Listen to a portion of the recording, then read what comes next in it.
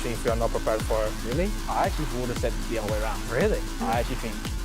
Because like on attack you have like so many like oppressing ops, like the shields, Ying, Grim, Glaz, all that kind of stuff. On defense you have like, it's not like crazy defense, like there's just like classic operators, like Smoke on Bank is like a classic. I was just thinking, I was thinking more about around the art breaches, you know, like a lot of maps are about opening the walls and you being able to ban I get them. that's definitely like club and stuff like that. Yeah, if you're not like having the counter bans on the attack to ban the defenders, like imagine just giving a scenario, you get Maverick banned and you have Bandit and Kate open.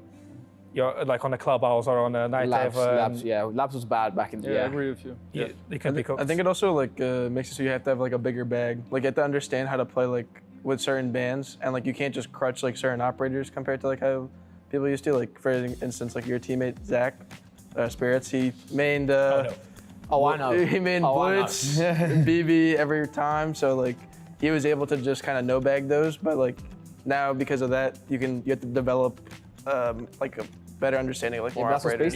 Is he on Throw Watch for these events? Spirits, that's I've scrimmed him, and I would say he learned something. He learned to crutch a new op. That's fine, exactly. Pick your poison. You ban 2 shields. That's all I'm saying. I just learned to crutch a new op. That's all I did. That's nice info here. Yeah, but now you got to guess with jockeys. Now I would add one thing you guys didn't talk about. I think Savage, you did a bit. It will be also a lot of mind game. I think. Yes. Like you said, if you just ban Bandit Cade and you just don't ban anything to anoint the opening bridge for the attacker, for example, the game can be really bad for you on one side. Or like if you ban Warden, for example, and any team is just playing Glass Ying for 3 rounds.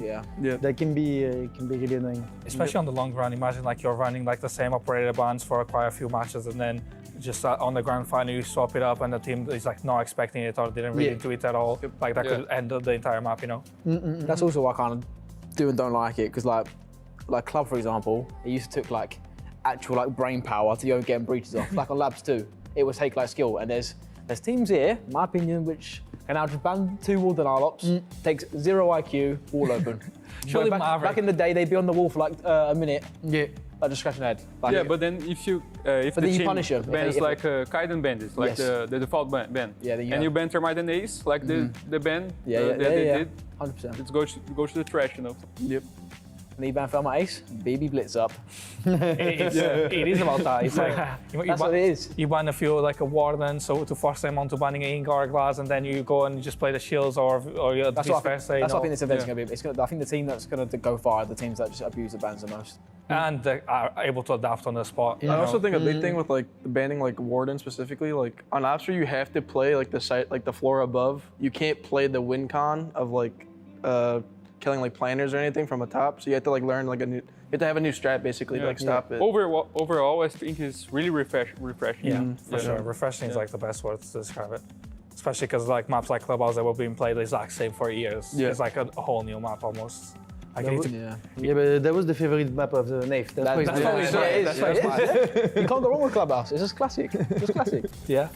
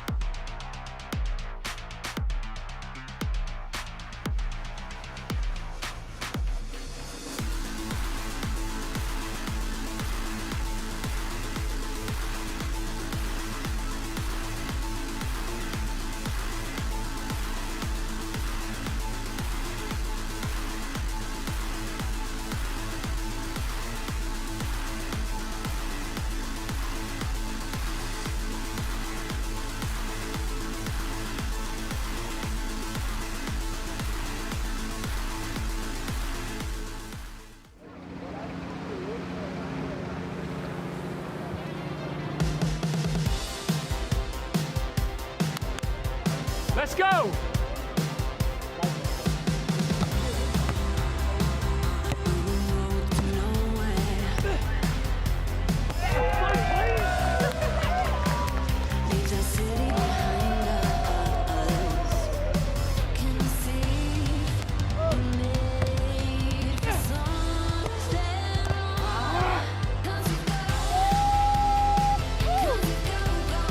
I'm getting sweaty. Yeah?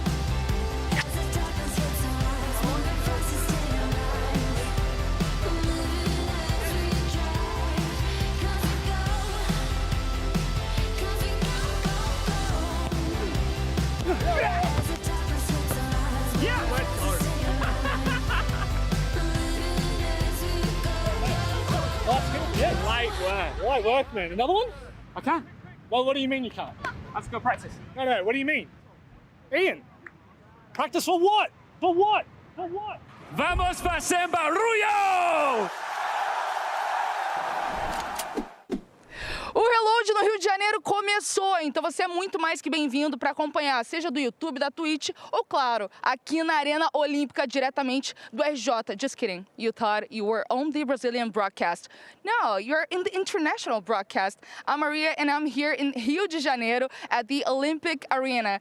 Today we start the day 1 of phase 2. Now, all the teams have eliminated all of other teams, and they just need to win all of their games if they want to survive and get that big shield as the win prize, and of course, all the money. So we have a lot of Brazilian fans right outside. Guys, woo, make some noise, make some noise. I mean, it's morning, so we just kind of woke up, but in there, it's going to be loud as hell. Welcome to Rio de Janeiro, welcome to Reload. Tomara que tenha dado certo.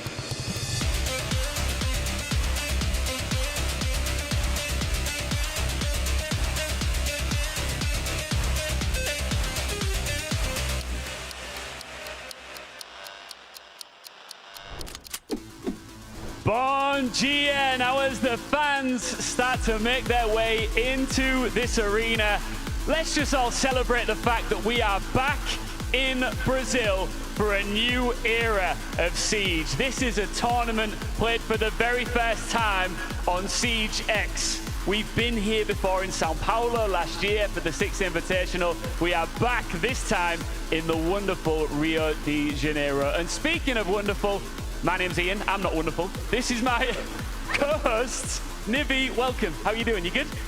I'm doing great, thanks for having me. It's a pleasure to be here with you, and you were wonderful.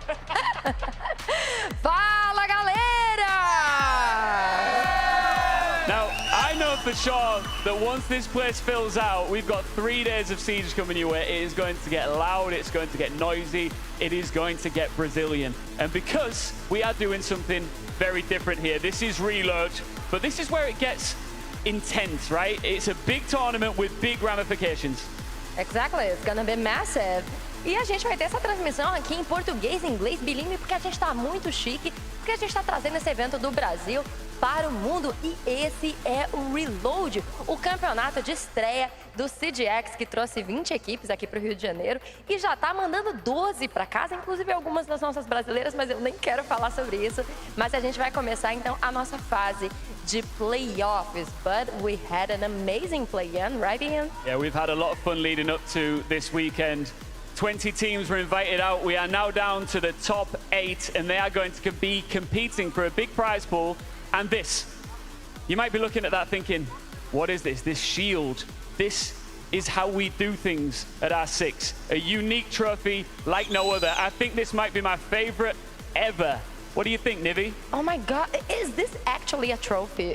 This is amazing. Galera, será que dá tempo de eu virar pro e ganhar troféu maravilhoso desse? It's gonna be great on my living room. Imagine trying to lift that. One of our teams will attempt it at the end of Sunday night, but for now, I think it's time to bring them out. Every single last one of them, starting with a team a roster that became legends already in Brazil, but they are locked and reloaded, ready for their next chapter. It's Furia.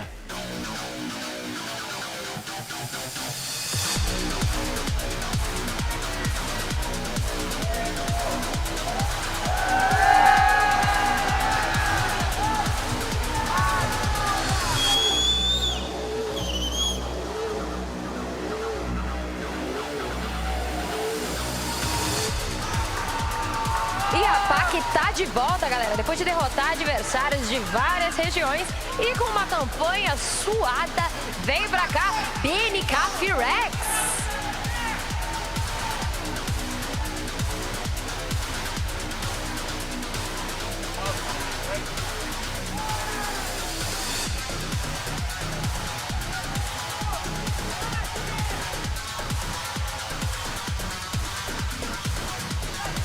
A Frenchman, a Brazilian, and a few Americans. A mix of talent brewing up a storm on the Siege scene. It's Wildcard!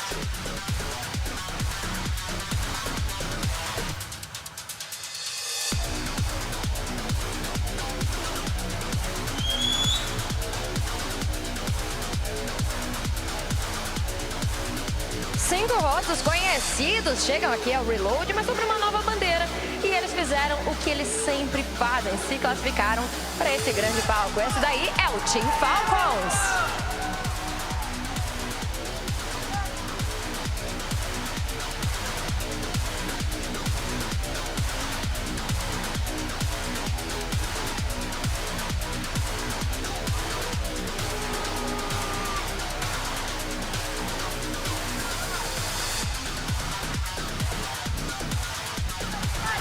A Brazilian org with tremendous legacy, and the new Bulls have never slowed their charge. Wanting even more silverware is W7.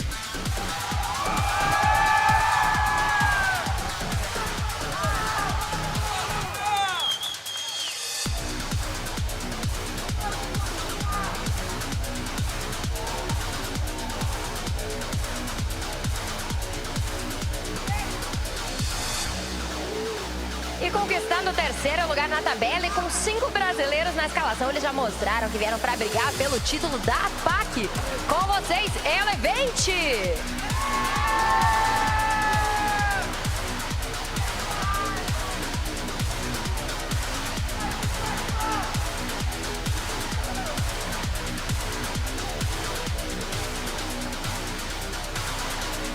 APAC really is back.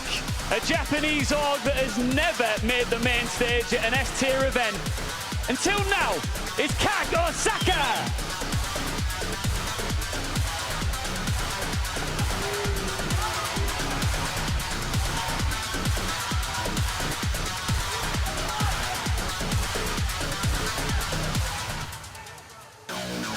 E por fim, se preparem pra loucura, porque o nosso primeiro classificado é obviamente brasileiro. Poderia ser diferente aqui no Rio, gente? Senhoras e senhores, vamos fazer barulho para Loud!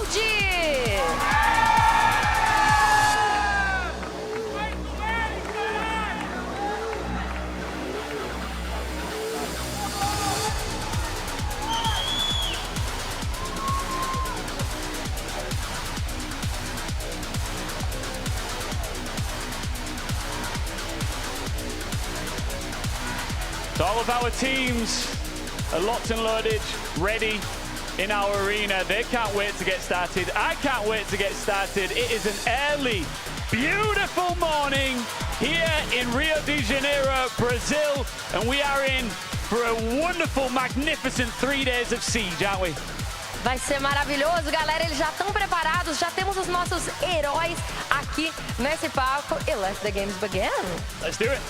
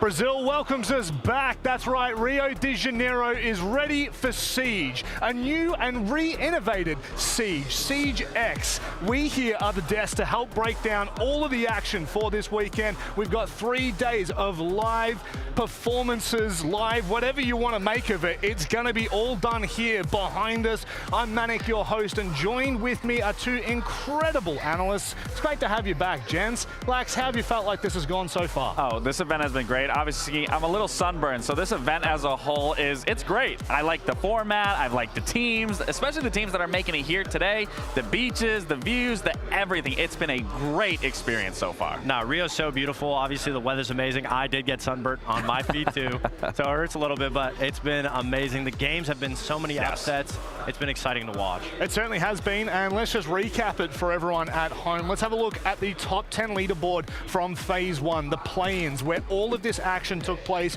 You just saw it before on your screens. Only 8 teams out of 20 could make it through, and there's some big names missing, but there's also some bigger names that we just haven't seen before. Yeah, I mean, I think the names that clearly stick out to me the most is seeing FEARX, seeing Wildcard, Elevate, and Keg. Those are going to be the 4 that stick out to me the absolute most, where the other 4, you typically would see them at a main stage appearance. Yeah, and all those teams that usually are making it, like Furia, Falcons, you know, W7M, we're used to seeing them here, but they've been looking very dominant. But I'm happy we're getting some APAC representation. This is the first time ever that we've had 3 APAC teams. Yes, Elevate is a Brazilian roster on an APAC team. Yes. But 3 APAC teams on a main stage event, we've never seen that before. Some massive names missing. We just mentioned it. Team Liquid, FaZe. I mean, you could keep going down. BDS, Space Station. It's just been crazy. Again, we talked about it all of Phase 1. It was how the format was going to be played, how you were going to reload, how many bullets you were going to use. This is why we're seeing these big names. They didn't play into the system where the other teams did. Yeah, so many upsets. I mean, FaZe, the SI champs not making it. North America, all the North American teams besides Wildcard, nobody would have anticipated them being in it. Obviously, it's been impossible to predict. Everyone's pick'ems have gone terrible. 100%. Absolutely horrifically. There might only be 1 or 2 teams that we actually know for a fact we're going to make it to main stage that have. Let's break down how things have kind of worked out prior to this. Of course, the monster, the player that has surprised us the most, Fox. Absolutely. It has to go for Daffodil. He's the #1 rated player in the tournament. He's 44 and 19 KD right now. He's dominating, and obviously we've seen him in the Brazil pretty much play with Keith Stars, Raza Company, and he's always been a dominant player, but we've never seen him necessarily on the big stage. So obviously to get his flowers now, I'm sure it means a lot to him in Brazil. There were a couple of big moments throughout, I guess, the entirety of Phase 1. One probably sticks out more than most here, Fox, would you say? I mean, it easily has to be KAG versus Liquid. KAG qualifying into the main stage by beating out Liquid, Liquid getting sent home by them, and obviously it's a big moment for KAG to be able to make it. They were the team that the most emotions were seen on their face after they were able to beat out Liquid. Out of all the teams that you could have qualified against, Liquid is not one of them. I mean, not even just KEG. There was that moment specifically for FEARX, watching G2's matchup that allowed them to be here today. So there's some pretty big moments that we've gotten to see so far. There was a lot of emotion behind that as well, watching the different points from behind the scenes footage. It was unbelievable, but of course it is time for us to start to make history here this weekend. Let's have a look at the schedule and just break down what you must see today, because there are 4 matches that we have on stage. Fox, no, you know what, Fox, I'm sick of going to you first. Lex, how about you give me some insight here for this first matchup?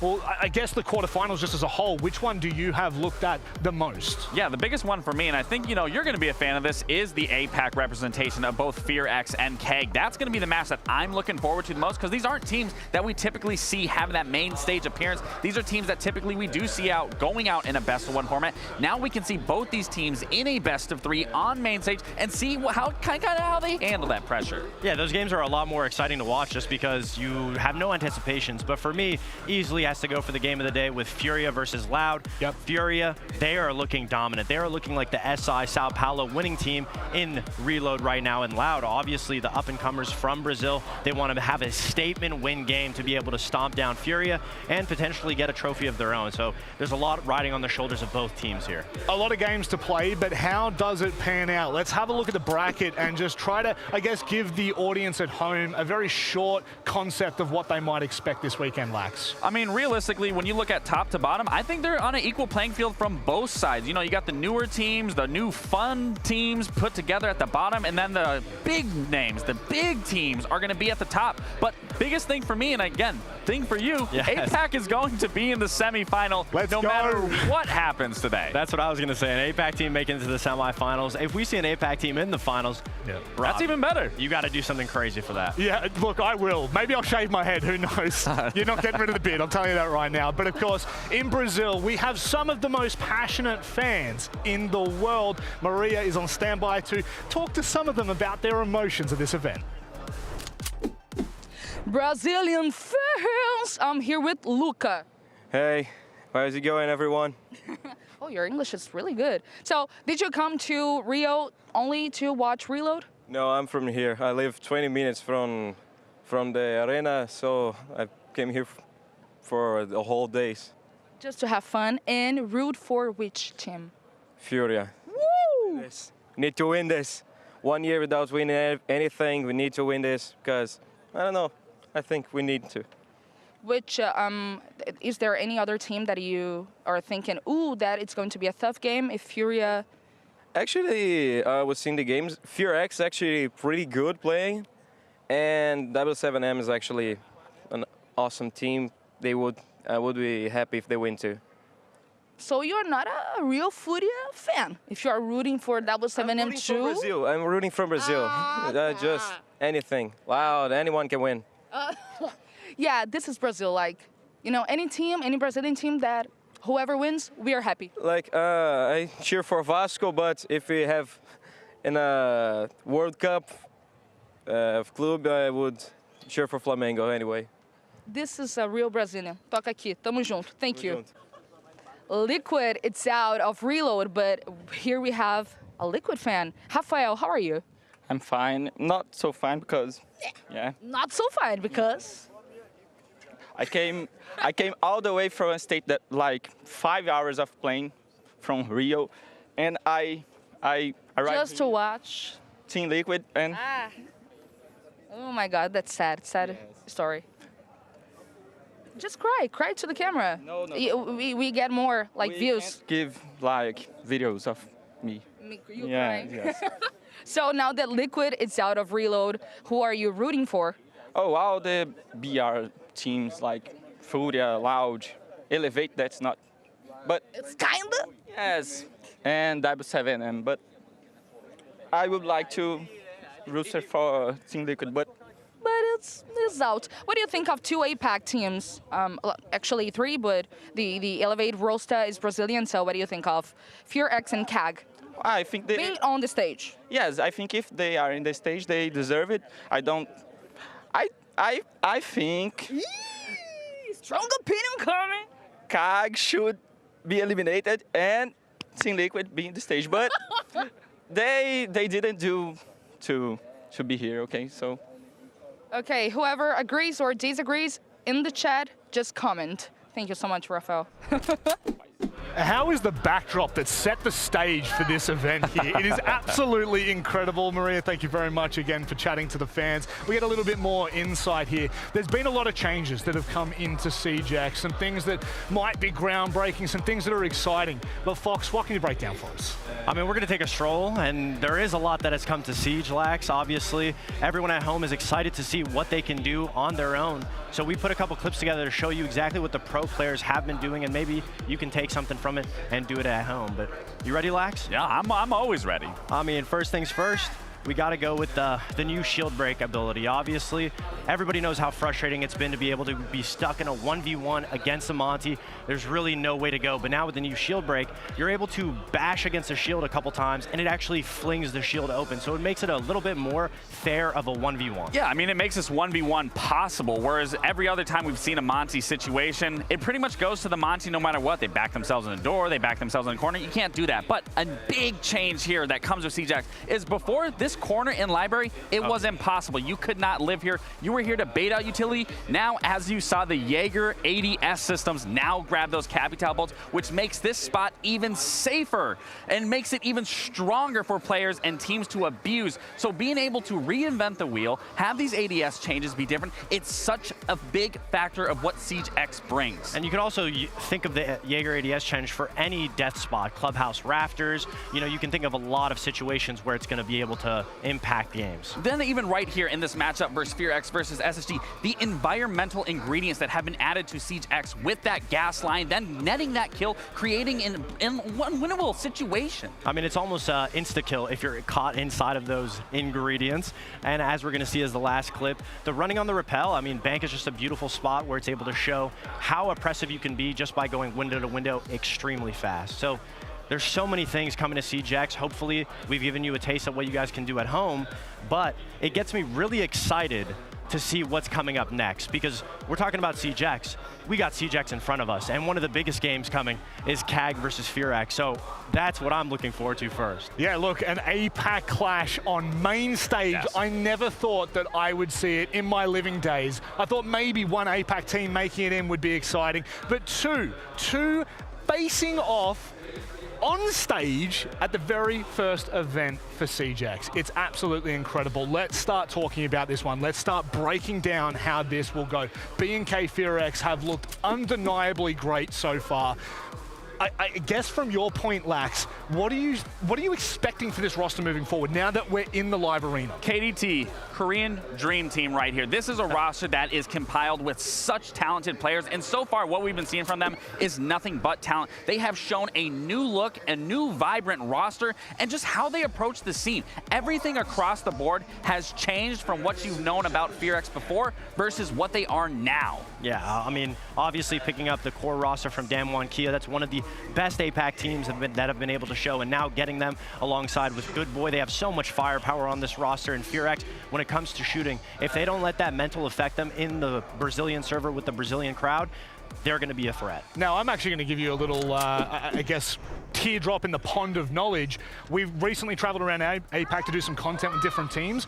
Every single team from APAC have unanimously said that FEARX are looking the most dangerous. In all scrims, they are the ones that are looking to do the damage. However, there is only one team that can stand in their way right now from making a semi-final. I can't believe I'm saying this. CAG Osaka stand in the way of the Koreans' greatness, Fox. Yeah, and their first matchup was against FEARX, where they ended up losing. And why did they lose? It came down to the opening kills. They were constantly getting picked off by FEARX. They were only able to get 3 opening kills out of 11. And if you look at the stats, everybody on CAG is negative in the opening kills to opening death department. They are just getting stomped. But it was corrected. We saw them fix the mistakes against Liquid.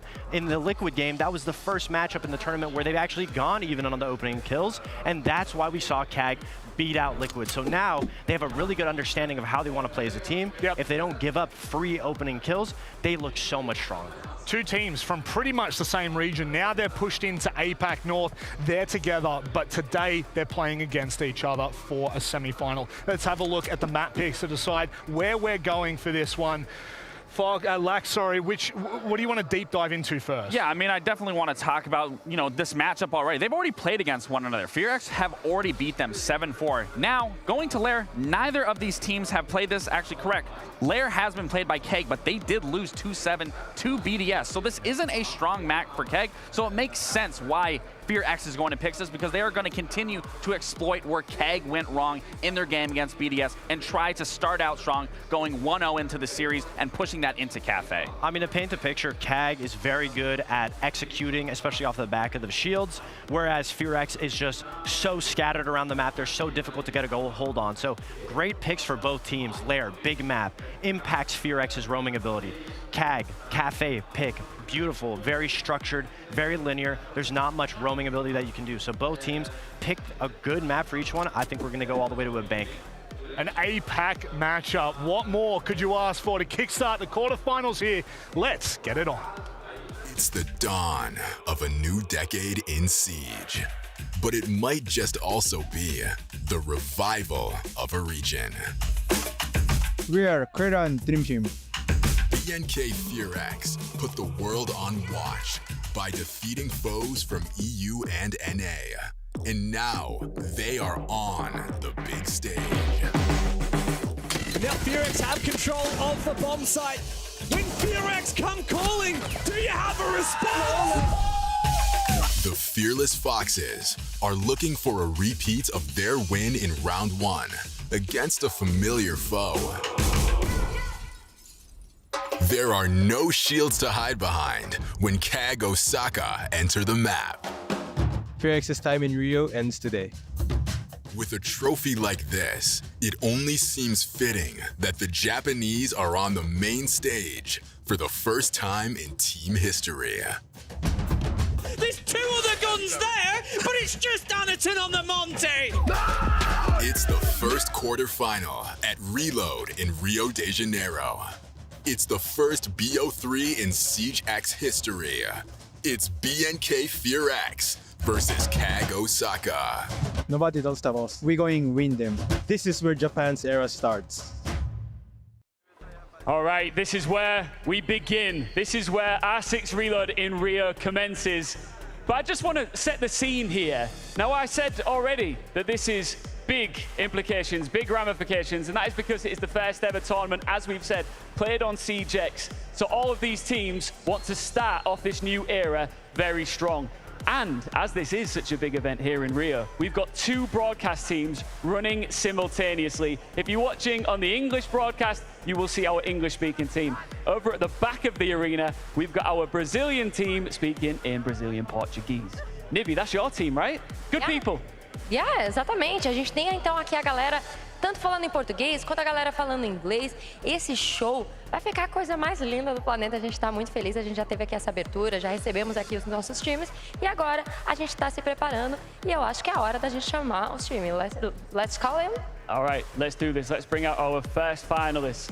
It is a Korean super team with a superb style of Siege. BNK FEARX!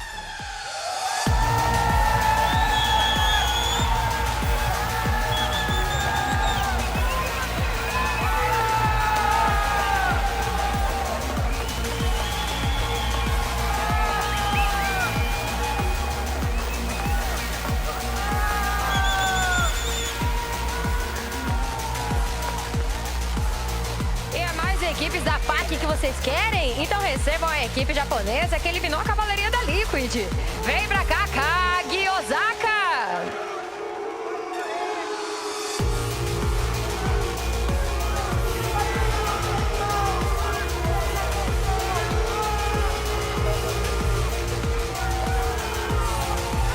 Welcome to the big time. An old Japanese roster hitting the main stage for the first time. And as you can see, loving every single second of it.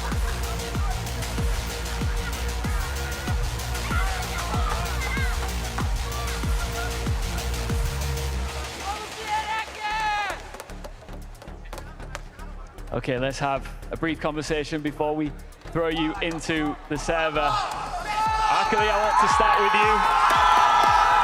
You can hear, right? So the crowd is already ready for it. Half of them are currently playing on SiegeX outside here in the arena. But for you, you are locked in, you are dialed in. This must feel like a massive moment in your career. It feels amazing. First ever main stage in this beautiful Brazil. I can't wait to play. Ele está muito empolgado de estar aqui no Brasil. Ele não espera a hora de poder jogar. It is your first time on a S-tier stage, right? How are you feeling right now? I'm very happy to standing with my favorite coach because our coach is Brazilian, so this is our home ground. Ele falou que está muito feliz de estar aqui com o coach deles, que é brasileiro, o Dark, que tem feito aqui um trabalho muito bom com a equipe. Thank you. Any last words for each other? It's gonna be a sad day for the Koreans. Oh, 2 win, 2 defeat. We are 4 win. Okay. All right. Guys, shake hands and let's kick off Reload, shall we? Ambos estão confiantes. Vamos ver no que vai dar. So not just one APAC team on the main stage, guys, but 2 APAC teams, FEARX, CAG, and a little hostility as well from the crowd that's here as well. Why? CAG knocked out Team Liquid, one of the fan favorites from Rio. Obviously, for FEARX, they've also got Dark as a coach. We actually just heard them on the stage say it feels like a home ground environment for them. FEARX have become such a juggernaut roster. The changes that they've made, no longer relying on their old standing coach Nova. Finally, a formidable 5 that is clearly making waves here at Reload Rio. Their 4-1 record says that they are the favorites for this matchup, but we know CAG will go into this feeling like they can take down their APAC rivals. Absolutely, and I mean, for Korea, this is the first time they have ever played in front of a crowd, so a massive moment for this team and a massive moment for a region that is looking to see them to a potential grand final appearance. I mean, also, you have to take into consideration, you win this, you're into the semi-final. That's top 4 for APAC at minimum. The other side, of course, as to who you play next would either be Elevate or Wildcard. It's crazy to think that there's a high likelihood for FEARX they could make this dream run, go all the way to the grand final. Yeah, absolutely, but Cyclops standing in their way, a team that unfortunately does have a couple of red flags on their record at this event thus far, so we'll see if they can correct that for this match. Yeah, I mean, right, we'll get into it, of course, further on into this match. It's a best of 3, which that in itself is exciting because we haven't had it yet. Not on SiegeX as well. Not on SiegeX as well. Social prediction, 66% in favor of FEARX. I'd say that's about right. Yeah, I absolutely agree. I think going into this matchup, I'm leaning ever so slightly towards a FEARX 2-0.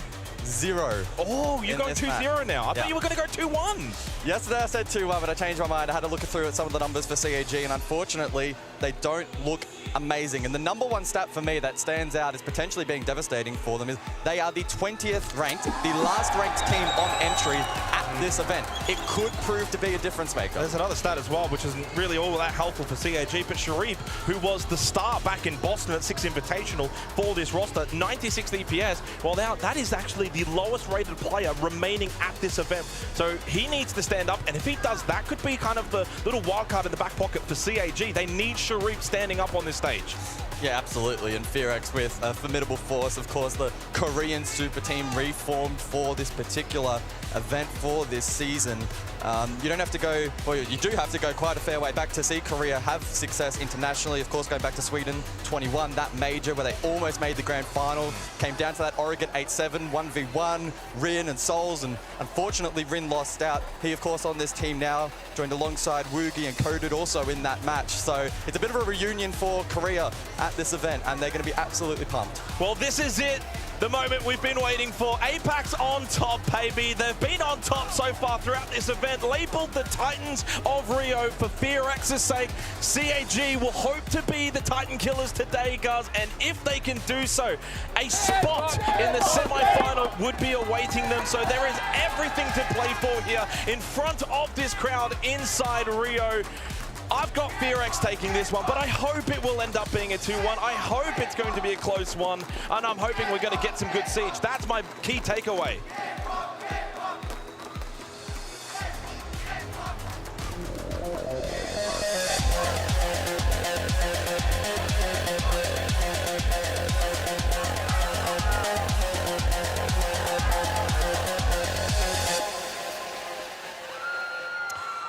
So this is it, APAC versus APAC in a final in an arena.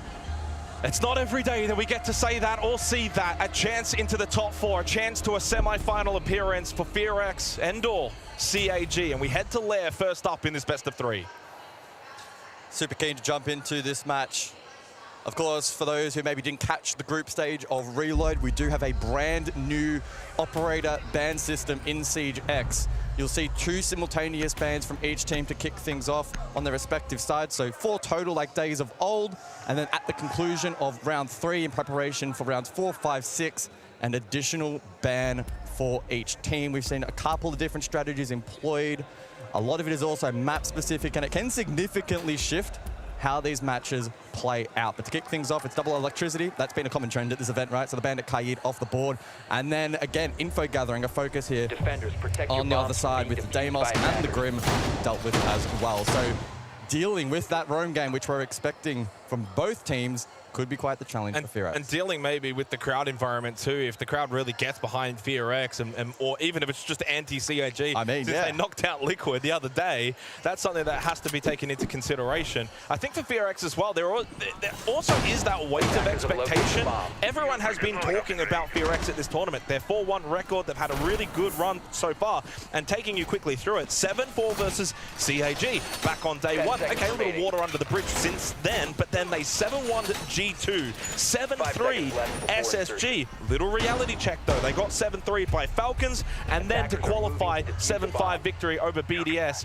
I think that for FEARX, their run has been amazing. It would actually be quite demoralizing if it falls flat today against CAG. And on the flip side for CAG, now they qualified a little earlier. They've only played the 4 games. Wins over Elevate and wins over Liquid were enough to see them qualified based on the bullets that they had back in the group stage. But no more bullets, no more cards, none of that. We are just playing straight Siege. CJ. Question will be, how much shield play do we see in this path from FEARX? I think it is anticipated. Cyclops, they're clearly not too deterred, again, focusing their efforts on dealing with information gathering tools for these initial first 3 rounds and leaning into info gathering of their own. We see the Echo in play, so anticipate Anaton to lurk that for information and default plan denial specifically. And we'll see how FEARX look to break down some of these tools that have util clearance of their own. We've seen Lair 6 times so far here for Reload. It's straight 50-50. 50% attack, 50% defense. It's as good a map as we can have to kickstart things off. For FEARX, they're 4th in both categories. 4th for attack, 4th for defense. So they're definitely the favorite of the 2 teams when you kind of look at the numbers by and large from what we've had so far. Of course, things can change. It's a whole new environment. It's a best of 3. But Woogie on that Blackbeard, certainly one to be a factor. And I will say a little caveat, but I know that you mentioned CAG's entries aren't the greatest. FEARX, it's actually their one downside. They haven't really been performing all that well on their own entry so far at the event. Currently 47%, that puts them at about 13, so slightly below average. They did pick this map as well, and they are on the attack to begin. Coded with these final Selma. And Woogie is going to look to try and get some control over towards the mezzanine on that Blackbeard, feeling confident. So far, CAG not really giving them anything. In fact, so much so, they gave them the corridor, but it's Chipper2 that gets the opening kill of this quarterfinal, shuts down the Blackbeard. But they've lost 2 in response, make that 3. Coded, yes, does go down, but it's now a 3v2 in favor of FEARX. As Anaton's on the floor, say goodbye to Good Boy and CAG. It's Black Ray and Sharif that stand up in this opening round. And down to Rin, the solo for FEARX. Rin's been sharp at this event, so do not count him out, but breaking this cross will be surely a challenge. Sharif close, Black Ray at distance, and it's a down play for information, but the swing is good, and CAG take round 1. And that's what CAG needed as well. Sharif, the lowest rated player remaining at this event, but he was their highest rated player back in Boston, back at the 6 Invitational. And he is their fragger. He is what can really set a light of huge importance for this CAG roster in this best of 3. And if he's firing, CAG may just have enough firepower to match this FEARX roster. Yeah, it was an intriguing attack from FEARX. They went for that opposite across with the 3, I think it was a 3-2 split at least. Elected to go very deep, diffuser in hand, and once they lost that, retaining or regaining control was always going to be a challenge. They probably had a path towards a more default plan potentially, but elected not to go for that. Cyclops, to their credit, were able to hold that backline nicely, got the initial pick, gave them a bit of advantage to then trade around, and ultimately doing a good job as we enter a bit of a pause. Yeah, it looks like we're going to get the old standard rehost, unfortunately. One round in. It happened a couple of times throughout the group stage. It feels quite fitting that it maybe now happens here. But, you know, it gives us a time to kind of just breathe, relax, kind of just reset a little bit, maybe analyze that opening round, because it was an intriguing one. It was a slow-paced hit by FEARX, and don't get it twisted, they can go pretty fast. FEARX are at the group stage, certainly at times. We're more than happy to be aggressive and flex some of that firepower that they have, especially with the likes of Coded and Mephi, who I think are probably one of the stronger members on that roster when it comes to those entries. Rin's a good follow-up. But CAG, I was a little questionable of their hold towards like the mezzanine. They really gave that up. They gave that corridor up. And that allows the Blackbeard to push forward. But Chibisu swings, gets the kill. That helps them out a lot. If he doesn't get that kill onto the Blackbeard, I sensed that they would have felt a lot more pressure on the site.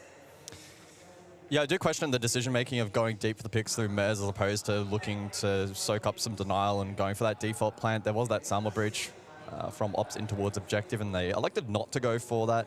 I don't know if that's in anticipation for like a read of a Nitro down below. Keep in mind, Echo was also available, so I'm not saying it necessarily would have been a free plant, but you do run the risk of going for that flood straight. You lose the Blackbeard up first. It alleviates a lot of that pressure for the defense, and that's the one thing Cyclops have actually looked pretty good at this event is playing advantages. But as mentioned before, unfortunately, they haven't had a lot of them to play around with that entry so low. They haven't. No. Yeah, I mean, so far the strength of CAG has actually been their plants on their own attack, but they haven't really been able to convert those into a huge amount of attacking wins. You know, Anaton was certainly one that coming into this event, you think, or sorry, into these finals, that, you know, his 14th EPS, he's a standout. Black Ray as well, 21st EPS. After that, it kind of dropped off a lot for CAG in terms of below 100 EPS. So it's kind of like just those two. And I think that's kind of like the good comparison point for FEARX. You look at their roster, so far throughout Reload, they've had 4 players that are 100 plus EPS. Woogieman's the only one that's below 100, and it's 97 anyway. So for CAG to only have 2 versus the 4, I mean, that's a stark difference. You're not going to be able to win this match, win a best of 3, if you've only got 2 or 3 players that are fit and firing. So seeing Sharif in that opening round perform the way he did is certainly a huge boon for CAG. They need that firepower. I don't think we're going to be too long before we get back into things. If you just missed it, of course, the opening round did go the way of Cyclops. And again, Lair, 50-50, right? That's kind of the beauty of this map. It really isn't super attacker or super defender-sided. You just got to win your rounds. And especially if you're looking at it from CAG's perspective, you mentioned their entries, dead last. So if they're going to struggle on the attack, they've got to get these defensive rounds on the board in the first half. Job done in round 1. Following on a little bit on CAG, I couldn't help but notice a high volume of Team Liquid jerseys in the arena here at Rio. Of course, CAG knocking them out of this event and walked out to what can only be described as a little bit of hostility. FEARX, certainly the crowd favorites in this matchup. And I think, honestly, for many neutral fans, perhaps watching this event, they are rooting for them to do well here at Reload. We'll be back in a moment's time. Crowd building here Friday morning in Rio. Sun shining outside, but we're sitting indoors to enjoy some Siege-Ax. Round 2. It will be basement for this particular occasion, and an opportunity now for FEARX to respond in this match, bite back. Yeah, and I just actually had Laxing just send me some numbers in regards to the EPS conversation we were just having, as they apparently didn't have enough time on the desk to get through everything. He's so eager to get this out, so I'll do it for him. But the EPS average for FEARX is 105. The EPS average for CAG is 91, so that is a huge differential.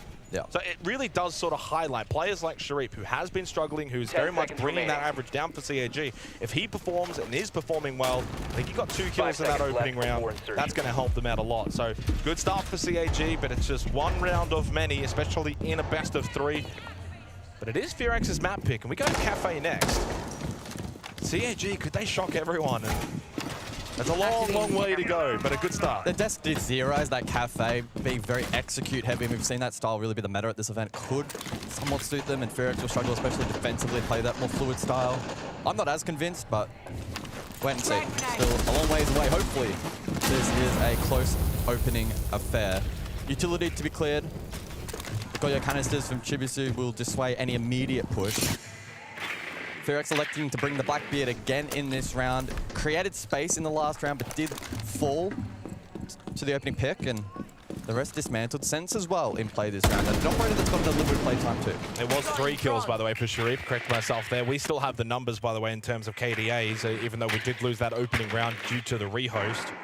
It was 2 kills for Coded as well for FEARX. They did find a couple of kills on the site in that little trade game. Early peak, Chibitsu did find the opening kill in the first round.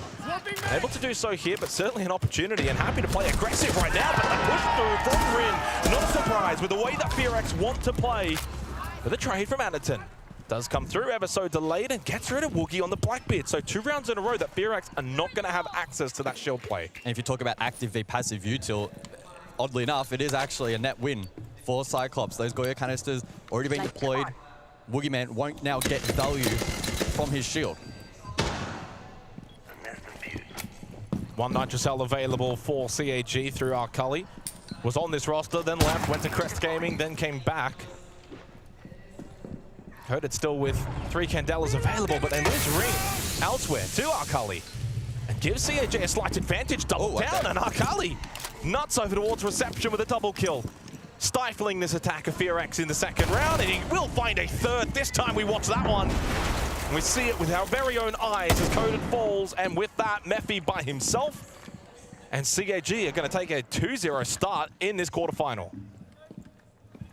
Just a 49% cost for Arcully at this event. But having impact early here on Lair, Cyclops looking energized. Good trade from the Nitro.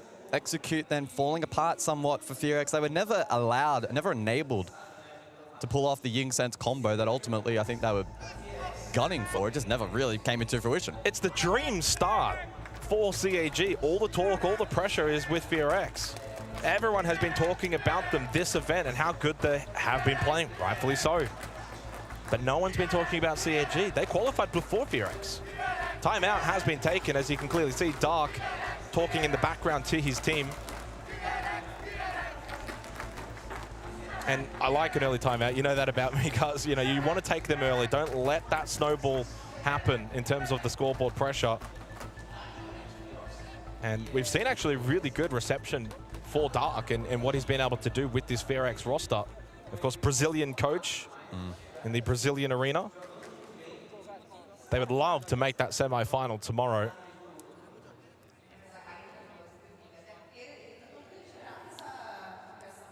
So Bunk's briefing then on the agenda for round 3. The final round before the additional bans as well come into play. And I can't help but feel that if Cyclops elect to then take the Blackbeard off after this round, that things could actually get even more challenging for FEARX. So it's definitely not a must-win round, especially in the context of it being a BO3, but it is critically important that they, in my eyes, find this, even just for the confidence boost as well. Keeping in mind, yes, for both teams playing in front of a crowd for the first time, but the added weight and added pressure for the Korean region as well. Can't help but feel that that's planting a seed of doubt maybe in FEARX, so they just need to overcome that initial hurdle, get that first round, build up some confidence, and then let the rest of the game come to them. It's a perfect time as well for those back home in Korea and Japan. It's only like 10 p.m., so a nice little game of Siege before bed. It's only 10 a.m. here on a Friday, so I don't think the locals are probably rushing too much to come see this one, but in terms of back home, all eyes on this for the APAC region. And they ditch the Blackbeard. They go double shield though, but they ditch the Blackbeard. They go Blitz and they go the Monty this time around. Yeah. Could make things very intriguing. Does potentially limit, you know, firepower, especially when you got double hard breach, double shield. I think there's a lot of emphasis on Mephi, but Rin on the hard breach anyway. Talking about the hard entry, shuts down Sharif. And FEARX for the first time are gonna be able to have a good advantage without this being traded, without CAG being able to get anything back quickly. 5-1-4, this is gonna help out their attack immensely. Yeah, Rin supported their double entry through odds. Just catching the attention of Sharif, catching him in position, and Rin able to capitalize. Can Woogie find impact though? His shield play thus far in this match hasn't really been all that great. Cyclops, to their credit, shutting it down on both occasions so far. Arcully now, off the back of his 3K in the prior round, under some pressure to probably contest the Monty. Although Black Ray assists. That's a bit of pressure. Logic Bomb, Monty down the hallway. So far, though, FEARX haven't been able to capitalize and find any more kills, but they are gaining ground. They are getting good map control and position. Oh, look at this. Now the blitz. They need to fire back, but it's the lights out moment for Blackray. The trade is through from Arcali, but Blackray is down. Has one gas babe available. Can they find the revive? Still plenty of time. But around this storage hallway is Mephi, waiting to see if CAG want to go for a flank here on the counter-attack. Oh, they got the res. So Blackray back up and has one gas babe in hand, which could be a difference maker. Anaton to reposition as well. So everybody from Cyclops now falling back to the first floor. Outside of Chibisu, lurking basement, keep that in mind for a potential plant denial opportunity. Yeah, all top floor at the moment for FEARX.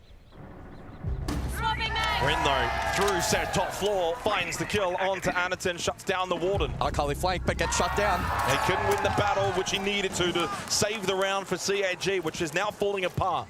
A low health Blackray, one gas babe remaining. So a lot of pressure now on the shoulders of Chibitsu with 30 seconds left. FEARX must find their opening round of this quarterfinal. And he's had to reposition back off basement because Arcali died. 25 on the board here for FEARX to break down his defense. Long angle, almost. No, up close. Blackray catches Mephi off guard while the plant goes down inside of Bunks.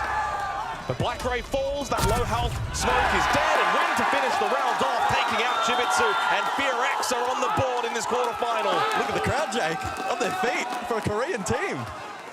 They've certainly picked their side in this matchup. Absolutely, yeah. And that's the kind of round. I think the fashion in which they were able to execute it for FEARX was nice. There's got to be a shield ban here coming, though, from CAG's side. The question is, what is it? It's a toss-up between Blackbeard and Blitz. We saw the Blitz particularly effective in that last round. All right, so you're saying it's going to be Monty then? No, it is going to be the... Oh, wow, it's going to be the Echo ban coming through along with the Glaz ban. I don't know about that one. Cyclops clearly confident in their counterplay. And to be fair, for the majority of the rounds, 2 out of 3, they actually have done a good job in shutting them down. I will say, though, in that prior round, double stack with the Monty and the Blitz, and the way in which FEARX were willing to sacrifice the Blitz for the opening pick and get that space. Just enforce, though, for FEARX, they can just keep playing shields for the rest of this half. Yeah. If they choose to. So far, actually, as of right now, heading into the 4th round, they may not. And it should be clarified as well. If we are to enter overtime, it automatically reverts. There's not an additional ban phase for Cyclops to change their mind and go, oh, maybe we'll take the shields off now. No, not the case. So clearly going in with the game plan and not being too off-put from what FEARX has presented so far. They are in the lead. They'll go back to their primary site of choice as well. Yeah, Blackbeard comes through here for Wiggyman, no surprise. Well, last time we saw the triple stack ops. They went deep mez around, trying to go all the way around in towards B, into R6's room. Well, luckily, last time it was Chibitsu that found the headshot onto the pushing Blackbeard. That really helped them in that round. It was still scrappy, but it was still a round 1 for CAG. They're going to back themselves in. No Glaz trickery available for FEARX, but also no Echo. To be fair, has only been played the once, which was in this opening round site of R6 and Master Office. That was by Anaton, who didn't really get to use the Yokai drones anyway. And yeah, I mean, we also same thing. We only saw the Glaz once, which was in the opening round through Mephi.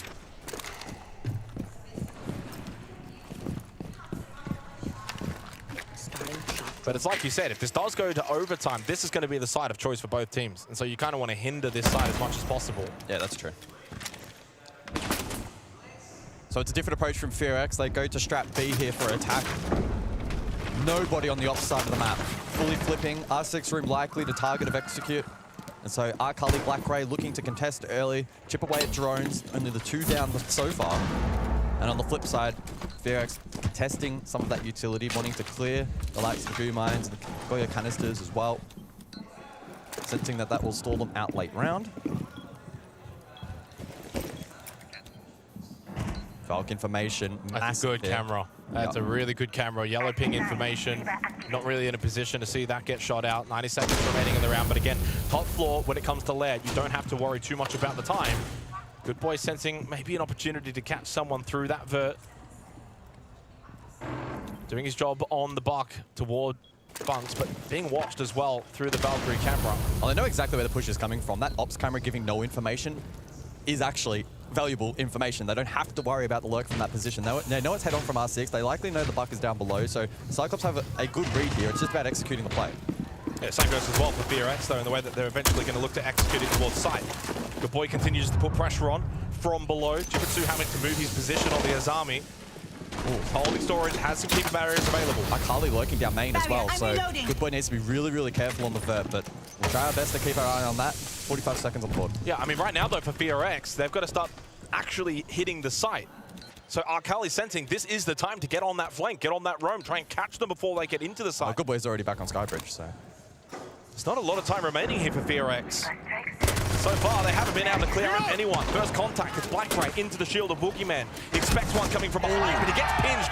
Good little crossfire established for FEARX. But so far, the trade's in favor of CAG. Mephi in a big battle, low on health. Jibitsu has been dealt with and down to just Akali and Sharif, the two that clutched it up on this site last time in the opening round. Mephi off on the plant for now. Has to get back on it, but with his demise, he can no longer stick the plant. 5 seconds left, 1v1. Akali, he's up close. You can play time now. There's no time remaining. Fighting!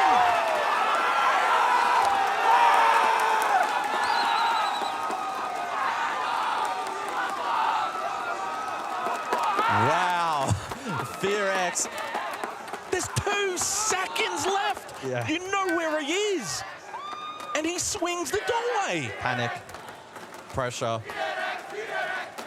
FEARX suffer up that safe, and Cyclops did a good job to initially deny and then place it in a winnable position, but I mean, was it an overswing? Should he have taken the fight? I can see arguments for both. There was, you know, a good 5-second gap remaining, so he would have potentially suffered from the swing and then probably would have died in that sense. I kind of understand from both perspectives. Ultimately, though, he does lose out the round, and credit to Rin. Clutches up.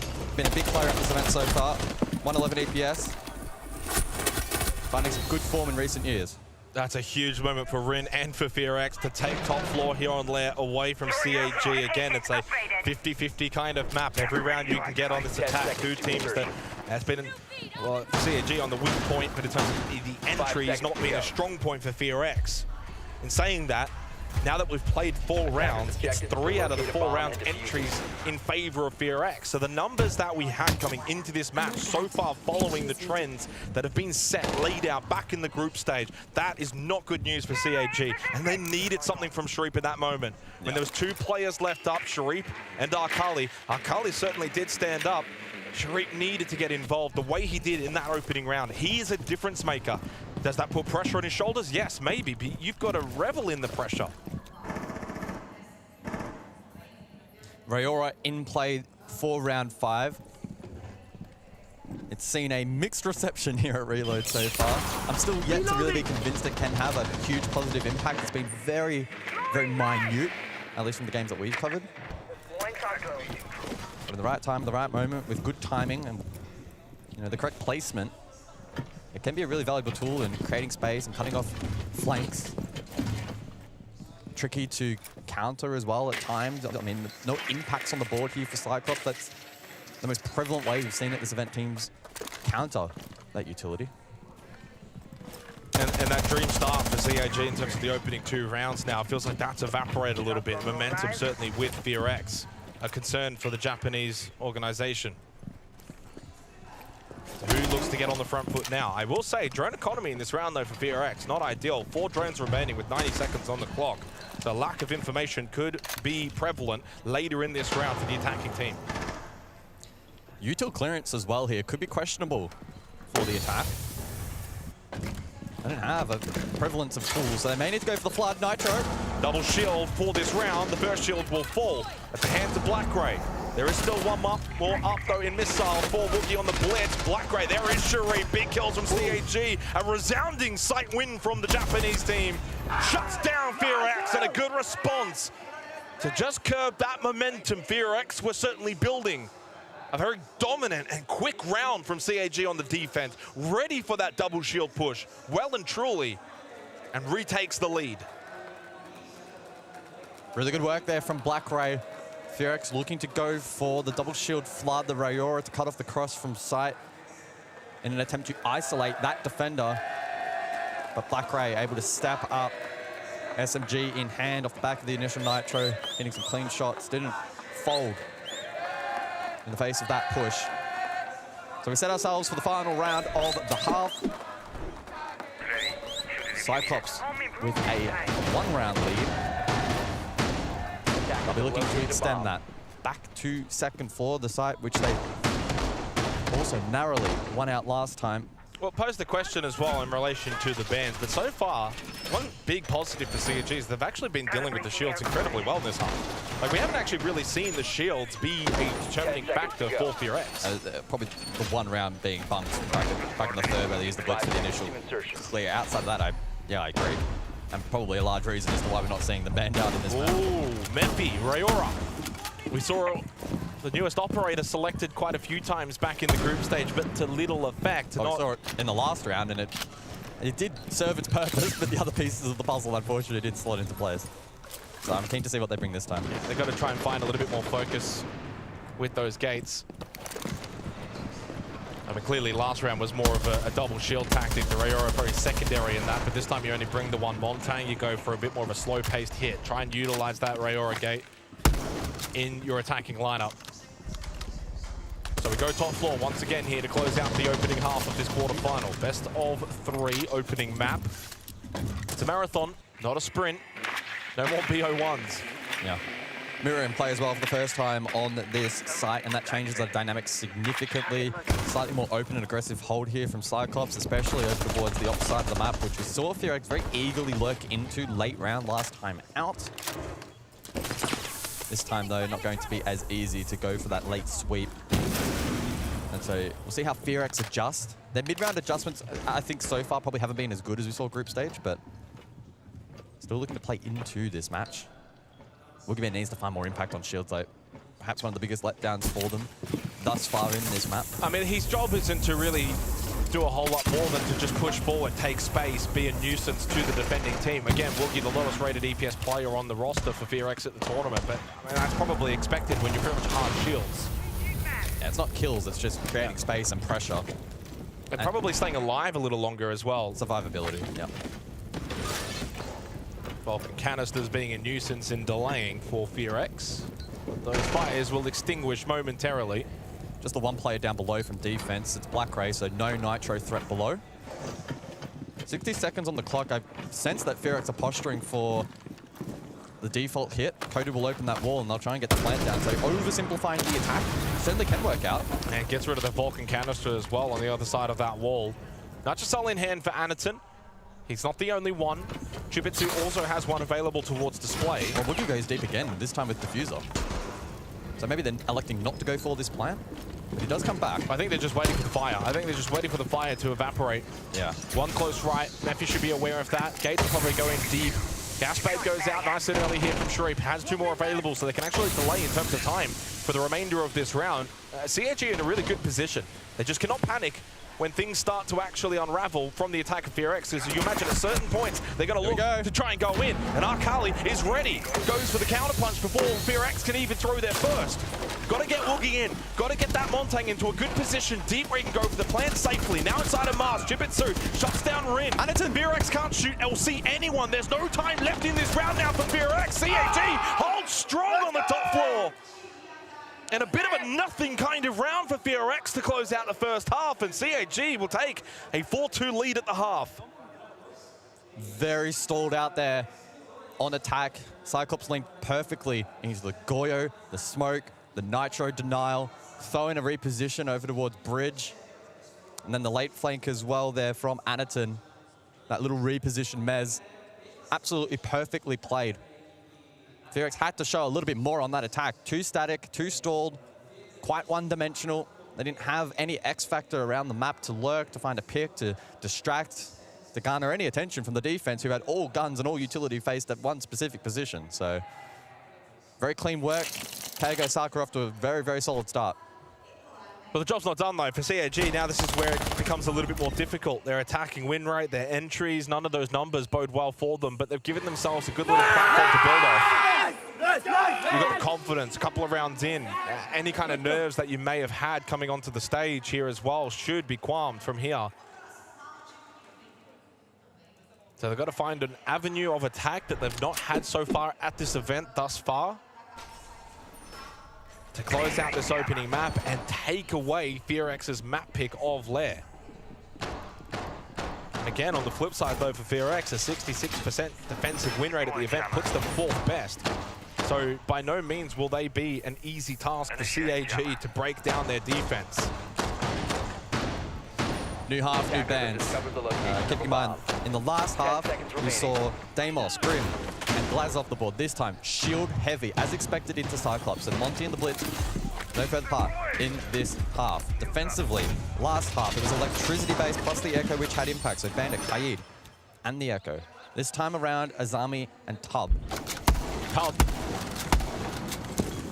Am I not allowed to shorten it? Oh, I mean, yeah, careful.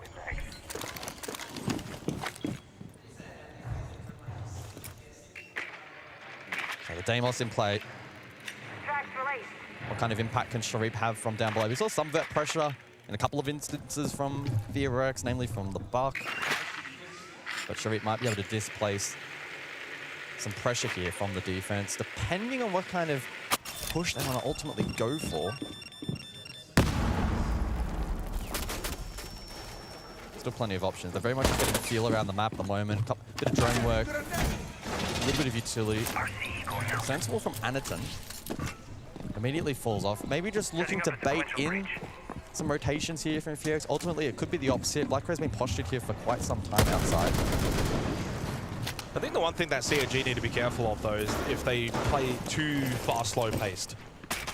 I'm not saying you've just got to rush in, minute 30, hit sight, but they are the kind of team that can kind of just lull themselves to sleep on their attacks, and then they run out of time, and then they rush, you know, with 20, 15 seconds left. It's all about kind of clearing out a lot of positions on this map, force FEARX back. And to do so, you want to do it quickly. Use the Deimos. Shriek needs to be active. Get those death marks activated. Okay, he heard me. So the Warden targeted quite some distance away, and Woogie in a fairly safe position. Ooh, that's an early Nitrocell. Not sure if that was to just kind of add some pressure or if it was due to the ROU that went up. The shield screen activated by Anaton.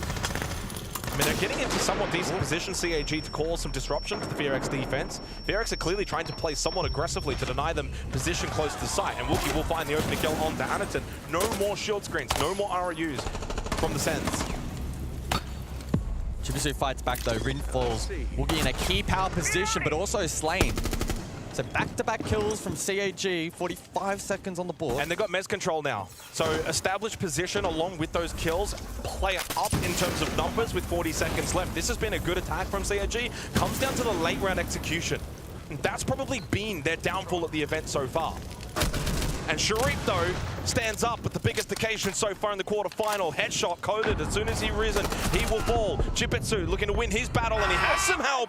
Some added friends there for good measure. And CAG with an early attacking round puts them 5-2 up. Their biggest lead they've had so far on Lair to kickstart the quarterfinal against the Titans from Korea.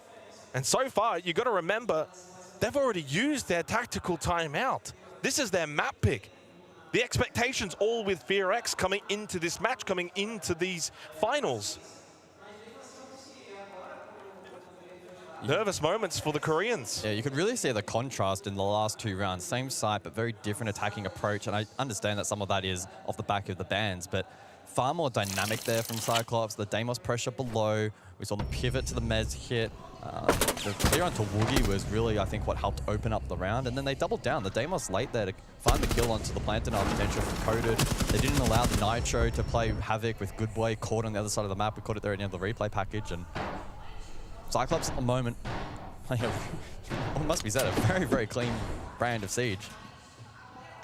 Not making a way to kick off your attack. I mean, they're not making a lot of mistakes. They're not making a lot of errors. I mean, even admittedly for FEARX, I think the way they played that round, you can clearly see they want to try and deny the mezzanine position, try and make front contact, don't allow them to just get good hallway mezzanine position outside the site, and then you get kind of stuck inside. So they're trying to very much keep CAG at bay, but CAG just better with the guns up, and Arkali is having a huge quarterfinal performance so far.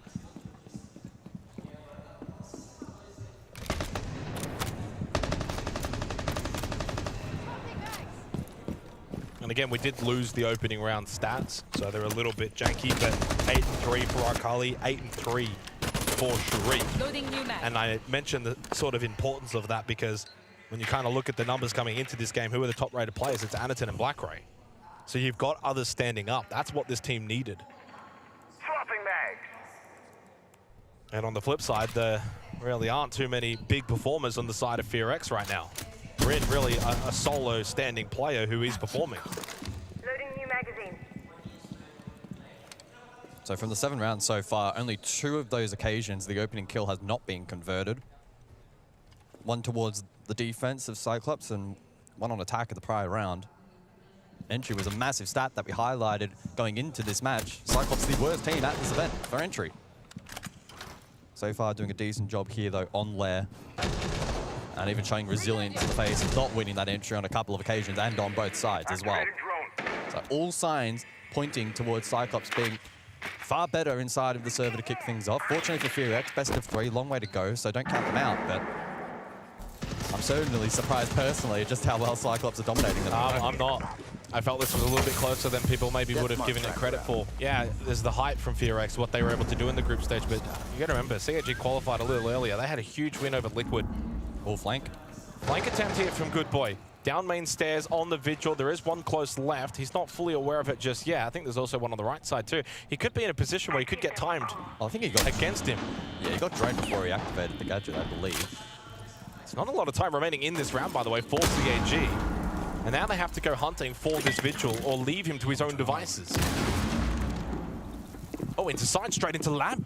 It's going to be the Blackbeard. Aniton looking to stick to plan, and so far it's just completely uncontested. Talk about, hello, just walking into the site. No one's watching. It's a late gas babe, and they get the kill onto Good Boy, so they deal with that roaming Vigil. This is a huge win in the round for CAG. All about conversion. Now they can play vert angles as well. Close door. Yeah, nothing Coded can do. FEARX are scrambling. They have no clue how to solve this puzzle that CAG has laid out for them. Oh, this gun's up though. Mephi goes huge. But still time for Black Ray, and he will make sure they convert this round. Deservedly so. Outside of a micro moment from Mephi, CAG deserved that round, and Black Ray made a surety of it. 6-2 in favor of CAG Osaka. Match point here. Map number 1 of the best of 3. And that last round was just another clinical showing from them. Able to get that plant down uncontested. That's a big mistake from FEARX to allow that to take place. Lack of information, potential miscomm. Gasbabe's late from Coded. Cyclops in the meanwhile, immediately after the post, found that roamer of the Vigil on Good Boy. That was Black Ray right here. I mean, dare I say, this is the worst siege we've seen from FEARX at the tournament. Yeah, I know, I would agree. He's got dominated on the third. I mean, sure, hit some crazy shots to make it winnable. Crazy plays, yeah. But Black Ray was always in a really good position. Woogie was very low, so 1 bullet, swift death. Then you can just quickly transfer over to the next guy. And I say that maybe for FEARX, but this might be the best siege we've seen from CAG in the tournament. So again, that's the beauty of this game, though. You can be playing so well, but you've got to stay on your A game the whole way throughout an entire tournament, if you're going to lift that trophy. Regardless of what you think of formats, regardless of how you think of the events, you have to, like, as a team, anyone that's lifted a hammer, any kind of major trophy, to be so perfect, so good throughout such a long event. And for FEARX, I think they're just starting to feel the effects of it. You know, they've been here for over a week. They've been playing some great Siege, but today they've woken up and it's not their best. Then it comes back to the fortunately, it's not the best of 1. Mental fortitude. If they can completely reset after this, they have to reset, and they're ready for Cafe. This map might not matter, but it is it's concerning. It's also dominant on their map selection against them, right? Yeah, and CAG, well, they've woken up and chosen violence. They look switched on, ready. Gotta remember for CAG, they did technically get 1 extra day off over FEARX. Add to that as you will. I mean, it's not exactly the most physically demanding sport, being an esport, so it's not like you get the rest. Got to chill down at the beach. I mean, there's always that argument, which is better, right? Having the day off or getting to play, get some more reps. You can kind of make arguments either side. It's a non-factor. I think the one thing that CAG have done well, though, is their pacing and their timing. Oh, good aggression from Akali. Rin just trying something, trying to be aggressive. Reload! And I think for Rin now, it starts to feel a little bit personal because he's the only one really fragging early on in these rounds. done a good job to survive here. Those track stingers are going to keep him well and truly below those stairs. Yeah, he's pinned. He really should have died off the back of the rappel angle. It was cut off from CAG, but they let that opportunity slide. FEARX have just got to find a way to stall out CAG, keep them low on time when they do hit the site, because CAG's pacing's been good. They're getting to dictate a lot of these rounds, when they want to aggress, what positions they want to take, and FEARX are having to react. They're not proactive, they're sitting back. Well, Rin caught another good timing to get down here, and I don't know if Cyclops are aware. Potentially, they saw it. Meanwhile, Verd up above. Akali though finds the first. The entry continues to go the way of Cyclops, but Coded at least responds, and Sharif will fall. 4 of the last 5 rounds now in favor of CAG for entry kills. Crazy. Team that is the worst entry team at the tournament, including those that have been eliminated. 20th, dead last, 30 seconds left though, 4v4. FEARX must win this round.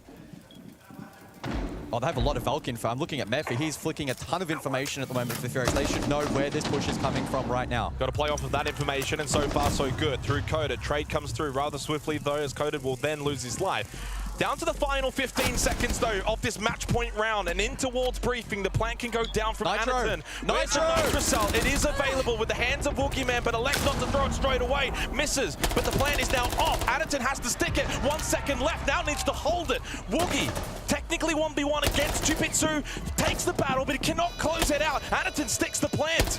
And so now a 1v2 for Woogieman in the post plant. And with that, Jupitsu gets to go upstairs and he can play the vert angle. Makes it so much more difficult for Woogie. Anaton can just sit outside. It's round over. There should be no world in which Woogieman can clutch this. Needs to stick it, hopes that then CAG make a mistake. There's one, that's a kill. 20 seconds left, down to Anaton to time this perfectly, to not overswing. Gets off it! Woogie has done it!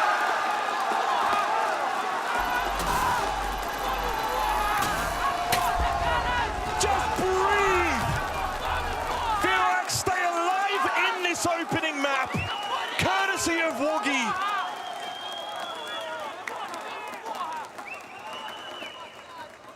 I thought pros didn't fake, Jake. Oh, he faked it. Honestly, he probably could have even stuck it. It was really, really tight, the timing there, but either way, makes the play and makes it work.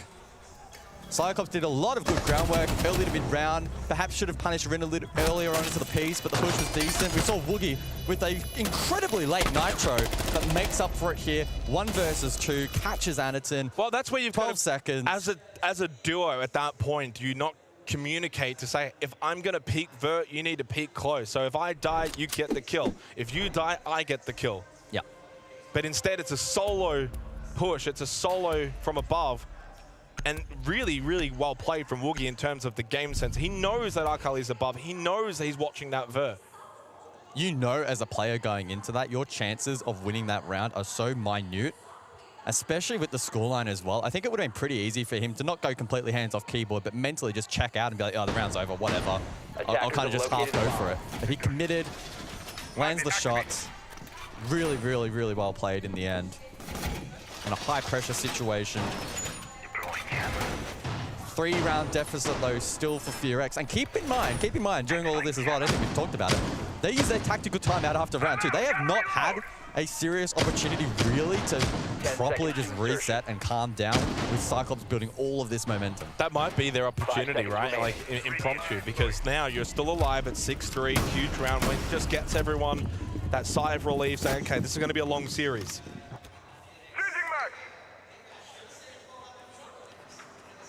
3 more rounds required on the defense for FEARX, but there is that concern. We touched on it in the previous round. 4 of the last 5 rounds, entry kills going the way of CAG. Yeah. FEARX have got to flip that a little bit. They've got to find a way to be more aggressive earlier in these rounds. They've got to stop these plants from going down as well. That's 2 rounds in a row. Of course, they got the counter defuse, but you've got to think about the fact that they're just allowing these plants. But again, that's the strength of CAG. They're actually 6th best at the tournament when it comes to getting the plants down. So right now, CAG definitely playing to their strengths. They're also improving a lot of their weaknesses. For FEARX, it's kind of like the opposite. But a huge clutch from Woogie. And even if you go further back a couple of rounds when Mephi almost got, you know, that kill through the vert, and they almost got the counter defuse as well. The sheer ability of FEARX inside the server is clearly there on display. It just feels like they're a little disjointed at the moment on their defense. They get a reprieve, a huge one at that, and an opportunity to just keep Lair going a little longer. Back to top floor, pretty different comps for both teams. Most notably, we see the sense drop from Cyclops and the Tachanka dropped by FEARX amongst a couple of other changes, but those are probably the key ones. And so we'll see what kind of an impact that has in terms of the kind of ground and space that Cyclops are able to take. Keep in mind, both of those aforementioned operators critical for that. I like this for Maniton though, just going to sneak in over towards Skybridge. Could be impactful from down below on the vert. Facilitates a bit of a push here from Black Rain. So immediate pressure in towards the R6 room. Compounded by Sharif from down below. So they are projecting, they are telling this story to FEARX that they are going to go for this particular push. But as we have seen a couple of times, there is always the opportunity late round to pivot. And that might be exactly what's taking place right now. As long as they don't pivot too late into the round, they've got to make sure they time this nicely. Well, Woogie has 3 gas babes, that's the key. Still got to open up breach. Yeah. Please tell me they can actually open up this breach, otherwise that pivot's going to be a huge thorn in their side. It's just the mute on the wall, so Sharif can deal with that. Time will be a factor though. When you're heading into R6 and Master, there's a lot of angles that do need to be cleared. Yeah, they're not going for breach. It'll just be Arkali lurking over towards Ops. The rest of the team will stack R6 side. Puts a lot of pressure onto Arkali. Also onto Aniton with the Deimos. Deathmark goes out onto the Wamai. Good boy down. That's the mute. Trade. Black Grade. No more ace. At the very least for CAG, there's still 25 seconds, so they've got some time here. They don't have to rush this. Ooh, at least not mentally. That's a very deep cross that has been made. Catch is coded off guard, and the swing is successful, but they lose Sharif behind. And CAG's rush into sight is dismal at best, and FEARX were ready. And maybe ready to formulate a comeback here on Lair. And the reason I let out that ooh was that deep cross all the way through R6 had the potential to backstab the defense and really cut off any retake potential, as the plant likely would have been in a position to at least, you know, tempt out utility, if not actually go down. So that was a key engagement to win the backline there for FEARX. And immediately off the back of that round, it's now, again, back-to-back for FEARX. Cyclops will call their one and only tack timeout on Lair. Yeah, I mean, the perfect time to do so here for CAG. They've lost now the last 2 rounds in a row. Shouldn't have really lost the earlier one at that in the post plan. So you got to make sure as a coach, hey, calm down. We're still 6-4 up. We've still got 2 opportunities. We only need 1. So 1 from 2 here. Don't panic. You guys have been playing really well. Just kind of chill out, get the job done. Here's what you got to do. And a great opportunity as well for Dark to get involved to FEARX and say, boys, proud of you. Keep fighting. 2 more. So, I mean, it kind of sets up for a very tense finish here on Lair, the opening map of this all 8-pack quarterfinal. I really like the decision for the tack here, especially for this side. If we cast our minds back, it feels like almost a decade ago now, but that basement side was very dominant, very, very dominant for Cyclops. Most notably, we saw FEARX and Good Boy on Vigil go for that roam, and it had 0 impact. The vert play was really clean from Cyclops last time out, right? So I'm sure both teams would have been discussing that during the tactical timeout, how they're going to look to address it. Are FEARX going to play even more aggressively off-site? I see that they're bringing the Pulse as well. We'll see that in a moment's time. So trying to bring another tool to maybe disrupt the vert play potential here from Cyclops. So a bit of cat and mouse on offer here. A couple of attacker repicks as well were teased. But it looks like they will commit with that vert-centric setup and the Nomad for flank watch. So, I mean, both teams working overtime at the moment, trying to play cat and mouse with one another. Yeah, and it's beautiful to watch as well. And both teams know the opportunity is there as we get a rehost called. So I think we're going to have a little bit more delay, a little bit more time here. Yeah, we'll see what the result of that is. I mean, we'll progress forward at least for now until we hear word. So, as mentioned, Pulse is in play, so that will be a good counter tool if Cyclops are to head back up above. They did drop the buck late though, so maybe indicative that horizontal will be a little bit more of the approach.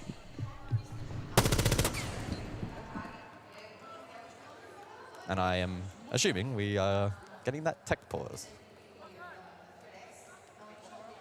Yeah, absolutely confirmed now. You can see on my other monitor, they've exited the server. Actually, you can see it even there through the players. And it gives us the time to kind of debrief a little bit. 6-4, 2 match points remaining for CAG. It feels like we really shouldn't even be here at this point, considering the clutch from Woogieman back in the 9th round. and make it 6-3. I'm still anticipating from what we've seen so far, Cyclops to probably win this next site, but I mean, just imagine for at least one So far, moment. everything you've anticipated, that hasn't really come to fruition. So, I mean, I don't know if I can believe you anymore. Don't listen to me. I just can't help but feel it would be the most Cyclops thing in the history of Cyclops to cag around like that and then to cag the map in the end. It would just be... It would be very Cyclops. It would be very on brand. No, but I think so far, you've got to remember, for these two teams, this is not a normal environment. They're not used to this. Far from it. This is, you know, they're not used to deep runs at tournaments, making main stage, playing either with a hostile or even friendly kind of crowd atmosphere. But more importantly, even just kind of with eyeballs on them in these kind of matches and what it means to progress. Can they confirm a top 4 position at a major event? I mean, that's the thing, right? So there's that added pressure. And considering the siege that we're seeing from Cyclops in comparison to what we got from them in the group stage, which is kind of funny to say that considering how early they did actually qualify for the playoffs. It's been a huge turnaround there, and they've found improvement. On the flip side for FEARX, you know, have they kind of run dry a little bit? Have we seen the best of FEARX prior to this? I'm not too sure. By no means am I off them. I think that they're the kind of team, they've got a really, really good coach. I rate Dark very, very highly. I think he's the kind of coach that, you know, after this map, if they did lose it, he could find a way to rally them, take the next map, even though the next map is the map pick of CAG. I think he deserves a lot of respect, right? He's been trying to grind away in this region for a long time, and it finally feels like he actually has the squad that can get it done. Absolutely. Right? I mean, notoriously, Korea doesn't have the most depth when it comes to Siege talent. That's just the nature of a smaller region. It was like an open qualifier for something. There was like 3 teams that signed up or whatever it was. So you know, it's really, really bleak. He's been trying to work as best he can with what he's got, and finally he's got a really good... But the top-end talent that is there is really good. Yeah. But they haven't always been on the same teams. And so you've got 2 players that have come over from the, you know, from D+. I think that they've been able to do a really, really good job. And ultimately, we're seeing the fruits of that. You know, 4-1 coming into this playoff position. And so we're going to get Laxing to come on in as well, by the way. I don't know if this is going to be a super long technical host, but Laxing, you got any word for us? Yeah, I do. How are you guys doing? I mean, for me, watching how FEARX is playing right now, they're playing a little scared. Versus what we saw during Phase 1, they were on the fly. They were being able to adapt. Right now, we're seeing a lot of struggles, especially in the area of being able to adapt. They're just rushing bodies, forcing bodies into unwinnable situations. They need to slow down. They know how KEG plays. They just need to play into their fundamentals. And if they're going to use the utility, open these hatches, they need to be bringing that, I mean, they need to be playing that defense a lot stronger than what they were doing on their attacks, just forcing bodies after bodies into KEG. Lax, I kind of want your thought. Oh, I thought we were going to have a conversation. There we go. There, Lax, come on in. Have a chat, because I think we've got a little bit of time here. It is obviously the map pick for CAG. They're performing very, very well, even in comparison to the group stage. The question is, though, we were just kind of talking about Dark, the coach for FEARX, and their ability to maybe rebound. Do you have the same kind of belief that if they don't end up taking Lair with Dark and what they've been able to do, they've got the ability to bounce back, take then the CAG map pick of Cafe? I think for the simple fact that this is now a best of 3, they are going to be limit tested. They are going to be pushed to the brink where they are going to have to be forced to adapt, as I was talking about. So I do think if they can bring it back, even if they end up losing this, I think they can go into Cafe still with a good mindset of having a strong defense. It's just a matter of fact is that being able to adapt, where we do know Apex struggles the absolute most, is being able to adapt on the fly. But that's where I'm saying they need to look at what they were doing in Phase 1. That was beating teams of G2, beating teams of SSG, because they were being so good at playing on the fly. What about that clutch? Woogie Man, 1v2, post plant, very difficult. You got 1 above, 1 outside. He played it pretty much perfectly. What did CAG need to do? I mean, you said it best there, is they needed to communicate. If you're going to peak that vertical pressure, then someone needs to be swinging from that door. I mean, also with Arcali in that situation, in that 1v3, that should have been their round. Arcali just has to hide. Instead, he plays that 1v1. So it's situations like these, as great of moments as these can create, you need to be on that same level of communicating with one another to close out these rounds. And it goes back to Arcali, it goes back to that 2v1. If they just played together, they played into their strengths, they win it, and they're moving to a map 2. Thank you so much, Lax, for getting back into the game. Thank you for your comments there and your time as we are heading back into Lair. 6-4 lead for CAG. A little break in the action, unfortunately, which was not ideal because we were cooking here on Lair. Things are looking great. A big match formulating after that clutch from Woogie. Then the follow-up round as well for FEARX. They've been able to get themselves back into a position to contest 6-4. 2 more rounds required for FEARX to send us to OT. I mean, a chat with Lax, it could be worse. Could have been worse. Oh, that was really good to get his insights. That was great. Better than hearing us two, yep. So here we go. Obviously, everything reset. We'll give a little bit of an update regarding some of the numbers here. But Sharip, 10 and 6. Arkali, 10 and 6. Intriguingly enough, a player that's 7 and 4 has a better EPS ranking in Black Gray because he's 2-1 on entry and he's got a 90% cost. 10 seconds left before insertion. FEARX hiding the Kaid in this round. Thank you, observers, for highlighting that. It'll be quite the powerful tool in looking to deny hatch control from the attack. And you look at the lineup from said attack.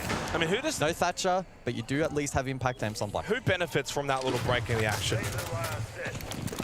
No one. No one? Nah. Yeah. Because you got one team that wants that momentum in FEARX, and the other team that's very happy with, you know, but you also want them to finish things off, right? So yeah, it's probably a stalemate. If anything, for CAG, they could stew on their thoughts. It really depends on how they're thinking. If they're thinking positively, could be good. So calm before the storm here. Match point round. Into the 11th we go. FEARX need 2 more rounds. They were 6-2 down. He found a huge clutch. And since then, it's been able to turn the tide for them. The previous round, pretty dominant. The one concern for FEARX has certainly been, as we've been talking about, the entry battle. 5 of the last 6 rounds in favor of CAG. That's a concern. You've got to fix that. Find an opening kill. Get the defense onto the right footing here in this round. Start well. Woogie looking for information on the Yokai through the drone hole.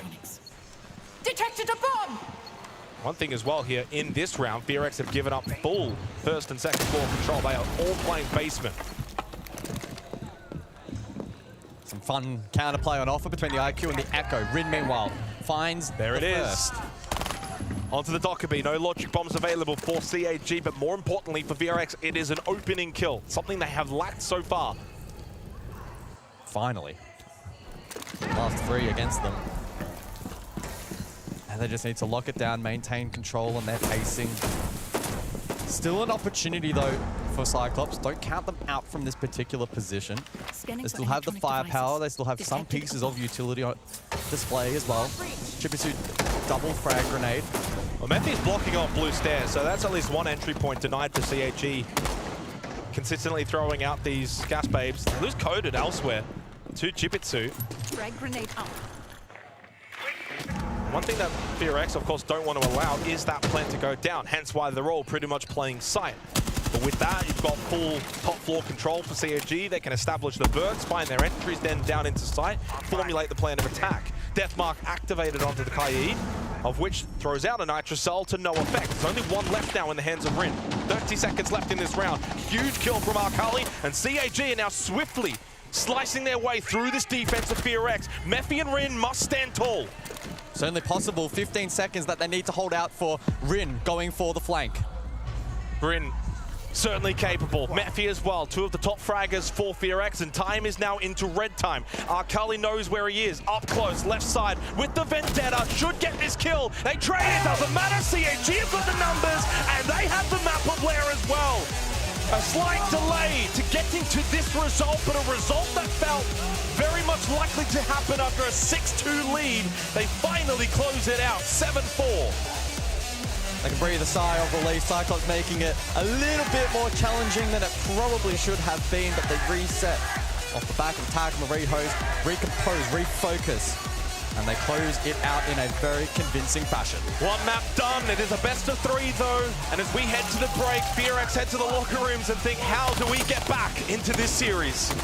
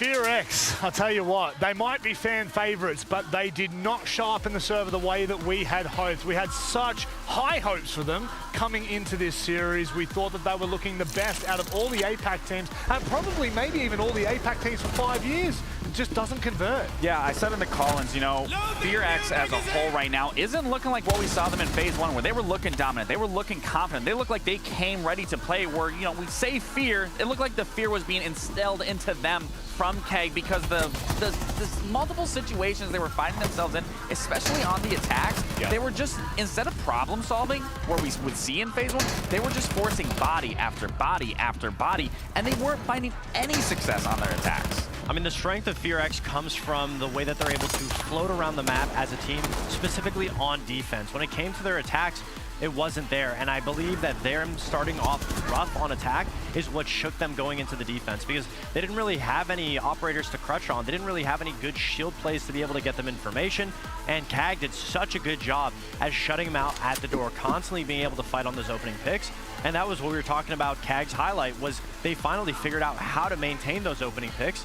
They didn't in that first series of the start of the tournament against FEARX, but they did today. They did against Liquid, and it looks like a brand new KAG, and they were able to start it off hot, and I think that's what carried them, because they did get shooken up a little bit once they got onto the defense, but they locked in and closed it out. Now, we did get to miss just a small graphic at the start of our pre-show. Lax, how true does it ring now that we're kind of in the middle of the series? It's not true currently, because literally in every single category, FEARX looks better statistically across the board versus KAG, but if you were to watch this matchup, if you just missed it, this doesn't even show what FEARX has been displaying throughout, whereas on the exact opposite end, KAG is the one actually putting up the better numbers across the board, whereas here, like I said, FEARX statistically is significantly higher in every category. And the improvement from KAG can't go unnoticed. Obviously, coming into the main stage, they were the worst ranked attacking win percentage team out of all the teams, even the teams that have been eliminated. So that is a really terrible stat. But to be able to slowly progress it through the tournament, come to the main stage, be not the favorites, they were getting booed as they were walking out, they were. And to have the crowd against them and to still be able to play so flawlessly, Lair is a map that FEARX should have won. I don't see it going any other way on map 2. That's a little tough, but you know what? It is time for us to go and have a very quick chat with some of the players. This is something I'm super excited for. It's the mid-series interviews with Maria.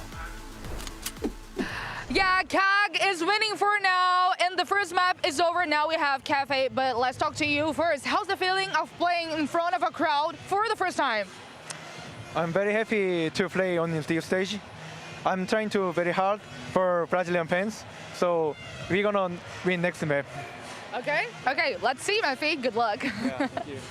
Yeah, KAG just won, so you have many reasons to be happy as hell right now, and you guys just were having a lot of fun. Yeah, it was, I think I got like 12 kills, I think, yeah. What? Yeah, I was destroying them, like, and yeah, but it's not yet over. Yeah, you don't seem nervous at all. Oh, not at all, not at all. That's great. Also, congratulations on your first map, and good luck for the Cafe. Thank you.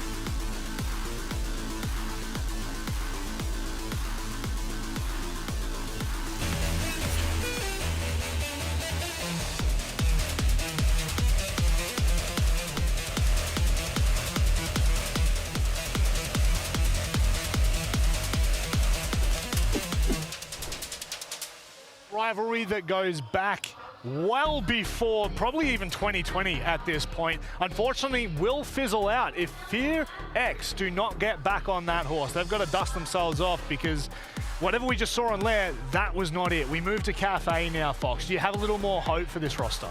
Not really, not for FEARX, because there's two takeaways, right? When it comes to Cafe, small linear map, remember that. What is CAD good at? The shields. So FEARX has to go out the gate, take the shields off the board, or else that's going to be something that you don't want to deal with Anyton on the shield. Second thing, FEARX had a very difficult time entering on Lair, which is a huge map. We expected them to be a lot more fluid, being able to get in, cause a lot of chaos. Cafe, you can't really do that. That's a big issue with a lot of aggressive entry teams, is getting your foot in the door is the first step. FEARX needs to be able to figure that step out, or else Cafe will just not go in their way. I mean, not only is it a linear map like you're talking about, but it's a lot of top-down or up-top. You have to be able to figure out how you want to approach the map, and that's where FEARX, when we saw it on their attacks, they did not know how they wanted to approach either site. I don't think they abused any of the vertical pressure. You want to talk about map ban, well, op bans. We need to see something from FEARX that's going to instill more success from them. And again, the biggest thing for me is being able to adapt, being able to problem solve, and that's just not what we were seeing. Again, it was just body after body, and you're talking about a very condensed map like Cafe. One body's only going to make it through that doorway, and if you can't find success off that entry, you're going to keep struggling. Well, FEARX are they're under a little bit of pressure right now, unfortunately. This is not looking great for the Korean roster. However, Maria got a chance to speak to Dark on their way back into the stage. Okay, here we are with Dark. Now I want to know about Cafe, because FEARX is the team who plans diffuser the most in the tournament, but you couldn't do that in the first map. How do you plan changing that? Yeah, second map now, I think we want to play more fast, because we start very slow in first map, so it's not time to miss the attack again. We're gonna win this game, can trust. Are you sure? Yeah, 100%. Okay, let's see. Thank you. Well, I believe in Dark, and I believe that FEARX can certainly bring this back, but it's not going to be easy. Also, here at the desk, I think you've got to ban out those shields coming into a map like Cafe against TAG, because obviously for FEARX, they haven't really been in this position so far at this event where they've been having to now play from behind. I mean, to be fair, it's the first best of 3 of the event, but they've been so good, 4-1 record. Now they lose the opening map in a quarterfinal matchup that many believe that they would take. Can they bounce back? Yeah, and they're going to the perfect map for Cyclops. Considering how this series has played out so far, I share the same doubts as Fox. FEARX at least get to start on defense so they can find, some relief, but it's going to be a very, very challenging map for them to try and respond, try and fight back. Well, 50-50 on the social prediction, so there's still hope for FEARX from the fans, but now CAG are starting to just bring them over to their side. They are 1 map away from a top 4 finish minimum. For CAG, that would be a tremendous finish for this event to qualify, make top 4. We are heading into Cafe, the second map, as CAG are looking to take down FEARX here on their own map pick now.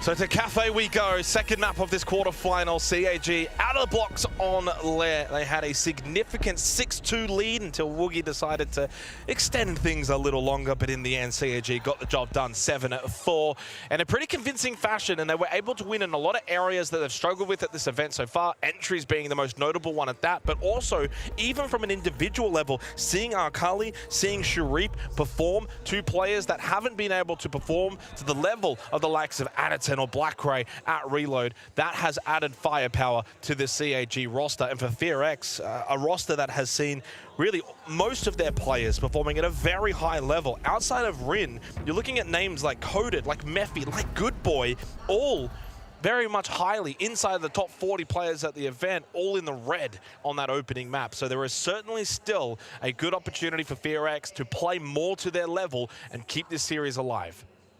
Well, we went into this one with the expectation that we'd probably see Trip Shield ban once more from FEARX, but instead electing to take the Ram off the board, vertical nature of the map, but it does mean that the Blitz and the Blackbeard both open and available for Anyton to kick off this half, and we know just how deadly he can be, often regarded as one of, if not potentially the best Shield player in the world. Rehost confirmed, and so we will marinate a little bit longer. They're just trying to edge us out here a little longer, aren't they, for this series? It's been that way. We've had now 3. It's not ideal, obviously, for the players as well. They want to just get into the server, so they have to sit, stew on their thoughts, think about how they want to formulate things coming into Cafe now. For CAG, they can sit a little bit more comfortable, right? Like, they've dealt with that opening map. Any kind of pressure that was on FEARX, though, has now probably doubled, right? Like, there's always that expectation on a particular team. In this case, it's FEARX. A lot of people had them beating CAG. And then you go and drop the first map, and you don't just drop it. You got pretty much annihilated. It was 6-2 at one point, and outside of some individual heroics, by and large, it's a roster that has certainly not been able to shine the way that they would have liked. Now you add to that pressure, because now you're facing elimination if you're FEARX. Do they rise to the pressure, or do they crumble? They'll be asking that question and posing it to themselves, and I'm sure one that everybody from around the world is also wondering as well. Cyclops just came out of the gates and played a really good brand of Siege this morning. I do like the Monty Ram ban as well, by the way, because I know that was... I don't. Well, the reason why I kind of mentioned it is you've got to remember when it comes to someone like Anderton, he can also play Ying very, very well. What's good on Cafe, Ying can be very influential. So you get to kind of see the first 3 rounds and say, okay, what's affecting us more? Is it something like the Ying? Or is it that shield play? And if so, then is it the Blitz or is it the Blackbeard? In which case, then you have the option. If you go double shield already straight off the rip, the Ram can certainly be useful with the Boogie Auto breaches and tearing up a lot of the floorboards. So I don't mind it. I mean, I kind of understand the thinking from Dark and FEARX in terms of not wanting to overcommit.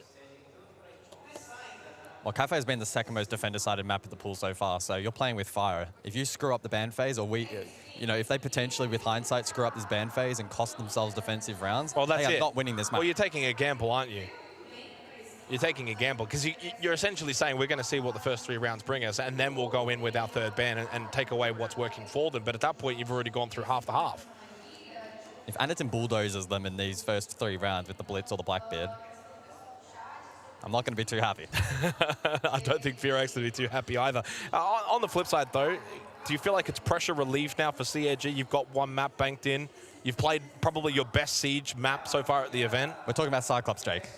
I feel like the closer they get to the finish line, the further away they're going to feel from that final point. And we see it time and time again. It seems to be just a massive mental block for a lot of APAC teams. There's a bit of DZ about CAG, isn't there? Yeah, kind of. So we're getting back underway here for Cafe. I think we do have to go back through the ban phase before we can get into the opening round, but some fist bumps, some smiles. I believe we'll be doing the same bans unless I hear otherwise, so it's just a formality at this point to get them back into the server. And yeah, that's going to be the case, so. Very intrigued to see how this half plays out.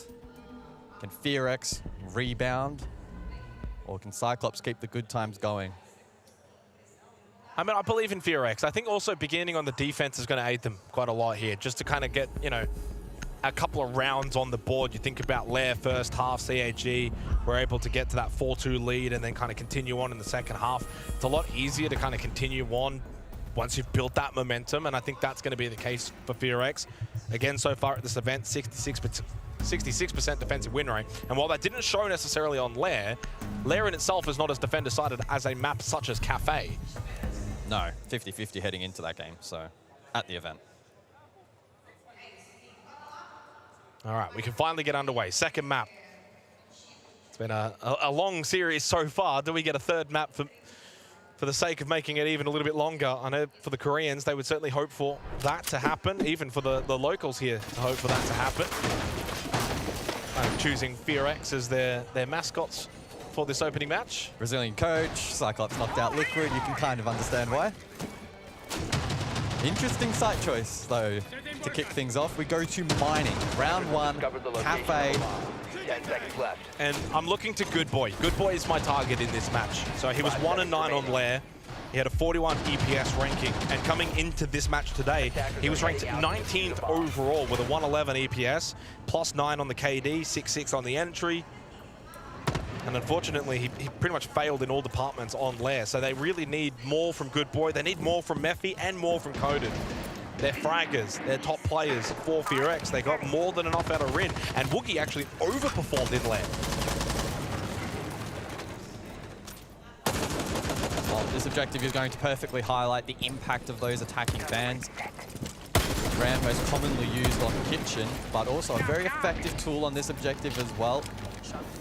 If Cyclops were to get control up above, instead though, that Vert not on offer, they don't replace it. The likes of a Buck. But they do have breaching charges available. So we'll see how they look to break it down. Shock drones as well in play, IQ as well. So the double down onto the utility presented by defense, the Kaid, and the Valk.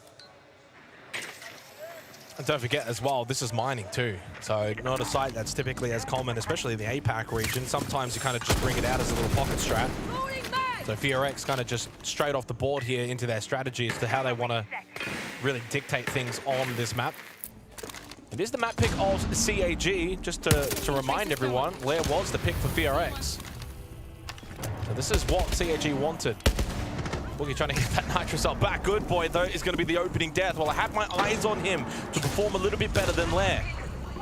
Coded does eventually, through the Nitrocell, get rid of Anaton, deals with the Capital, and all evened up once again. I saw as well, Woogie had a Valcam late in pocket, so he's gotten that out later on into the piece. Perhaps Cyclops may not now be able to find that. Full top floor control for CAG has been established. And you see the footholds as well. Red stairs, something that Rin's going to want to control. But he can make his way up a little bit later. This is a lurk position to eventually make his way up red stairs, then play off of those footholds. Will he get droned out though? Jibitsu deals with the Vulcan canister and eventually does spot Rin over towards said red stairs. So now CAG are very much understanding of that is being watched. Cut off being held. Rin holds position, tucked in the corner. What's the game plan then from Cyclops? 35 seconds, 4 versus 4, late intel.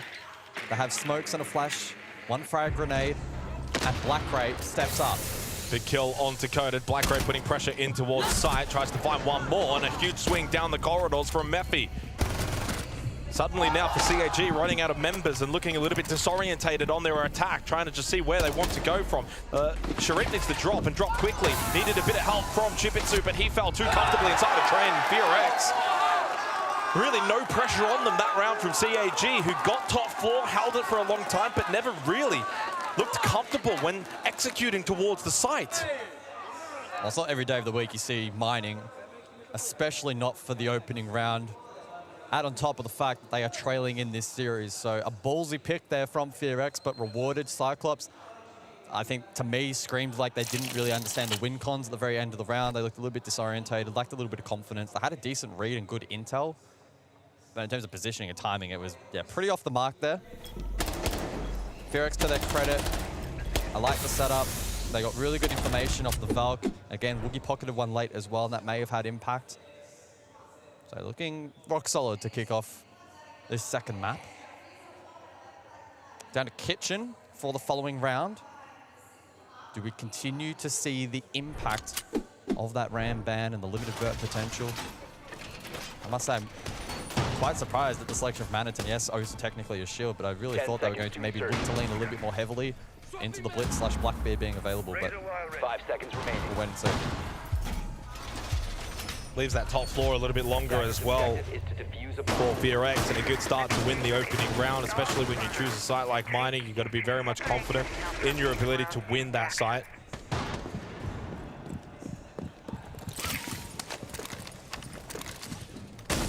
Not the best of starts for Good Boy, who again struggled on Lair, so 1 and 10 technically now between the two maps. For a top 20 rated player at the tournament so far, that's still something that FEARX can maybe look to see if he can improve as the map goes on.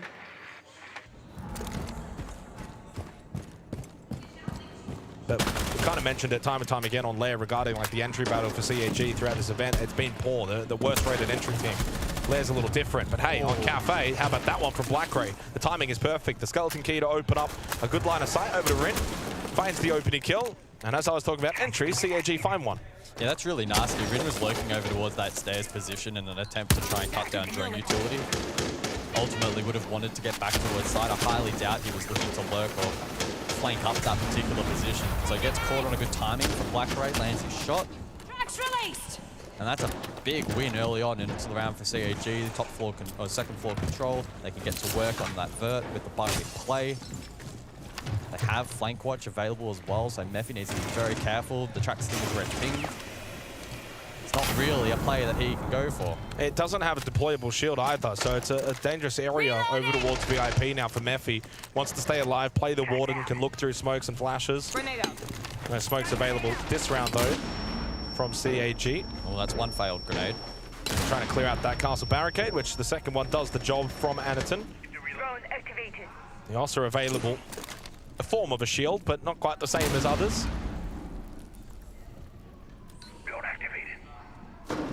CAG cannot just hold these angles though for too long. Eventually going to have to make their way down. Eventually you're going to need to deal with Mephi towards VIP if you're looking for this freezer side hit in towards site. Which I imagine will be the case, considering the drop will come through from Anaton into freezer.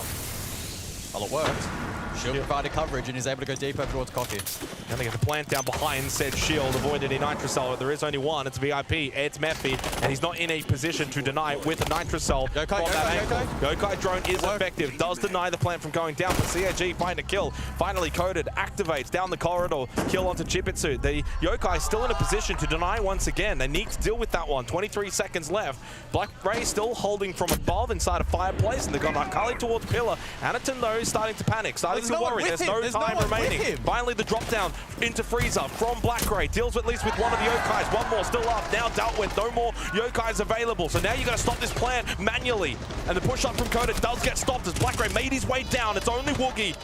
Well, he want a 1v2 post plant back on Lair, but a 1v3 surely should be too much even for this monster of a man. Into bar he goes, needs to clear above, but he hasn't really got the time. There's no world in which CAG are going to allow this to happen again. A little scrappy, a little bit hectic. A little. I mean, the win con from Cyclops initially, or at least the plant condition for them, dropping down with the Osa, going deep over towards Coffee, it was perfect. It baited the smoke util into the wrong position, but then we see the 2-1 split, 2 players above, and the Yokai continuing to pester the plant. They had no ability to actually deal with that plant denial. Eventually the late rotation, they were able to flood, overwhelm, and make it work, but a little bit dicey. FEARX, though, not in optimal positions ultimately to do a whole lot about it. And so Cyclops ultimately on top. A more conventional round for CAG to think their way through it in comparison to a site like Mining. And now we go over reading for the third round, so FEARX not wanting to go top floor. And again, the bans will come through after this round as well. Each team will get one extra, and we kind of posed the question in regards to shield play. And so far, it hasn't been ultra prevalent by CAG, but in this round, they did hover over the Blackbeard, electing to not bring it. Yeah. So do you ban shield then for the second half? Maybe not. Maybe get rid of something like a Capitao, even potentially a Grim. Oh, okay, so this is interesting. Rin, triple Jaeger, near that wood stack position. That will help aid for... Woogie on the Pulse as well. Denying the cocktail clear, in combination with the Pulse and the Nitro threat from below. It's a big investment above here from FEARX, understandably so. Mephi might even just tuck into the corner here. This could be very, very intriguing to watch out. For those unaware, Jaeger ADS devices now catching that cap util. Well, it's not a really big hold up above for FEARX. The way that they're kind of holding this now is quite unconventional. Typically, you'll see that kind of cocktail stack, maybe a bit of washrooms pressure, you know, kind of get forced back by the attack if they go for that shot lounge kind of sweep across top floor. But at the moment, it's only Mephi that's kind of hanging around top white stairs. That's it. So it's a very much open top floor set here by FEARX. Clearly on purpose. Setting a trap, perhaps. Trying to spring it on Cyclops. This gas babe's getting used really early from Mephi, but maybe just playing for his life at this point. That's the final one. Elsewhere, Sharif will go down, so his struggles continue from group stage now onto this map. of course, did perform quite well on Lair. Anderton just holding the upside down rappel. They know that they've got Mephi trapped. He's out of gas babes. There's nothing they can do about it. Well, the help is coming, and Mephi surely doesn't get out of this. He finds the kill onto Anderton. The help was a little too late to arrive, and with that, he can reposition as well. He finds a second. Should have got cleared for nothing, but instead he finds 2 kills. Eventually, he did lose his life, but job done at that point. Needed that from Blackray, pushing down White Stairs just to keep the round alive for CAG, but it's still firmly in a good spot for FEARX. Blackray, by the way, 7-1. Farming here on Cafe to begin. He's going to need more. And still the one BPC up in reading as well. So FEARX will have a good read defense, man advantage. Can't be throwing these rounds though for you, FEARX. You're already 1 map down in this series. These are the ones you've got to capitalize. As you mentioned, the bulletproof camera still in a good position. Up close. How does he keep doing it? Finally shut down by Woogie. And Woogie goes for more.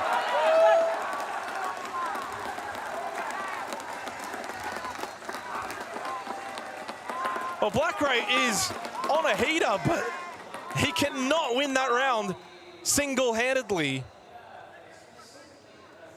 And FEARX will find a second, and we head into the mid-half ban phase. Yeah, big moment from Woogie.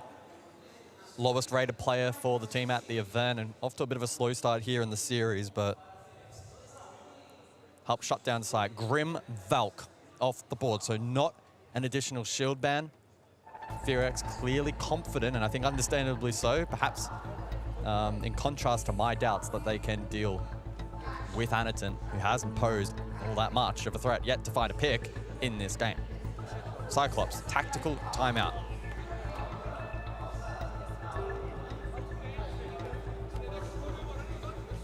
That's an early one, but I don't mind it. Although if you think about it, we had the early one in the previous match of Lair for FEARX, and maybe in the end was that a little too early. That was after 2 rounds, this one after 3. For CAG, I think the 2 attacking rounds is probably the pass mark for this half. And take into consideration their numbers, their stats, the map itself. So they don't really need a whole lot more. 3 rounds to probably find 1. Good spirits right now for CAG. Of course, 1 map up in the series. But it comes down to Woogie again. I mean, Blackray was just absolutely terrorizing towards the end of that round. I mean, this whole... But this Mephi should never be capable of finding that many kills up above.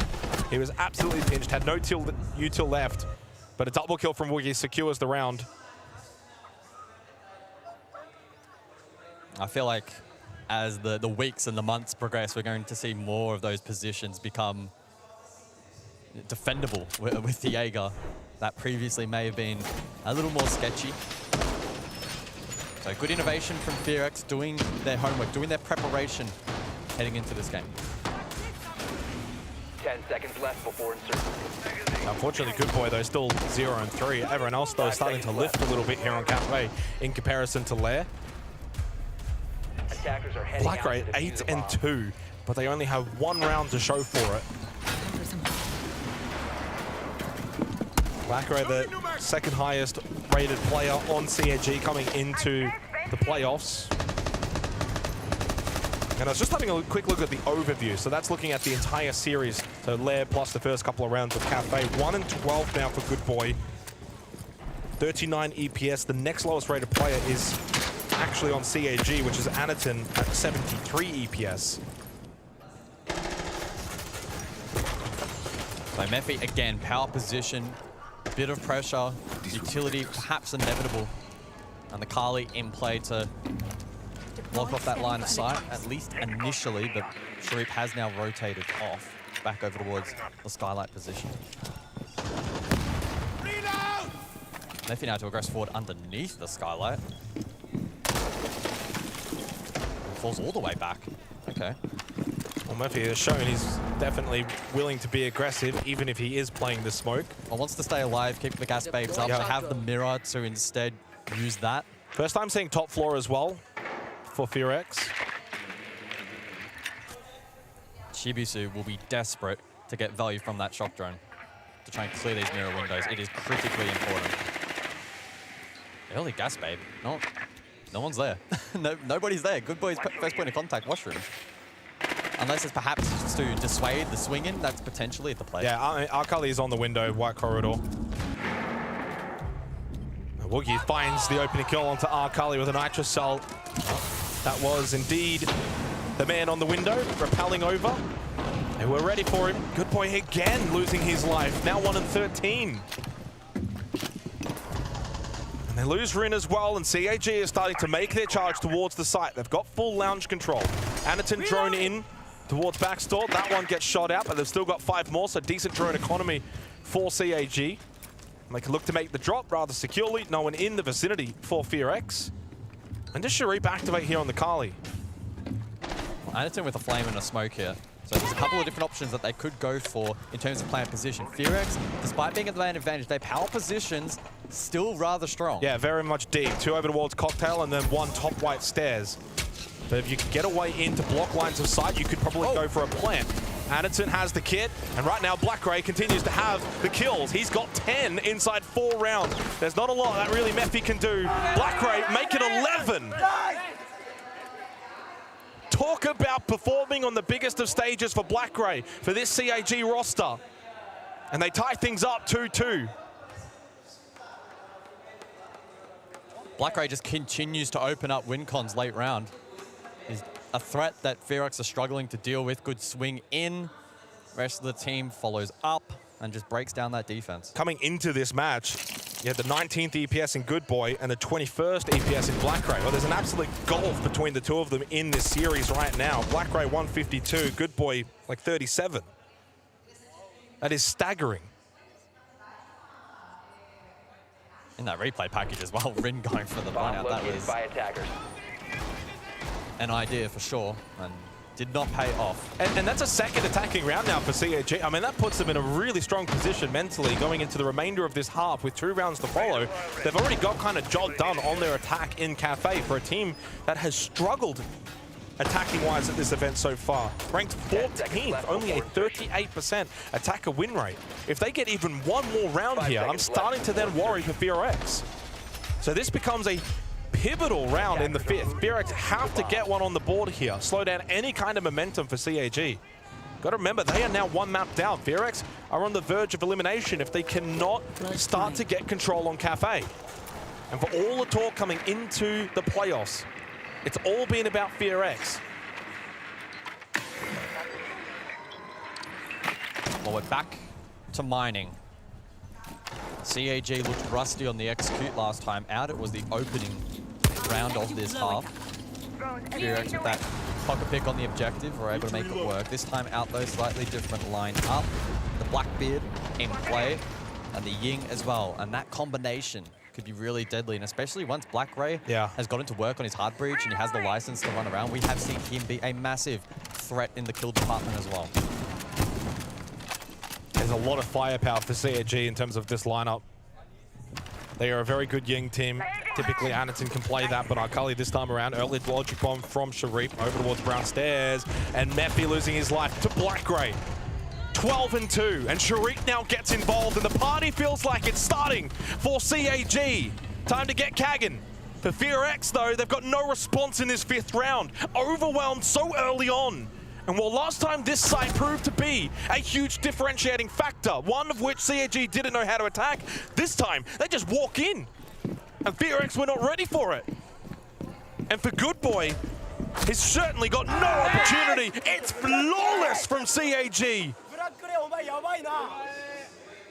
They are not fearing this Korean powerhouse. And FEARX have now called a tactical timeout from Dark.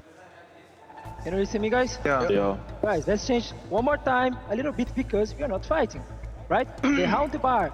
They domain, of course, well, not to be bar, but no problem, that's happened.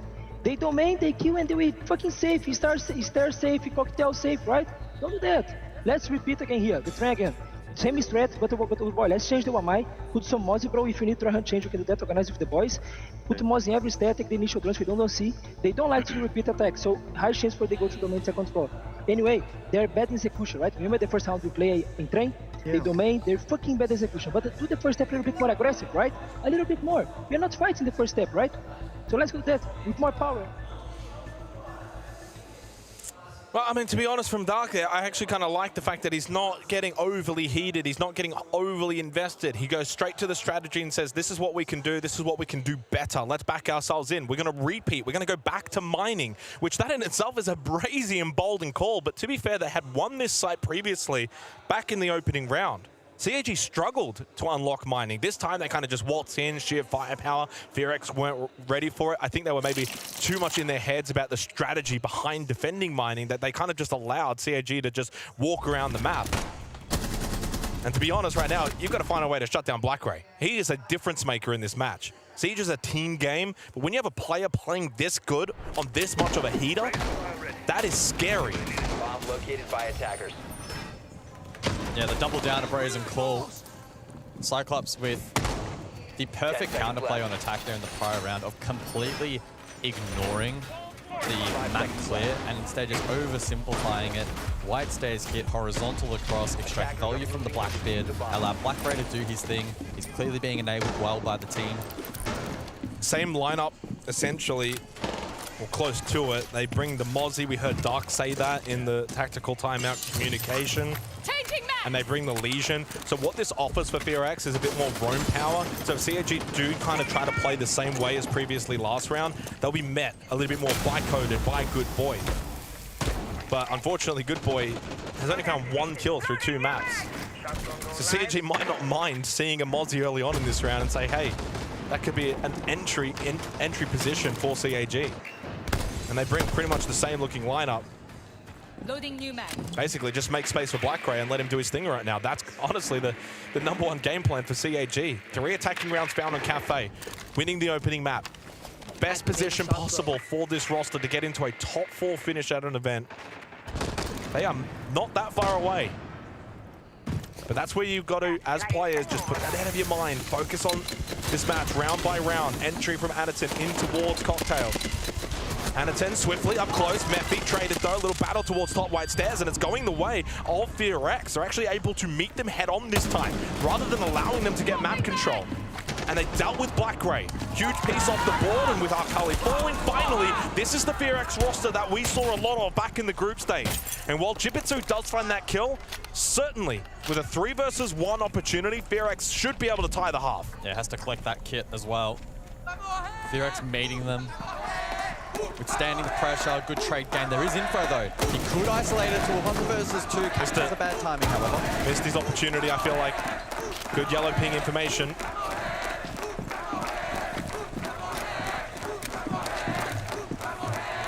He has a minute to think through this, and as you said, a minute to also isolate some of these players. Rin 1 shot. Yep. Well, so far, we've seen some crazy things in this series. This would be one of the crazier ones. If CAG win this round, you may as well throw in the white towel if you're FEARX.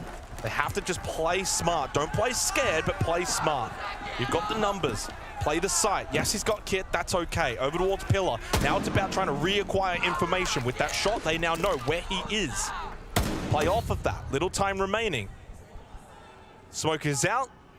Woogie can play contact. You don't want Rin playing contact, and there he is. There's the boogeyman through the smoke. 3-3-1/2 on the second map. And that pocket of Brazilian fans back on their feet. They've been quiet for a while now, but something to cheer about as we enter the halftime switch. So a new ban phase 2 play out. FEARX have done enough to remain competitive in this match, but I can't help but feel and echo the same concerns, especially from Fox on the desk before we came into this map. The structure, the linear nature, the compact size of Cafe could prove to be too much of a challenge for them, considering how they've played up until this point. But there's an opportunity to buck that expectation. As Army Grim, the initial bans. We'll see what the follow-up ends up being. We see a shield ban here from CAG to somewhat match opening half. No. So Valkyrie and IQ. So kind of just trading 1 for 1 there in terms of what those operators can do. Yep. Does mean the full suite of shields will be up. Typically a little bit more prevalent for Cyclops, but FEARX can play shield. They can absolutely play the shields here. And with the way that they've kind of been playing from behind in a lot of rounds, I feel like they may look to the shields. You think back to Lair, they were losing a lot of entry battles. So the shields may actually enable them to get better position, therefore better entry fights to go their way. Yeah, use Woogie to play that front line, get info, a bit of space, less risk. It's on the Fuse. Of course, Fuse can have a shield as well. So second half, CAG, Defense Cafe, 4 more rounds to see them book their place into a semi-final. Attackers have So located up a to bomb. FEARX to find these attacking rounds. They've been a really good attacking team at this event, 4th overall, but their entries have left a little bit to be desired. In saying that, they are 5th for plants. They're actually 1 better than CAG.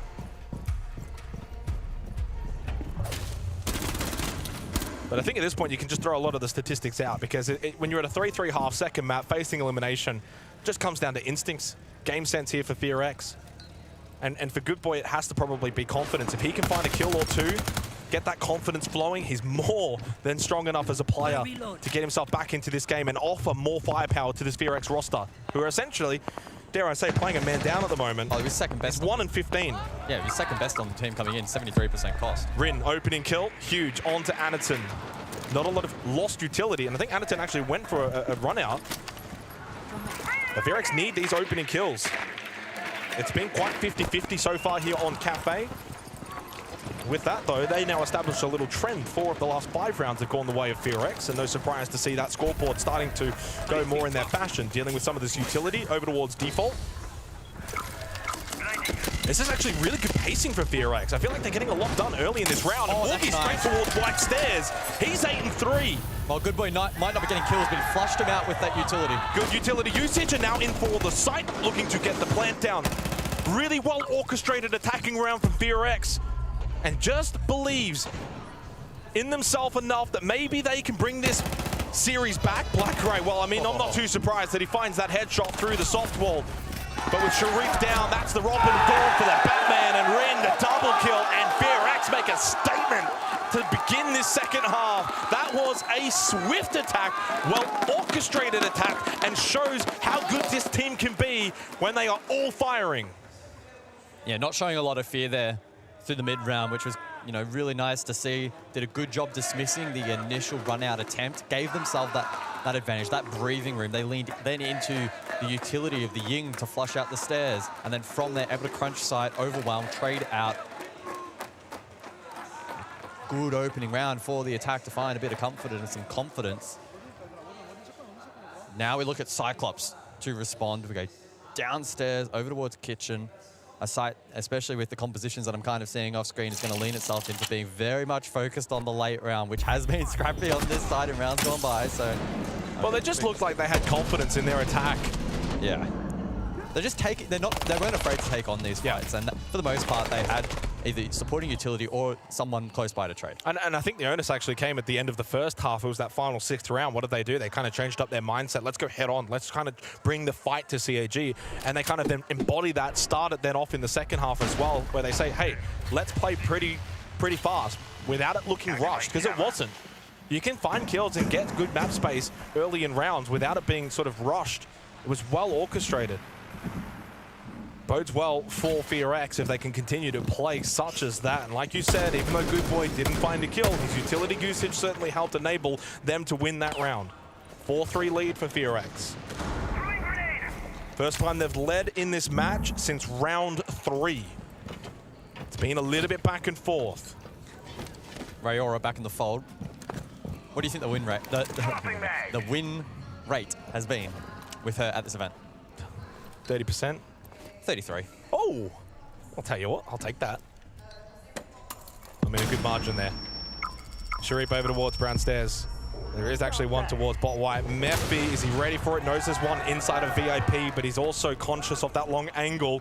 Woogie though. Ooh. And Rin open things up for FEARX. That front door has just been beaten down. They've made their way in, and FEARX are starting to put the fear into CAG.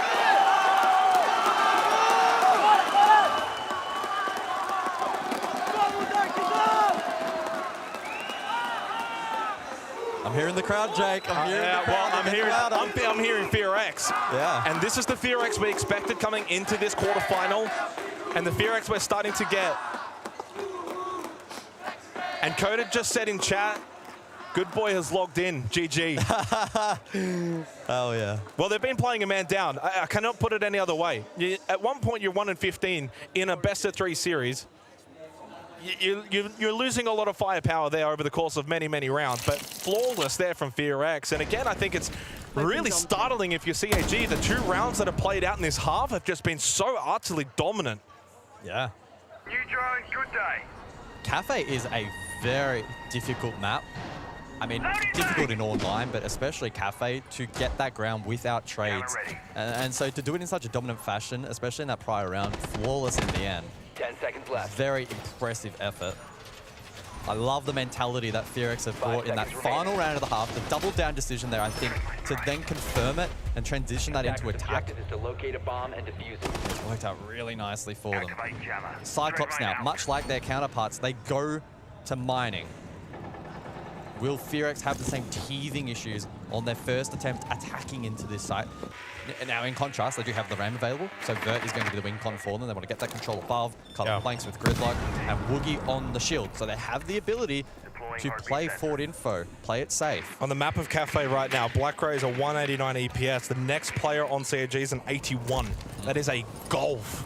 That is a chasm. I mean, like, it is not even comparable. Blackray needs help. Otherwise, this map could very much get away from CAG. He's on the pulse for this round, so arguably his role on paper is to actually gather info and aid others. And aid others. Honestly, he might just be doing it for self-sufficient info. Well, to be fair, the pacing this round for FEARX not quite as... not as quick as the previous one. They have certainly been slowed down. They've got the Monty, though, that can obviously aid in that more slower pace. And as you said, mining might be a little bit trickier here for FEARX. It was certainly for CAG back in the opening round of this map. Shreep contact red stairs. You certainly don't want to give up another opening kill. It's been, oh, never mind. As I've just said it, Sharif has been cleared. Red stairs. That's 4 opening kills now in a row to FEARX. Blackray. 6 of the last 7. And with Blackray being shut down by Good Boy, the tide has well and truly turned into the favor of FEARX. He indeed has locked in. And FEARX are about to log off CAG here on Cafe. It's an onslaught in this second half. But hey, a free one for Arkali. Doesn't matter. It doesn't really matter though. They are just swarming. That third map is very much waiting. I'm loving the energy from this team on the stage. First time Korea has played in front Who of does a it crowd. go back to? If you want to pinpoint the moment that things turn dark, timeout, boys, let's do this again, I believe. He believed in his roster. He believed in his team.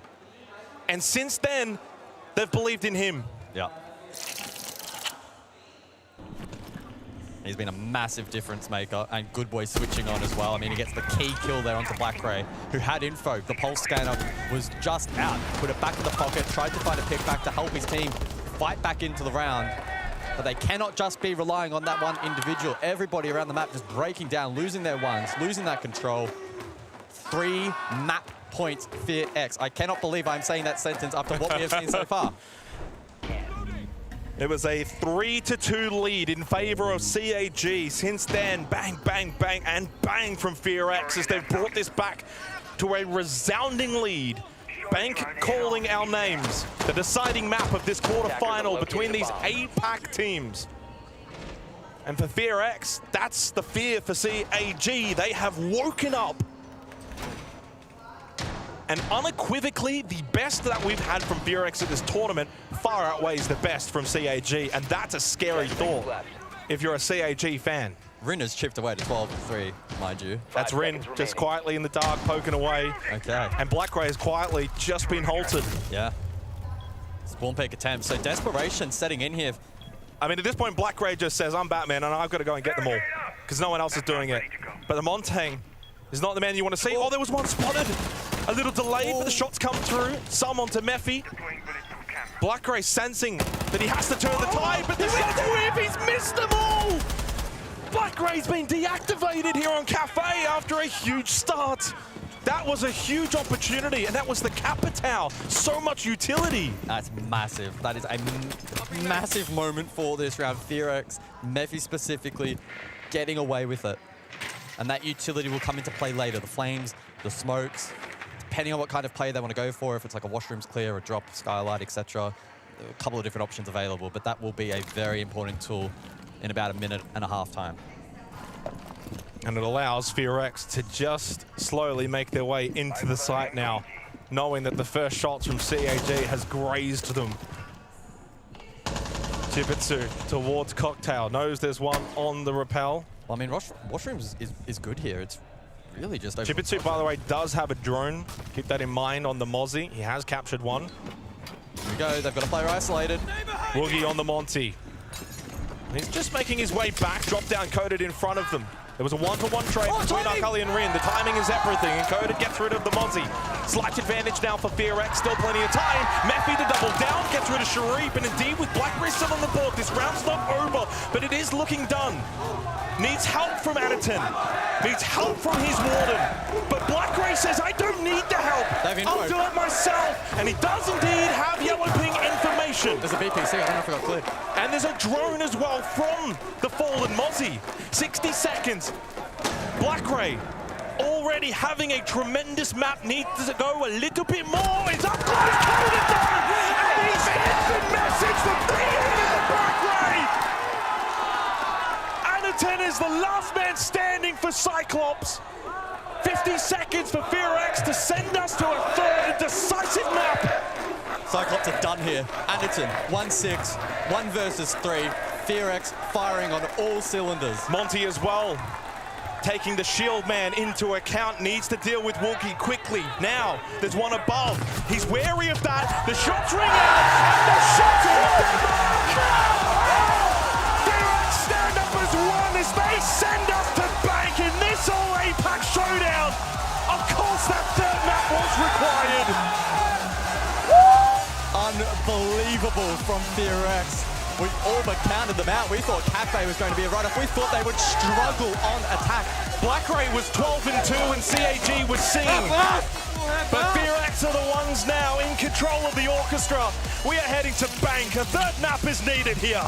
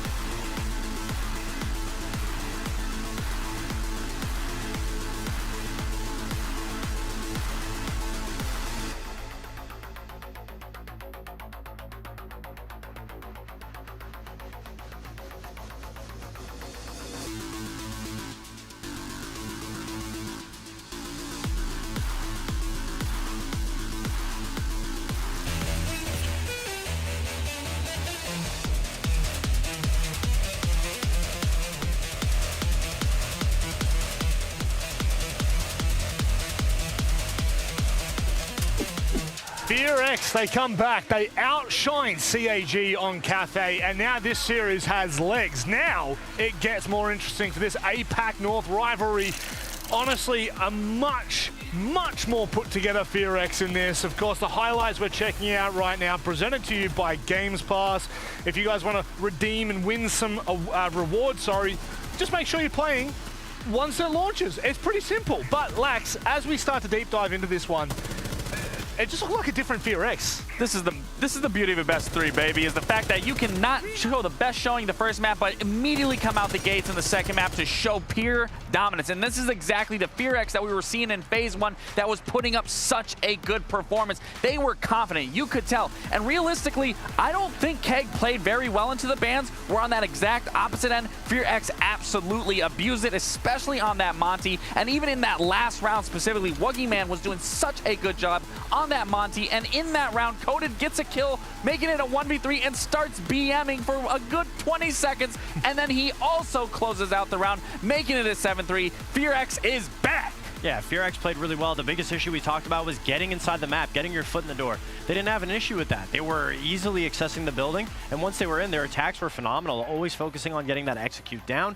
CAG looked like they were playing more individualized Siege, which was the biggest issue. Yep. And it's very interesting to see both teams kind of flip-flopping each other's maps, just because on a bigger map, you'd expect FEARX to be better. On a smaller map, you'd expect CAG to be better. But it was the opposite. CAG had a very difficult time of being able to shut them out, getting into the building. And then once the sides swapped, CAG's attack, they just looked really bad. They looked like that worst attacking Ray team today in that map too. I mean, talking about CAG, Black Ray needs help. Yeah. He dropped 16 kills, and I think the highest kill underneath him was maybe 5. So if we're going into the third map, which we are going to, everybody needs to step it up. It's do or die. Gents, as much as I love hearing from you, there's one thing I like more, and that's to hear from the players. Maria's courtside to have a little bit of a conversation. What a game from FEARX, and now you have all the love from Brazil, from the Brazilian crowd. Can you feel it? Eu te amo, Brazilian! Thank you so much, also. You are doing so great. Thank you so much. You spoke about the aggressiveness in the second map from CAG, but what happened? I don't know, it just didn't work out. I think someone stole my mouse. I don't know what happened. My aim was just all over the place. I don't know what happened. Okay, now for this third map, you have to have aim. Yeah. I don't know what happened, but you know, Bank, next one's map, Bank is gonna be easy. Ooh, let's see.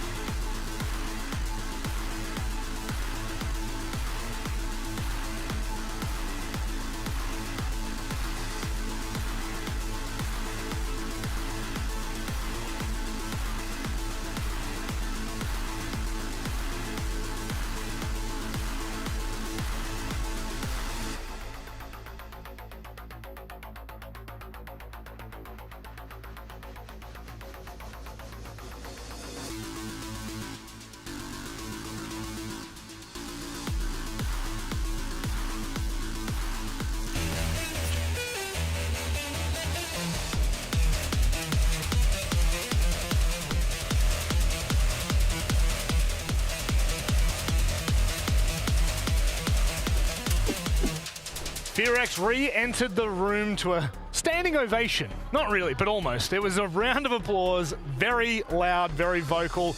I guess the Brazilians are happy that they've pushed it one map further. We head to Bank now, gentlemen. This map might be a little bit more open. It might be a little bit bigger, but what can we expect, Lax? I mean, realistically, you got to put the clamps on FEARX right now if you're KEG, because they are looking confident compared to what you were seeing the first map. And again, that is what has pushed them through all of phase one and finding themselves here. And again, it's a best of 3. So you can come back from this. KEG can easily understand where they went wrong. And me personally, where they went wrong is they weren't abusing the shields. They were not playing into the bans that they set up in those operators. So especially coming into Bank, a far bigger map, you can use these bans against your opponent, but you really have to stay on top of it. And I'm glad you brought up the bans, because KEG obviously did not respect FEARX on Cafe running that Monty. They didn't ban it. And so obviously KEG has to be able to now anticipate that, but also on the flip side, we know the shields aren't going to be available for Anderson. We know the shields aren't going to be available for KEG. And that looked like it really struggled. The Blackbeard wasn't working for KEG. They need to be able to find a new avenue to get those attack wins. That'll be the most important thing for KEG going into Bank, because if they can't get the attacks down, their defenses looked very sloppy, and if FEARX has that confidence, especially in their defense, they are going to be able to run away with it. The game's a little bit up in the air at the moment. Momentum might be back in FEARX's favor here, but we've seen individuals pop off on CAG as well. Do you have a favorite here, Lax? Do you have someone you're leaning toward? I mean, like we said, Black Ray had a huge performance on Cafe. I'm not looking at one individual player. I'm looking at everyone from KEG, because this is it. Yeah, I mean, I think Black Ray, if he can keep that level of play, he just needs a little bit of help. Yes. Our Cully in first map had 12 kills. In the second map, you dwindle down a little bit. If he can pop it back up in third map, they'll be set. All right, gents, thank you very much for joining us here for the pre-map. It is time for us to get underway with Bank, but before we do, Maria had a chat with Diddy, man, the coach of CAG. Right now, you need to win this map to stay alive in the tournament. So what was the conversation during the pause? 生き残るためにこのマップを勝たないといけないんですけれども、このマップの前のチームとの話はどうしましたか？そうですね、あんまり喋れてはないんですけど、トイレで。チーム全体、ちょっとふわふわした状態になってたんで、チーム一丸となって最後のマップは取りに行きたいと思います。So yeah, we didn't talk yet because we were in the toilet all, but the conversation is going to be basically, we were like a bit shaky in this previous map, so just, keep it together and go for the map and win it. Thank you. So both of our APAC Titans have traded blows now, 1 for 1, both stealing each other's map picks as well. Sets us up perfectly going into Bank, and honestly, I don't know who to really root for or expect to win this map, but for FEARX, they've got the momentum going into it. Yeah, absolutely. I feel like all of the expectation setting that we have done in this entire series thus far has been meh at best. I mean, I thought FEARX were going to take this in a two-way fashion. Map 1, bit of a disaster. The desk thought, especially Cafe attack, FEARX, going to be a struggle. Anything but. So Bank is a blank slate. We get to jump in, let the better team win. Black Ray was immense on Cafe, but it wasn't enough. He needed others to stand up. I was looking at some of his numbers and also the numbers of his teammates on that map. 166 EPS, went 16 and 7. Everyone else was 69 and below in terms of EPS. That's not nice. No. Yeah, Cyclops really found it rough there on that prior map. Social prediction now leaning back towards FEARX. Ultimately, though, it's 50-50 as we head into Bank. The deciding map here of this quarterfinal between our two APAC juggernauts. Will it be FEARX? Will it be CAG to make a semi-final? We're about to find out.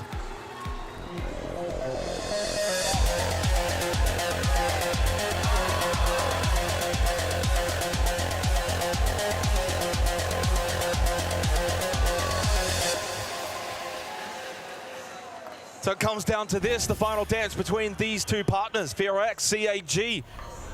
Korea versus Japan, APAC v APAC. Only one, though, can now move forward to that semi-final. Only one can continue to progress, to impress. Who's it going to be? I was going to ask you, who do you think it's going to be? Well, the respect is certainly there for both of these two teams. I'm going to say that first and foremost. I think, though, FEARX have the momentum. I also like Bank for them as well, a little bit more of an open kind of map. They're a really good attacking team. The entries, not really supposed to be a strength of CAG, although they've found a little bit of success so far in this series. CAG also do begin on the defense, right? That's probably where you want to be if you are CAG right now. They ban out the Monte, they ban out the Dokkaebi, Inverse, the Mirror, and the Kaid off the board. CAG respecting the Monty on this occasion. They take it out. We have seen Woogie thus far be quite impactful on these shields. Not necessarily in terms of getting kills, but that's never really his role. Instead, to gain information, gain space, and do so in a fashion that is a little bit safer. So that's a big change up heading into this map. All the other bans across the board are pretty on meta from what we have been seeing thus far here on Bank, Kai, a classic, Mirror, very good on multiple sites, and Dokkaebi as well will aid on such a large map. Clear. To basement we go though round 1. A site that has played out, you know, rather similarly to what it was pre-Siege X. Some teams elected to go for open holds, hatch drops, etc. Others a little bit more contained, turtling down. We'll see what CAG look to bring this time around, but there's initially a Rainbow was open, should be soon an elevator, and so FEARX will look to break that down. Cyclops need to start well here, because all the momentum's with FEARX. Ever since that tactical timeout midway through Cafe from Dark, it's been a FEARX onslaught. And you're on defense Bank, and especially with basement as well being the opening site, this is where you want to begin well if you're Cyclops, get some momentum and energy back into the team as well. I know you've had the break between the maps. And curious to see how they're going to actually play this out, because it's not entirely the most conventional looking lineup. You've got the Ala, for instance, over towards Blue Stairs. I mean, the rest of it's pretty much on brand. Tuberia can, of course, delay with his auto canisters. You get the Fenrir as well to deny the ability to kind of just pushing freely. I'll be honest, with no catch and no warden, if you're not clearing Blue Stairs here, FEARX, you're not setting the tone very well for the half. It's an aggressive lineup as well from FEARX. They bring the Sens, which can be utilized in a couple of different fashions. Depends if they want to go for a vault here or rather default. Block off a lot of the long lines of sight that you can typically see towards lockers and CCTV. And it is a full 5-stack down below basement for CAG. No contest whatsoever here on that first floor. Now, to be fair, Anita playing the Ala at some point if he wants to activate from Blue Stairs. If FEARX are electing to not go in that direction, he could go on a flank. Shotgun, though? Probably not. Yeah. Mephi as well, not having to use any death mark. Oh, Akali is deep garage as well, by the way. For the late round sweep. Calculated play. I think Anita's just going to want to hold this position for as long as possible. Probably won't look to push out. Drone over towards Vault. We have seen a couple of teams so far at this event really go for those Vault-centric attacks for Basement Bank. Yeah, with the Sens to cover the drop. And you've got the Blackbeard as well to facilitate the drop far more successfully. With the shield up, very difficult to die straight away. Nitro Souls, of course, do go out really, really early. Although it hasn't exploded, his pre-plays that should get shot out or at least be noticed. 50 seconds, by the way, in terms of time here for FEARX, and CAG are very much bodied over towards Bolt. Whoa. Aggressive over towards main. Black Grey.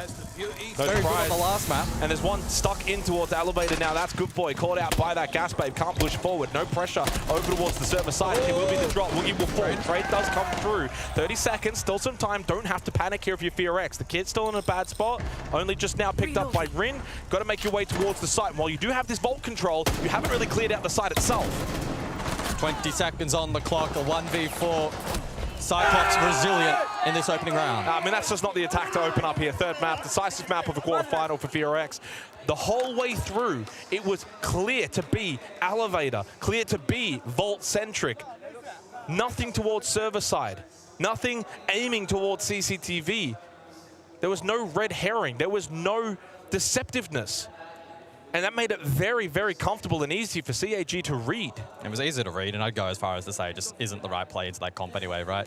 And no warden, no catch. Blue clear should have been the play, at minimum, to isolate one and then go from there. The ROUs either, too, were not effective. They were to some degree, but I mean, it was more so like the backline gold, etc. and others over towards elevator that just didn't have impact.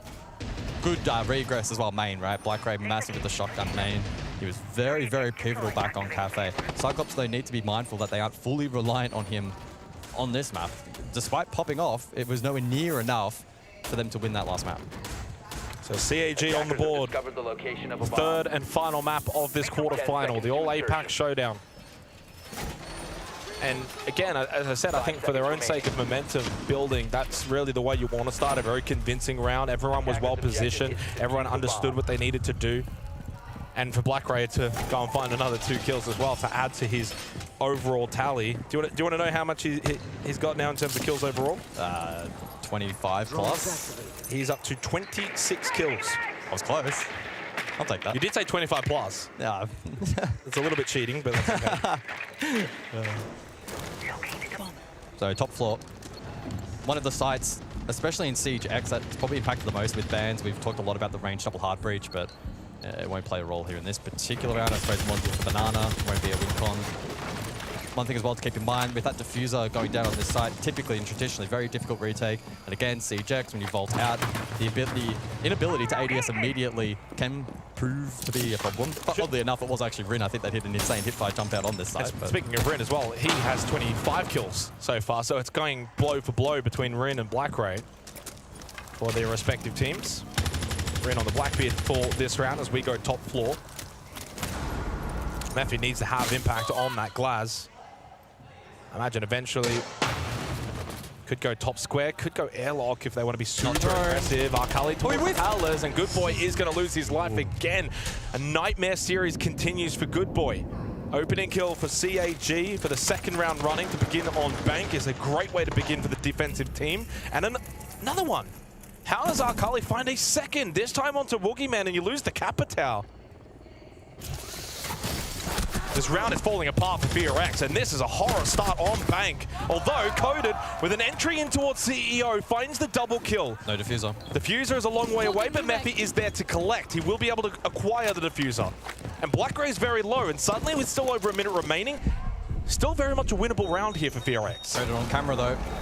Cyclops may look to crunch that position. Mephi has to stay alive. He has to stay alive here. Chasing one. Arkali though, able to escape. Can now play the cross, the triangle with the rest of the team top floor. Coded has not moved an inch. And he finds another one. 3 in the round from Coded. The sloppy start for FEARX now in the back of their minds and firmly feeling like they could take this second round. Blackray so low on health, but he only needs a sliver to stay alive. And without Anaton now, it's a quad from Coded looking for the ace. But you just know Blackray will not go down without a fight in Janitor, but so low on health. 20 seconds left here for FEARX. They must stick to plan, and Coded will be shut down. Blackray with a monster kill, and Mephi now needs to decide, do you go for the plant or you go for the kill? He will go for the plant. Mephi will stick, and Blackray needs to clutch up. So close through the soft wall. Blackray, so instrumental on Cafe, but couldn't get the chocolates, and now a chance to steal a crucial round here for CAG. Mephi pinged out, position now known towards airlock, and he can play the castle barricade. 28 seconds for Blackray to think this through, but his low health comes back to bite him, and Mephi gets it done. All so close. FEARX bite back in round 2. The start, the initial push was poor, but they were able to recover nicely. Coded 4 massive kills, and Cyclops, they elected not to crunch that position. I believe they had some info off the Echo. Instead, fortified, they went for the triangle. Coded able to chip away to break it down, and despite dying, the Glaz able to clutch up. I mean, a crucial round. Considering it started so strongly for CAG, it felt like it was going to be that foregone conclusion that there maybe wasn't a way back into the round for FEARX. Arkali so dominant towards Towers, he found 2 kills early in the round, dealt with Woogie and the Capitao, so lost a lot of that utility, and it's this moment here. At 5v2 at that point in time, and Coded was able to go and find 4 kills up top in sight. But Blackray, well, he never wilted, never panicked. And in the end, yes, Mephi was able to stop him, but it was because he was so low on health, and you just almost felt like it was meant to be for Blackray with the way he's been playing so far in this series. But 1-1. Hard to say if that should have been a CAG round, considering how big Coded actually went.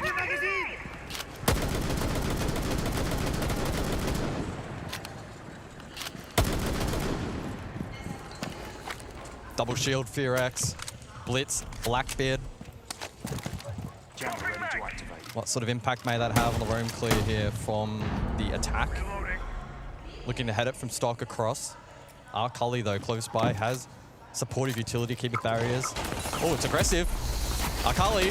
Up close, the blitz in your face is a nightmare to deal with. Has been able to get away though. Up close, Rin can't win the battle with the Blackbeard. Shield up, it doesn't matter. Chibitsu finds the angle with the shotgun. Opening kill goes the way of CAG for the 3rd round straight to begin on bank. No follow-up with Rin. He had the pressure, he had the jump, but he just didn't have the means to actually kill the player up close. And again, Cyclops, early round advantage. Yeah, but it didn't help them last round, did it? FEARX are never out of these rounds. Well, I would pencil that as an anomaly, even with Coded still up. And to be fair, it is only one player down at the moment. Plenty of time still remaining for FEARX. CAG well positioned. Defending staff and open. Mephi down below. Still 2 Adrenal Surges available for Coded, by the way, so that can get Woogie back up to full health. I'm surprised he hasn't elected to actually just kind of use this now, just to get that blitz back to full strength. One in towards Elevator, you've got to get this kill. Cannot allow him to get away, surely not. And indeed, Sharif cannot find an exit. Yeah, that's better. So 4 versus 4. Please use this Adrenal Surge to get Woogie back to full health. Got 2 available. If Coded goes down here, that'll keep Woogie at half health.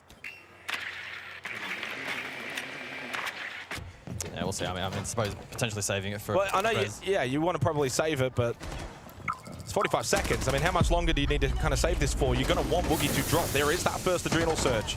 And Coded does find the kill onto Akali. Standing up, looking for the response is Anaton.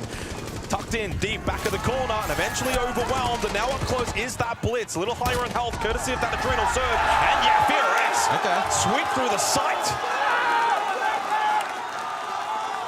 Second round found running for FEARX. Well, we saw them test a couple of different points of that defense very early on. We had the stock extension with the Azami and then up close and personal inside of the kitchen tuck over towards quad wall. One worked out, one kind of didn't. Rin fell early, but then they used the other pieces still available on attack to break down and isolate other picks. Chibitsu, great job there. Instaff. Woogie, though, responds immediately with this clear. Critical over towards Elevator, so 4 versus 4. They recompose. Eventually, the hatch shot works out. The print to jump in was massive as well in helping to break the cross and dislodge a lot of that defensive structure. FEARX, when they found themselves in the positions to sort of pounce mid to late round, they have actually been taking them really well for the most part. I mean, Cafe, a very, very good example of that, so. Well, Blitz is banned out now. Yeah. Good response. Of course, with the new ban system, you can kind of adjust mid-half of these rounds. Well, we go to basement again, right? And we're not seeing the warden, we're not seeing catch. So Anaton's going to post up blue, and I think FEARX need to test that. They need to be going for the util dump, clearing it, cutting it off, open the hatch, force pressure in towards that position. For me, at the very least, try to isolate him and get the pick, and then maybe, if you want to consider the gold rotate or you want to consider some kind of other execute, go for it. You need pressure on both sides. The immediate gold hit, and I think they might go for it. I'm really not a massive fan of, at least the way in which they played it last time. And what's making me think they're going to go for it again is the Saints. I mean, the same lineup, right? That's the thing. So you can obviously play this, certainly on a default server here in towards CCTV. But naturally, you're going to expect them to look to, as I said, replicate what they did in the opening round and go for that vault-centric drop. But what you do need to do, as you said, put pressure towards Blue Stairs, force them away from that position, get them out of server, force them back into sight, then go for the hit, because now they're going to worry about both sides. Even a bit more main stairs pressure rather than a hatch drop, which is what we saw later in that opening round. The FEARX also have the momentum now. They're winning 2 rounds running.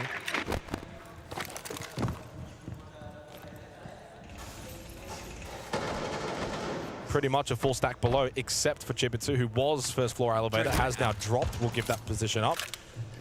If not, mine's in place for any kind of elevator pressure. Anderson once again posted up towards Blue Stairs. Does actually pocket his Grismont mines for now. Especially if FEARX are going to go for this full focused vault drop again. You may as well just kind of keep them and then use them later in the round. Ice cold metal. I don't think it's going to take CAG too long to clue in as to what this push is going to be. They know that FEARX are leaning into the back push from their experience last time.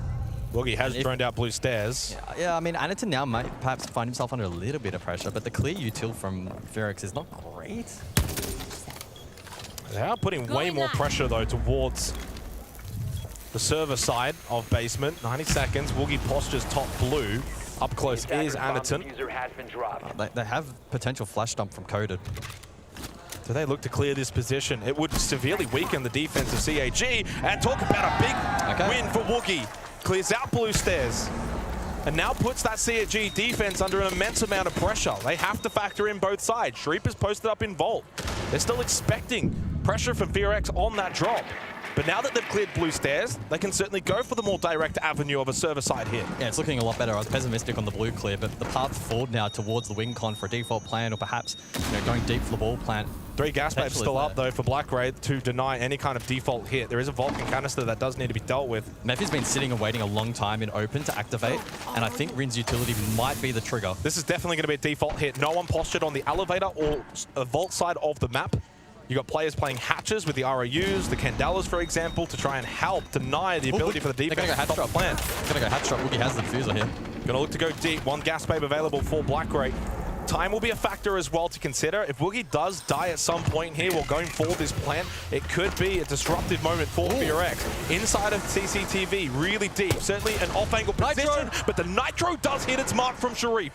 10 seconds on the clock. The gold hold from Sharif needs to be strong. Now just 5 and Rin re-attempting the plant. Will it be stuck? The answer is yes, and it's round over. Sharif isolated, and FEARX have made it work. Even despite that Nitro cell, it does not matter. FEARX find a hole in the CAG defense of Bank Basement, and they take a 3-1 lead. There you go, the early tactical timeout here.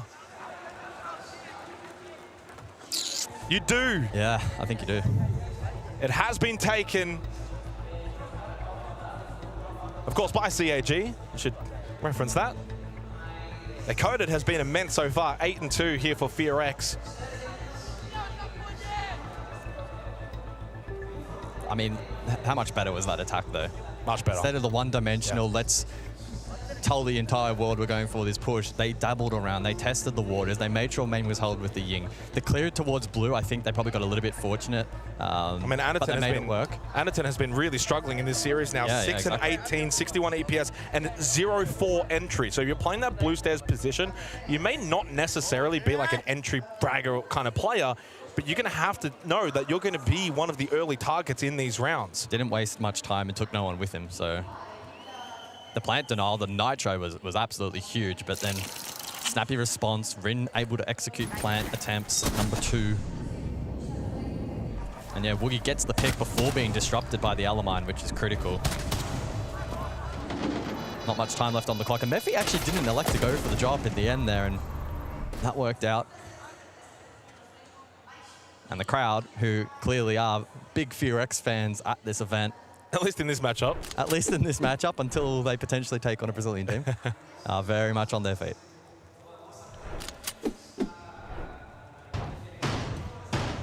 And no blitz, no worries as well, because you can just kind of cycle over to a different operator with the shield, in this case the Blackbeard. Yeah, that worked really well.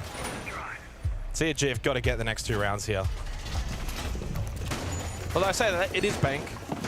And if it does end up being a kind of more open style sort of bank where the attackers can kind of roam, get a lot of map control, certainly CAG could find success on their own attacking half to come. But they just don't really want to allow their scoreboard to get out, blow out. You think about the first map that they won, they had that 6-2 lead, so they were able to kind of close that out 7-4. Second map, they had a 3-2 lead, but then FEARX were able to just run away with it and eventually win 7-3 on Cafe.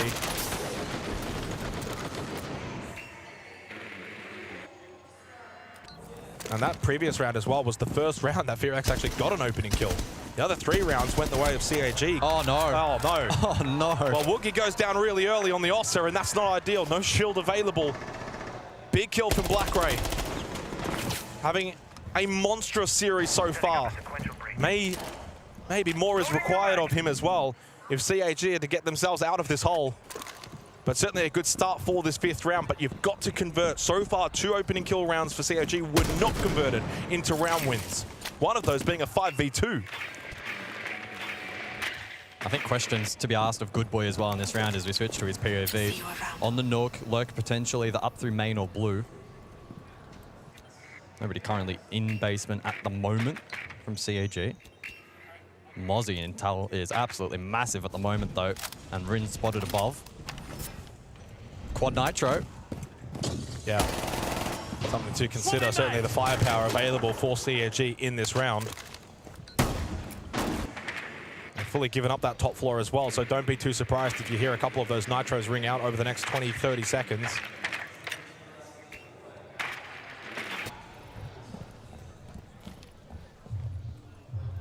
They need to flush somebody down towards Good Boy, or Good Boy needs to make a play up. It's the only way they break open the defense. I mean, there is a player in elevator to flush. It has been a rough series for Good Boy. Could this be the time that he activates on the Nook? Indeed, he will. Okay. Akali caught napping inside of elevator from below. Good Boy activates. They didn't have to work hard for that pick either. Still got those 4 Nitrosols available for CAG. You've got to start throwing some of these out. Put some pressure up above, but right now no one positioned inside of stock for FEARX, although Mephi back in. He is postured for that hatch drop with the diffuser. Oh, they're on drone. Coded, eliminated at the hands of Black Ray. Over towards Archives. I think Rin is yellow ping. Thinking about a drop as well from Janitor. Good Boy. Oh, it's another one for Good Boy. Needs a little bit of help though. Started to run out of space, and Rin in a 1v2 with no time remaining. Cannot make it happen. Shut down by Chibitsu. And CAG find their response after that tactical timeout. 3-2.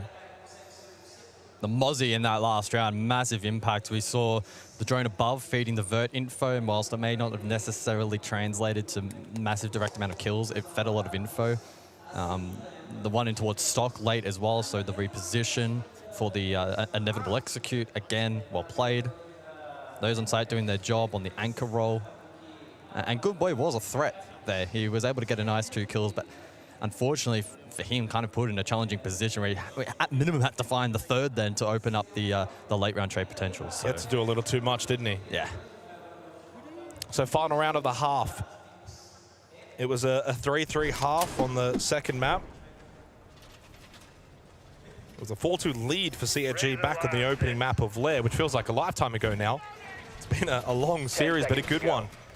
It certainly has lived up to the billing for the APAC showdown.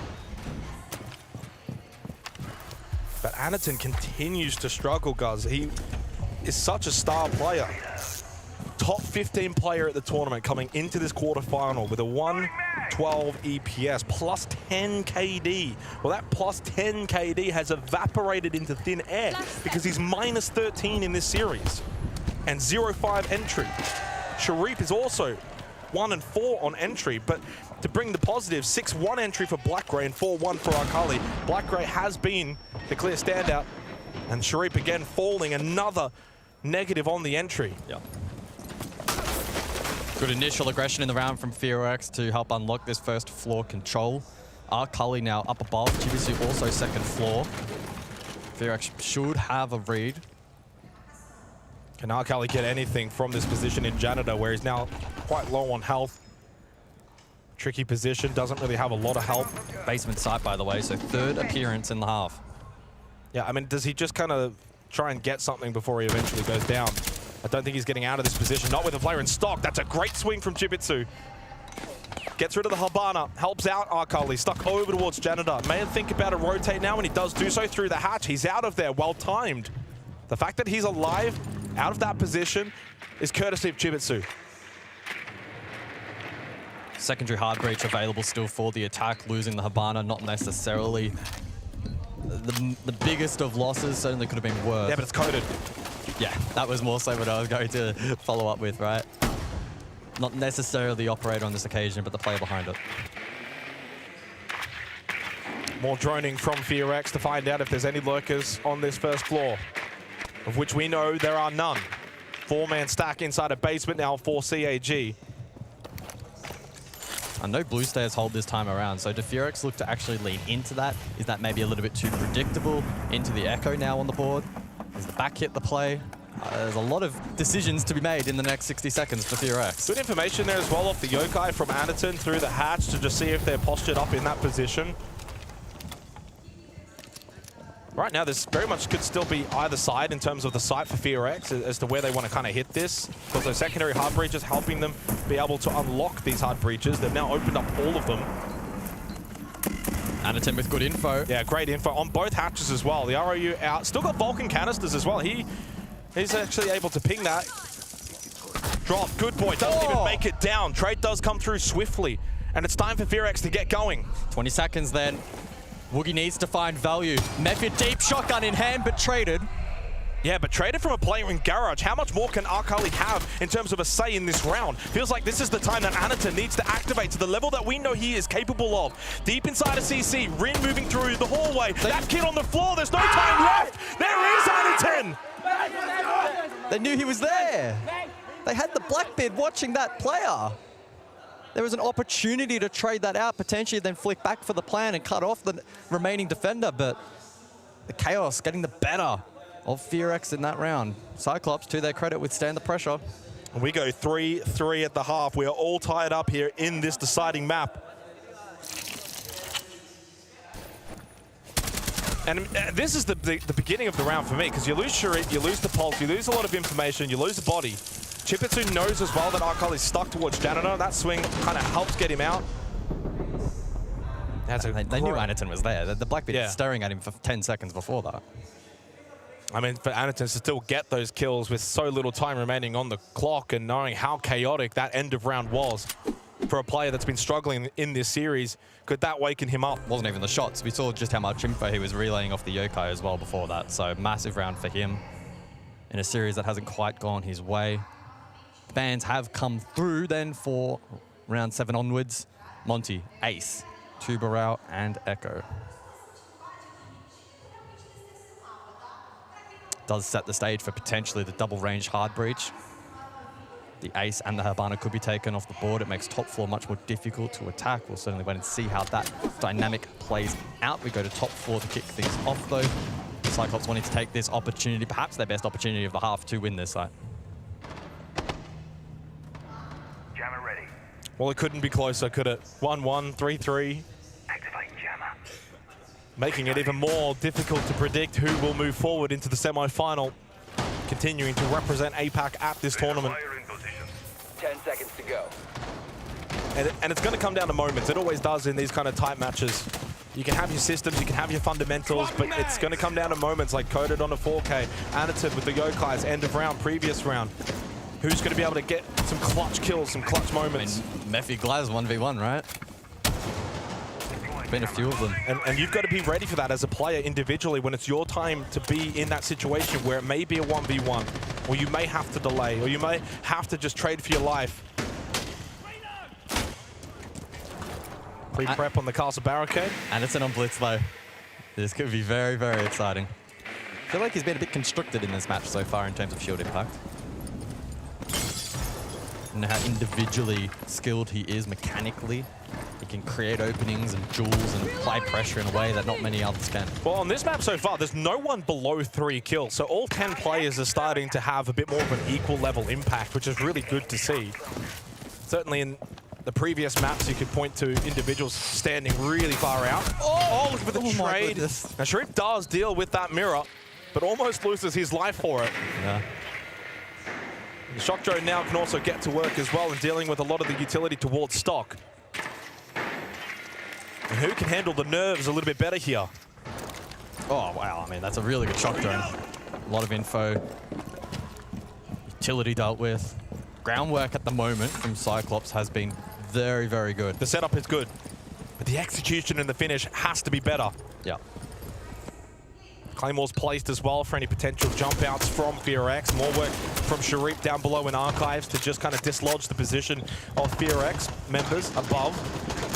And in the end, Coded will lose his life. Wow, it's a trade. It's a 1-for-1 trade between Akali and Coded. And Mephi has had this mirror window in pocket the entire time, yet to mention it. That does fortify this janitor position and makes it more annoying unless it gets immediately dealt with. Oh! Almost found more than just the mirror. Almost got the mirror. Mephi's so low. Shock drone to follow up. It's got the only Nitro Cell remaining for FEARX on the defense, and the Shock Drone does deal with that second mirror in pocket, and the mirror herself will go down at the hands of Sharif, and Anaton makes his way in through Janitor. Things are getting dangerous here for FEARX. 45 seconds, a lot of time, and Sharif finds another. All eyes on Woogie. No, even his eyes are now sealed shut for the remainder of this round as Good Boy in a 1v4 has struggled so much in this series. Can he make this his moment? There's one down the end of the corridor is another. One on the upside down rappel, but with that plan successfully put down by Anaton, virtually impossible, surely, for Good Boy to save this round for FEARX. You got one outside on the rappel, Sharif towards top square, Anaton airlock on the blitz, and Sharif puts the final nail in that coffin for the round, and CAG take the lead on bank for the first time since the opening round. That was a really chaotic top four hit. So much counterplay centered around that mirror inside of Jan. The initial vert below from the Buck could have potentially been a kill either way. In the meantime, Shockdrain got to work, info util clearance. Then we saw the second mirror come out of the pocket to again place on that Jan wall, face towards the default plan, which has been very much favored at this event over towards the CEO windows. And again, we saw the Buck contest, we see the Twitch contest. That time successfully, Mephi put on an island, rest of the team under a ton of pressure with so many lines of sight then available to Cyclops. And ultimately, a team that did the groundwork, did it in a good fashion, were rewarded in the end. And with that, a one-round lead. And with that, 3 rounds away now from booking themselves a spot in tomorrow's semi-final, a top 4 finish minimum here at this event. 10 seconds left. And a really good way to kind of kickstart the year.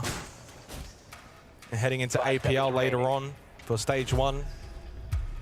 Job's not done though. It's only 1 round, and we've already seen from FEARX, they've got the ability to win multiple rounds consecutively, to kind of just switch it on at a moment's notice.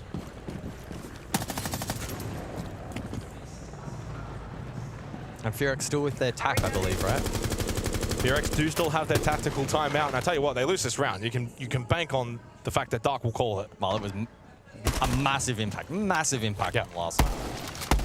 I think it really just helped settle them and give them the confidence. They doubled down on that defensive objective, changed, positioned it over towards attack, and that was the end of it. Dark is backing in his boys to overcome this 8th round without his intervention. If they do lose it, you imagine their head coach will have a word. And the good thing with Dark as well, he doesn't come at it from a negative aspect. He doesn't berate his players. He's a confidence builder. He's a team lifter. We saw that as well back on the previous map of Cafe. Rin just takes a little bit of a shoulder shot. 5-man stack down basement for FEARX gives up all semblance of top floor control, middle floor control here for CAG. They bring the blitz once again with Anaton. Swapping max. But where do they go for in terms of a hit for CAG? Will it be more default? Will it be for that server-side hit into CCTV? The Goyo out for Tachanka on this occasion. Typically regarded as weaker overall, but given the meta on this site currently with teams constantly switching back and forth and trying to bait out either side of the push, it could actually allow Coded to be a little bit more adaptable in the round. If you pre-place those Vulcan canisters towards a default hit, you've got nothing on that vault side from the Goyo, so essentially useless. But as you said, with the Tachanka, you can kind of change things up with the Shamika launcher. Minute left here for CAG.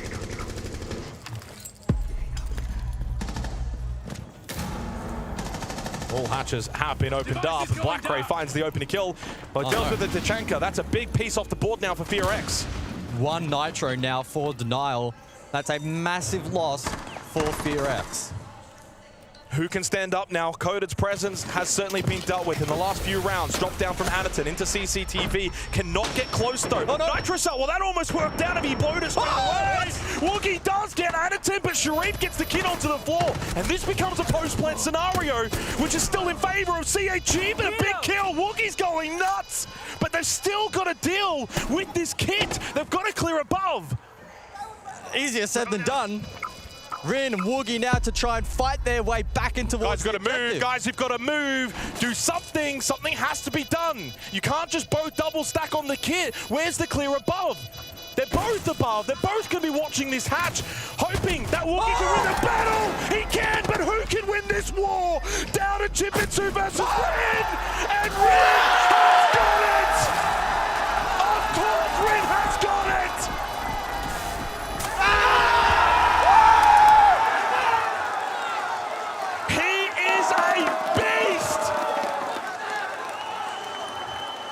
That's the second time in this series FEARX have won a post that they should never win. They're cagging. But a huge play from Woogie and Rin. They didn't need to clear above. Well, they didn't have time, and then the Lionsgate stalled it out. They just had to commit to the Hail Mary, and the Hail Mary landed deep into the end zone.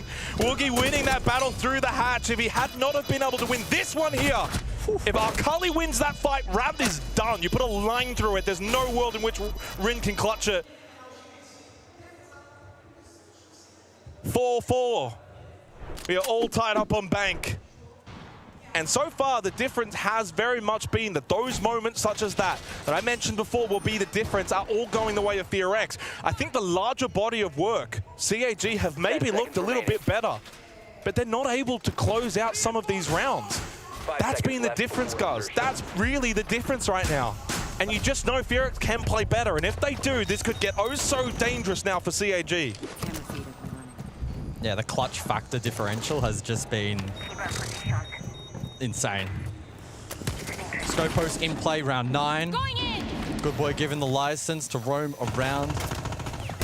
Try and build a little bit more confidence in a series that hasn't quite gone his way thus far. But others stepping up. On the side of the attack, Ram available. And so Vert will likely be an option for the CEO hit across, flush out those archives back into side, force them into corners, and then clear them late. And Anaton doubling down on the blitz. Looking to try and see him activate. Got caught by a very awkward Nitro in the last round. So far on this map, only 2 opening kills along the way. FEARX make that 3. It's an area that they have lacked, of which now they gain ascendancy, and Good Boy says goodbye. Yeah, he's out of there. Job done on the Scopos. Can't trade that. No Lion. And a rare opportunity to convert this opening kill that FEARX, again, prior to this round, only had 2 go their way. CAG have been dominating the early portion of these rounds, but it's been their late round execution that has given FEARX a way back in. Well, this time, FEARX are on the front foot. They got the extra player. Which is, again, Cyclops, the worst team on entry. Number 20 going into this game. It's Number bizarre. 20. I can't believe it. But it's been a big area of strength for them in this series. And probably why this has been so close. So Falcon play this round, and I'm watching Rin very, very closely. He's been flicking them. There's one square, and there's also another one in lobby as well. Looks like the third is open, if I saw that correctly. Chibisu can set drones.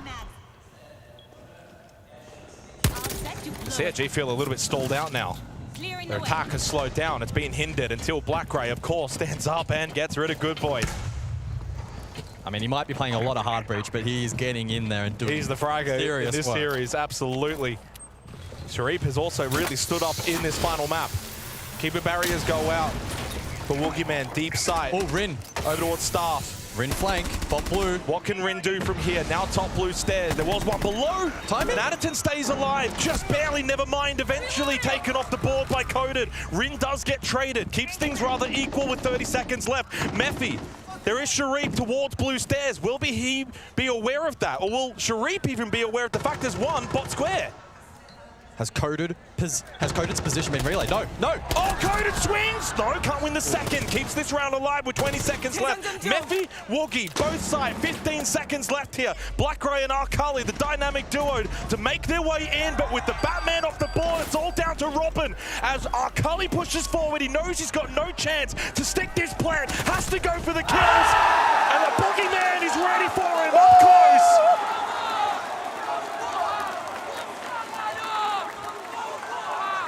They're looking good. FEARX have taken the lead deep in this map, and they've still got their tactical timeout in the back pocket. Bans coming our way, entering the 10th round.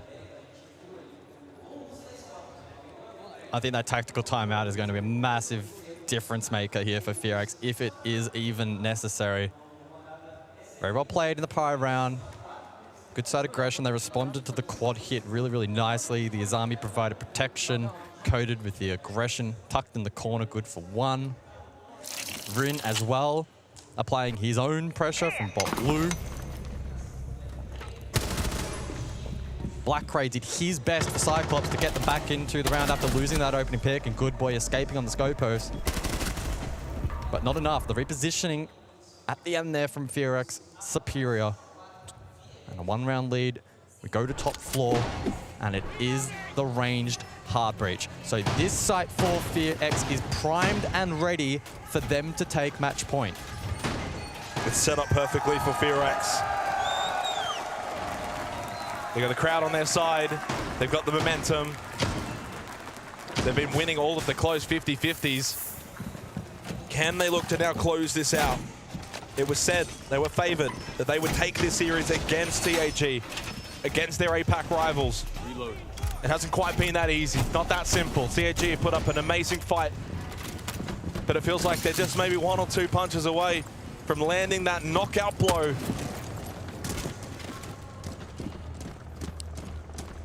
Feels like a must-win round for CAG. That added pressure of 2 series points to FEARX would be immense. Probably the most notable difference in attacking lineup as well is dropping the buck. We saw how powerful that was in contesting the mirror, which will persist here for Mephi. So that does compound a little bit of pressure potentially, and Chibisu, Sharif as well at range with the Ash can deal with them. And so we'll see that now. Simplifying a little bit of that hold, a little bit of that push, a little bit of that clear. Look at the 2 players that are performing the best right now for FEARX. It's the 2 new boys. So you've added in that extra firepower to this roster. It's why they're a Korean juggernaut now. Well, what's old is new again. These 2 were on that team at Sweden. Yep. CAG praying that they can find an early pick. Anaton on the repel. The boy will hold close. Oh, he does eventually get pushed into a bad position, and Arkali will punish. The Izami off the board weakens that airlock control. Difficult to be critical of Good Boy there. Displaced by the frag grenade, caught on the cross. Good clear from CAG. Very difficult position to play. There really wasn't much you could do. Especially if you haven't got catch on the board, you're screwed. Oh, and the dust just settles a little bit here in the 10th round. But again, this is where you've got to feel like, as a player, you could be called upon at any moment. Look at that yellow ping information here from Chibitsu. And Coded will be eliminated off the back of that ping intel. And so far, CAG has swiftly dealt with this defensive hold from FEARX without response. It's a 5 versus 2. But we've been in this position before, where FEARX have come back from a 2-5 differential and still been able to win out the round, but so much more difficult now on the defense when Woogie's so low. CAG could look to tie it all up at 5-5 as they start to swarm in towards the side. Anaton deep, flawless from CAG, and this boxing bout still has more rounds. No Kanto wall, no issues for Cyclops. They concentrate their efforts and their utility and the clearance directly on site. They bring the Ash for the mirror, dislodge those around, and it worked out well. Hey guys, listen to me. 2 rounds here before we close this map here. This one, we play basement, right? Instead of an era again, let's use Solis, let's use Tachanko Smoke, you can choose that, no problem. Lin, let's use some Valkyria. Good boy, I want to just fake the hold open area, you know? Just fake that. You can choose maybe Maestro to bomb side to know something more to be more strong, or just a Goyo if you want to play like a Goyo in PC hatch where they think we're gonna hold very strong open area, you know? Oh yeah. And I want to leave Valkyria for we have intel for main stair, right? Because if it's possible, we go up in main stair, we take some kill, but that's not the focus, right? We have a Solus, we have a Tachanka, we have intel, they cannot blend, right? So do that to fake your open area, don't need to die open area. Well, I'll tell you what, next time I'm in a ranked match, I want Dark in my corner. That man is a very calming presence. I feel relaxed. Straight to the strategy. Yeah. He keeps it really calm, relaxed. He believes in his team, and they obviously back in his calls. I'd love to see like their win rate at this tournament so far coming out of a tactical timeout, because it feels like whenever we get to hear from Dark, whenever we get to see that tactical timeout for FEARX, they really come out the other side looking really, really solid. And we saw that as well back on Cafe. What did they end up winning? Like 4-something rounds straight. Yep. 5-5, round 11. You win this round, you are 1 more away from then a semi-final appearance. And here, we can't see it on the replay, but there's a massive yellow ping on Coda's position. Some really good drone work from CAG in that previous round. Netted them a whole array of kills.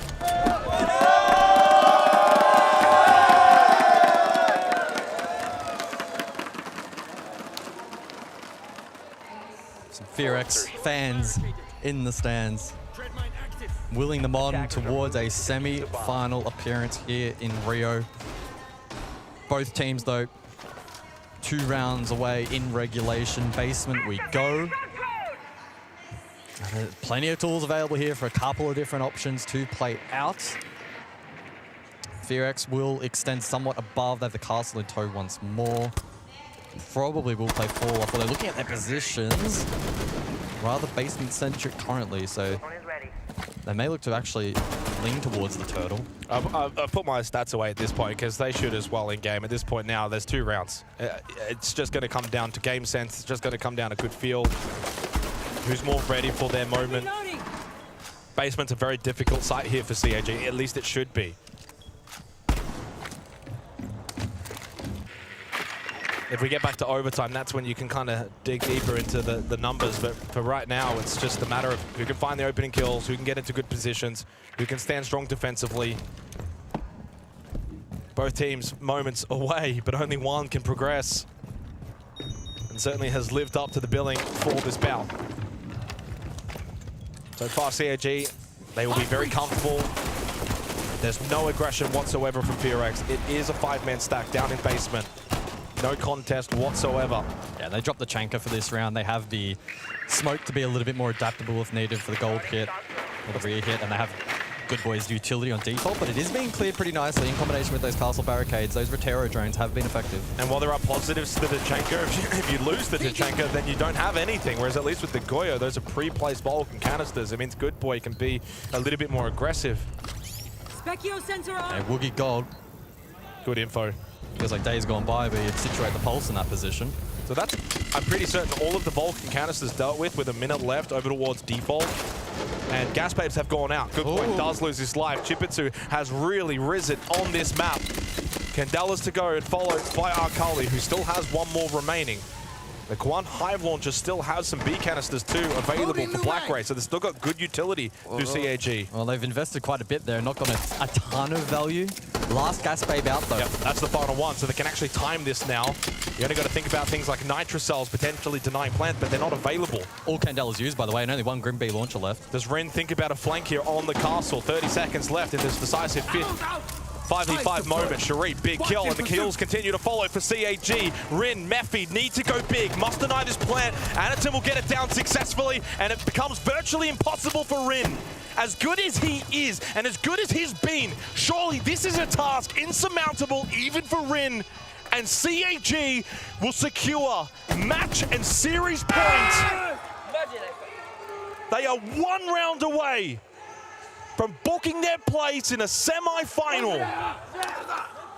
And after a dark tactical timeout, FEARX cannot find a round win.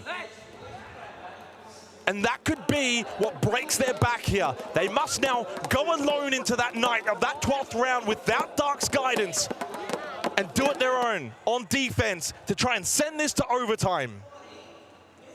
Yeah, and it puts them in quite a difficult position regarding site choice as well, but we'll look at that in a moment's time. The highlights from round number 11. Good Boy giving away an absolute freebie main. Cyclops did a good job absorbing a large portion of that utility. Some of the timing and the overall economy management may not have been the absolute best. The lack of Candela at the very end could have potentially proven to be costly, but they had good positions elsewhere. The hatches were being watched very, very cautiously. And overall just made the plant denial essentially impossible, and definitely no retake attempt on the cards as well ever in that particular scenario. So solid from Cyclops. The largest lead of this particular map was the 3-1 lead to FEARX back at the conclusion of round 4. Since then, no lead has been larger. Back and forth in its very nature. And as CAG went forth, can FEARX now bring it back in this round? 5-6 on defense. And it's a chant that we've heard before back in Sao Paulo, ringing around the stadium, which essentially means never give up. And that's what FEARX now need to think. We cannot give up. It's not a big comeback, it's 1 round to force OT. Very doable. Yeah, open area, they've successfully defended it back in round 9. But questions posed going into this one. Do you go top floor with double range hard breach? It should, in theory, you know, bolster the defensive win rate on that side. Do you maybe reattempt basement? You have won it once before. Instead, though, they go back to comfort. Meanwhile, Akali in a lurk position bot main. Anaton pressure square, drops down. Could look to contest close here, but needs to be mindful that he's low on HP. Yeah, very low now. Very gettable. And Coded gets the opening kill, but they do lose Woogie. The Boogie in the night has been dealt with. A big thorn in the side of CAG, but Good Boy activates at an oh so important time. Can the stars now align for FEARX to force overtime? Anaton low, they've got numbers. Blackroy sputtered over towards Electrical. It's starting to shape the way that it's necessary for FEARX. 90 seconds left. And a little moment here for CAG to think their way through this round. No, you can't get quad. That makes it so challenging now to crack open this objective. And they can bunker down in that quad position as well, courtesy of those mute jammers. Anaton, as low health as he is, will need to be the one to facilitate, and we watched it perfectly there. Good teamwork with Arkali. They get rid of Rin, and suddenly it's all equal once again, 3 versus 3, but as we just saw, the site is rather secure for FEARX. They must play to that strength. Big kill from Good Boy, and deals with the blitz. That is a massive move to make. That's pretty risky, but it works out, 3-2. Oh, through beepers. Arkali, though, gets the trade. Coded and Mephi. Arkali and Blackray. No diffuser. It couldn't be very much any closer than this with 35 seconds left. As you mentioned, no diffuser available. Well and truly towards Talers. And doesn't seem to be on the minds of CAG. They want to clear the site and clear out FEARX, and they will do that! The Titans have been slain as CAG book their place into a semi-final, a top 4 appearance for this Japanese Titan slaying team. Cyclops have been waiting for what feels like an age to find some semblance of success overseas. They're now through to a semi-final, and they do so on that final map in quite the fashion. It was an amazing run this tournament for FEARX. And an amazing series as well, so close to heartbreak, you can almost just see it. They felt like this was their time to recapture former glory, but no, it is the time of CAG and Japanese Siege as they make top 4 here at Reload. Makes Reload super exciting this half of the bracket, and I tell you what, APL 2025, these two going back at it, I cannot wait. And there's another APL team as well still to play later today in Elevate as well. The time of APAC is here, the time of CAG is here, and I feel like in years gone by, this might have been the match that CAG will have cagged it, but this time they get over that hurdle. FEARX were an amazing opposition and had an amazing tournament. All they've done at this tournament is garner new fans, garner new respect, not just for them, but for APAC, and you can see what it means to these players playing on this stage. APAC teams don't get this opportunity on a regular basis, but they showed both of them what they're capable of. Yeah, both teams absolutely giving their all, and you can see the emotion from these players at the conclusion of the match. FEARX will be sensing that they let this one slip away, but they gave it their all. It only takes a couple of mistakes here or there, a couple of misplays, you know, in this particular round or that one, and it can prove costly. Those are the kinds of stakes in these kinds of matches. It feels as if for CAG now this could be one of the tournaments for them to finally break through those CAG curses that we've seen previously. They qualify for events, but then don't really go on deep runs. They look so great, and then it all falls apart. Well, now they've finally put together the best performance for CAG that we have seen for a long, long time as we go to Ian for an interview. Yeah, commiserations to FEARX. For CAG, you're right, it was just a fantastic performance, and it was a long one. Tough opponents, but you were confident coming in, and you proved why. Oh my God, I'm speechless. Like best of like what? We're top 4 now, but it's not yet over. We're here doing it. Ele falou que ele está sem palavras agora, eles são top 4, ele está muito feliz com esse momento. E people in Brazil are not cheering for you because you eliminated Liquid. Do you think that adds more pressure? No pressure at all because, you know, they're booing right now, but I'm just ignoring. Ele está ignorando comemorando, ele não se importa muito com a torcida do Brasil. Hey. I got a feeling. I got a feeling that you will win this crowd over. You've got a brilliant team, great energy, and you're making history for Japan. Look, take a look behind you. I know that we had a brief chat a little bit earlier on that you want to do this, the whole thing. You've already done a lot. You're proud of where you've come, but the job's not finished yet. What would it mean to go even further here? We're just gonna play like we always play, you know, and just do the best as we can. Looks nice. That shoe looks nice. Bom, ele falou que ele vai fazer o que eles estão fazendo aí, vai continuar o bom trabalho deles. And we have 3 APAC teams. Now we have only 2, but we had here 3 APAC teams at Reload. That means a lot for the region, right?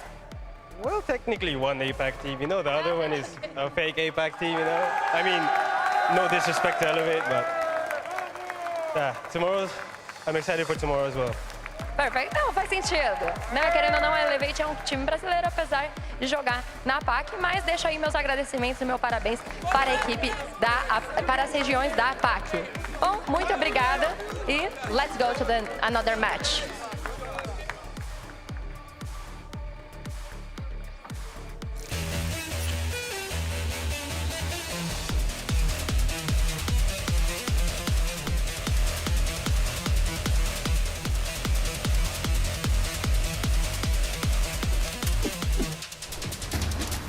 You know what they say. Small changes can make a big difference. Go on, try me.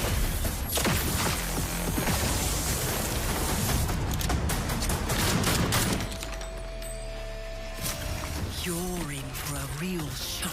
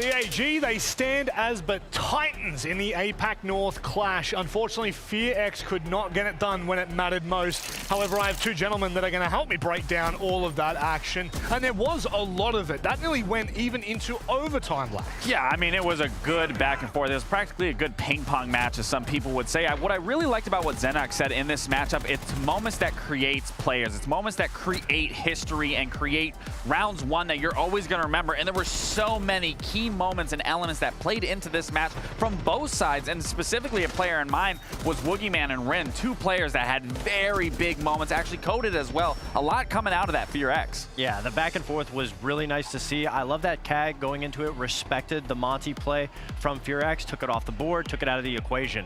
I really did like the innovation from CAG too, because we talked about it on Cafe. They weren't really able to find too much success using the Blackbeard, but obviously on Bank, using the Blackbeard, using the Blitz, as opposed to the Monty, they were really able to adapt to what teams are banning against them, which is the Monty. And not only being able to adapt, we talked specifically about Cafe, how that just looked like a Black Ray show. Black Ray versus FEARX, and we said we needed every single individual to step it up, and that's exactly what we saw. Everyone across the board from CAG was performing at their best, and because of it, we now see them in the semifinal. Yeah, and the opening kills, it comes back down to it. CAG, start of the tournament, looked very weak when it came to opening kills. They were the worst ranked team when it came to opening kills, and they made the main stage. They fixed it in their game against Liquid. Yep. They rewrite the wrongs in today against FEARX.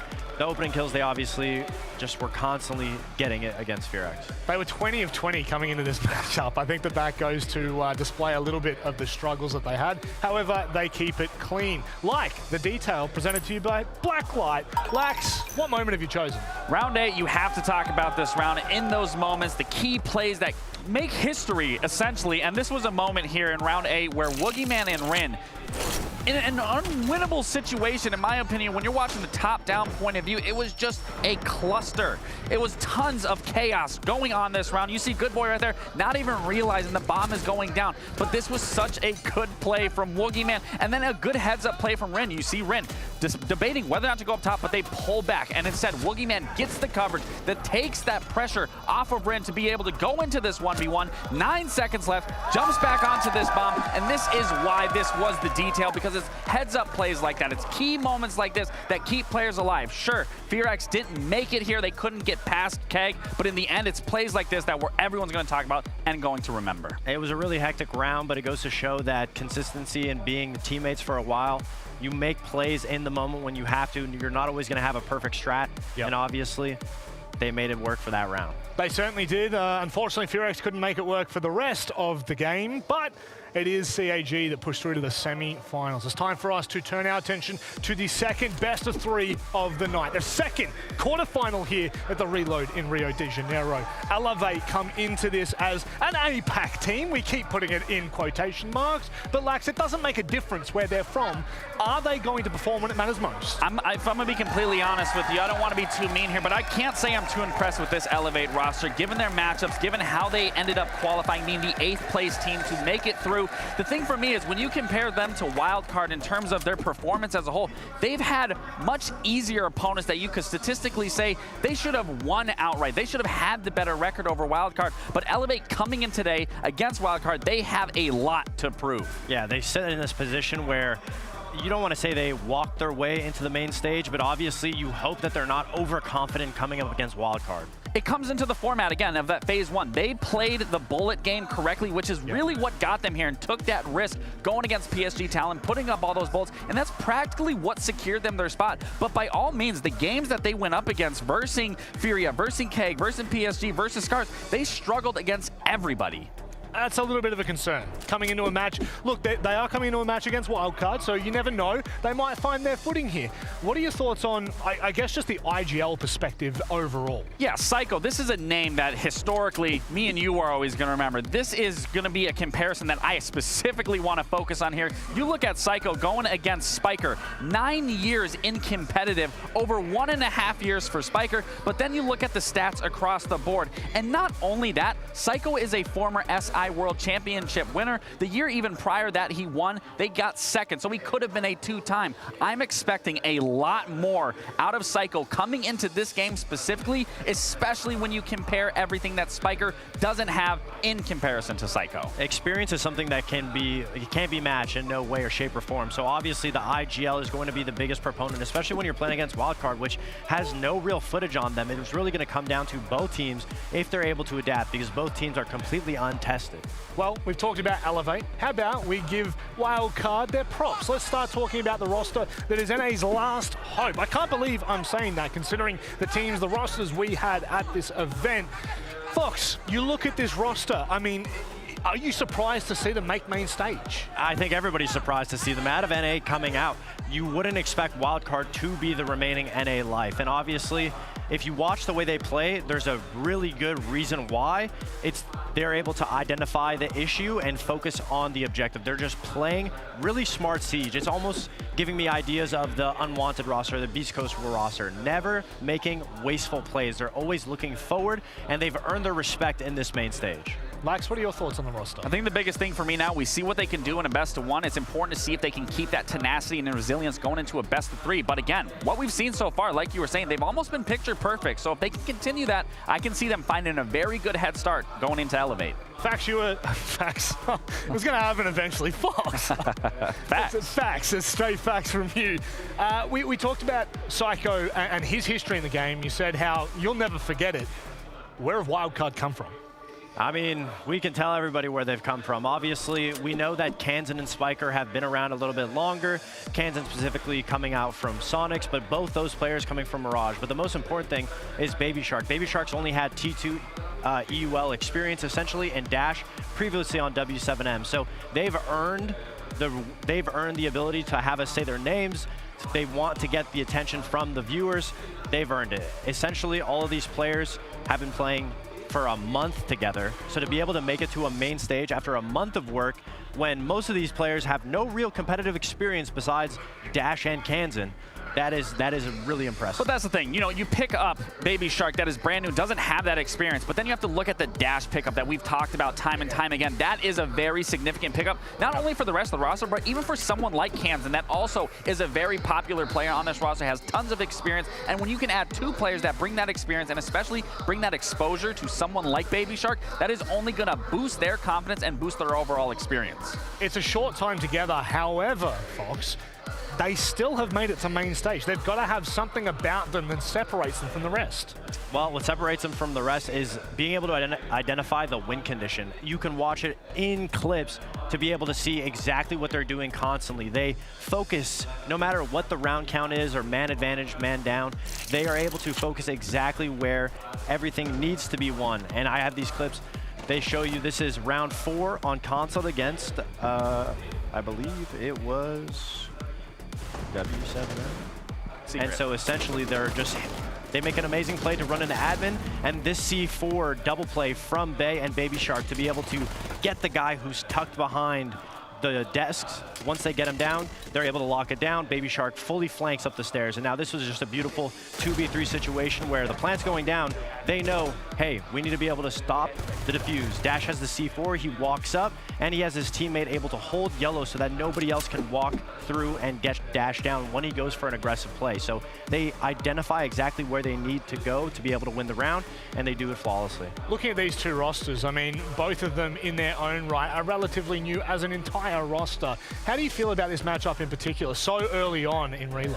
If I'm a former player, if I'm in a situation of Wildcard and going against a team like Elevate and comparing my matchup versus their matchup, I'm going to feel extremely confident that I can take on this team, because Wildcard has played against far better opponents and put up a far better performance, where again, Elevate, there are two games that they struggled so hard against were APAC teams, and the two teams to first go out, which was PSG and Scars. So for me, if I'm Elevate, you really have to reel it in here, because this is Wildcard, and they have been playing teams like Scars, like Falcons, like G2, like SSG, and Secret, and finding success off those games.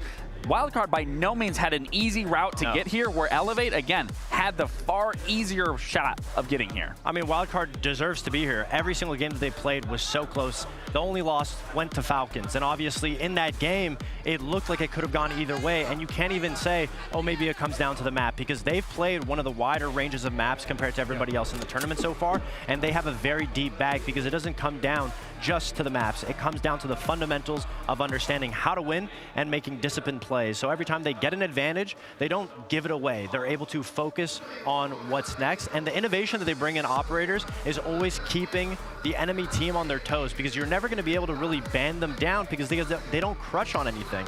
I mean, we talked about it on console. They bring the Pulse. I haven't seen Pulse since like 2018, so that's a beautiful sight to see that they're even bringing old operators. They're making very creative plays. Well, there are many different factors that ultimately give a team an edge. However, we just saw in that best of 3, CAG and FEARX, that went to 3 maps. Let's go ahead and start to break down what this will look like. Lax, I'll give it to you first. We start out on Chalet, then to Consulate if we do. You know, these are 2 regions. Well, I mean, I don't really want to consider Elevate an APAC region. It's full of Brazilians, but Brazilians and NA do like Chalet. Now, given how Elevate has currently been playing, granted they did pick this because Scars did recently play against Wildcard, which Wildcard won that 7-1.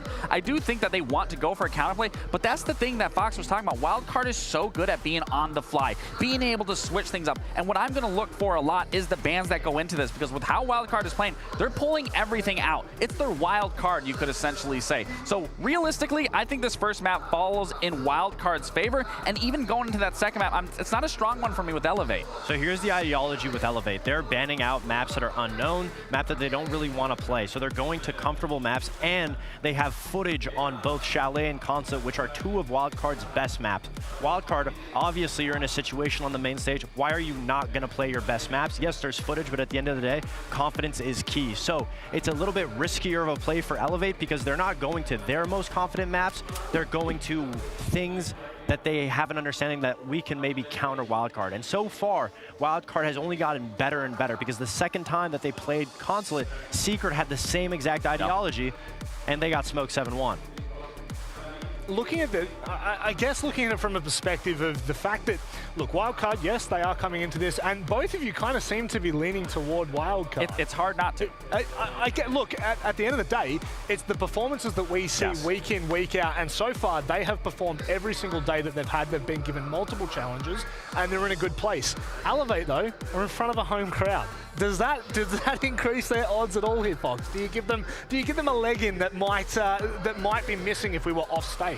Of course, but there's also an element of pressure, and most of these players, besides Psycho, it's their first time being in front of a stage, so the nerves are going to get to them. Yes, it can amplify if things go well, but if it doesn't, then it could do the complete opposite. You have the pressure of letting the crowd down. But even as we saw, I mean, if you look at FEARX, their coach was Brazilian, and everyone was in FEARX's favor. Dash is Brazilian. He was on that W7M roster that won, so by all means, this crowd could go either way. But again, if we're talking about sheer performance, as we should be in this format, you have to go with Wildcard in this matchup. Yes, and I'm not a fan of Elevate's playstyle right now of not going to at least one of their most comfortable I think it's maps. untapped. Yeah, they're just letting Chalet and Consulate go through with our 2 of Wildcard's best maps, just because, oh, we can counter them out. But that's the issue, is Wildcard has not looked like a team, if you look at the footage, that you can counter. Time and time again, they're swapping things up.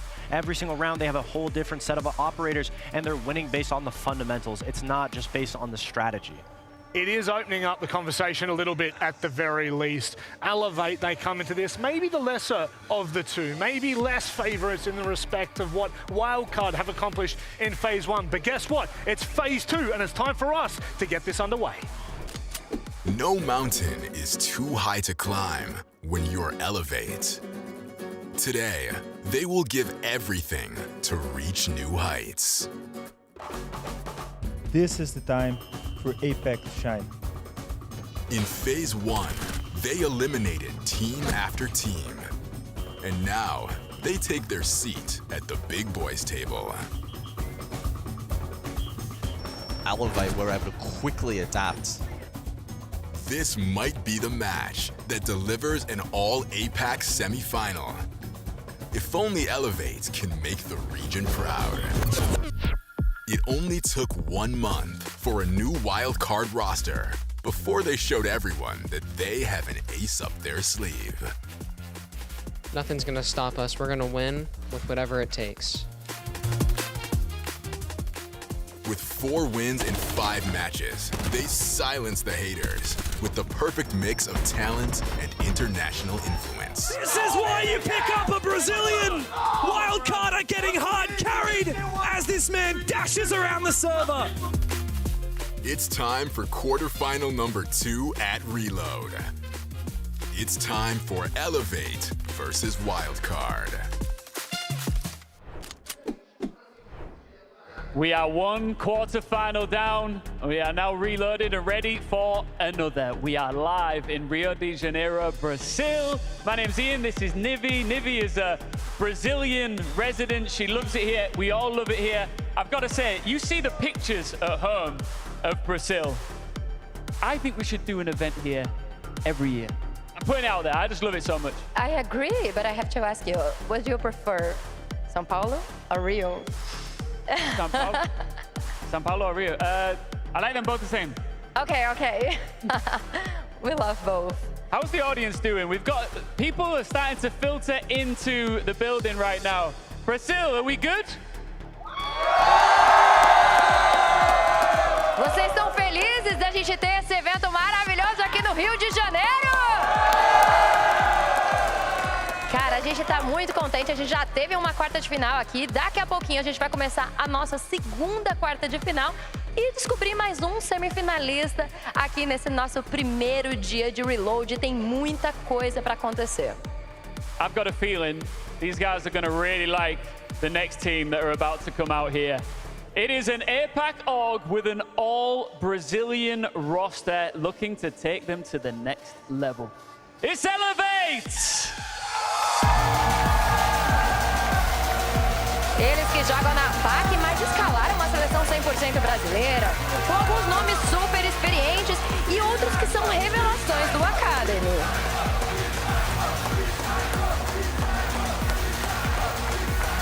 E a galera grita o nome do Psycho.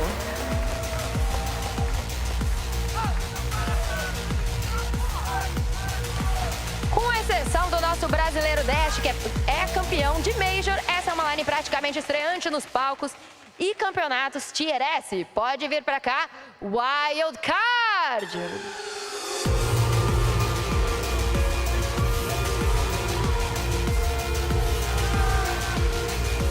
It's a roster that feels like a shuffled deck from all over the world, looking to become the ace of the pack. Wildcard, cool, calm, and composed here in Rio de Janeiro.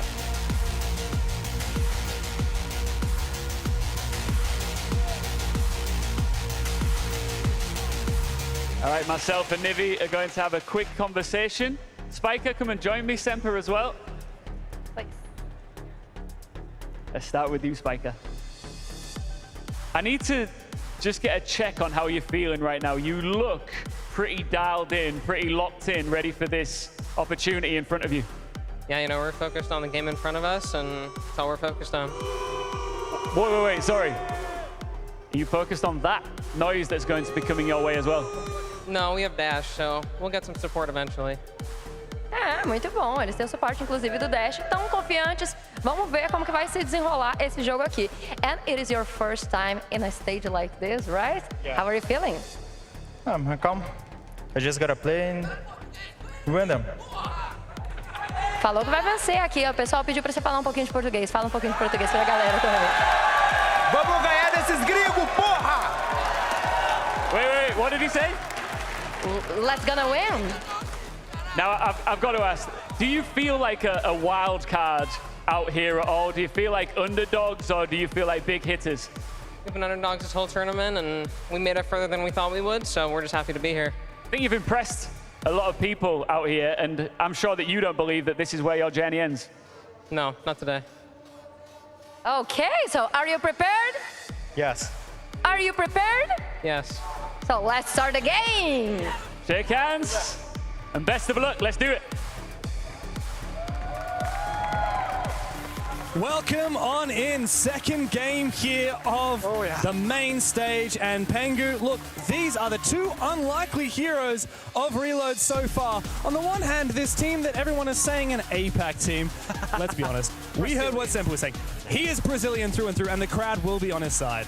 Yeah, they will. That's the thing. Wildcard also said Spiker, they made it further than they thought so far. So like less expectations perhaps, and I think pressure right now is the big enemy potentially here. Big stage, gonna be a big crowd later on as well. And if you win today, it's only gonna get crazier and crazier. That's it. And of course, both of these teams were likely placed to be going out during that Reload to Survive stage. And now we're guaranteed to have at least one of them into the semi-finals.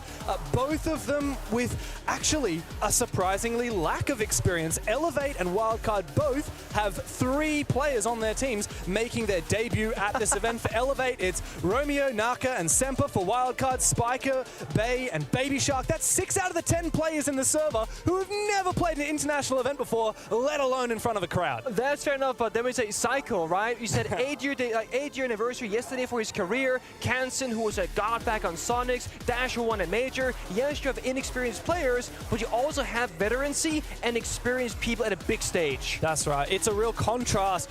We've got these leadership figures. You've also got Hoaxord as well, formerly of Team Liquid, coaching this Elevate team. We've seen his tactical timeouts in the past. Both of these rosters have those leadership figures, those veterans, as you said. And I do want to bring some attention to Psycho. He was one of the most infamous Ashe mains in the game. Yeah, he was. Back in the day, back in your heyday as well, you played against him numerous times. And of course, he is a world champion back in the day on Ninjas in Pajamas. And now he's playing with what is an unlikely roster of, in a way, misfits, up-and-coming Tier 2 players, a mix of some experience in Tier 1. But do Elevate really have what it takes to make it to the semi-finals? I think that if they looked at the bracket, they saw they were coming up against Wildcard, they probably would have been punching their fists in the air straight away. Yeah, but with that being said, the 2 teams here, they had a very different road to make it main stage. Elevate played, I would say, the easier bunch. Yes, they started up against Furia, they had a 3-7 loss. Then they're playing CAG into PSG into Scars. Elevate played the system, whereas Wildcard, then a much tougher one, more experience, right? Scars to start off with, sure. Then Falcons, G2, SSG, Secret. I feel like looking at how the event has been played out so far, Wildcard will have a small advantage by playing better teams and more variety as well. That's all right, yeah. Wildcard have actually won twice as many matches so far. Also true. As Elevate, they lost 2 and won 2, and those 2 that they won, as you said, PSG and Scars, the 2 worst teams at the tournament by far. Technically, yeah. Elevate beat the 2 worst teams in the tournament and made main stage. So even though they've got a lot of hype behind them, and no doubt the crowd will be on their side, Wildcard have actually kind of proved their place here a little bit more than that by beating teams like G2, SSG, and Secret, all of which are really formidable scalps to take. Elevate also only played 4 matches, whereas Wildcard played 5 because Elevate qualified earlier in the tournament. They've had a long time off, and I want to say here, when you are a less experienced team, I think it's easier to stay in it day by day, playing today, tomorrow, the 3rd day, than to have like 2-3 day break, then hitting the stage kind of cold. So once again, I do think Wildcard, given the circumstances, has a slight leg up. So I'm looking to Psycho now. Can he lead this team into the right mentality, into the right match prep with his experience? Because Psycho has also been the worst performing player statistically for Elevate, but on a stage like this, that's where he can stay cool, calm, and collected, and perhaps get a significantly better performance out of him. That's it. This is Psycho's domain. He's played on the stage a million times before. But of course, the other side of what we were saying about Elevate Wildcard, the contrast in terms of their performances in the group stage, Elevate actually have the tied worst round difference of all the teams that qualified to main stage. Wildcard has the best round difference of all the teams that qualified to main stage. But Elevate have proven that when it comes down to these big clutch moments, they can pull through. And that really, my mind is cast back to Irons, 1 versus 1, to knock out PSG Talon, defeating Ryder. It was very tight, but Elevate got very hyped up on that result. I think that would have put a lot of confidence between them. But also on the Wildcard side, I mean, Dash has been... Have you seen Dash? Utterly unbelievable. Like, there's no doubt in my mind that Dash is the best player in the server right now. No, 100%. There are so many rounds where you watch Wildcard on defense specifically where they are in an unwinnable position. They're playing like 3 versus 5. There's like no gaps to be found. Dash will break through a wall, create a path of his own, and just see these opportunities with no hesitation and find a way back in for his team. I mean, I don't recall the matchup, but it's unconsulate. Probably against, it was against Secret actually, the final matchup. There were 2 or 3 individual rounds where Dash would like 1v4, practically 1v5, and bring it back for his squad. That's all right, and Consulate is actually Wildcard's best map. It's their favorite map. They've picked it here. We will go to Chalet first. That's Elevate's map pick, but we're guaranteed to see Consulate. Should it be a decider, we'll go to Nighthaven Labs, which Elevate haven't really shown anything of so far. In fact, Elevate have not played any of the 3 maps that we'll be playing today. One of the benefits of only playing 4 matches and only having to win 2 matches is they actually haven't shown a lot of their strat book. No, and whether that's deliberate or not, it's hard to say, but they played Clubhouse back-to-back for Elevate into Bank Border. So they've shown maps where, again, it's like, Clubhouse, most teams do the same kind of similar executes, and Border is more of what we call like a TDM map. They've only really shown a lot of strats against PSG on Bank, so I will say Elevate have not been challenged fully. Yeah, that's exactly right. Now, Chalet is where we go. And Elevate, no, Wildcard actually have the advantage from you guys back home. Wildcard have proven a point with their victories over G2, Space Station, and Secret. But Elevate, well, they have the crowd behind them. There's no doubt about it. So let's dig into Chalet.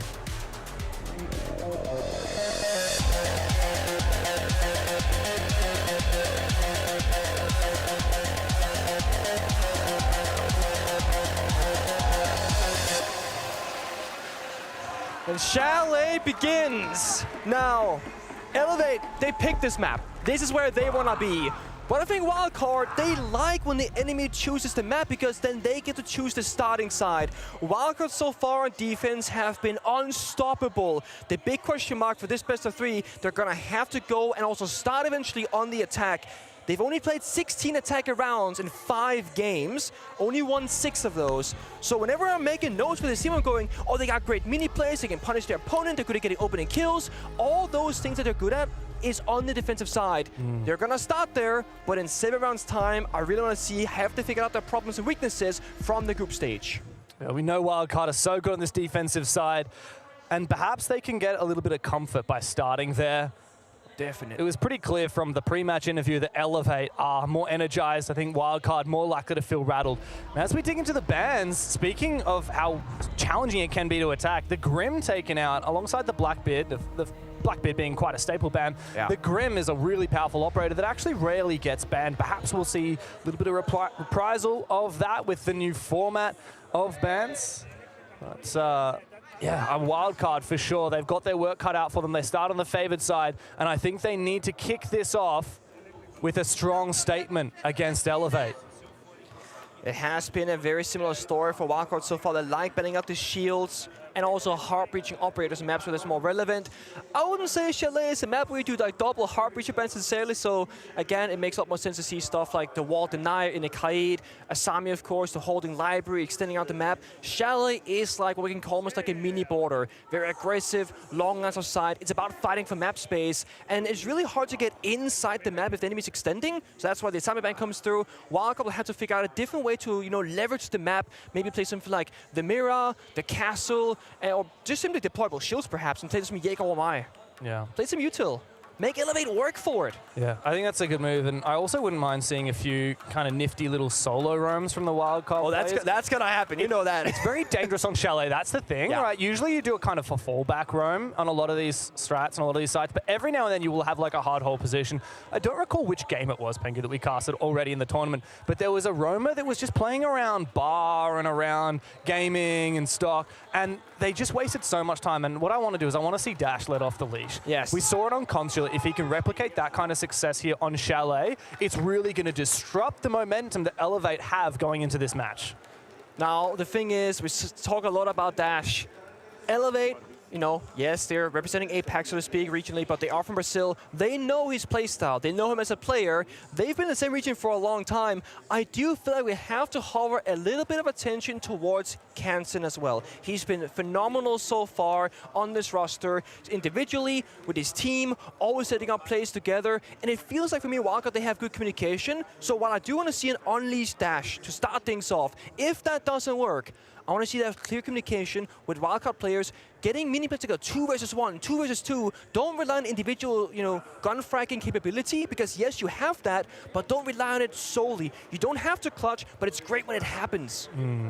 Yeah, we can rely on Dash. You know, obviously you don't want to expect that. It's not part of the plan, but I mean, the guy's actually got a nearly 2.0 KD in the tournament nasty. so far. Yeah, 50 kills and 28 deaths. That's one of the highest number of kills of anybody in the tournament. He's made a massive statement with his performances so far. And it's quite funny because in contrast, despite Elevate being very highly ranked and qualifying very early on for the main stage, their top-rated player, Naka, is actually only 28th ranked in terms of how strong the players are at this tournament. So Elevate don't have the kind of star power potential that we see out of Wildcard. And in my view, they rely more so on their prep work. Like you already said, they had two very challenging opponents out of the get-go. They played Clubhouse, which in my view was likely a throwaway map. They're like, we're not planning on playing Club, so let's just play it against the good teams, get really low on bullets, and then they played two maps that they really liked against the two weakest teams in the tournament, bet all their points, and then made that huge rocket up into qualifying. Exactly. So Elevate haven't actually really been tested when it comes to the mid-game adaptation. It's all in the preparation. Now, to their advantage, Wildcard have already played all the maps that we're going to be playing today at the tournament so far. So Elevate, Hugsword in particular, and the rest of the support staff can really knuckle down and prepare for this one. It's a lot of prep work, and I'm happy to say that I believe we are back in the server. Hell yeah, we are. Hell yeah. And the thing about prep work is that if the enemy is doing what you prepared for, everything's great. It's easy going, you see the vision, you know the solutions. The second that Wildcard start doing something different than last time, or throws you a bit of a curveball, you need to now rely on adaptation. And that's something that for even the best teams in the world, it can be really hard to combat at the highest level because not only are you problem solving strategically, mind to mind, but while doing so, you're holding those angles, waiting for a gun swing, and you have to be super sharp on the reaction time. And some players, when they think about the game a lot, they will start slowing down a little bit because you can't think and act at the same time. Yeah, no, it's one of the most challenging parts of playing this game. Trying to talk while do, while think. It's like, dude, pick one maximum. That's all I can do. Yeah, that's why we have roles, but IGLs, injury fraggers, roamers, anchor players. Can't do it all. My brain is really telling me Wildcard should be favored in this matchup, but that's why I'm looking at Elevate right now. They've got quite an aggressive opening lineup. They've got this Blitz, this Ying, and the Dokkaebi. Oh, yeah. Not to mention I mean, literally, a operator on this lineup. It's all fast, baby. Exactly. And it's going to be a direct take, right? In fireplace window, the Blitz, into bar, distraction, Ying de la spam, library, and of course the bar bomb side. Lion scan, Dokkaebi call. They're waiting for Dokkaebi right now. Call, Lion, go, hit the side. A sneak in from the backside from Iron. He's on that thinker. His adrenaline surge will assist when he decides to use it, but a big C4 from Kansan, straight into the side from Naka. He needs to find this kill though. Devilishly dancing around. Spiker taken out, but meanwhile, Wildcard have recomposed. This heavy execute from Elevate, unsuccessful so far. However, it has netted them control of the bomb site, but guess what? Information for Wildcard. Baby Shark with his drone on the site. Might not matter if Elevate's able to get away with a few more of those. Another drone goes out. I like this change of pace from Elevate. Very genius switch up. Go fast and go slow. Get the drone. Bomb going down. C4 prep can't find it. They have no info. Baby Shark! What are you doing? It's all up to Dash. It's a 1v1 against a low HP Blitz. All he's got to do is land one bullet into the feet, and this round is his. We've seen big clutches from him before. Elevate have started this game with a statement. They want to play it pacey. They want to get up in Wildcard's face. And Dash now has to pay the price for his teammates' mistakes. Go for those feet, young one. You got to land it, Naka! He does not have the Yaka for it. And Dash will quad kill and clutch up for Wildcard. Oh my god. Speaking of him, it happens. Baby Shark, the C4, I mean, that's just unfortunate. But I want to praise both teams there. The attack, it looked like a very fast rush, but it's very slow, methodical, expecting W7 to, Wildcard rather, to lash out first, hold the angles, get the kills, and Wildcard goes slow. Drones are coming out. The backstep. There was one moment where Wildcard kind of messed up. We saw Baby Shark upstairs on the monster drones getting information. While that happened, Lesion just walks into side through a smoke grenade, 2v1 and dies. And that's when the numbers got even back down. Blitz tried to play distance, forcing, Dash close for a flashbang. I think he got a bit nervous at the end. He was walking forward away from cover, and Blitz was dying. He also sprinted, which means that his legs would be exposed. He was going fast. When he's low HP, you just really cannot afford to do that. Need to try and set down the timer. So this was what happened. Dash, I think he had an idea. Wow, he came down for 2 kills from Fireplace. unbelievable round from this guy. I gotta say, like, W7M obviously getting rid of this player in favor of Palu. You kind of can't blame them. When a player like Palu becomes available, you really have to go for it. But man, Dash is... He's still hitting his strides. He's not slowed down whatsoever after moving to a fight in Furia roster. And he's taking that championship winning potential with him to Wildcard. Attackers are moving to defuse. I would love to see Naka on the bid, so just like playing by that half one. Again, make Dash come to you because you got coverage, but again, those split-second decisions are so hard to make correct, and we all know he was down to 1 bullet of HP, so any mishap, any toe sticking out, you're gonna get injured, then the round is over. Time was about 20 seconds left. But Elevate will pick up the pressure. This time again, Glass, Sense, Deimos, pick out the pocket straps. The great thing about this lineup to me is that they can go for a normal like roam clear, take top floor control, hit the bomb site later, or if they see an opening or get the Glass and the Sense in the right positions, they can go for a direct bomb site attack as well. So very flexible, dynamic attacking lineup that can do it all. Hostile tag. Oh, careful peeking that, Baby Shark. After the mistake you made last round, let's not do it again. And Dash is trying to see if he can catch the bait here, but Semper sneaking up from behind. I don't think it's been heard. Aggressive play though from the defense, and well, they are caught out. Baby Shark at least finds 1 refrag onto Iron, and the Deimos is dealt with, but he's been droned out, he's been cornered, he has been trapped. He'll try and escape, but he's gonna be vulnerable to Romeo, lying in wait outside the main door of lobby, leaving it all up to Kansan. Well, again, with that lineup, Sense, Glash, you wouldn't think that's going to be a roam clear and bar, right? But they still play aggressive in positions. Semper on his Sense walks up from basement to cut off the crosses. They recognize Wildcard. Oh, and he's going to challenge it! But Kansan, good for 2, with 2 more to go. And now the round is in his control. Still, it's going to be a challenging clutch from here on out. Diffuser in library. He just has to wait. Oh no, he's not looking the right way! These 2 players completely oblivious, but Semper finally finishes the round, and Elevate not going to become victims to yet another of Kansan's clutches. So close. If Kansan sees that person at the edge of his screen, that might just be enough. I mean, when a 1v1 has a good position, can totally make that work. Anyone that watched Six Invitational in 2022 in Sweden will remember Kansan's infamous clutch.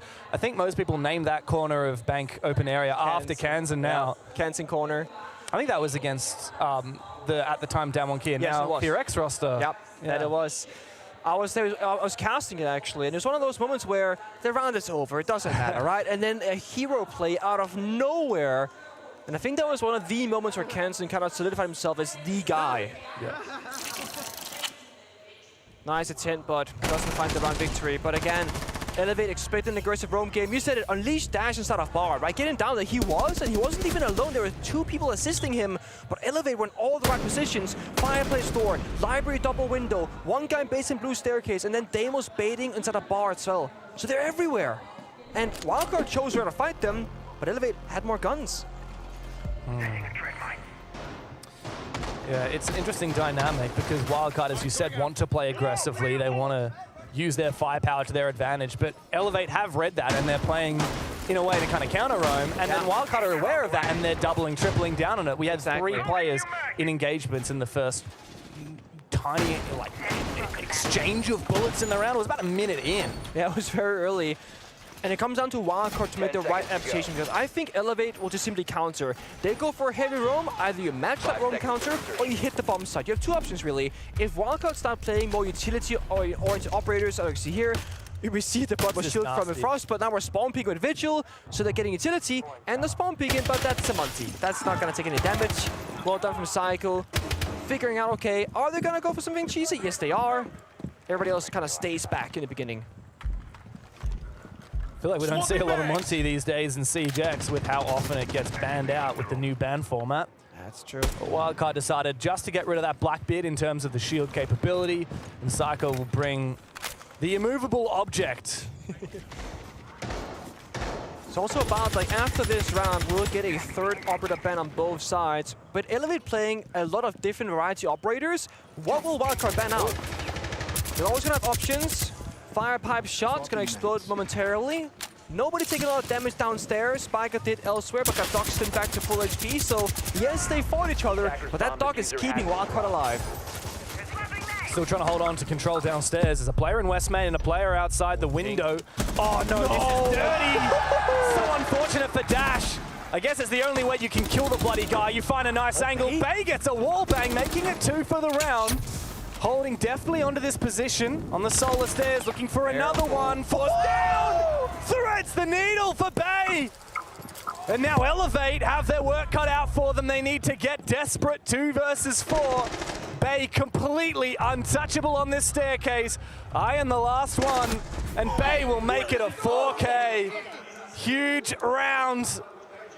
And Wildcard looking solid here on Chalet defense. Now, the Frost actually injured Semper on piano window jumping as well. So the one kill that Bay didn't find, Puckmat, just like that, shuts him down. Beautiful play there from a very simple position. Also playing Doc on the Solarium stairs means if that Capital Fire were to be in his area and he's gonna get shot from behind, just doxed him, tank the fire. Again, Wildcard showing they can play a roam, but they can also anchor down that bomb site. Deimos Fenrir, okay.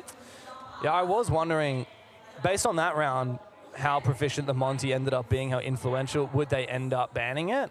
The Monty must have been the one that died from the Frost mat, ironically. The only one that Bay couldn't headshot with the shield in front of his face. But yeah, the Deimos I think is a good move because Wildcard want to keep playing these aggressive roams. They don't want to be hunted down. Especially when you've got hero player potentially, you don't want to have one instrumental roamer or one instrumental key player like Bay in the case of that round be really targeted by that Deimos. It frees you up. Vigil, Mute no longer needed to be played every single round to avoid Deimos, for example. But does for example, Dokkaebi, shields up as well, like the Monty, like the Blitz. We saw Glass earlier, we saw Sense earlier, so now that Elevate knows the full playing field, they can really handpick the right operators, not having to fear, oh, if you show like Monty 3 rounds in a row, they will ban the Monty, then we gotta do something else. Whereas for Elevate's attacking side, Fenrir's gone, so whenever you're entering or pushing the bomb side, looking for an aggressive gunfight somewhere, you don't have to fear getting nearsighted and missing out on an easy kill. Where is Dash gonna put his bandit batteries? Oh, office. Curious. Oh, they're doing the office hole? Because I was wondering, look, we just saw the Fenrir ban. We've seen Dash really good at that. Operator and Elevate, if they want to play more aggressively, Fenrir is definitely an operator you want to ban. Yeah. And at first I was like, is Dash literally just picking bandit for the MP7? I sure hope not. But no, he does have a clear idea of where he wants to put down those batteries to try and fortify this office position. Yeah. Slow down Elevate on their entry points, make them fight for those simple things that normally comes to you for free. Very few teams hold office. You hold top blue, you hold mezzanine, maybe you hold a little bit of piano and they fall back. They're playing to fight, playing to stay. Dash is not going to have any real way back once Elevate gets enough guns in this particular position. Blitz droning out, looking, how bad is this setup? I see one guy right now with, of course, a body system. Deployable shield as well to help him. Dash has to now play to live. Not to swing crazy aggressive, but live as long as possible to enable Baby Shark to play around him. It's a very good setup here from Wildcard, but Elevate have the tools to deal with it. Notably, that sends from Psycho. Because this setup from Wildcard is all about crossfires, Sens can cut those crosses in two. Yeah. And that'll allow the Blitz of Naka to try and move on inside. I believe that deployable shield's now been taken on out. Baby Shark now feeling a lot more pressure at his position. He no longer has as much capability to support Dash inside of Office. Yeah, I think now if you can get Blitz on the exterior door to Office and just take that 1v1 inside, that could be a free pick. And like I said, the Sense Wall cut off his supply force of his teammates. Look at that, he's stuck in the corner, and they can now alleviate that. The further left we go, he has to be in that corner, he has to be there. No nades left for IQ though. Oh, he's not checking the right side, he didn't know. Oh, but this Dokkaebi call is gonna give him away. Romeo's still not aggressing. He might get caught in an awkward position. Oh, the timing is not there for Elevate. The Ducks lined up, but they missed their shots. Now Wildcard have control. Psycho desperately. Bullets waylaid into the top floor. He can't even find Baby Shark. Wildcard looking dominant as ever on their defensive side. There is a reason why they are the best defensive team at this tournament. And Iron 1v4 is a far cry from the 1v1 he won against PSG Talon. And now they know exactly where he is. This round is in the bank for Wildcard. Get that crossfire. We see Spike approaching blue staircase, just waiting to exit this door. Then they can shoot him together. I mean, you can try, Iron, you really can, but what's gonna happen here? That's one, okay. Baby Shark low on HP, there's 15 seconds left, you gotta go right now. I mean, these are just exit frags. There's also an angle all the way up from the hatch upstairs. That's a really gnarly one. Nothing to be done here for Iron. Elevate have tried their best, but Wildcard continue to be untouchable on their defensive side. Keep in mind, though, like we said earlier, they're yet to be really tested on their attacks, even throughout the entire of the 5 matches they've played so far. For Elevate now, a tactical timeout is called. Tô ouvindo? Ó, pra todas as nossas caçadas blocadas, vamos fazer com nomes na comp. Eles estão ganhando por causa de reação, entendeu? Vamos travar a reação nossa do mid-round quando a gente fizer a caçada blockada. E se a gente for fazer solar, vamos pôr sempre. Yo, let's run the 2.1 bunker. Evan, I'm gonna play mutant, so I can nitro over the wall. If they're bucking below you, I want you to play bandit and put bandits on the wall, okay? Shark, instead of playing the fish, actually Shark, instead of playing the fish, you play bandit. Evan, you play tube, okay? Yeah. And then put all 4 of your bandits on the 4 office wall, Shark, okay? Dash, do not get that closet wall, you son of a bitch. Okay. Cara limpa, porra. Bora. Pô, os caras atacam mal, mas... That's cheeky. I love that cheeky smile. Oh my god. Okay. So, can't speak much to Elevate, sadly, because I don't speak the language, nor do you, but... I'm trying. You're trying, okay. Oh, did the bang? I don't speak. Hey, how you going? Oh, okay. What did they talk about, James? I have no clue. Oh, okay, that's... Hey, guys, you had such a good idea last round. Why did you screw it up? Why did you lose the round? We had sends. We had 2 Dokumi calls. We only ever used one of them. Why didn't we use any of our sends walls? They did cut corners on office, right? They spent 2 grenades, a lot of drones, saw bandits stuck in there. Why did then they rotated away? Why didn't they just ignore it? Honestly, get the blitz over there, get the 5v1, right? Get the freebie, take IQ to avert anything, then do your original plan. Don't do plan A, and then do half plan B, half plan A, and have bad timing, because dash flashed out, IQ with the way, got the free kill. Spike are calling the Stratton at their technical timeout portion. Get the 4 office walls right now. We see Baby Shark in this position. They're going to bandit trick this. Then I'm guessing that downstairs in Fireplace, this might be a soft wall, and then you can basically hold it vertically, and all they're taking 2 brow. So basically what they're doing right now is, again, locking Elevate out of achieving the hard breach destruction needed to go for bombs that execute, and forcing Elevate into just pure gunfights. And don't forget Pengu. Shark, don't you get that closet wall, you son of a bitch. And he didn't. No, he didn't. As far as I know. Important to play the right strat with the right people together as one. Despite playing the bandit, we did see Baby Shark going for a very aggressive spawn piece. Perhaps pre-placed batteries is enough. He's not like a loose free element on the roam. Again, a Wildcard having this big focus on trying to deny Elevate on the entry points. There's nobody in library. There's nobody mezzanine, so it could just be CF4 downstairs, perhaps. Drone is deployed. Good clear. I like this from Elevate. Point of least resistance, just get in the building. It's a good step 1. But as you said, it's going to be really challenging to clear the batteries off this wall and prevent the bandit juggle. Oh, yeah. Like Nomad gives you fewer things to think about. Oh, bro. That's not soft 4. That's, yeah, just a mistake, isn't it? Yeah, it is. Oh, sometimes that gonna get happen. caught. Okay. Well played from Semper. Yeah, it is. Again, a good no. We've seen so much of that this tournament. Oh, they're riling up the crowd. You know what? You can spend 5 seconds doing that. I think it's worth it at this point. Especially if they can hear or at least feel a little bit of that crowd reaction. Yeah. Surely that would fire them up. But here comes problem-solving time. The Vert from office. The bandit batteries get cleared out. No active tricking. They got the 2 bros installed for time, though. Exothermic charge going out. Will they contest this wall or the one downstairs? Yes, they will contest. You can install for 12 seconds at 3 separate occasions, so the wall will get opened up eventually. There's a jammer on this one. Gonna need to rotate the nades from separate life to toss it up over, get the jammer to pop the wall.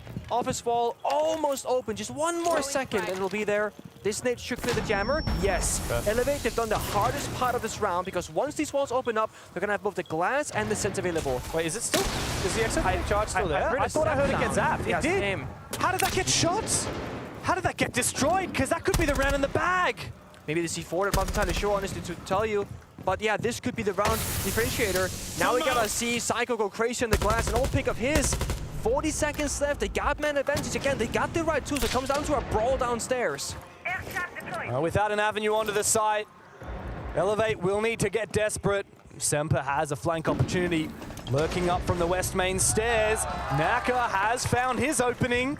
Elevate are looking to push everywhere at once, and they've got the 2-player advantage to do so. They need to isolate some 2 versus 1 fights, some 3 versus 2 fights. If they keep trading 1 for 1, it won't matter. There'll be no one left from Wildcard to hold their sights. Elevate have found a second round on their attacking side. Wildcard need to be careful or this game will slip through their fingers. An impressive one at that. Still not sure what happened to the exothermic charge, but I also heard the sap. I looked impact grenades, not in pocket, C4, maybe could have done it. Mercy? Nah, no mercy for Wildcard. Still, Elevate are really being pushed pretty hard here. They're both being pushed in different ways, right? I like that Wildcard are trying to set up these like mini traps for Elevate to play into, but they've been able to problem solve very effectively.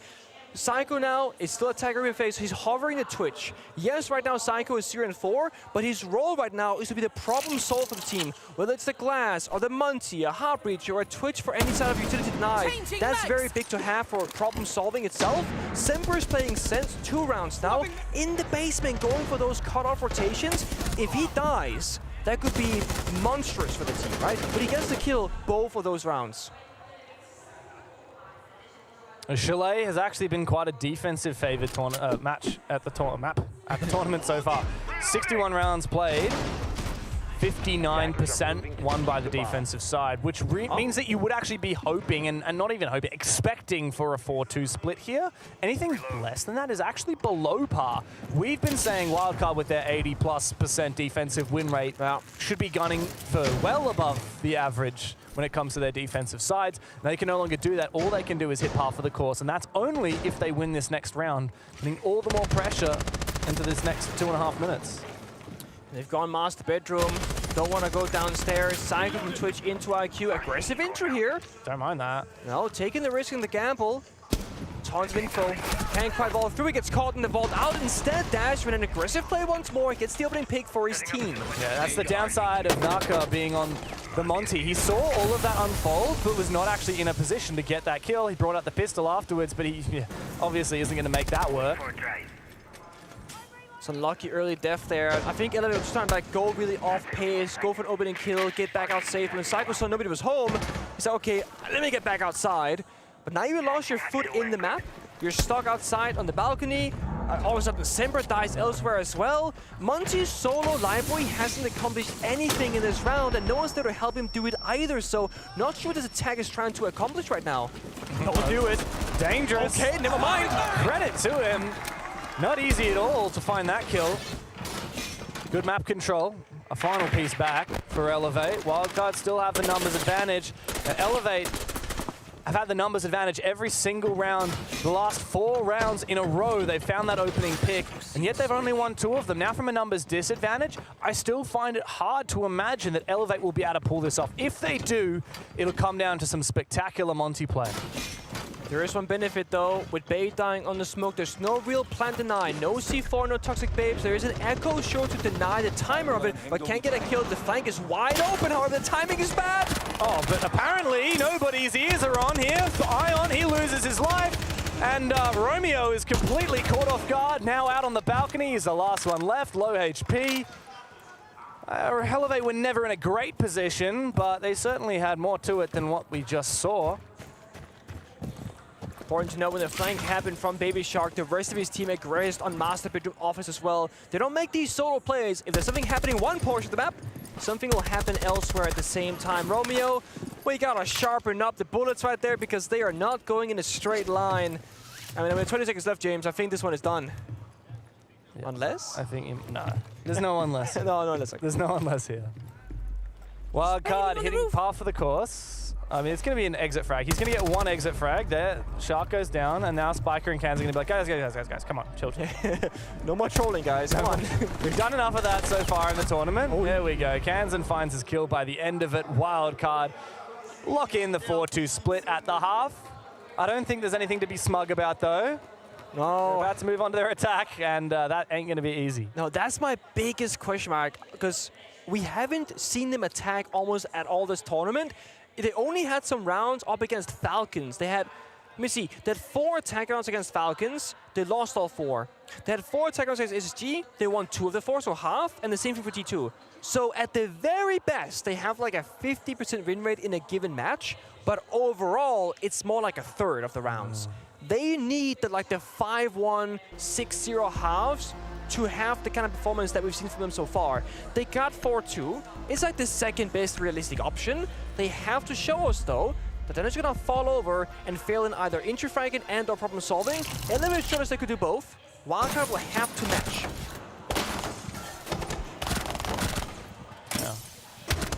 That was a big move from Baby Shark. I really like what you highlighted, Pengu, how the guys on site all aggress at the exact same time.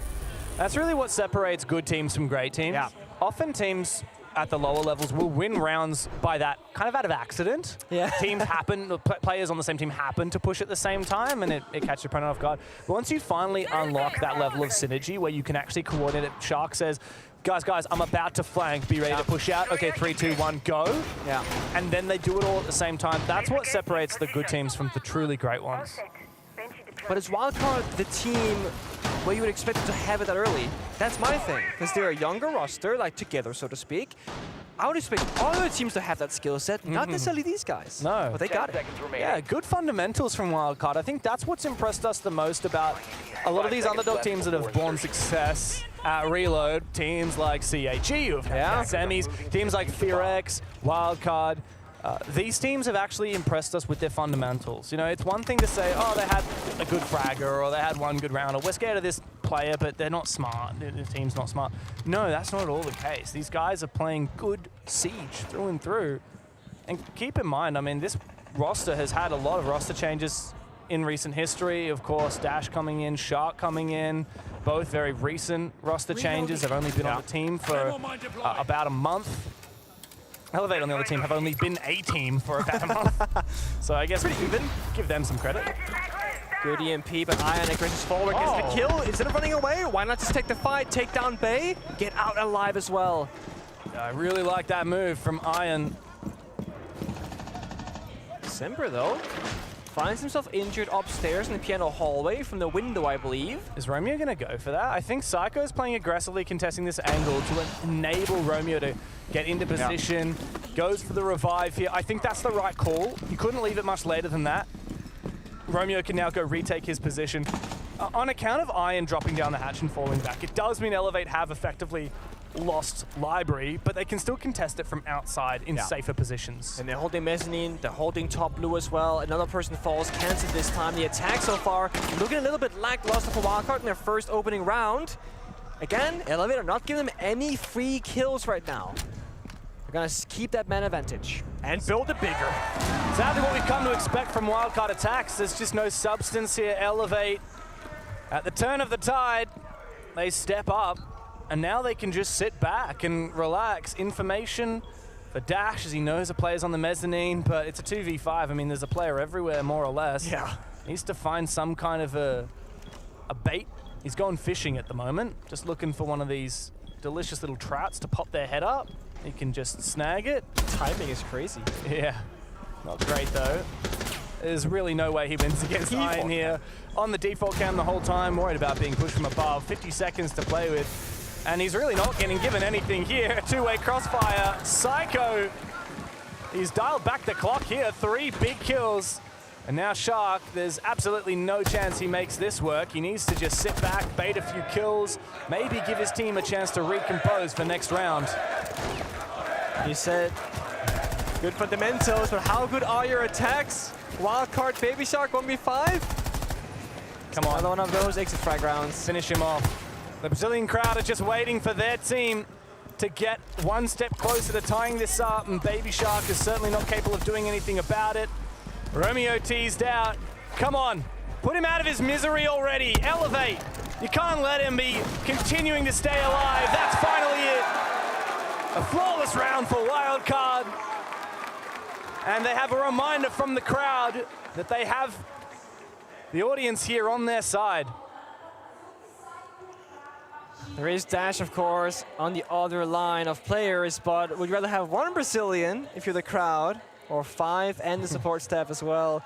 It's not entirely fair, is it? So if Dash got a 1 versus 5 clutch against 5 Brazilians, who would they cheer for? Surely dash at that I mean, that's just spectacular. Yeah, you got to. Dude's a major champ. Bonk. Good round from Psycho. Maybe he just needs a DMR. Maybe he's just lost a lot of comfort on the SMGs. We've talked about him a little bit. He's been not the greatest this tournament. Quiet on the scoreboard, but again, playing those roles that are so necessary and very thankless, you know? When you play, I don't know, a shield like Monty, even if you're just walking about, you're usually getting pretty good value, intel, etc. Whereas you can play an Ashe, and some rounds you get no kills, you might not have any value at all. Psycho is playing valuable operators regardless of how many kills he gets on the attack. Now he's playing Oryx, he's playing Aruni. He kind of has to frag it out now on the defensive side to make it up for it. Yeah, good. I want to see that energy out of Psycho. What from Wildcard? Because if that round has anything to go by, then they'll be silenced very quickly here by Elevate. Now this is the Brazilian / APAC teams. Matt Pick. Can I just say, you're never gonna let that go. These guys aren't APAC, at least not yet. If they're a full Brazilian roster, but they play in APAC, then we can start calling them APAC. So by stage 1, they're APAC. Yeah, but they're not yet. They haven't played a single scrim in APAC yet. I think that's fair. I do think it's important to credit where these Elevate guys have come from. I mean, this is a primarily Tier 2 roster. Obviously, Psycho, formerly of NIP back in the day. Semper had a stint on MIBR. But Ion from W7M Academy, Naka and Romeo from Elevate Academy, even one of the coaches, Freezow from W7M Academy. So this is essentially like a Tier 2 team that's now been rocketed to the big stage. And they're actually proving that, man, Brazilian Tier 2, they've got legs. In Tier 1, they got the whole thing. I mean, no one can really topple the Brazilian region right now. The last couple of years, maybe succeeds. Maybe some individual teams, but no other regions. Flashbang going out. I thought for a second they're gonna push it, but right now they're holding on. Maybe trying to bait Elevate to make a move, overstep, go for a swing, being a little bit panicky, but they got their corners. They're comfortable. Again, Wildcard on the attack, they have to problem solve them. Without the Capital, those corners are that much harder to clear. Nate comes out, misses the mark, Blackbeard up the staircase, gets good information, but what can they do with this? Yeah, that's the problem here. Blackbeard's now walks into a crossfire, Pay goes down to Semper, and there's nothing from Wildcard. One consolation frag is not near enough for the cost that they have paid. Kansan can slowly bring it back, but Wildcard cannot afford one little kill here, one little kill there. Baby Shark's had a bit of a rough slog these last couple of rounds. Kansan's in Solarium, but they got the yellow ping information with those Valcams most likely. I mean, Wildcard not in a bad position, but as I say that, another player falls. Baby Shark now down to a 2v3, backs against the wall, Wildcard. You gotta go for kills once again. Yeah, Psycho's in good position too. I don't think Kansan's gonna be able to keep on fishing for kills here. From inside Solarium, as you said, they know exactly where he is. Valkyrie cameras from Ion, sat by Romeo at the moment in Solarium. There's so much info here for the Brazilians as Kansan continues looking for something. How good are Psycho's ears? Does he know where this player is dashing back and forth around? Kansan still just waiting for someone to peek him. You can't wait forever, son. A bit of distraction as Dash looks to try and repel on in, but it's too late. A lot of damage dealt. No diffuser to speak of. A small magazine to play with, and Psycho silences his fellow Brazilian on the opposition for Elevate to tie the scoreline. And it seems like the same story for attack here in Chalet. If you don't get those quote-unquote free or easy kills with the opponent making mistakes, they don't have the right tools to problem solve or the right decision making. There, you have the Grimbees, you have the Blackbeard, you have grenades. You could have gone below. You can, you know, of course, toss out the grenades themselves, but they missed the nades. So Blackbeard walks up, he dies, and the round is kind of over from the push itself. Psycho was stuck in the closet corner for more than half the round. They can't kill him. They can't clear out that position, and because of that, they cannot go for a plant attempt. If Psycho wasn't here, get a player big window repel, stop planting. The only cover is C4 downstairs when there was a flank drone from Wildcard. So again, Wildcard, we said these teams are good fundamentals, and it is true. But it seems like it's mostly a defender-sided fundamental that really is working for them, and the attacking one, lack of experience perhaps. Yeah, I feel like Wildcard need to go and play some scrims where they just play like 50 attack rounds. Honestly, that's not a bad shout. And it's not like, okay guys, we need to sit there and have some strats. No, they just need to experience what to do in those mid-rounds, especially when things don't go to plan. Because when they didn't have a proper Ingress, as you said, after they missed all those nades and didn't have a Capital, what was their plan? Their plan was to sit there and wait for people to peek them, but guess what? They're on camera the whole time. Elevate, even if maybe in another day without that info, they wouldn't get baited into peeking. They definitely aren't going to get baited when they just see on that camera, this guy is literally just watching for us. Yeah. We're not going to give him a damn thing. Also, mind you, in the first 2 defensive rounds, and the only 2 pretty much, Psycho has been the centerpiece of the strat. He was playing Library, got a 3-play, playing to live. Last round, playing that master bedroom closet, holding the crossover bathroom, playing to live. And the rest of Elevate and defense are playing around him. So Psycho finds himself very much in a leadership position from the defensive side, and everyone can just say, hey Psycho, what's the plan? What do you need? And he just knows when to stand still and when to go for a swing. Well, very different situation now that we're going all the way down to the basement, Pengu. First time. Yeah. It's crazy that we can play 8 rounds of Chalet in 2025 and not see the basement once. But that's where the cookies crumble this time around. The meta has really shifted away from this bomb site, but guess what? All hard breaches are in, all hard breach denial is in. But so is the Kaid. On the flip side, when Wildcard was on the defensive side, they didn't have Kaid at their disposal. I think that's the difference maker. But then I'm just thinking, just play EMPs, play Thatcher, that's the counter, right? This is a roam clear, Ram Boogie Drone goes out, ton of verticality, and you're right, there's all those hard breaches available as well. I don't know exactly how Elevate envisioned this to go from a strategical point of view, because all these walls will get opened up, but they have a roamer in office. Since when is Semper in office on Kaid? He's just floating, dude. Dude has somehow snuck behind enemy lines. I'm not sure if Wildcard actually like cleared this and just missed him. Yeah, or whether they did a half clear. Yeah, perhaps it was a half clear. If that's the case, they need to make sure they don't get baited into tunnel visioning on the side. They're not watching any flying drones right now, so they have no clue about piano and office, etc. I think they've made the call that the map is clear, likely misjoining him because he's hiding inside office the entire time. And C4, of course, will be like, hey guys, I'm here. No one hears it. He's got control of the verticality now. He has to make sure he finds it! Fire! Double kill for Semper! Finally put to rest, but the damage has been done to Wildcard. 40 seconds still to play. Maybe it was a little bit too early to make that because there's still legs to this push from Wildcard. Spiker wants to try and force the plant down. Now Bay has found his opening kill, and it's forced here from Psycho. He doesn't have info where the plant's going down. Naka for a flank. It's not gonna mean a damn thing when Bay is there to cover it. Few heroic moments from Semper. I mean, absolutely nothing when Wildcard can play it like that. That was absolutely disgusting. So in Siege X, when you're vaulting off a ledge that's, you know, taller than vault angle itself, you're falling midair, you're forced into the hipfire action. You cannot ADS as you're midair. That's why he drops hipfire, one taps that you smokes him on the staircase. 180-degree flick behind him, boom, gets the second player. Pistol comes out, does damage to a third. Despite that, they still lose the round. Have a look at this Game Pass highlight right here. First bullet. First bullet. Second guy's on a drone. Third guy, like you said, did a hunk of damage to as well. Yeah, a lot of worthwhile play there from Semper. But if I am to be critical, it was with 40 seconds still to play. He could have waited a little bit later, potentially. You can literally, we saw it kind of, when they go in from the breach on the right-hand side, where the first planet attempt was going down, you can see that all the way from off his balcony, because all that vert was done for him. I do think he flanked a little bit too early. Of course, he got 2 kills. He said that he got his job done, but there was no real pressure from Wildcard elsewhere on the attacking side. They were comfortably waiting for the execute. They were droning like we saw.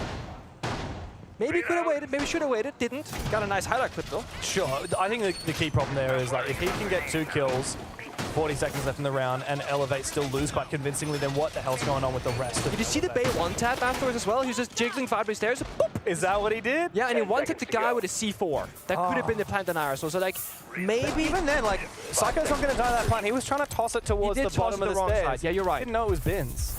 But you're right, small things going the wrong side. A Wildcard off a huge play ends up gathering back the confidence around to just keep fighting on. They didn't slow it down despite getting flanked there. They all turned around, hey, there's a guy flanking, let's kill him first. Oh. Ash is just in there, immediately gets a kill to Romeo, caught in the bad timing, I assume here. How do you use all 33 bullets from the SMG-12 in that one engagement? I'd love to know. Maybe just spray down the window and jump straight in. Yeah, that could just be it. Wildcard, though, very early, very aggressive. What, 25 seconds into the round, they find the first kill. They've got multiple players in the building 10 seconds later. Yeah. The big thing to note here is when you get an opening kill on an entry area like that, yeah, they're in fast, but the biggest thing is they've saved themselves with 30 seconds on top because now you got drone it, find him, drone him again, jump in. there's no time waste now for Elevate, which means there's going to be so much time to deal with this top mezzanine push if they want to go for that, or they can just push the side dash, getting a little bit aggressive again here. Dash could hack that cam too.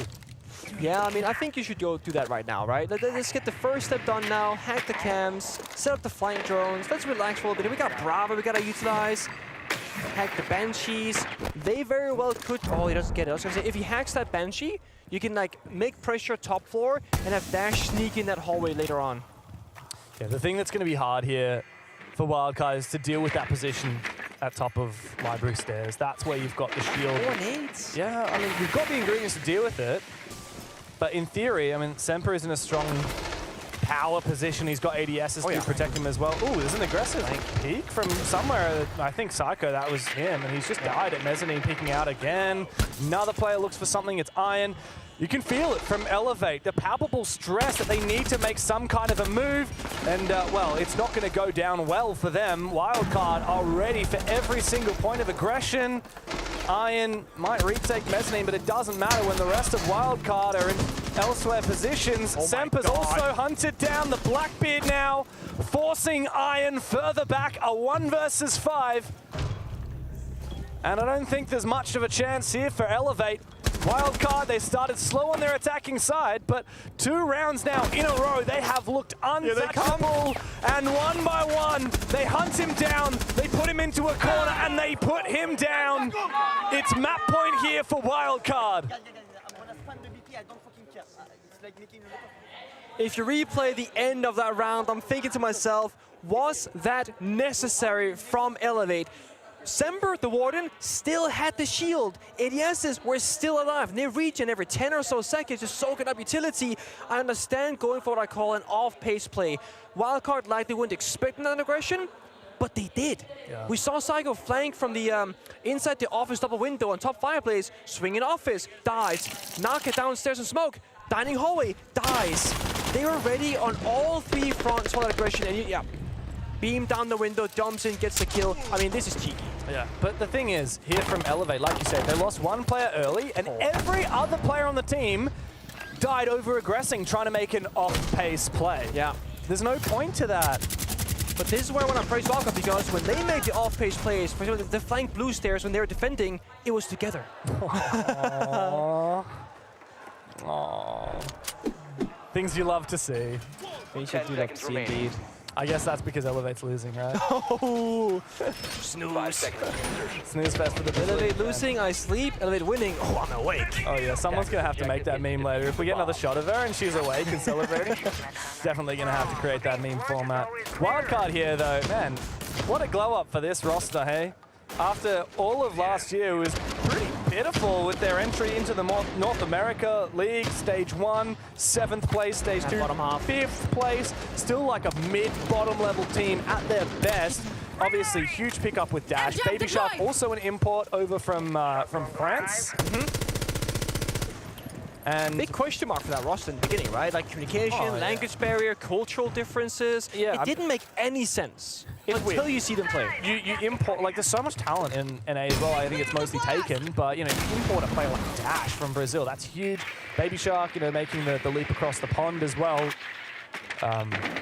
Baby Shark's English is phenomenal though. I'm not sure about Dash. I can only assume it's good. Probably doesn't need good English. He's just a fragging machine. Yeah. Dash go kill. Yeah, okay, where? This window. Okay, I jump in now. Gets the kill, and that's just it. That was what happened last round in the comms, I believe.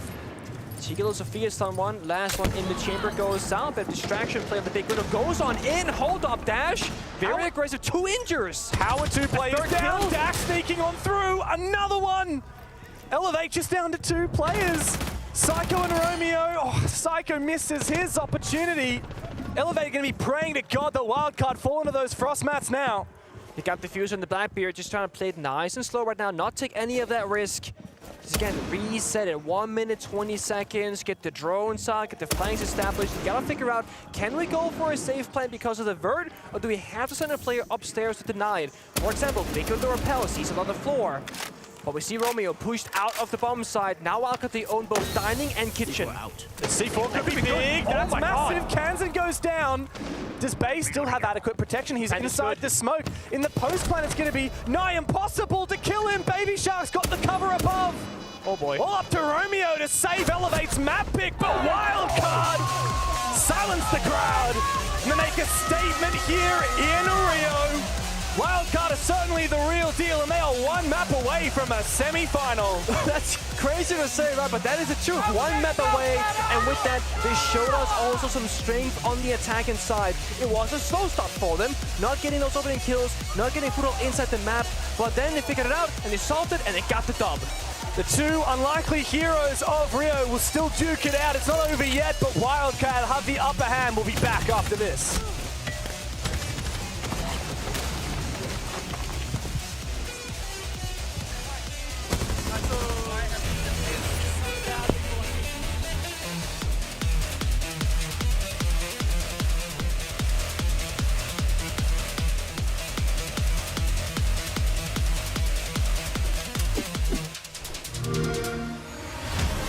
You know how they say, it's not the destination, it's the journey? And the journey of 1,000 miles begins with a single step.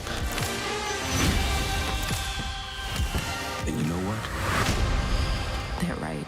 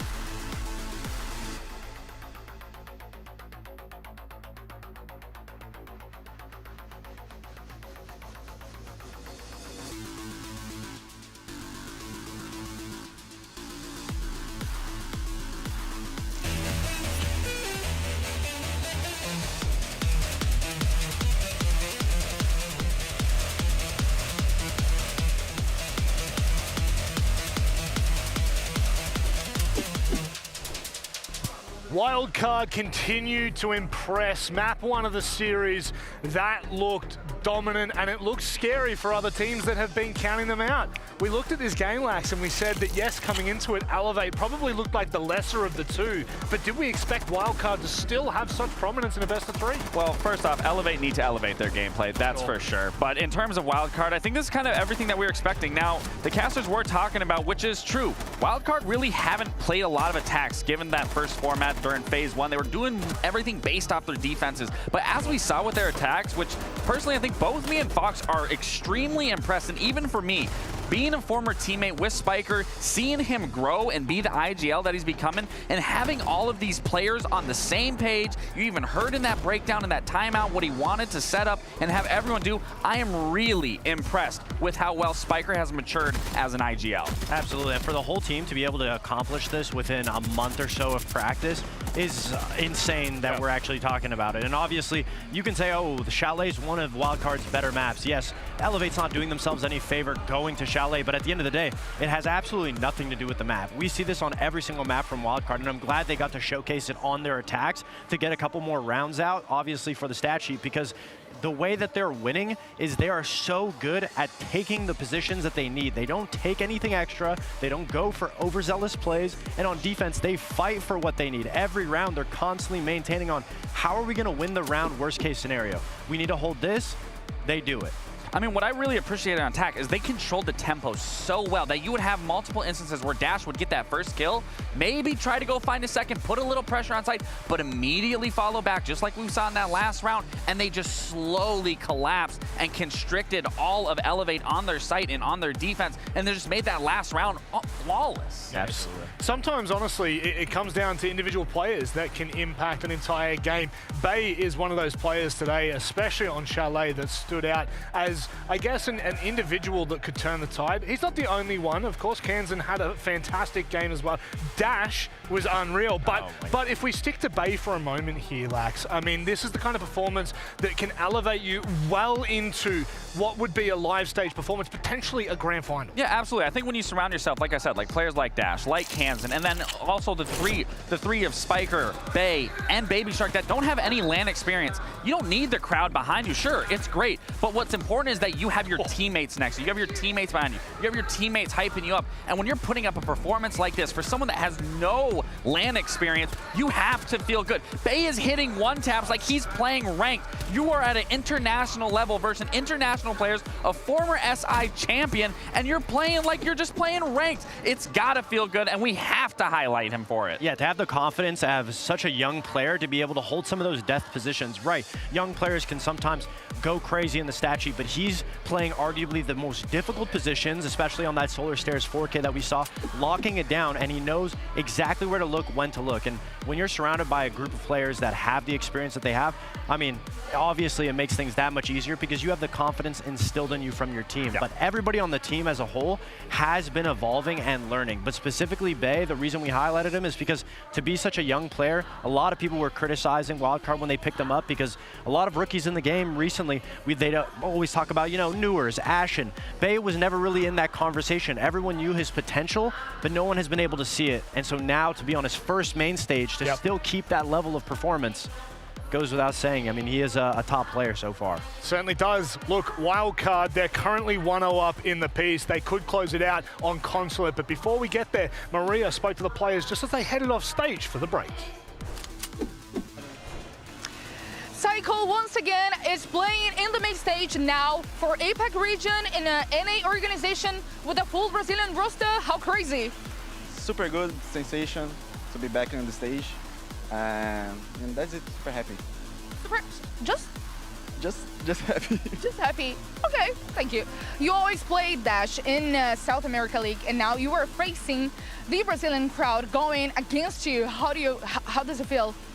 I feel good. I mean, it's a dream playing here. I'd like to have the option to play like in the stage in São Paulo, but I'm realizing this.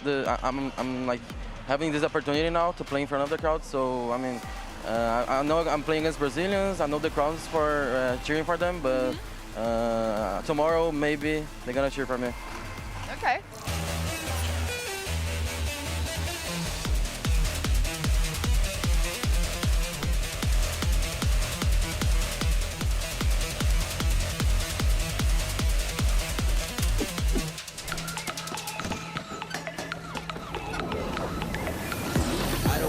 spit things I see. Back on my bullshit, I do it for G's. Tulika funga tuka tuka keys. Squeezing and goofers in a leap of bills. Hey, we be getting more paper, no joking no more. We don't need no favors. Hey, and they know all better. We be getting more dough where they need more flavors. They must spit hard, I want to see, I wanna wow. Ever since I made it, wanna wonder wow. We just wanna get down, what to do, I can't be wow. Bully, do me, me down, no, not spitty wow.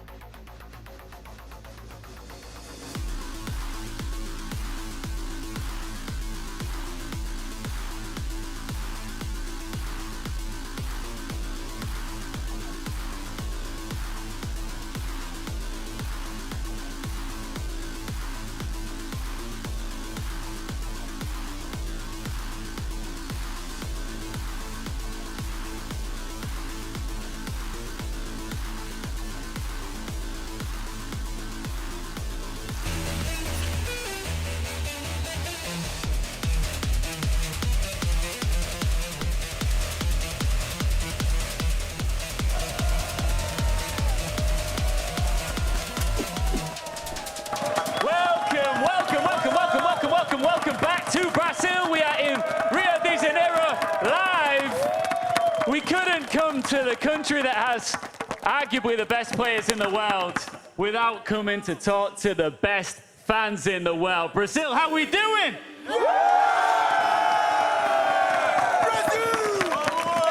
Yeah, that's a great crowd, Ian. So good. Maria, how are you? I'm fine. Having a good time. Me too. Quickly, just one quick thing. Haza Careca. Yeah, if you live here, if you're part of the scene, you know what I'm talking about. But right now, you know the meme, yeah, right, you know Ian? the meme. I've got a surprise for everybody here in Rio. A giveaway. All right? All right. Game Pass. Ooh! 3 months of it. Ooh! And when SiegeX drops, you get exclusive content. I know, can you believe it? Can I like have one for me? Yeah, no. You have to earn it by answering a question. Okay. So listen up, everybody. And if Maria needs to translate it all into wonderful Brazilian Portuguese, we can do that. But the question is, if you want one of these codes, São Paulo, 6 Invitational last year, the grand final. Okay. 2 twin brothers played against each other. Who? I just want one of their names. One of the 2 players that played against each other. Hello. Okay, so they might know the answer. Range. He's correct! All right, you get one. I don't know if I'm allowed to do this. You know, I'm pretty sure that I'm not. But the loudest one of you in the crowd right now, I will give another one of these Game Pass codes to. The loudest person behind us right now. Should we do this? Yeah. Galera, quem gritar mais alto agora aqui na arena vai ganhar também. Então bora começar a fazer barulho? Ok. 3, 2, Pode gritar!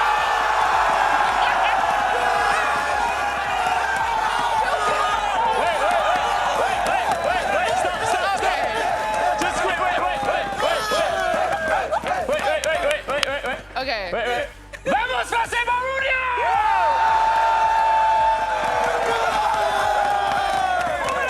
Alright. Now it's a party. You get a card as well. Oh, no, I've already given you one. Sorry, you get a card as well. Maria, thank you so much. We will see plenty more of this wonderful woman, and we'll get right back into the action here in Brazil. It's Reload. See ya. G'day guys, welcome back. Oh my god, I gotta say, like we were just pissing ourselves laughing there. Ian's a troublemaker. Those guys are hilarious, and yeah, I can't get enough of the Brazilian attitude towards Siege. This region is so passionate about the game, and yet their team here is actually on the verge of elimination. They are, but I mean, we gotta say, Dash, he's Brazilian, he's on Wildcard, and he said in his interview, hey, maybe today I'm the villain, maybe tomorrow you'll root for me instead. Making a statement there. Wildcard heavily favored in this matchup, but Elevate with the Brazilian crowd behind them. Can they keep this game alive on Consulate?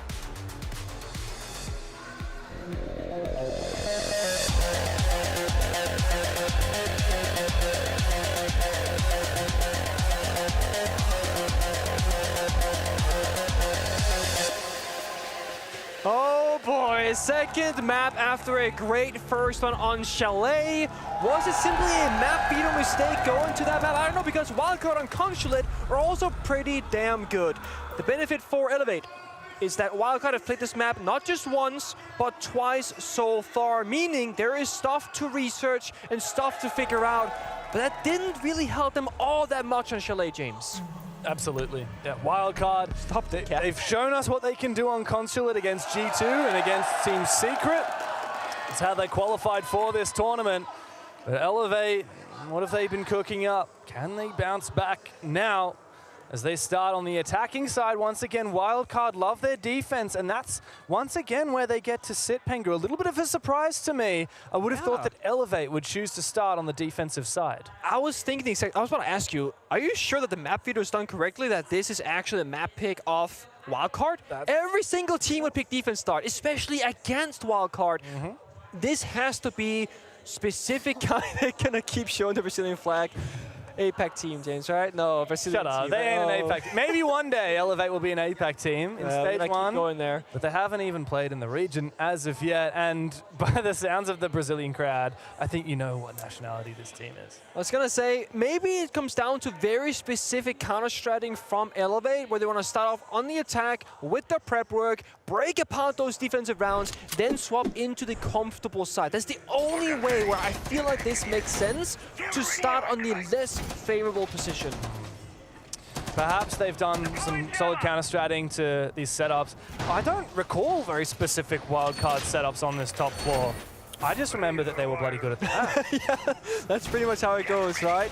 We'll see right now, early start. I want to again give praise to Wildcard because they are playing Tashanka on top floor, and I'm going to keep saying this. You love Tashanka. Phenomenal operator, not many good bump sets for him. Top floor here in Consulate is one of them because it denies the plant on CEO Repel in, which of course our teams will play the Amaro, go for a quick cheeky plant. Yes, you can smoke it. Yes, you can see forward, but you have so few goes at that, they can jump back out and juke it. Tashanka, fire, doesn't stop, forcing Elevate into a different plant attempt or simply just to go for kills. Yeah, and Tashanka is not the only fire-based operator here on the lineup. We've also got the Goyo, both of which, as well as the smoke, that's like the holy trinity of area denial on Rainbow Six defense. We also have a little bit of fire on the attacking side. That Capitao, who I believe Elevate actually banned out on the first map, they're looking to utilize it here. They're keen to clear these power positions that Elevate set up, but as of yet, it's not actually clearly indicated where Elevate will start their attack.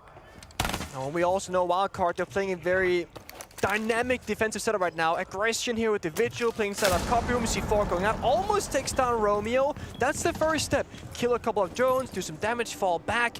Now they keep, you know, Elevate guessing, are we gonna go for a run out of the main door? No, you're wasting your time right now, Romeo. Hold that angle because we are in fact not gonna overly aggress. Gonna make you waste as much time as possible. We got the Goyo fire, like you mentioned. They can simply play for time. Again, a well-coordinated, well-synergized move from Wildcard. That C4 was tossed on out onto that window to push Romeo off. If he stays there, he dies. If he gets pushed off, then Bay can rotate back to side, because Bay was getting trucked there with the buck down below and the player on his window. Really well played from Wildcard. Even though they didn't get a kill, huge value out of that team synergy. Meeting wall opened up, drone shot shortly after. Elevate looking for a meeting-oriented attack so far. 2 people in admin, Bok downstairs in Visa, and of course, the recruiter Striker on the balcony. The question is, again, how do you find the opening kill? How do you force to attack the bomb site when you're up against, again, all the deny, the smokes, the Goyo fire, etc.? Well, FEARX can help you. Boss G says goodnight onto Naka. That's Capital remove from action. That's a huge pick. Yeah, Elevate have been really slow so far. There's been some good setup. I like the way that Semper on the Flores has been clearing a lot of util, but he's been taken down. I'm not sure where that peek came through from. Perhaps the Goyo down below. It's just an absolute bloodbath. Bay's found a hell of a lot of kills with his SMG-12. Romeo, the first one in the round to take any damage from that waylaid C4, is now the last one left. Kansan can wall bang him into extinction. And Wildcard, well, that was not even a contest. A great start for the North American roster here on the second map. This is the hard thing about Consulate. It can be so hard to get A, in the building in good time, and B, with every single attacker alive with pretty much full HP. Once you're in the building, it feels a little bit like Cafe sometimes, where there's just more bad gunfights to take. There's so many things to worry about. The verticality, the utility, and the crossfires the defense can establish. When you're Wildcard on these 5 upcoming defensive rounds, as long as you have a crossfire at 2 versus 1, you will always be able to punish Elevate whenever they go for a play. In that previous round, we saw that. Yes, Naka died early first to Boss G, but afterwards it was always Bay and someone else taking a fight at the same time, always applying all that pressure. Elevate, they, again, they gotta just problem solve, but you're on the weaker side. Going down 2-4 half is pretty much expected here. It is. But to me, I'm not just looking at whether the rounds are won, I'm looking at how they're won and lost. For Elevate, I want to see a little bit of an argument that they should be here, because at the moment they haven't put up a strong enough contest. 7-4 on the first map. Okay, that seems like a good contest on paper until you consider that this is Elevate's map pick. And now here on Consulate, where Wildcard expects to dominate. Elevate, another way to think about this. Ooh. Hold that thought for a second. Baby Shark wants to go for something here. K1A switched out instead of that Boss G. The jig is up. Cam was shot. They're waiting for it again. Expecting the aggression once more, but he's now hiding below the desk. Pose, very OG operator on this map. I think it was Laxing on the desk saying that Wildcard, one of the few teams out that actually still plays Pose on Consulate. We can see why. Good amount of information. Hey, nobody's outside yellow, nobody's going for CEO. They're gonna go for admin spiral most likely instead. That info can be shared very early on, giving Wildcard an idea of where the roamers should be focusing their energy at. I like the double special drone squad here from Elevate with the Brava and the Twitch. How are they going to deal with those bandit batteries on the main wall? Not with Twitch drones, because that's a lobby. Yeah. I mean, I would say grenade over, but the thing is they don't have grenades. Yeah. The downside of Twitch Dokkaebi's, or Twitch Brava, is that you don't have a lot of utility yourself, but you can deny a lot of utility from the enemy. We're looking at the cam, looking at us. Okay, there we go. Waiting for his... like, is it hacked or is it not hacked? What's happening here? I think he was waiting for his shock to regen, that's the only... No, actually, he wasn't, so... Oh well. Sometimes you gotta do double take, right? Yeah.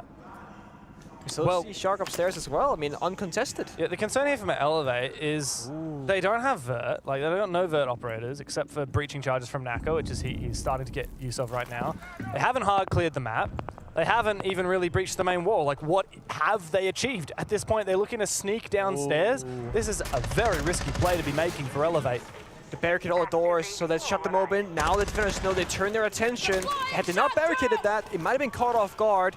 1 minute to go, yellow door as well. Elevate trying to go for a pincer maneuver, but Bay is so sharp on these gunfights. And now Elevate's still looking to try and funnel through a few very narrow hallways. A good kill from Naka. Bay needs to be careful, overextending like that. This smoke grenade may enable a push. That mirror window is going to restrict Naka's options, but he is going to destroy it. Okay, C4 might actually be able to counter that. Meanwhile, back from his roam, there's been success at holding down the fort for Wildcard. Big flanks from Kansan. And there's nothing for Semper to do except lay down and die. Elevate, again, no inspiration on their attacking side. They don't go for roam clear. They don't take map control. When they get down to that backside attack, it's just very one-dimensional and predictable because all defenders did was hold F on a barricade and then had to get destroyed, had to get shot. When that happened, they got the guys, they're behind us. There's no backside, there's no surprising factor to this whatsoever. And Wildcard are just kind of getting away with these rounds without much effort. Yeah, Wildcard didn't have to do anything special that round. They didn't have to have this was any good. incredible setups. God, Bay is so gnarly at those quick peeks. Yes. And even Kansan, he spent the entire round in piano using his pulse scanner only to flank and find 2 1v1s at the end of the round. All 3. 3 1v1s make that. But that's again 1v1v1v1v1. If that's Wildcard and we flip it, it's like, that would probably be a 2v1 most likely. They'll go for those kills together. And also, I will say, Bay might have overswung. He got the first kill, great. Wide swings the guy bottom spiral. I'm thinking, Bay, let's relax here for a second. But then everyone else, they see that first kind of troll play and go, guys, let's play close together, let's not throw. When the only kills in the round that Elevate are getting are when Wildcard is feeding, that's not a great sign for Elevate. But for me, I'm thinking holistically about the tournament so far here. You look at Elevate's run, right? Losing to Furia, losing to CAG, that's one like world-class team and then one on the rise team. Yeah. And then the wins were only over PSG and Scars, both of which were close, and both the weakest teams in the tournament. Elevate actually haven't really had a lot of experience practicing against really solid teams who are playing the way that Wildcard are playing right now. Whereas Wildcard, in contrast, like they've had a chance to play against Falcons, G2, SSG, and Secret. Oh yeah. All of which are better than almost all the opponents that Elevate have played. The Wildcard has had far better practice. It's the double-edged sword of Elevate. Yeah. But getting that early advantage, getting qualified to main stage a day early, it means they actually have less experience, and we're seeing them suffer for it. Yeah. It's all about getting limit tested. And right now, that hasn't been the case for Elevate. They're seeing these things not work, maybe for the first time this event, because again, yeah, they're gonna run over PSG and Scars, you'd think. They weren't though, it was close games like you said. Dash, C-Force, Naka. Is that 3 for 3 in opening deaths right now? He keeps dying first, and very important operators. Capital, Grim, that's not good. Not good at all. And again now, they're holding Vert. So Wildcard, they're playing the map. They're saying, hey, this is the bomb side. We're going to play in these positions. Elevate are not problem solving or getting rid of those power spots whatsoever. They're trying to go, hey guys, let's go side. Hey, let's go take this gunfight. But it's always in a disadvantageous position. I mean, how are they going to clear this? Like the grenade? No, Dash gets a second kill. Well, finally we do find a kill for Elevate, and it's not going to convert to much, it seems. I like the idea somewhat from Elevate. It felt like it was very one-dimensional. You've got Ion below, grenading, using that Deimos pistol. Eventually it finds 1 kill, but Wildcard have so much more depth to this defense. And Elevate now have to decide, do they try and clear out that top floor fully and remove those Vert players, or do they try and hit the site and then have to worry about those Vert players while doing so? It's like you're having a 1-layer peeler versus like a ton of layers like an onion. Like Wildcard, they have levels to this. Elevate, they choose 1 layer, gone with that one. But then there's another one beneath it, and beneath that, and beneath that. It's too simplistic. Oh, Psycho sneaking in upstairs. A player just around the corner. His Spidey sense is tingling, but they are playing in a crossfire. He peeks the angle, but he loses the fight. Psycho goes down, another one for Wildcard. They continue to dominate on Consulate. Could this be 3 for 3 at the tournament so far? Who thought giving Wildcard defense was a good idea? Apparently Elevate. Person. But it's not a good idea. It's like, I mean, of course you can have your reasons, your prep work, your counters, whatever, but the numbers don't lie all that often. They are so dominant on defense, especially Consulate, and on the flip side, they're not that good on attack in the past, at least. Yeah. I want to get comfortable. They're gonna call it the time of Elevate. We can listen in. Fazer mais blocada, entendeu? Se for pra DM, faz Capitão e Nomad jogando pra lá e a gente tem a plant da Root CO, tá ligado? Vamos jogar full mais blocado. Warning with the Nitro, I'm gonna try to Nitro the floors early on the S2 skylight, or on the yellow skylight. Okay, perfect, okay. And then that way if they want to push, I can still like use my goggles. If they flash, because last time he tried to flash me yellow and then jump in S2, so if he flashes I can just kill him with the warn.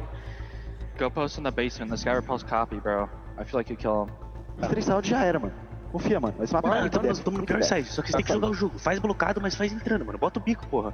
Joga sem medo, não fica demorando pra fazer os bagulho. É só jogar, porra. Concerningly low energy in the elevate camp. Yeah, but I get it. And the thing I really want to praise here, Wildcard, despite the lack of experience as a full roster, as a team, they have very clear, precise strategies in their technical timeouts, and it's a lot of small mini games, I call them. Like, oh, he floors drones me no scout in C4 range, go for that. Kansas said this guy repels in this spot, go for a run out. It's about how they can find one kill with ease in a round and play the round out 5 versus 4. That's a great C4. Now it's 5v4 again, Grim is dead. And then this play, the nade comes out, he gets the vert kill. Is he trying to just contest it 1v1? Oh, I know where he is, so I'll contest it, even though it's an unfavored fight. It's just not enough respect. I don't know if the nade rolled down to the floor and killed the Legion downstairs. Oh, no. It was from basement going all the way up and bounced down. Yeah, okay. right. Oh, sorry, that was a crazy nade. But no, it's yeah, I just love this. It's such a simple way to play the game for Wildcard, but as long as it keeps working, there's no reason to make it more complicated than that. Because it is just, in their mind, small mini games. Get the kill here, 5v4, they crumble. And even notice there, I mean, obviously I don't speak Portuguese, I don't know what Elevate's talked about in their tactical timeout, but by the vibe of it, my analysis is like Wildcard, in their tactical timeout, they're talking about, oh guys, remember that strat, do this, but oh, don't forget about this little minutia. Yeah. Remember that time this happened in Scrim, don't do that. Whereas Elevate, it was just like real monotonous, there was, you know, slunked shoulders, not a lot of hype, not a lot of energy, and I think if I'm in the Elevate camp right now, I'm not worrying about strategy. That's not what I'm talking about. I'm saying, guys, we can do better than this. Yeah. Just chill out. Like, don't take 1v1s. We've seen both of these maps so far. Elevate on the attacking side, fishing for kills, going for 1v1 plays. Just pick a strat and go to it. I'd rather have 5 players doing the same bad strat than 5 different people trying to fish for 1v1s. I so agree. I was going to say the same thing. Choose what you want this round. Is it to kill the Scopos? Is it to take map control? Is it to rush the bomb site? Do you want to clear top floor? Pick one thing. Focus all your energy. Look at this, Romeo downstairs fast, in piano, gets a bit of vertical control. Now, really good drone from Psycho. He droned basement, he droned first floor, they get in the entries. This seems like there is one plan in motion. My question is, right now, Wildcard not fighting back on the map of the space. They're playing top floor mostly. There's a shell. Hello. What happens when the rubber meets the road? When Wildcard starts striking back, like here in top yellow, can they problem solve the actual difficulty? Because what they've done so far was free. The second the gunfight is there, guess what? Base shots Romeo down. Yeah, well read there by Wildcard to go hunting for that lurker who was all alone. And as usual, Elevate are not within touching distance of their teammates. Now Iron is looking for a 1v1. This is always their solution. They have the same solution for every single problem. It's always, oh, well, we know there's someone there. Let's just send someone to go kill them. It's not that easy. Wildcard are playing it smart, and guess what? There's another crossfire here for the North Americans. Kansan catches Iron, and now desperation sets in. Elevate aiming down sights on shields. Needless mistakes, needless death for Elevate. 2 versus 5. They have absolutely nothing to show in the last 4 rounds. They're trying to plant without piano control against the smoke toxic babes. Monty alone top yellow. The guy in lobby gets, you know, flanked 1v1. Here's a crossfire. He's dead. Guess what? They just double swing him. 0 respect left for Elevate in the server. Wildcard, they want this round. This is not a match. This is a massacre for Wildcard. And Elevate have nothing at all to say. No response, no energy from the crowd, and nothing from the Brazilians. You know, it's funny, last year in Sao Paulo, for the first time in however many years, we had an event in Brazil, and the crowd buff was real. We did not see a Brazilian team lose on the stage, except to another Brazilian team. And Rio, unfortunately, cannot boast that same stat that we saved for Sao Paulo. Elevate completely deflated. The win from their sails, gone, evaporated. Wildcard are here to stay, and with a 4-0 lead, I don't see any outcome other than Elevate going out with a whimper. Dash did say during the play interviews, yes, today I am the villain because I know there are 5 Brazilians on the other side, but tomorrow you might just root for me. With how Wildcard they're playing, with how Dash individual is performing, I can totally see that happening right now. And I also want to give so much praise to Bay. During the intro segment, we're talking Kanzi, we're talking Dash, and the experience, and the veterancy. Bay has been absolutely phenomenal. Individually, in his roaming, when he's playing aggressive individual, or playing anchoring on the bomb side, just getting kills. His only death right now, 6-1, was him getting like really aggressive with ego swinging on that basement defense. They still won the round because Kanzi got a 3K. It's nice to see Bay finding his confidence here. This is a debut event for him. He's never played an international event before, let alone on the stage with the crowd rooting against him. And we saw him a little bit shaky throughout the reload to survive phase. Of course, he lost his 1v1 duel to Loira on G2 with only winning a single round. I think that the jitters are gone for Bay. I think he's starting to come into his own.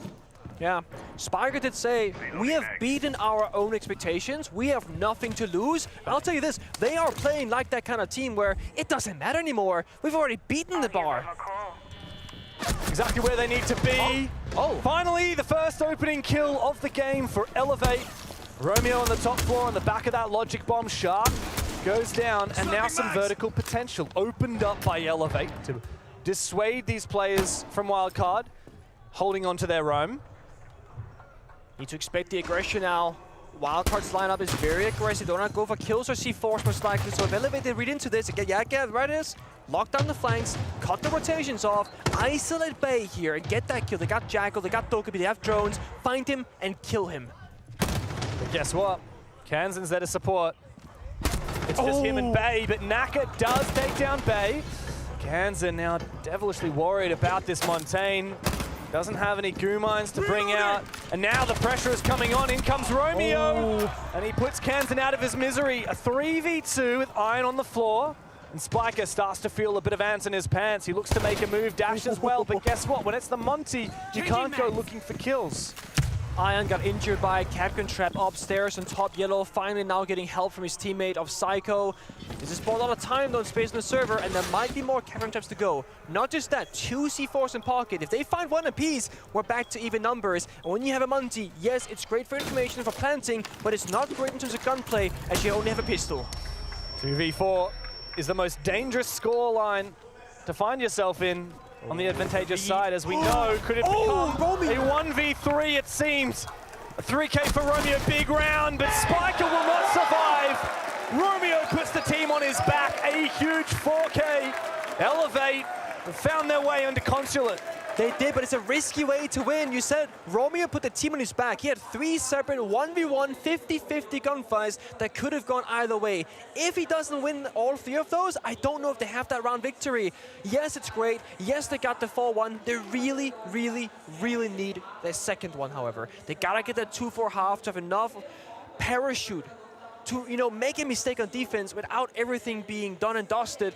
If you get a 5-1 half, 1 round, the best you can do is go to overtime with 5 rounds straight. You do not want to put yourself there. And Wildcard already demonstrated on Chalet that they have more attacking gusto today on the main stage than they did during the first phase of the tournament. They actually have a positive attacking win rate. That's crazy. Winning 3 out of 5 compared to what was a third or about a third. 15 or something like that. Really poor win rate during the rest of the tournament so far.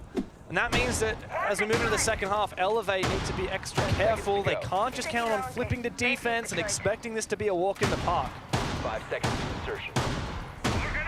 I want to see respect and discipline from Wildcard. Not to give Elevate everything, but I do see a world where we can get a little bit cocky, a little bit overzealous and say, you know, this is easy. Let's just keep doing this. Wildcard, they need to show us they have 2 switches. The fast, aggressive, cocky style when there's space for it, and the one saying, guys, Elevate, they can't problem solve this round. Let's just sit back. Right now, again, we're back to playing utility on this lobby defense. Bulletproof cameras, Goyo canisters, Melusi Banshees. They want to give Elevate space to walk into an area and then fight them with the terrain of the map itself. Squeeze them out. Last time Elevate attacked lobby, they couldn't figure out how to get inside the building. They have to this time. Pressure top floor. Romeo now onto the Capitao. Capitao, Gridlock, and Montaigne. That's the tip of the spear for this round. Those little cheeky extra side operators. They're not hard breaches. They're not your soft breaches. They're your more, wait, let's throw an extra ingredient into the round. It looks like Semper actually is using those Gridlocks for flank watch rather than for an execute. two different interpretations of how you can play that gridlock. He himself is actually going for a little bit of a roam right now, suppressing aggression now in the downstairs hallway. Meanwhile, here comes that hard breach onto site. You can't plant unless you clear the top floor. This is the thing, with the Monty, maybe you can. If you have basement control and you can't get C forward, Monty shield can block the angle from top floor, especially with those smoke grenades. Baby Shark and the Warden could be, of course, the round-defining factor here for the defense, because I think they're gonna smoke it, walk it with Monty, and go direct. We've seen direct attacks before, James. It doesn't usually end well for the attackers. So much can go wrong. If one person dies, the guy covering, the guy planting, or the guy holding the flank, it can all be for nothing. Naka is ready. Kabatao is getting there. When the captain says go, you go. When the E1D brings out, that's the cue for Naka to head on inside. Gumine goes out. Oh, here comes that Kapital fire. Is he going to have enough time? Here comes Naka. That 7-second plant time. Down goes the fire, and it's out, but there's no chance to deny it. Never mind. Bay has somehow denied the plant. It might not matter for Elevate. The diffuser has actually gone down. The Monty only died after that plant was confirmed. And now it's a post. Romeo's got the cutoff. Looking long through the bomb site. It's just Baby Shark now. And he's going to have to drop down unsafe to set his feet on that bomb site. Down the hatch he goes. Has been heard, it seems, by Elevate. Oh, God! Unbelievable shot from Baby Shark. A second kill, but no time to get on that diffuser. Doesn't matter what else can happen. Elevate have found the two attacks they need. A clean card execute with a very precise plan in motion. It wasn't the smoke grenades, but it was going to be the fire with the Monty, and it buys just the right amount of time. But as I said, if one thing went wrong, that could have been it. Monty just got the plant down, then he died. The fire, a little bit early. I think the Gumine that Monty hit there kind of mistimed things for them, but they got the top in the end. They got the expected 2-4 half. Now Elevate go on defense. They have to be solid, or they have to rely on Wildcard having some blunders on their attack, which again, in the first stage of this event, they did have those struggles. That could come back to haunt them once more. Nice try from Baby Shark, by the way. Yeah. I mean, gnarly shots. We expect that from Baby Shark. But finally, we're seeing Elevate actually have a clear plan, a clear conviction. One thing together. Guys, we're just going to breach this wall and plant with Monty. Yeah. What else do we need to do to achieve that? What are the steps at the start of the round? What do we need to do to support that Monty when it happens? Sad that it took them 5 or 6 rounds to finally get that on the attacking side. Now let's see if they can find a little bit more success on their defense. Wildcard surprisingly looked good on their defense on Chalet. Good on attack on Chalet.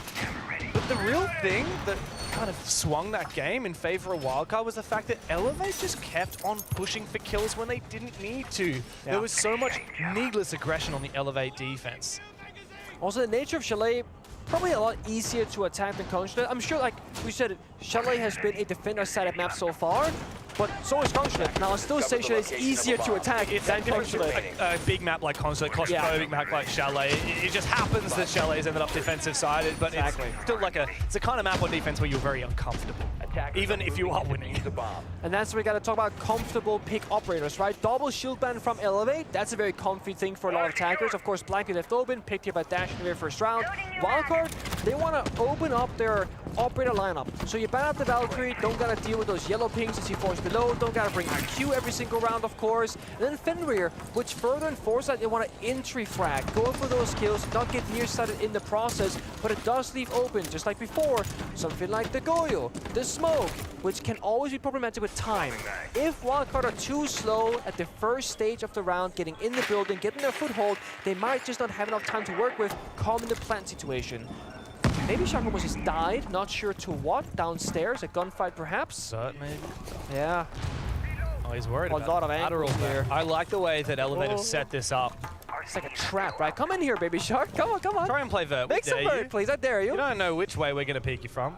But that's the thing, they have to peek it, right? Yeah. I want to see them. We see a flanker potentially from the lobby side.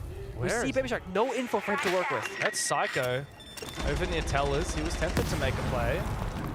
I don't think he's getting aggressive as of yet. We're gonna wait for the box scash to start, you know, tearing up that floor. Downstairs. What the hell? Oh, okay, all the way down. Fair enough. He's going for a jog. Hatch is close to the basement. He does have a spare impact in pocket though, and right now he's just waiting. Because again, Wildcard are struggling, right? Psycho just needs to show where he is. Oh, okay, good height. This is the problem. You ban out the Montaigne and the Blitz. Dash's 2 top operators at the tournament. Guess what? He'll go to his 3rd favorite. That's the Blackbeard, and it's one of the more deadly ones. Semper finally gets enough shot speed. Big run out from Psycho. Takes down the CEO player, but Elevate, they cannot hold the numbers. He's below. One by one they fall, and they know exactly where Psycho is. Shark has cut him off. Wildcard, their opening attack is successful. Not just successful, it is clutch. I mean, they lost all their win conditions. They lost the guy on the rappel, they lost Diffuser, their flank was opened up, and it comes down to somehow Baby Shark to get the final kill. The Baku was downstairs all alone, half HP, pressure from everywhere. Psycho's plan, of course, you saw it, run out the yellow door with the impact grenade and take down the CEO rappel. Dash, however, had he not gotten the first pick with the Blackbeard and then grenaded the smoke away from that position CEO, I don't think that round plays out that way. So despite Dash dying, massive impact in the round. Elevate, they're going to be upset about that one because they had the round in the bag. All of a sudden, it was just gone. Yeah, I honestly couldn't see a lot of those kills that came out from Wildcard. But well composed, and I like that they don't get too obsessed with things. Even though we had Shark going downstairs, he was really aware, could get flanked from here, could get flanked from there. Yeah. He's not going to just be like, oh, I'm going to take the risk and I'm going to go for the vert. Nor is he going to be like, I'm going to hard watch these holes and not do my job. He's just going to, okay, open a little bit of vert, watch. Yeah. He's going to open a little bit more of vert, watch. And then nothing he's committing to, he's never going to commit to a risk unless his teammate is going to make that risk a little bit more in his favor. It's not a 50-50, it's going to be a 60-40 or a 70-30. Because mind you, if Baby Shark ever died, if Finna could just drop down that hash, playing piano, hold the CO window from below. He cannot play anymore. I think it was just like Dash plus someone else, they dropped the yellow skylight and they got like 3 kills in that round. Baby Shark got the final one. I didn't see the 4th where it happened, but regardless, again, Wildcard working very much together on the same plan. Blackbeard blocking the angle here for the semi charges, at least in the beginning. The wall is open now. Maverick can solo open the main breach despite any issues like a Kaid or a Tuberau, which both are in play in this one. Likely going to be safe for the Hash's backside or a different wall because you see nothing is present on that exterior one. Ash Touch goes out, wall is open. That's the first step. After you open up that wall, run away, play safe, come back later with a single player. And while that happens, guess what? Dash with another entry on BB. Yeah, so what's incredible about Wildcard compared to Elevate on their attacks, right, is Wildcard, despite our criticisms of their attacking half, they can achieve 2 things at once. And it's the same plan in the end. Exactly, the same eventual plan, but the step 1, they're already winning. They've already got 2 players up, and now because there's so much time left on the clock, they can say, guys, let's actually not tunnel vision on the next step. Let's just sit back and relax, wait for someone to walk into our open arms. Guess what Iron is doing right now? It's looking for that flank. We see silhouettes outside the lobby. There's a castle barricade to start out, but they have good drone work. They got Dokubiko going out right in a moment, I believe. Maybe not. Psycho dies elsewhere. Just like that, he's forced to sprint down, but they're waiting for him in a 4v1. Red to perfection. Romeo with it all to do. 1 kill. An ace required. A second one. The Blackbeard still hunting him. C4 needed. The Dash doesn't need to move as of yet. Can's in there to support. Hunted, cornered, and finished off. Wildcard, another attacking rounds, and they are seemingly untouchable here in the series. That point in series point in their hands. Ridiculous. It's a 4v1 on the bomb side with Dash holding the flank as a 5th player. And again, there's no gaps to be exploited. And this is Wildcard paying respect to Elevate. They're not just gonna brute force, run down towards the bomb site saying, hey, where's the bomb site? Where's that final player here? No, they're still waiting for the flank. Despite having the Dokubiko, despite having the flank drones, despite having Blackbeard, it was a Blackbeard flank watch. They're covering all the bases of like fundamentals. You said it, James, they're working 2 angles to the same plan. Maverick, Ash getting the breach, other 3 guys roam clearing from Visa backside. When the Maverick breach is done, they're gonna rotate over and help the backside who's not right, they're behind essentially the plan, and play man advantage. Bathing gets the cutoff kill on top of it. That's the thing, all that it takes is the tiniest little step number 1 from Wildcard to go successful, and then Elevate. It's like when you pour boiling water on an ant's nest, they just run apart. It's easy for Wildcard to pick off players who are looking sideways, unsure of what angles they're exposed to, desperately looking for some aggressive play. And now Elevate, they need 4 defenses in a row. They haven't even won a single bloody round yet on this half. Yeah, you said it so well. It's Elevate on their attacking side, they're like 5 people pushing from one side of the map, and Wildcard though, there's no dangerous windows and doors and flanks really happening. Wildcard, they're everywhere. They had Ash Maverick main breach, 2-3 guys backside. All of a sudden, Ash is now yellow door, Blackbeard's and Tellers. So Elevate without the Valkyrie up and open, how do you get this information to work with? Well, right now, Baby Shark right? No information once more. Flash goes out. Awkward, yeah, get out of there. Stay alive, Baby Shark. Got the call coming up soon, momentarily here. But now already, Elevate, they're dropping down the hatches. They're thinking, bomb sites under danger. Let's help the bomb site. So that play has now made the roam clear top floor all that much easier. And the logic bomb to come out. Now Baby Shark is safe to activate his gadget. Would have liked him to smash that mirror window while he was at it, but it's okay. What matters more is staying alive. Ooh. Just waiting is Spiker for someone to cross his threshold. To their credit, Elevate haven't panicked too much. Usually they're over-peaking. They're playing it a little bit more passively for now, but it wouldn't change much. Wildcard are just waiting again. Still just sitting back and hoping that someone from Elevate peeks them. Dash wants to move up from the hallway, but doesn't need to over-aggress as of yet. Out goes the Bees. He can't move forward, though, because of that smoke. Good info, though. Now BB knows that nobody's at that door, so it has to be middle of meeting or by the spiral double door. Call goes out, the second one, nade 2. What can you do, Simba? Run away, he stays alive, that's massive. Now they got that mirror window, no real counterplay, no Ash charge. They got to smoke it, fire it, or flashbang it. Speaking of flashbangs, that's a miss from Baby Shark. Good usage of the Azami's keeper barrier there. But guess what? Dash is marching on forward, vulnerable to that vert below. Now remember, the bomb site is downstairs in lobby and press. It is not up here, but Wildcard need to clear this top floor to prevent any vertical gain from the defensive side. Semper is tucked away, hidden in the corner. Amidst the chaos, he may go unnoticed. And there is no backstab for Wildcard right now. It's 5 guys on the same side of the map. They're missing, you know, a yellow stair skylight or a CEO rappel. They're all right here. Kansen downstairs looking for the site, but we know Elevate, they're waiting for it. There's no pressure anyway, so Elevate can just wait right now. They got the mirror window, they got the intel to work with. Wildcard, they have to make the first move. But they do, unfortunately. Semper is the one to fall into the side for Kansen. Romeo on such low HP, he can find one with the gas, but it's just him and Iron left. Desperately making his way back to side. Kansen's found him! Romeo up above with no hope, no friends to speak of. Wildcard, they're through to the semi-finals, and Dash once again leading his team through forward on the main stage. The worst Wildcard can do is top 4 at this, but that's incredible. And they're standing up almost in disbelief game. We won, guys? Is that it? Is that all they have to offer? For Elevate, I mean, a dream come true for most of those players just to play here for one single matchup. But with that being said, they cannot be happy with how they came out of this tournament because that was a very one-sided match, especially Consulate. Brazilian teams, beware. You are not invincible here in Rio like you were in Sao Paulo. Wildcard have won their quarterfinal. Elevate or a shadow of themselves today. Yeah, and I think it comes down to, again, who did they play to get here? They played weaker teams, they played the system pretty well, but when you then make it this far, your opponent is so much more prepared, well-versed, and of course, they had a smaller break to Wildcard. They stayed hot, while Elevate had 2 days break. You go cold, and I think that a slow start for this one. You can talk the talk, but you've got to walk the walk, and Wildcard are the real deal. For the longest time, mediocre at best in North America, never within earshot of making it to a major or a 6th invitational, and here they are. They, you know, some people have criticized, oh, they're just a partner team. They would never normally qualify for an event. I think that conversation is starting to change. Wildcard have shown that they can contend on the world stage. Yeah, and it's not just Dash, it's not just Kansen, it's the full-time roster. The tag timeout, Spiker, all those mini strats, the plays, the communication, base, individual performance in decision-making, positioning, and those incredible amount of one-tips that we saw.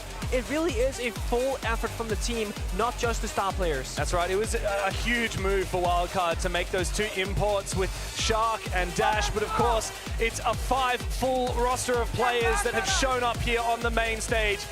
And let's go and have a chat with Nivi and Ian on the stage. Congratulations, oh my God.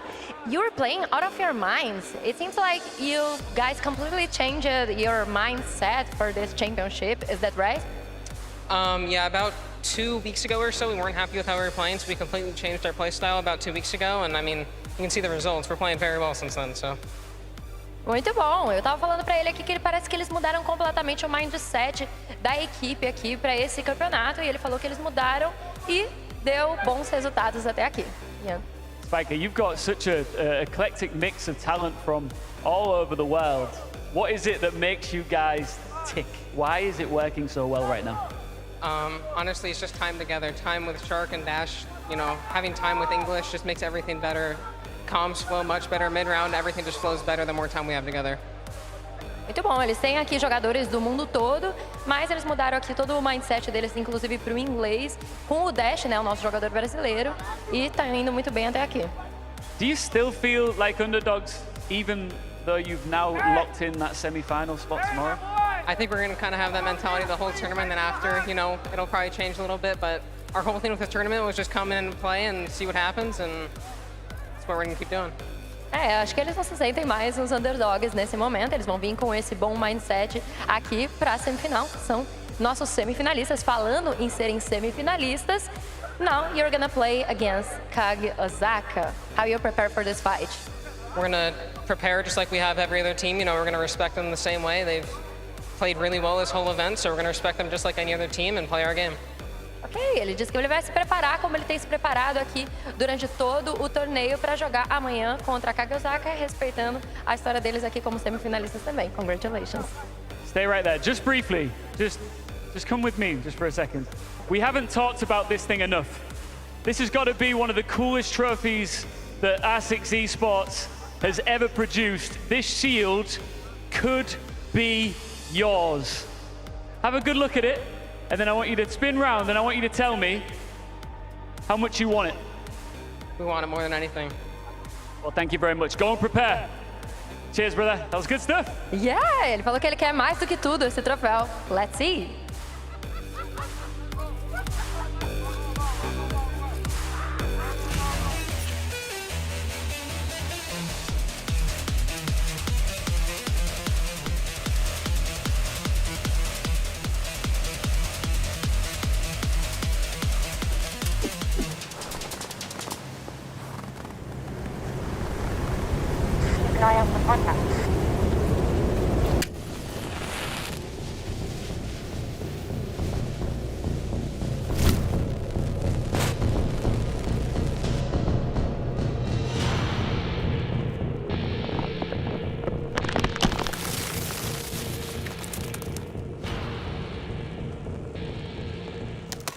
Available now.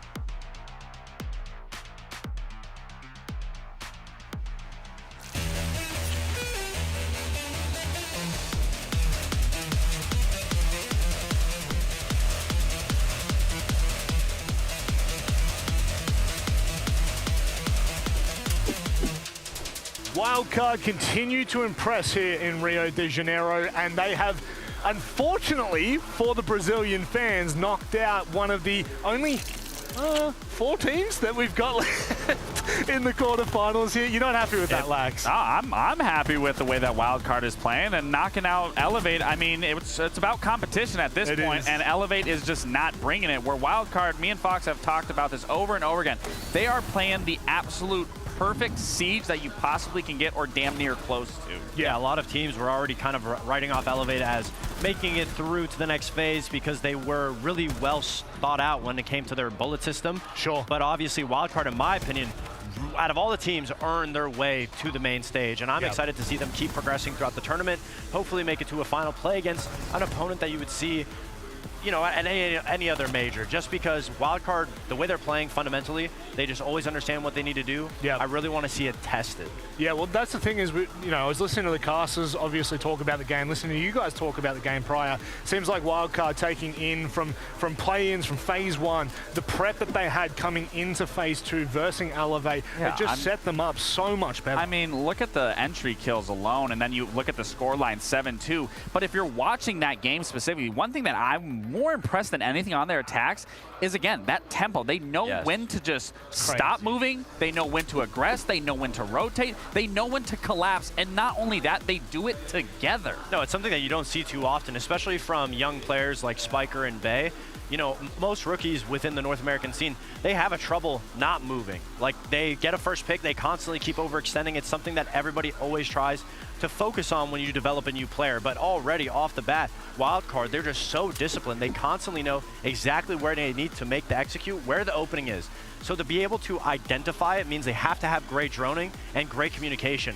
And for a team that's only been together for a month, that's insane. I've never seen a team be able to play that good. It doesn't feel necessarily like a Beast Coast roster where they're playing very good all together. It feels like this team is already a super high-level experienced team strategically, that they're playing as close to perfect as possible. Lax? Yeah, I was going to say, I mean, me and Fox, we've gone through trial and errors with rosters, and it does take time to get that synergy, to get that communication. The fact that they're doing this within a month, bringing Dash on, bringing Baby Shark when their native tongues aren't English, and they're all trying to get that into one, and then making it work here, and now pushing themselves into a semifinals, you got to give yourself a pat on the back. Who knows what they could achieve at this point? It could continue to get better, but of course we do have the detail, and this, for me, sponsored by Blacklight, is important because there were so many moments, Fox, that we could have chosen from. What have you gone for? I mean, Bay was the standout MVP performer today, and obviously he had an amazing play, and so we'll take a look at it because it was just phenomenal from him. And wait a minute. Wait. No, don't blow that. Baby Shark. Baby Shark. No! Just run away. Baby Shark. No! Oh no, the real detail here is the 4K from Bay. We did see this in the quick matchup at the end of that first map, but we have to talk about it because, again, Bay is brand new to the scene as a whole. He's only played 1 season, if I'm not mistaken, and to come here, first time on land, first time playing international, you're putting up a performance like this, you're playing with this level of confidence, that should be something that he should be 100% proud of. And if he can continue this, already going into a semifinal, we can see them easily going into a grand final. No, because if you watch his discipline, every single peak that he does do, first of all, he doesn't overextend, but then when he gets the first 2 kills, he overcooks a little bit, goes for the peek on the window, but his decision-making and movement is so precise. He's not wide swinging. He takes a shoulder peek, and he knows immediately where the next person is going to be. And in a position like that, where you're in a death spot, essentially, your job is to just stall time. So not only is he stalling time, but he's getting 4 kills. They can't even get through him when he has so many things to focus on, and he's able to individually isolate each incident.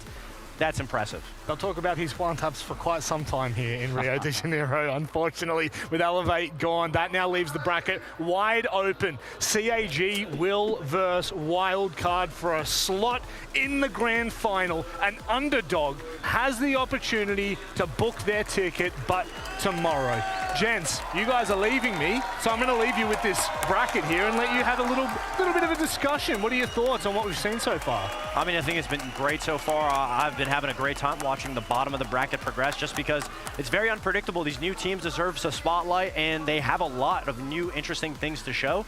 I'm really excited. Hopefully, as a North American fan, I'd love to see Wildcard get tested in that grand final against one of the upper echelon teams in the upper bracket and see what they have to offer. Yeah, and speaking of upper echelon teams, I mean, that Loud Furia game that you said was going to be the game of the day to watch that you're looking forward to, that's also a game that I'm really looking forward to, because what we've been talking about with Furia, this is looking like the Furia that won Sao Paulo last year at SI. So if we can continue to see that and possibly push that into a grand final scenario, that's going to be one hell of a game.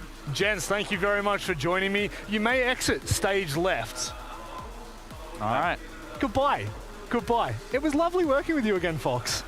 I'll see you again soon. But for everyone at home, we will be joined by Jack and Leo on just the other side of this short break.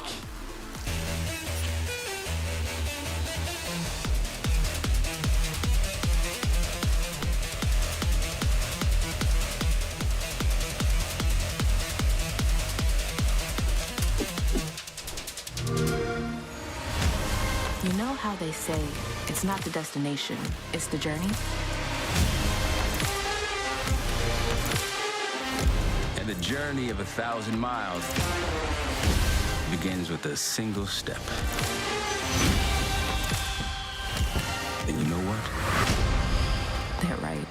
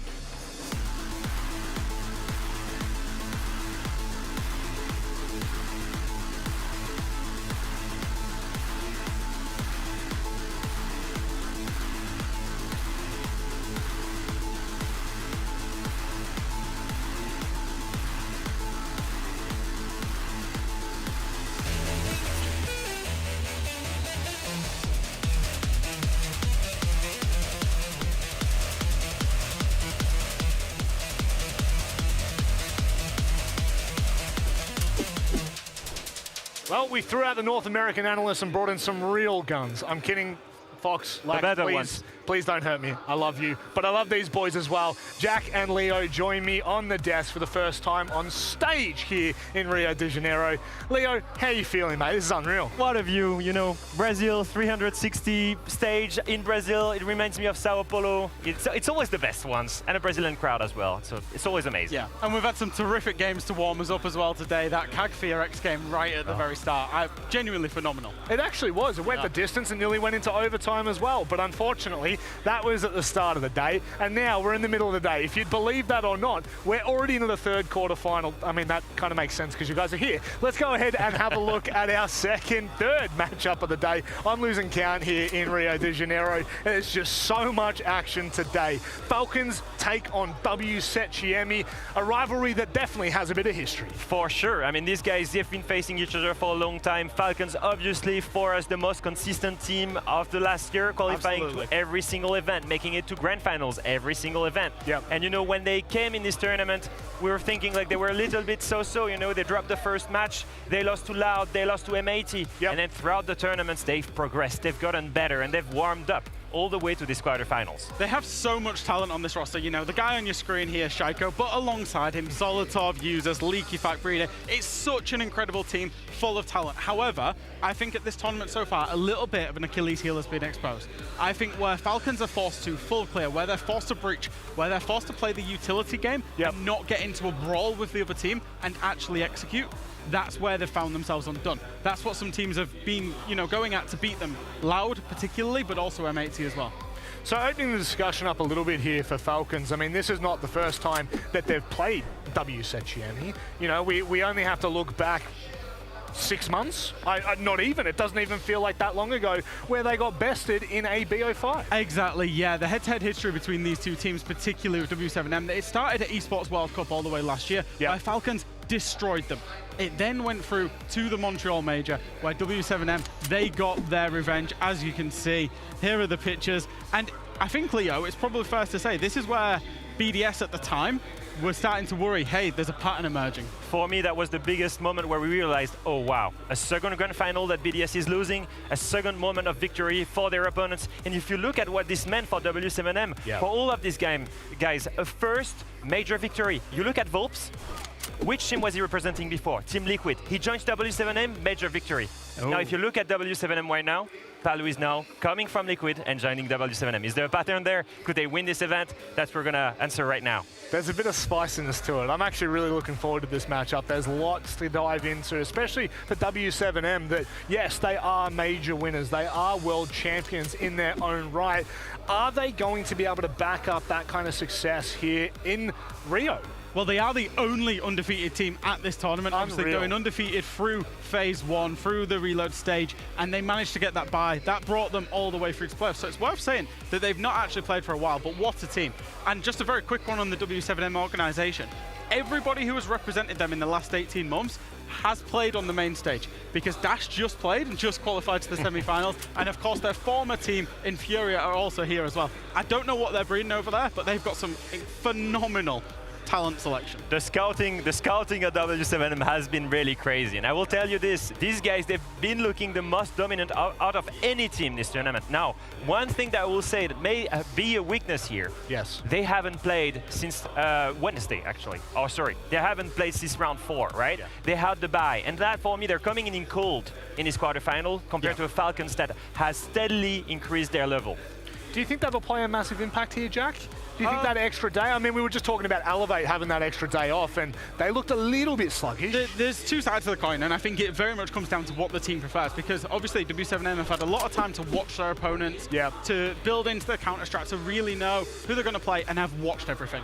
However, you do lose that element of being warm and momentum through the tournament, especially a tournament where teams are getting sent home straight away. There aren't many teams to practice against, so it's not like you can go and scrim 5 different teams. There's not that many here, so you've just got to come into this cold, basically. And you don't have a second opportunity here. Once you lose your best of 3, you are done and dusted for the tournament, which of course will come back to bite you inevitably. But let's go ahead and have a look at Palu, a player that has had such an unbelievable career, yet hasn't really achieved a whole bunch. And that for me is the biggest story with Palu. You know, this guy has been with Liquid for 6 years before joining W7M. He was always hunting for that title. He was always looking for it. And you look at his S-tier results here. Wow. Every single year, he qualifies to the major, he qualifies to the 6th Invitational, and the best placement he ever gets, second. Yeah. He never won a title with them. Now, if I tell you this story, if you look at Volps, leaves Team Liquid, joins W7M, major victory. Yeah. Palu, leaves Team Liquid, joins W7M, incredible statistics throughout the tournament. Jack, can he win that major? You'd have to say, with the way W7M are playing, with the way that he's playing, he definitely can. It's worth noting there's another hurdle that he's got to get over. He's never beaten this BDS Falcons core in his lifetime. He's beaten an old BDS roster a long time ago, but against this roster specifically, his opponents, he struggles as well. But I think that speaks to why he wanted to move away from Team Liquid. He was chasing it, chasing it, chasing it. It never happened. He's moved over to W7M, and he's one of the best rated players on W7M right now.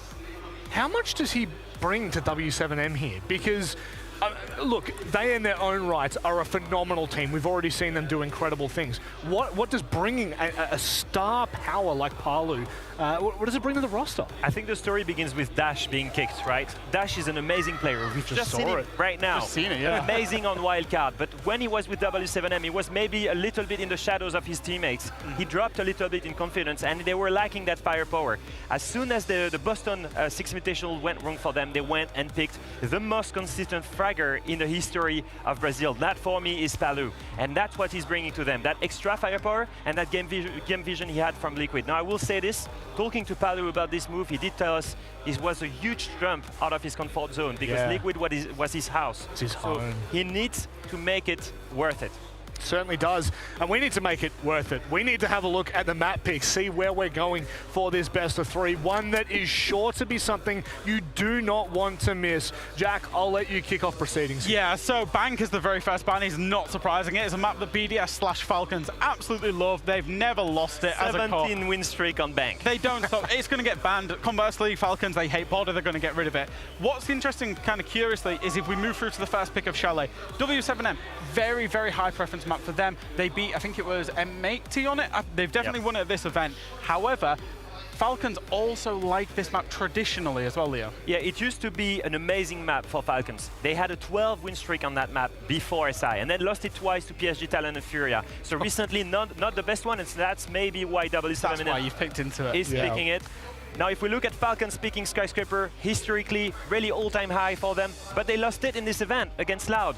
But when you look closer at the results, it's not as bad as it seems. No, absolutely not. They played it against Loud, very first play day of Reload. They did end up losing it, but they got a free attack split. Now, Skyscraper is one of the most defender-sided maps in the pool, so that's something that they can build on, fix those defenses, and then they should be good. That's why they've picked it as one of their favorite maps. And then, if we move all the way through to the deciding map of Clubhouse, it's the only map, or one of 2 maps that Falcons have actually even won at this event. It's been a big favorite of theirs, but W7M also like it as well. It feels like a perfect battleground to decide it all out. Right now, that map veto doesn't tell us any advantage from any team. I think it's very well balanced. It's very high quality from every team on every single map, and we're setting ourselves right now for an amazing matchup. I always like it in best of 3s. You always see whether you go for your opponent's weak picks or your own strong picks. Both of these teams, all maps are strong for both of these teams. Strong picks all the way. Yeah, given the time that they've had off as well, I mean, does that would you lean into counter-stratting a little more, or do you think that that's kind of out the window here? No, I think it's absolutely important. Right now, there's no loser bracket. If you lose, you're out. Yeah. So you've had one extra day to analyze everything. Make sure you have counter strats. Make sure you come in and with this BO3 against Falcons. As a reminder, you're starting in quarterfinals against a team that was consistently in the grand finals every single STR event the past year. You know, you don't leave it to chance. You go all the way to try and beat them. Jack, that's got to be, I mean, that has to be looming large for them. They're only 2 games away from making another grand final and potentially being in the same position they've been in multiple times before. How much pressure does that put on a team like that? I think Falcons, they probably don't feel too much pressure until it hits the grand final. We see them usually run through the tournaments. It hits the grand final, that's a whole different gravy roll.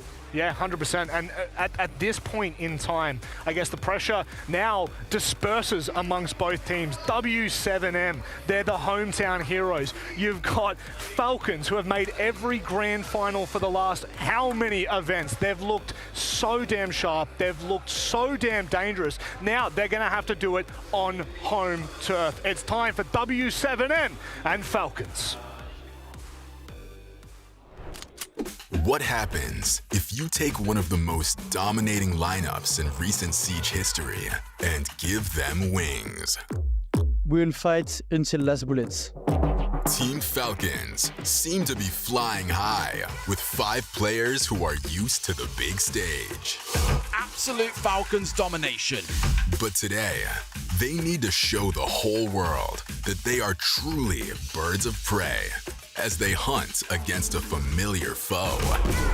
A wise man once said, if you mess with the bulls, you get the horns. And the bulls of W7M are even scarier in front of their home fans. No one can stop us. A team that was so scary in Phase 1 that no one dared pick them after 3 playdays. Now, their opponents are left with no choice. They are a team of energy and emotion. The third quarterfinal of the day is a rematch of the Montreal Major Final. It's Falcons against W7M. Falcons, we're gonna take you down. You got lucky last time, but today we'll have no chance. It's a big one. It is a big one incoming here live in Rio. You are watching R6 Reload, and we are 2 quarterfinals down in what is set to be an epic weekend. Você está no Reload, galera. A gente já teve 2 quartas de final, teremos mais 2 e vamos definir mais 2 semifinalistas. E teremos brasileiros a partir de agora aqui nesse palco, muitos brasileiros. Nivi, I'm really enjoying working with you. Can I just try something really quickly? Okay, what? Vambora, Brazil! Vambora, Brasil! Hey, it worked. I like it. Okay, I'm going to try that a lot as we roll on, but let's see if they keep that volume up for our next 2 teams coming out here onto the main stage. Different badge, same dangerous roster, looking for prey. It's Falcons! Equipe fortíssima, antiga line da BBS e vencedores da Esports World Cup. Vale lembrar que um dos coaches é o Júlio, ex-jogador brasileiro e estrela do Siege.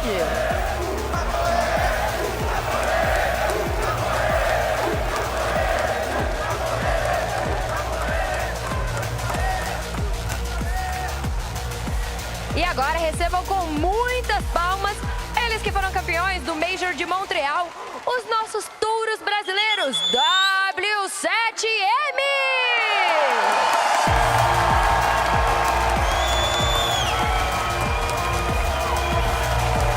The name W7M still echoes through the concrete jungle of Sao Paulo, but this roster is looking to fill those boots here on home soil.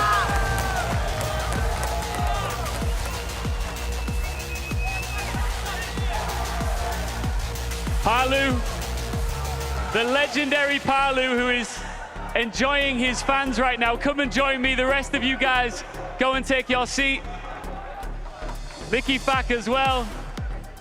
2 men who I know are never strangers to a main stage. Palu, we've been here many, many, many times before, albeit with a different badge on your chest. Are you excited to be up here once again, but this time with W7M? Of course I am. Like, being in my hometown, country is amazing. I'm just so excited to play here. Rapaziada aí é incrível, então eu tô muito ansioso, vai ser muito da hora. For you, it's the same. You used to be on a stage like this, but now you are representing A new jersey, a new story. Is the story beginning right now? Of course, the story begins now. We are really happy to do our first playoff, and I want to thank all the people here who cheers for us, and especially people there. Even here in Brazil, they come to support us, and we'll give everything for them. Ele falou que está começando uma nova história aqui no Brasil. Ele está agradecendo ao pessoal que está torcendo para ele, especialmente a galera do lado de lá, que ali está cheio de touro. You've been wanting a trophy for a very, very long time, Palu. Is this a case of proving a point since leaving Liquid, but also proving a point to yourself that you can do it when it counts? I guess so. I have been, how can I say, I reached it so many times, but always so close, so right now I just want to live it. Muito bom, ele falou que com a Liquid eles quase chegaram lá várias vezes, mas aqui ele está nesses playoffs. É isso, né? Eu não ia falar nada que vai soar uma farpa aqui. Do you have something to say to your opponent? Have fun. Okay. What do you want to say to him?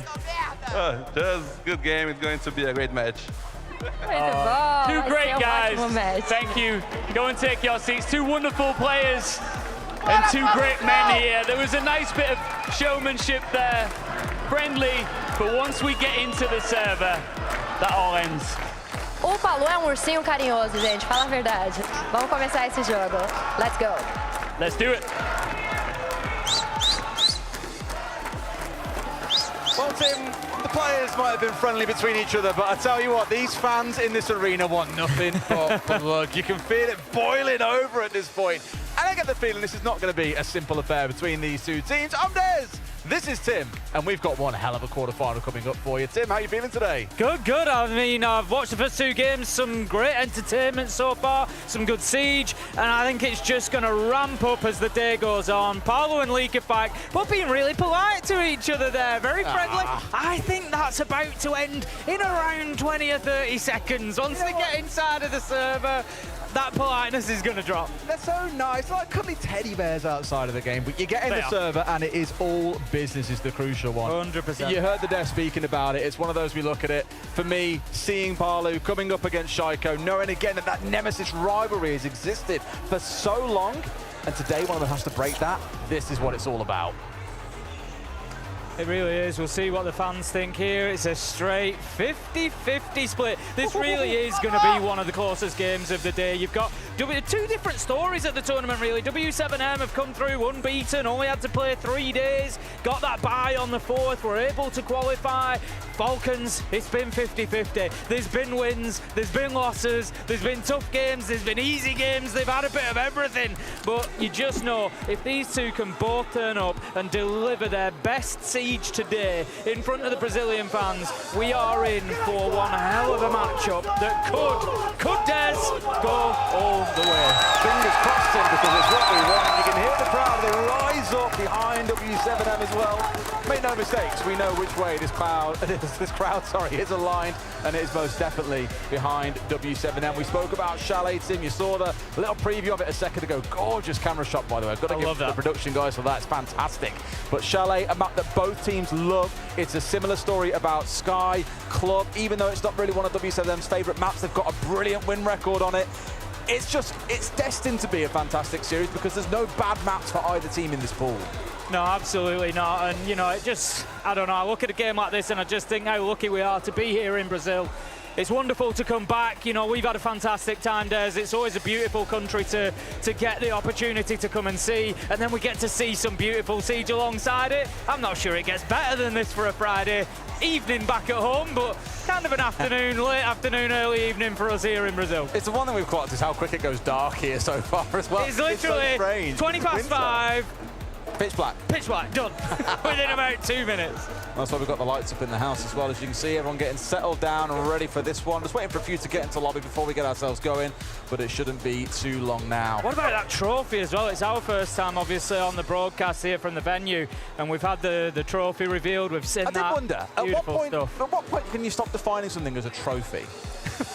At what point does it become an object versus a trophy? When is it just a shield or a hammer? That is a trophy. Absolutely beautiful. I genuinely think we have some of the best design, most beautiful trophies in Siege. We have some absolute crackers across the years that I can think back to, and that certainly takes its pride of place up there at the top of them. It's absolutely beautiful stuff. I remember when you speak to people outside of Siege Esports who are just like, wait, you guys lift a hammer for your world champion? It's like, yeah. Why would you lift it? Why not?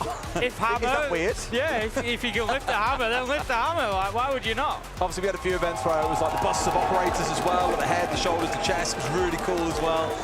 Just again, like you say, some real cool stuff going into the design of these, and I think taking that home, it's definitely in every single player's minds. W7M, I think I've gone a little bit, I wouldn't say unnoticed. They've been undefeated. They're a fabulous team, but haven't played since Wednesday. I think the fact that they didn't play those last 2 days has kind of taken them off the radar a little bit. Exactly, and then for Falcons, again, not ignoring that last year they finished second at everything there was to finish second at. It was ridiculous how close they came, but could never quite get it done. They were knocked out, of course, by FaZe in the grand final, so FaZe could lift that hammer just a few months ago. Is this their year? Because if so, it's got to start here at Reload, in front of a tough crowd, in front of the home favourites to win this game as well. This is when you've really got to show what you can do. Yeah, I mean, the pressure's on, and this is one of the big questions for me with Falcons. I've talked about it. I've said, you know, they were a team of energy and emotion, and what I mean by that is they're very reliant on it. When things aren't going their way, when the tough games, sometimes you see the team, the energy drops, and they lose round after round, and they struggle to get themselves back into it. We've seen that across the last year. I just feel like they need that breakthrough moment, but is it going to come here in Brazil? Kickoff doing an interview, you've got boos and the crowd are getting involved. This is a tough atmosphere for them to come and play in and to just shut that out. And for me, if they can do that and they can get wins here and they can win the tournament, that's a real big marker for Falcons going forward. Norris is so locked in. He's so ready. Super focused. He's ready to go. I've loved him on the draw shows this week. It's very funny. It's been the extremely draw shows funny. As a whole have been brilliant. Yeah, Norris has been the staple for me. When we had the FaZe Furia draw out, he was like, what? Why? I couldn't believe it. It was great.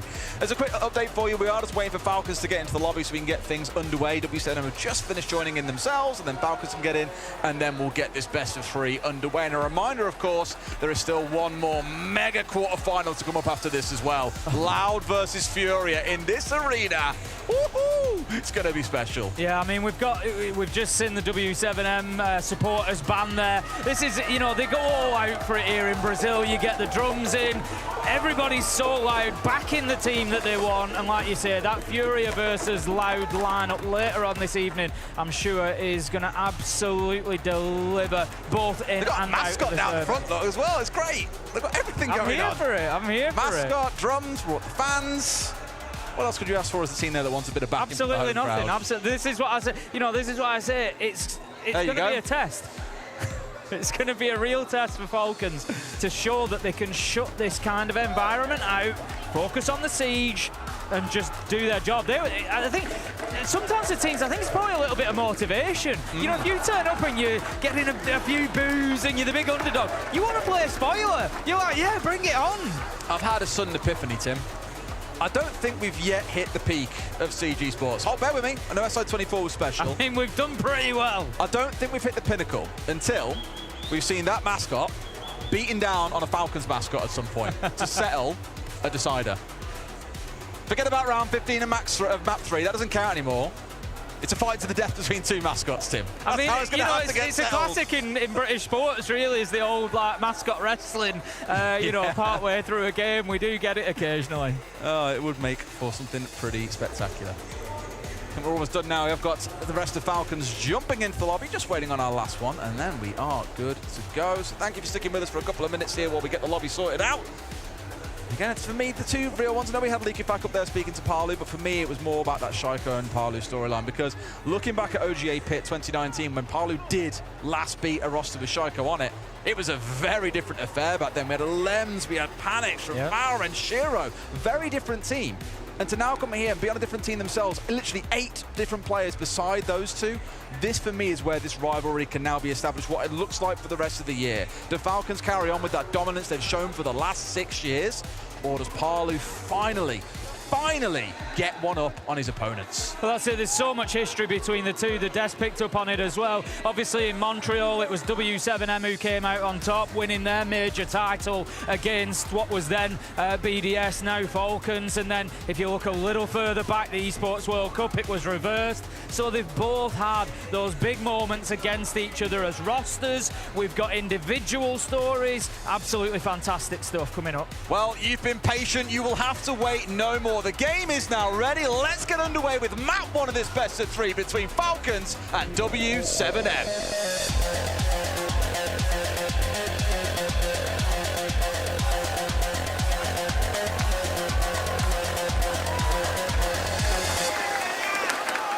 A very brief moment of silence, Tim, and this is where things get real. Once you press start in the lobby, of course. Once we get underway with it, we're in for it, Tim. And for me, again, if I'm sat here with Falcons, I'm wondering about how this week has gone. It has not been their strongest showing, I think it's pretty fair to say. Many have looked at their performance and thought, this isn't the team that we know and love. This isn't one we used to see in dominate and finishing grand final second place after grand final second place. Are they going to be able to do it here in front of the live audience? Will that lift them up, or will they be further crushed? Yeah, you know, run! we'll get into this one as soon. I think Solotov's had to run to the bathroom. I think we've had a last-minute technical situation. A bladder technical situation, Tim, unfortunately. I'll link it back up as well. We're just taking the chance now, you know what? I'll tell you what, he looks like a man that's running for the bathroom as well. If it's happening, it's happening. So... They're all off. This is the strangest start to a game I think I've ever seen, guys. We will get on in there just as soon as we can do. Just a reminder for everybody, of course, we are playing, of course, on SiegeX, so we've got those new features on the updated maps, so that's something to keep your eyes out for throughout this. Chalet is one of those updated maps, so we've got those new destructive environmental ingredients that you might see. Things like fire extinguishers on the wall can now be shot out and will create sort of a couple of seconds smoke. We've got the gas pipes that run down through certain levels in areas. You shoot them out, you get a couple of seconds of fire, much like a Goyo canister, but just a lot shorter than that. So those are some things to watch out for. A couple of changes with the operators as well, and hopefully you'll get to see the beauty of the new lighting and everything else that comes with it. It's looking great. I think the op bands has definitely been the most The op interesting bands I was going to come on to as well, of course. You know, we've got that new system in place. Yeah, the op bands I think are a really fascinating one, and I really enjoy seeing how teams approach playing against Falcons. You know, I've long spoken about this on nearly every cast I've done with them. They have a few operators they tend to lean very heavily into, one of them being the Dokkaebi. And I think when they've had it taken away from them, Tim, you see them struggle in some rounds to make as much fort or take as much ground, move forward as quickly as they'd like to, and that's when they start to sweat against the clock. And historically, I've been used to seeing this team, I think about to a couple of years ago now, it was a little bit of a different roster, but they'd be able to execute often in many rounds. There's 60 seconds still left on the clock, and it's like, wow, they move quick. And I feel that's a good way of slowing them down, is take things like the Dokkaebi away from them. Of course, targeting Shaiko as well, banning away the Deimos is another massive one. If he gets given Deimos, he's going to pick it, Tim. I was looking at his operator pick rates. Despite how much Deimos has been banned away, it's still his joint most picked operator here at the tournament so far. I'm going to assume that you can hear the band sort of firing up on stream. You know what I loved earlier, bless him? And I love how constant it is. Believe me, from Sao Paulo, from my experience, that will just be throughout the game. Like, the support is constant. You know what I want to think this is, Tim? Top tier shithousery right now from Falcons. Do you think? Start watching a football game in the UK. Do you think? I think it is. Just a way to get in their heads a little bit, just to make them sweat. You can see it both ways, though. You know, Norwich was so composed. Does it disrupt their own flow, you know? No, because they've emptied their flow out, Tim. They've gone to the bathroom, Tim. They're fine. I was going to say a second ago, you mentioned the drum and the band a second ago. Yeah. You love that one. Fett came over to us earlier because he's here co-streaming as well. Big shout out to all of our co-streamers for this event. But Fett came over and he was like, I've been really loud, like I'm just very aware that it might get picked up on the cast, and if it does, I'm sorry. And then you were just like, you know who's standing here, right? Tim's right here for one, but that band is going to drone, it's going to deafen both of you and just override it all. They are so loud. I'm struggling to hear myself think through the headset. Yeah, it's, like I said, it was exactly the same in Sao Paulo. They come out and it's just from absolute minute one of the game, they will fire up and just try to rev their team up as much as they can. They sat right in front of W7M as well. The whole crowd in front of them is just like bouncing. They've got the inflatables out, the band's going. if those players need any motivation, if those players at any point need a reason to win a round, all they've got to do, Des, is just glance up. Well, we are straight into our operator bans. Thank you very much for your patience. Hope you had a nice toilet break as well. You ran away just like Falcons did. Here we go, though, with things being taken off the board to begin with. First operators to disappear and be magicked away are that Dokkaebi team. This is coming away from Falcons because W7M are also big Dokkaebi players. Azami will get taken out. We know the value of her on the defence. Blackbeard and Kaid will be our final two. So no major surprises there, Des. We are seeing sort of a similar trend throughout the tournament. Obviously those power operators being the ones taken away, but Azami particularly able to reshape a lot of defensive sites, able to create new lines of sight. I'm particularly thinking about that top floor. If you're defending up there, you've got the piano area that can be defended really well by Azami. Extremely useful down in basement as well, around pillar and wine to try and sort of prevent that backsided push. So lots of use there. No surprise to see W7M taking that away. Interestingly, a ban that you see quite a lot against Falcons, or at least we have throughout this week, has been the mirror, targeted against Brede, who has played it a good few times. I thought we'd see it down here in the basement of Chalet, but instead, he's gone towards playing on the Maestro, Tim. And what do you normally see when you see a Maestro? Well, you see a Brava come in on the other side. And we saw a team earlier this week, I forget who it was, made a really smart call to ban away the Brava and then play things like a Maestro and other operators that could really benefit from that operator being off the table. It felt like such a niche ban, but they used it to great effect. And so here with Falcons, their view has been to not try and ban that Brava away. We're still going to play the Maestro here as well, but you've got things like Mute and Mozzie on side, all about denying those drones away and making heavy use of information to beat out W7M. Let's get things underway then. Round one action phase will begin. Falcons on the defense to kick us off, and they are choosing to go down to the basement first of all. But as you just saw there, we've got Leakerfat Accusers both up on that top floor, Des. They're going to be trying to just stretch W7M as much as possible. They're there to waste time. They're there to maybe pick up a life if they can along the way, but it's not the end of the world if they don't. What is more important is that they make W7M worry. So the first question we need to see W7M answer is, what are you doing about those roamers? It works both ways, right? In the sense you've now saw one player drop away from that second floor because Parley was straight up to the garage wall, has got it opened up in 30 seconds or so. And the thing you instantly think then as Falcons is, are they rushing us? Are we getting hit here when there's too many of us off site? So I think it has pulled a couple of players back in towards site itself. I say that, Shaiko and Leakerfat are now both back up on that top floor, realise there isn't a rush coming in, so have re-spread their wings and gone out into the map. Yeah, I think they've definitely made that call. We can just see a bit of damage being taken either way, but ultimately it's Solotov onto Volps. Users manages to find Odez with a Nitro, and that is a great first assault really from Falcons there onto this attack. Gotta be careful there, Dots on the Monty, just showing his rear side to those defenders that are left inside of sight, and they will do a good bit of damage to the shield player there. Palu does manage to pick up Users, and W7M start fighting back. Yeah, Users a little bit in the open here, Tim, but the key thing is they're looking for control of key parts of the map, looking for that dining control to have the hatch, and then also looking to get trench here so you can plant inside the barrels, break the barrel and plant where they currently stand and look to have cover behind it. But I'm concerned, with only 3 players on side, Tim, they can't hold this. Yeah, it's going to be a bit of a struggle. The one sort of criticism I'd make of Falcons here is they've all got themselves back to side. They've got that man advantage. I feel like there's an opportunity for one of them to possibly play onto the west main stairs. What have they done with the hatch? You know, give yourself these opportunities. Solotov and Brede making sure that it just doesn't matter. Dots finds one, taken down. And where I might have liked to have seen that flank, Des, it just wasn't important in the end. Couple of kills come in. W7M were limited. They were restricted to that rear side push, and Falcons managed to grab their primary site choice, lock it down. It's 1-0.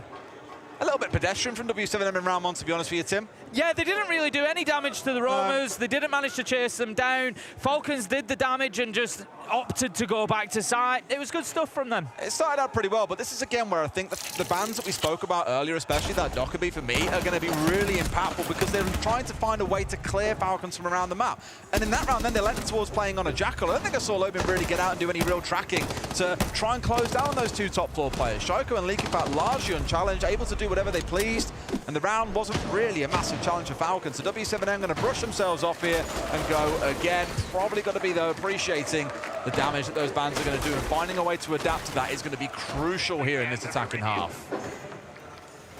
Up to the top floor we go then. Or is it kitchen? No, it's kitchen, sorry. It is. Just mixing the up my silhouette. The players are up on the top floor. Going to be kitchen and dining then that Falcons look to hold on to now. As we can see, we're going to have a large top floor presence from Falcons here. They particularly want to hold on to that top floor site, as it would be Master and Office. That's the area because there's so much verticality down onto site. So what do W7M do about that? Well, you breach the office wall, get into library, get control of mezzanine, breach that office wall, and then you breach the main lobby wall into site, and it should force Falcons back a lot deeper and create that bit of space that they need. Imagine there's a few at home that feel the same way I do now. Brava in round 2 after what we saw in round 1. Like, are they not checking out what's going on? In this round, it makes sense because there's those 2 bulletproof cameras in the back pocket of users from Shaiko, both now deployed, that can be stolen away. There's things that are going to impede them, like the mute jammers that they also want to see taken away. And that's where you've got things like Twitch on side. A lot of drone work to go on. No Mozzie in this round to impede you. Playing a bit of cat and mouse here with the operator picks him. I'm interested to keep an eye on what they do about the hard breaching now. They've used 2 of those Selma chargers in and around library, so it means that office wall, whilst it's half soft, Falcons have chosen to leave it half soft and put some feet holes in it. It's going to be a little bit more difficult for W7M to use that to force them out of office. We've got a beautiful Nitro. Users managed to get one in the last round, doesn't find one there. Palu just able to sidestep and get away from that one, but as I say, going to be maybe a little tricky for W7M here. I'm just concerned they're not going to have as much hard breach as they might like. Palu got away with that one as well. He knew exactly, sorry, Leakenback got away with it. Palu knew exactly where he was, came from pre-fired onto him. You can see his health dropping low, but I think there was some support coming from Piano, from Shaiko, who swung out at the same time. They were trying to bait it, essentially. But Palu didn't take any shots in the end, keeps himself going, just slightly steps away from that window and keeps himself alive. And now, Leakenback with the assist of that damage from earlier on has been taken down. Doda's picking him up. Yeah, W7M have pretty much given up on the library side, Des. They're going all towards Solar, trying to get themselves into trophy. They've got Palu on double window, and they're just making it directly difficult on that top floor. We see a trade come in, which now sees Falcons sit with the advantage, 3 versus 2. 45 seconds left to go, but Dots has managed to get himself down trophy stairs and can start pressuring from the bottom, while Palu continues to mop them up from that double window up on the top floor. Oh, here we go then. Dots going low, and Shaiko now facing off against him, but Uses gets Palu, who's done so much work from that double window, seemingly all game. I think getting shot there from above. You can see the player above in your outline. Dots is on site, but the problem is, Tim, they've got no vertical control. He is all alone. We'll try and make a plan happen here, but Uses and Shaiko know how to play out these scenarios, Tim. Like, surely they have an inkling that he's planting. They must know, because that's exactly what he's done. Drop comes on through, but Uses don't lose them. Hits a second in the round. They'll get the disable in, and Falcons go up 2-0. Yeah, well played from Falcons there.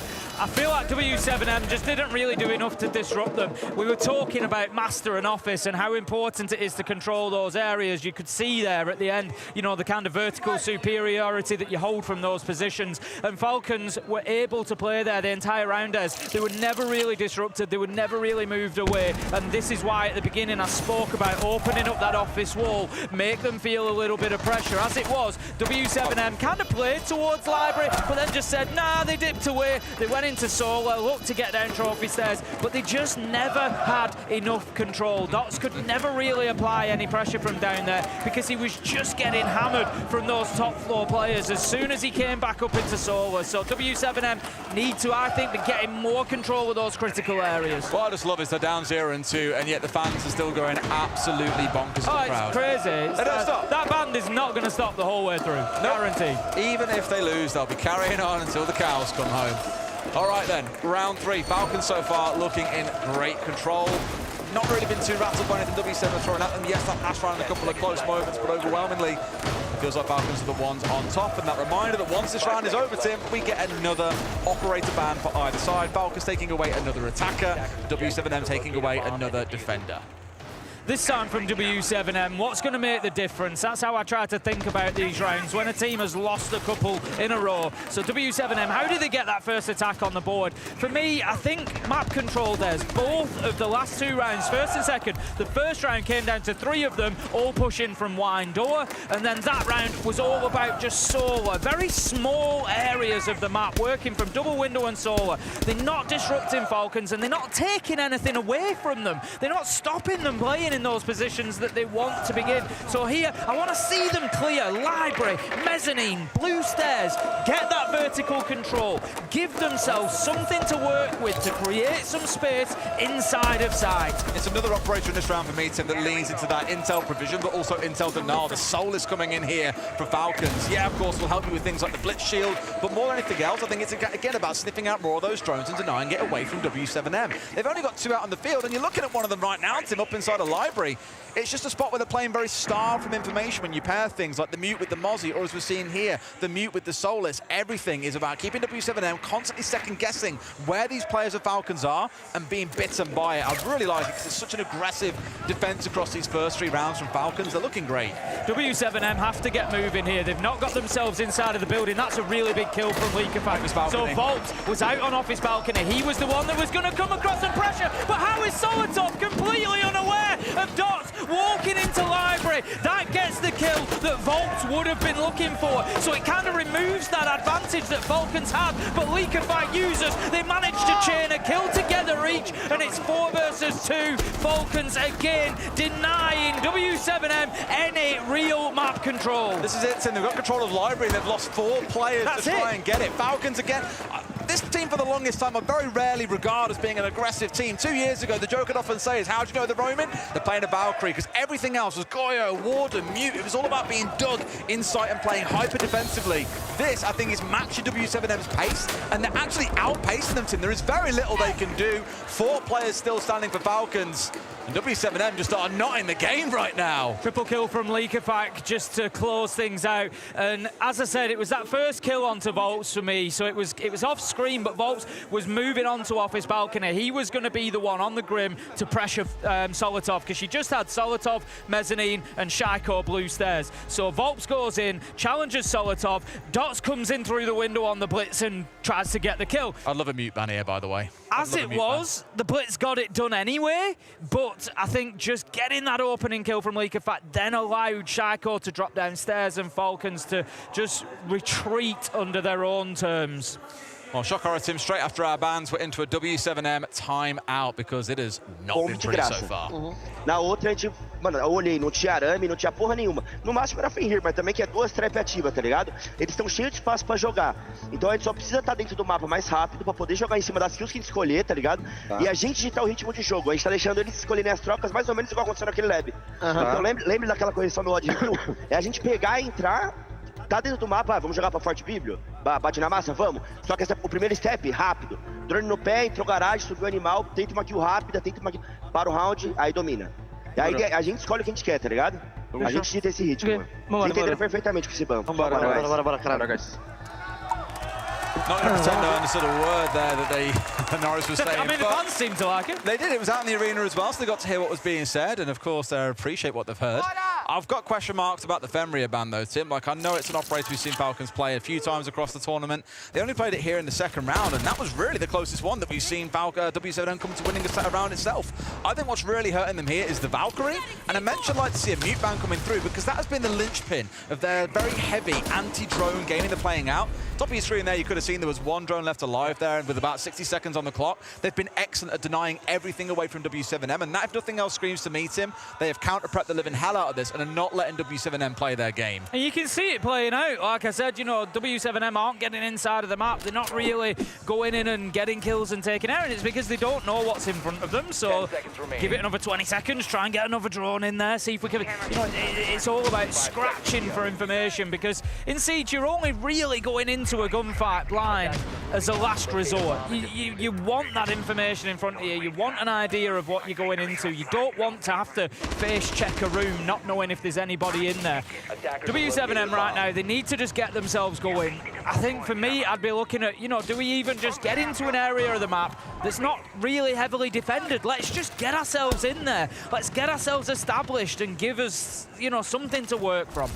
This is the problem, Tim. As we've seen before, they've got control of Library and lost every single player trying to do it. It's been an absolute war to even get inside the map at the best of times. However, maybe now we're trying to see a bit more pressure coming in. Lobin from one side with the Blitz pushing in from the other.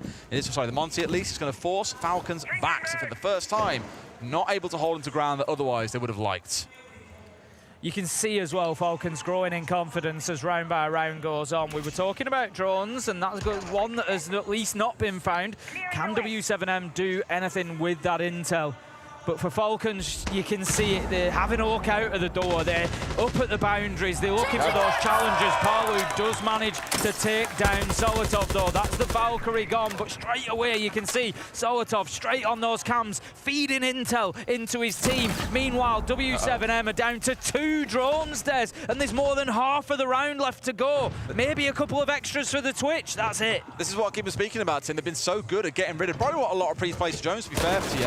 Shaiko here, I was going to say, was pincered as well inside of Bar and Gaming. I was a bit nervous about him hanging on there. They've tried to ignore him. Fair enough, they're still getting kills. They're into a 5 versus 3. Even Usus is being forced back here. So really, it's on Shaiko wherever he may be. I think now he's back on site. Actually, he's managed to get himself down those lobby stairs. He's managed to rejoin his team. W7 have got full map control to him. It may have cost them all the info in the round, but that doesn't matter because guns up, they can win this. Not only have they got full map control, Des, but like I've been asking, they are using all of it. You've got Palu out towards main stairs. You've got Dots on blue stairs. You've got Lobin out towards west main stairs. They're looking to pressure every single angle, and they're looking to work together as a team. Users overextends at this point. Falcons, they had to take a risk, Des. They had to try and get themselves back into the round, but Users pays the price. 2v5 now, and it's all but over. It's looking like a flawless round might be on the way, but of course Shaiko's the party stealer, but Tim, he's in a 1 versus 4 and there's a Monty still on the field. Yeah, Guma might be in his foot,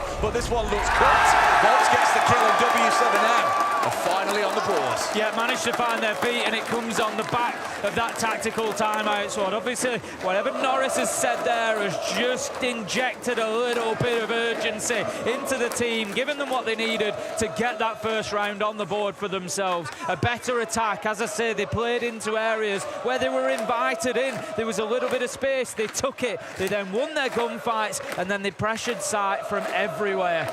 Good stuff from W7M. The key thing they changed in that round for me, and I can only imagine this is the sort of stuff Norris raised to them, was we're trying to play fast, guys, and they're playing faster. We're getting crushed here, so let's slow things down. You saw that in the lineup they brought, right? The fact that they had drones to deal with, of course, is the Twitch. The fact they got Monty shields, that they've got the Nomad on side to lock down areas they've taken. The only time they really went quick was their initial entry into the top floor, when you had Lobin coming in from off his balcony, and you had the Monty coming into Library. After that, they slowed everything down. Palu's entry was from outside the map, for example.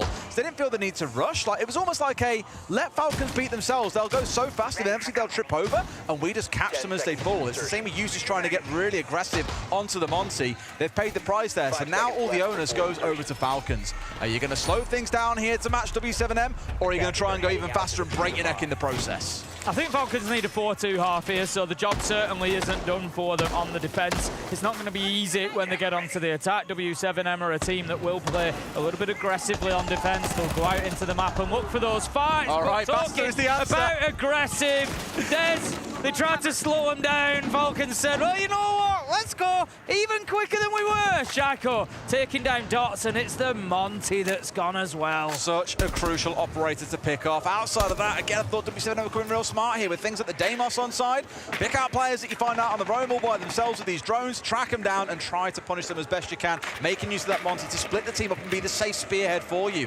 Without him on side now, everything is a risk. You're stepping in with the Deimos track. Oh, what if there's a second player nearby looking to bait that player and get a kill off the back of it? I just feel that takes a lot of the wind out of the sails of W7M here, and wouldn't be surprised to see Falcons just draw this round to a close without that key operator still on side. Droning has been much better from W7M here. A minute into the round, still got 6 left alive. That's something that we're going to be monitoring because Falcons have done such a good job of taking those drones away. But this time, W7M just playing with a little bit more intel. It's because Falcons changed around their game plan as well. They're not really focusing on intel denial anymore. They're going for these 3 trap operators, right? In the Ella, in the Legion, in the Frost. Everything is to slow W7M down, probably even further, and try and catch them out as best they can. Step into the wrong room without droning it, and knowing again they've lost so many drones, well, guess what? There's an Ella mine to the face. You'd probably win out that gunfight that follows, and they're in a good spot. It just shows that Falcons are always trying to stay one step ahead, and a very early spawn peak from Shaiko is exactly what's going to reward them in this round. Last time around when W7M were attacking Kitchen Dining, I spoke about this office wall and the fact they hadn't breached it, and it allowed Falcons to play in their original positions that they wanted to play in. But this time the Hibana gets there, Volks is going to open that wall, and it does just force Falcons a little bit deeper. They now back into Bathroom, back into Solar. W7M are able to take a little bit of ground, a little bit of distance off them here. The problem is the damage might already be done in terms of man count. Falcons have got 3 trap operators, don't remind, so what they're doing is playing behind those and just taking a step back each time. They had 3 players in Solar until about 5 seconds ago. They've all dropped back down to the site now because they know we're in a 5 versus 3. They've got less than a minute to play. We can sit on site and play for trades here, and they're screwed. They've still got a C4 to play behind at the same time, so it's really good game management by Falcons. Loba's just looking for that peek around the corner. He's fairly confident that there's not going to be anybody in Bathroom after the explosion ahead of him, but can't find where they are located. Falcons coming down those trophy stairs, but I'm not sure they're aware of the player underneath. Yes, they are, but not the one hiding underneath the stairs. Solotov manages to get Loba involved with one onto Shaiko, but 8 seconds left to go. This is not going to happen. It's one of those trap stairs that finishes them off. Guman gets a kill, and like you said, there was just so much time burnt away from W7M. They took a lot of ground, but they took what they were given only. Same as you said in the round, right? After that initial spawn peak came out, everything was about playing behind the traps to the side of Falcons, and one after another, they've had to clear out the frost mats to go through goo mines, deal with the Ellas popping off in your face as well. Just, it didn't matter what they seemed to do. They were always getting stung at every single turn. And again, I'll give it to Falcons. They've gone from playing at breakneck speed to slowing things right down in that round. Once they got the Monty, complete and utter change in mindset. Leakifat makes the call to slow it all down, and they punish W7M. I said it in the round, but game management by Falcons so far has been sublime. Yeah, they are looking really, really good for a team that, you know, we don't always like Chalet that much, does? They love Chalet, Tim. Absolutely adore it. Yeah, they really do, and they're showing exactly why at the minute. But they're going to be moving on to a map that they also adore, Des. It's not looking good for W7M right now, because W7M like Sky, don't get me wrong, but Falcons are moving on there, and they're going to be more than comfortable to play, I would say, any team in the world on Sky. So I think W7M will get into their rhythm starting out on the defense of that map, because I think outside of OT on this map, every team has chosen to start on defense when it comes around to their side selection. And looking at how the series went between, say, FEARX and CAG earlier, they won each other's map picks in that best of 3, and that final third map was a real close one. I wouldn't be surprised to see W7M come out, have a really strong defensive half when we get to Sky, and then just roll forward with momentum from there. But as we always say, Tim, 2 hours to a game of Siege, Chalet isn't even over yet. W7M could still bounce back in the second half. yeah, of course they could do.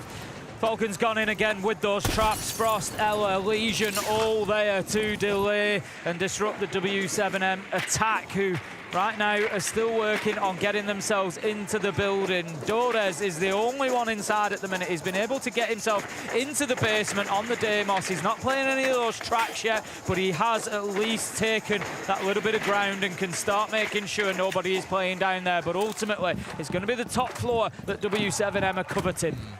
I'll always draw back to the bans, by the way, as well. Just so heavily denying away information with the Dockerby and the Grim being taken away that now we're leaning in towards Deimos and the Lion. I like it as a pairing. I kind of wish we'd seen it back earlier in this half, Tim, when we knew that Dockerby was taken away as a way of clearing out more of this map, because that's what they're trying to do. It's all about getting towards sites, making use of Candelas to force players back from key areas, and of course, hopefully having a couple left when you come around to actually hitting the site itself. At the minute, W7M haven't touched the top floor, really. Dores has got himself up there now. He's the only one, and he's he's going to come up against challenges. We can see we've got the outline there ahead of him, so he needs to be careful, really needs to be winning this fight against Solotov, who's currently playing on Mez. He's supported by Shaiko on blue stairs, and W7M haven't done anything to disrupt it. They've been working through kitchen dining, trying to pressure from that area, but they're now looking to move upstairs. Lorbin has gone up in support as well. And what a beautiful kill Dordes picks up as he just peeks around the corner on the vertical. So the problem is here, everything that W7 are doing is being spotted out by Falcons. They've got 3 Valkyrie cameras down, 1 in Fireplace, 1 inside Library Hall, and 1 inside a kitchen. They've seen all these movements coming, and so far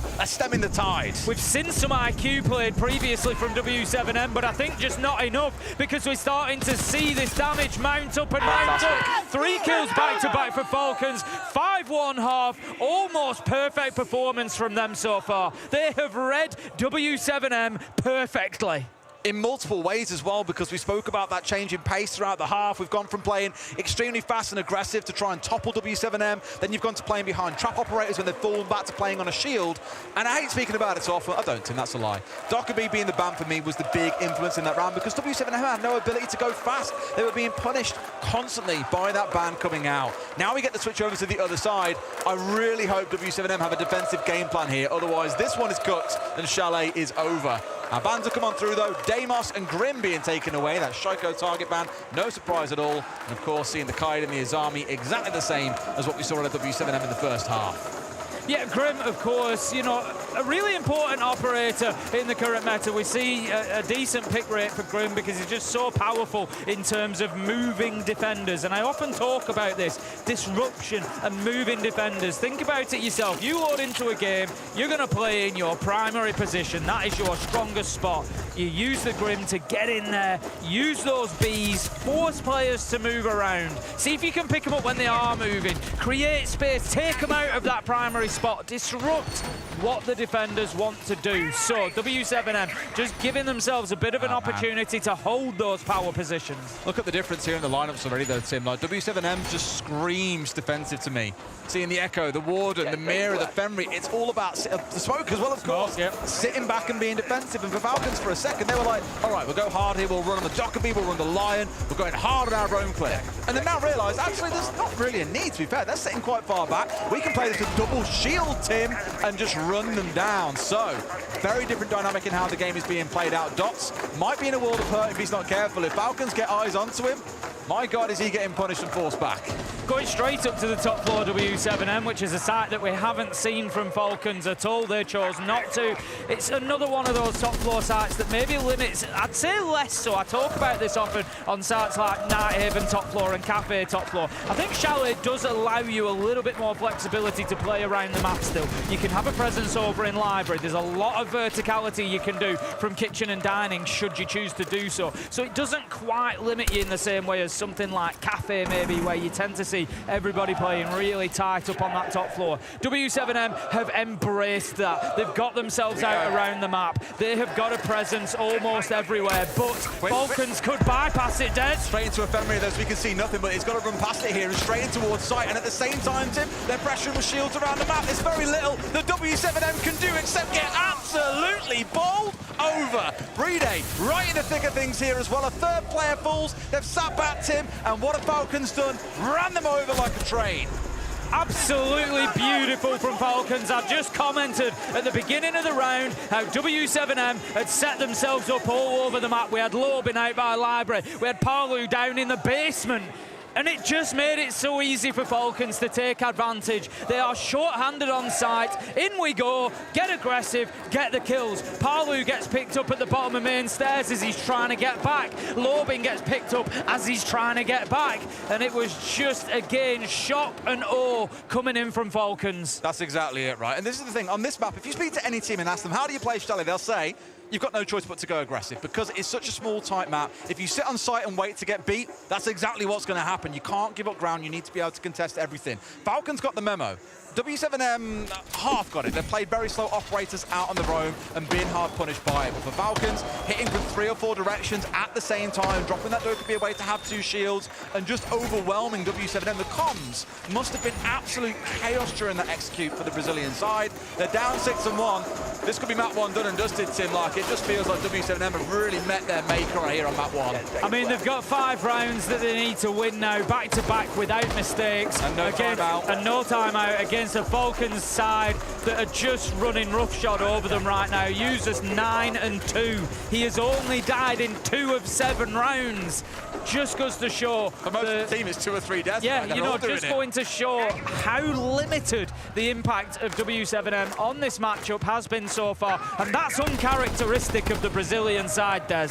It's crazy because Dodes especially, I mean, Dodes and Palu equally have had a fantastic tournament. Both sat around about 115 EPS between them, and it's just been scary. Like, their entry rate has been brilliant. They're the best entry team in the tournament by some margin. I think about 73% entry rate success is what they found. On this map, it's been very, very 50-50. They've stayed in contention, admittedly, but here in this round at least, Solotov is gone. It's a start, Tim. The thing about that Dokkaebi I spoke about and the Lion, it's in the hands of Falcons here, and they can use this to punish. Yeah, I feel like W7M sort of starting to get the message of we need to get aggressive here, we need to be going out of windows, we need to take a risk, but it may just be too little too late. We see Leakerfact working underneath with the knock, trying to get a cheap kill if he can, moving around, but he misses his shots. The opportunity was there for him. Dodes punishes Leakerfact, takes him down, and W7M, on a rare occasion so far here on Chalet, have got a man advantage. 5 versus 3, and they can now is the time where they can start to sit back a little bit. We saw it from Falcons.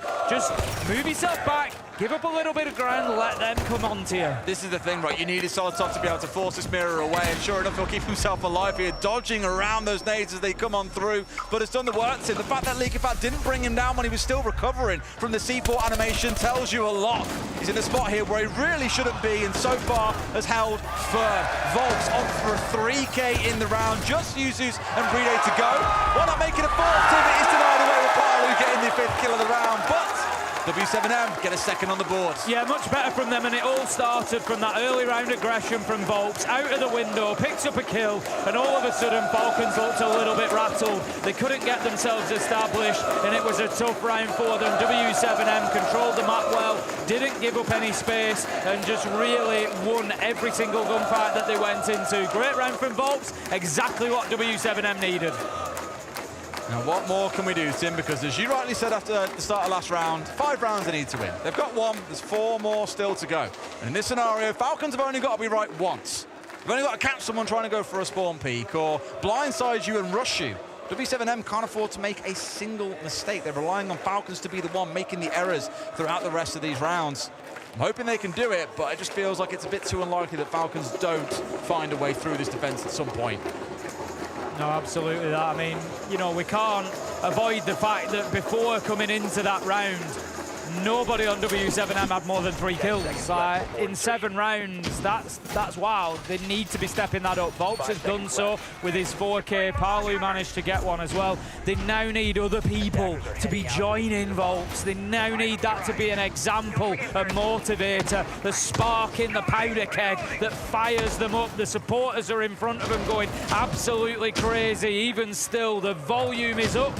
They just need to harness that energy to W7M. Let's take a look at Falcons' lineup in this round. Very big focus on the vertical play, right? The interesting part being you can also use the vertical from below when you've got the block on side, but naturally you see him lined up alongside a sledge, and you think, there's no floor that is safe inside of this map. Really what they want to try and do here is get control of that top floor with the line and the Dokkaebi, and then look to work vertical angles before trying to look to going for a plant. On the other side, W7M, playing a little bit what we saw out of Falcons, leaning very heavily into those 2 trap operators of the Legion and the Frost. Of course, looking to lock things away and keep Falcons at bay, slow things down with the Castle and the Tubarão. Of course, how far away they get with that is a different conversation, but still lots for both teams to work through. Solotov just taking out that default cam. Falcons making sure that they're doing the basics as well as the more complicated stuff. Dokkaebi, the users, has managed to just get inside of main lobby as well, but still W7M are largely in their original positions at the minute. Dordez is playing inside of office on the Tuberai, looking to deny out any hard breaching that might go on. Dots picks up Leaker fight, but there is a trade there for Solotov, 4 versus 4. There's a great reverse shot as well. Keeps in square, of course, really tend to see the attackers being the ones that lose out here because you're the ones that have still got utility in pocket. Defenders have often played theirs around the map. Deployable shield, for example, in Dots' back pocket is out on the field. Of course, the C4 is lost, but you're not going to moan that one too much when you've got rid of the sledge in the process. Still with 1 call left and 2 more Lion scans to come on through. This stall game that I mentioned now can begin from Dodez on that Tuberau. Just waste as much time as possible here before you can see this top floor over to Falcons. Yeah, just making it really difficult, and I've spoken about that position already, allowing them to keep themselves there. Brede manages to find the kill with the exothermic charge. It's a rare one, but we'll let Dordez off for that one. He was actually fighting somebody else. He just couldn't really move from that position. The fuse was very short, and I think the fact that Solotov was downstairs, he went to go and shoot it off the wall. Dordez had no choice but to challenge him or abandon that wall, and they didn't want to let go so soon. Problem now, Tim, is they're down a man. Falcons can afford to play this for trades if they want and come out on top. There's still players upstairs that they can deal with, and they've got a phone call in back pocket still. Time is possibly going to become the factor here for Falcons. They need to make sure they're not stalling out, that they're getting moving. The Dokkaebi call really needs to be that go signal to start moving in and thinking about getting the diffuser down, but you can see the man up above the Legion, Volps, he's in a critical position here. Palu manages to get users, and Volps makes a big play, and all of a sudden, W7M turn the round on its head. They managed to get the win, and you just feel that the winds might be switching here, Des. Volps, the angel of death in that round, Tim. Playing that vertical, got that final kill trade. Lobin did go down, so it was technically a 1 versus 1, but Volps came out on top. That's 2 of the 5 that they had to win, and now we get more operator bans to come on through. Keen to see what both teams try and take away from each other. We know that Dokkaebi has been a bit of a nuisance. I'd love to see W7M take it away, because I think that takes some wind out of the sails of Falcons. These W7M supporters need absolutely no excuse to be noisy, but W7M are starting to give them a few anyway. Fenrir and Dokkaebi will be our next 2 bans. Fenrir is more than reasonable operator that we've seen used on both sides of the table here so far by both teams, to good effect as well. So just going to remove that potential obstacle. Dokkaebi as well, we know the value of. We've just seen it used there by Falcons to try and spark that final push, that final take on site. It didn't quite work out for them, but they won't be trying it again. As W7M says, no more phone calls, thank you. Yeah, I mean, this team are fantastic at using the pairing of Deimos and Dokkaebi together, so I'm kind of glad that we've seen them both taken away here. May have taken 3 rounds to endure, but I actually think with this in place now, W7M, this is as good as it's going to get. You've taken away, again, 2 of those 3 big power operators. Grim, actually the most played operator by Falcons overall here, so not surprised to see that being a priority ahead of the Dokkaebi. But it now being offline, I think we'll let W7M get away with some real shenanigans out on their own, and you see that in the lineup, Tim. Triple operator coming out in terms of traps. You've got the LA, you've got the Legion, you've got the Capcan, you've also, of course, got the Valkyrie on side. We saw this coming out of Falcons a lot back in the first half. Shoiko was originally going to play the IQ in this round, but has stepped away to the Thinker. Haven't seen that one all that often this tournament, Tim. No, quite a rare pickup. Shoiko used to play it a lot. It was one of his I was going to say, you know, as soon as it's Shoiko playing it, you gotta think, well, you know, it's certainly, he's no stranger to the operator. So with a few of his usual operators taken away from him, it's, you know, more than understandable. But powerful operator, you know, the ability to give that global health boost to his team and just get anybody back on their feet if they're down but not out and nobody can reach them. So plenty of value to be found there. 5 versus 5 still, 40 seconds into the round, and we've got Falcons at the moment just kind of spreading themselves around the map. There's a presence out towards library side, there's a presence out towards main lobby as well. Just looking to squeeze from both sides. The frustration here is always going to be these trap operators. They're going to slow things down so much and make life hell to get inside the building in the first place, but then also move through it safely. And really what Falcons are looking at here with the double shield setup with that Thinker on side in the sense is a big focus on the execute. Of course, not forgetting the Capital. Everything is about getting a lot of space quickly with those shields and executing in behind things like the Sense and the Capital. So it's about keeping as many of these operators alive as possible. It sounds like a really obvious thing to say, but this lineup more than any needs these operators to stay healthy. Shackle is just going to call in the nanobots just to give a little bit of support. Just holding that hatch. It's a tough one. Only gets the glance of the back of a leg. Can't quite land his shot. We continue on at 5 versus 5 as W7M, they're moving themselves around quite a lot now, and that's because of that top floor presence that Falcons are starting to build up, and they might just be able to get themselves into a planting position soon with this shield going in and doing some work. Dots will be down but not out. 1 minute left to go, but Lobin manages to pick up Leaker Fight. That's the shield on the Monty out. We're going to have users taken out if he's not careful. 3v2 though, Des. That was a bit of a mistake. Users is down to less than half HP, and he's in a bit of a mystery spot here. Bride's got the cross though. Palu, 1v3, will not be able to make it happen. A couple of rounds where it looked like it might be a bit shaky for Falcons, but Tim, a dominating performance no matter which way you slice it. W7M were always going to come back at them, Des. They were always going to challenge. They just couldn't find enough. The damage had already been done.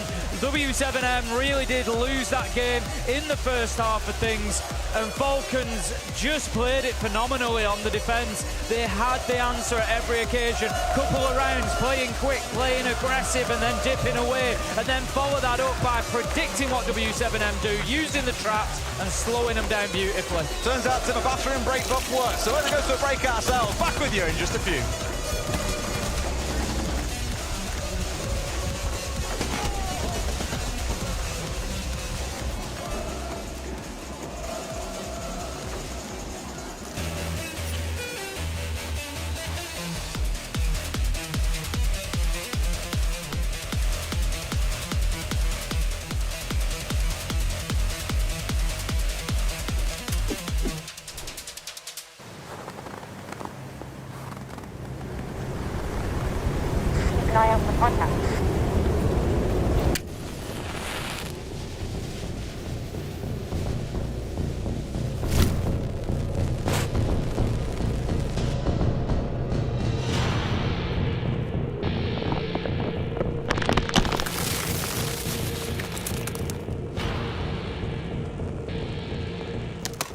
Available now.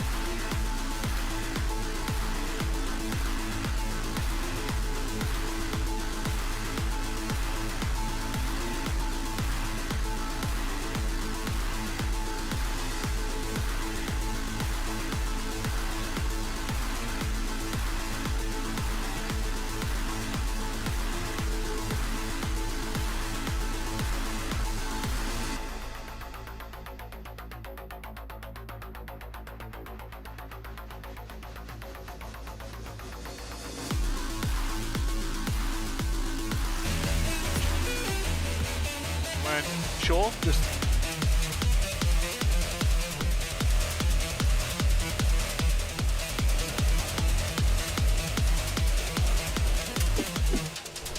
LA, it's a bloodbath. The Falcons absolutely sweep clear any thought of a Brazilian team having any dominance on that map. A 5-1 first half, Leo. 5-1. And on W7M speak, nonetheless, I will say this. We said before, Falcons before SI Boston had a 12-win streak on that map, and there is a reason for it. It's the kind of map that requires you to have huge confidence in your plays, huge aggression. And if you look at Falcons there, they played the gunplay perfectly. They won every single one that mattered. Look at that aggression here. Outside main from kickoff, consistently having the intel, consistently going aggressive, and consistently winning the gunfights. The big thing that will determine this fixture, in my opinion, is the way that W7M play, how they will play the macro. Now, we said Falcons have really struggled against teams that sit back behind utility, play as a team, force executes. Conversely, when you get drawn into a brawl with Falcons, you usually end up getting knocked out. And that's exactly what W7M had here. You saw Falcons, they came with a game plan of aggression, aggression, aggression, and W7M, they had nothing for it. The one round actually that they took a small piece of the map with a Monty, sat behind it and held flanks, they almost flawless Falcons. That was their one attacking round that they won, nothing else. One thing that you should check right now, looking at this, look at the entries. Almost every single player on the side of Falcons is positive in entry, and almost every single one, 4 to 5, despite Bride, the hard support, all the others have been in an opening engagements. They've been all looking for these fights in defense especially, abusing two things, the intel and the trap operators, and it worked tremendously well. Now, we do have a little bit of information for the viewers at home. Sometimes, you know, our words, they help paint a picture, but a clip kind of does a little bit better than that, Leo. It helps show what you're trying to say. Let's visualize just exactly how that intel game was working. You're looking here at the Valkyrie, nice cam, placing a cam here in main, and you're gonna see that this utility, this intel game, is also being placed here with Shaiko on Legion, with that bulletproof that will be super important onto Piano. Now look at this. All of this information is being held by Lekefak on Ella, on Legion. They have Frost, they have 3 trap operators that can give them sound clues, plus the intel game. Now, if you look at this later in the round, see that bulletproof that is Piano? They've gotten all of the kills from that. If you look at this, in round 6, all the way at the end, that bulletproof is still on. They had an IQ against them. They had so many other operators, and they never got rid of I think we counted in that round about 3 attackers had walked past that bulletproof, did not even know it was there. Yeah. Falcons are making the plays off the back of the information W7M didn't know existed. There's one to take into your ranked game, that's for damn sure. It's starting to get loud in here, but before it gets any louder, we're going to go and have a chat with the players. You guys just lost the map that you picked, so how do you deal with your confidence right now? It's fine. We got some rounds in the last parts of the map, so it's fine. And Skyscraper was a map that was our top pick above Chalet. That's why we picked it. So it's fine. Going to the next map. Just move on. Yeah. In the beginning of the match, you just ran out of the stage like crazy. What were you doing? We don't have time here. We are just here to destroy everyone. That's why. Okay. Thank you.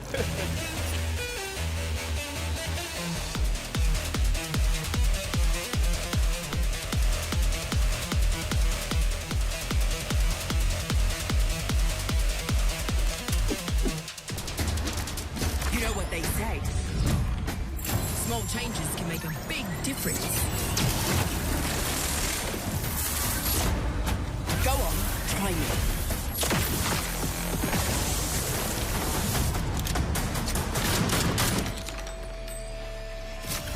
You're in for a real shock.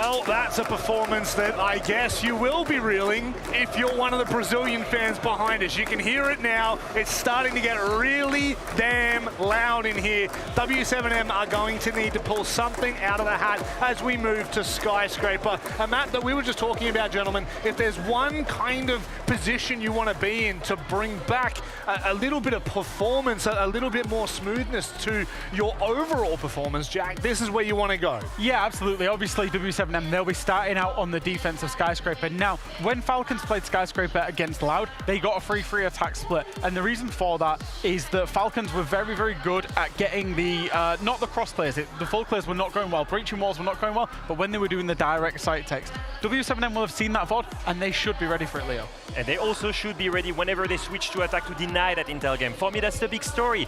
They've been getting abused by the Valkyrie, by the trap operators. This new operator ban system should allow them to now fix that issue. Feels like it has to be a big change of playstyle onto Skyscraper. Play as a team, play behind that utility, and they'll stand a fighting chance. Well, WSETGME, the team, the home crowd, oh my God, it's getting so loud in here.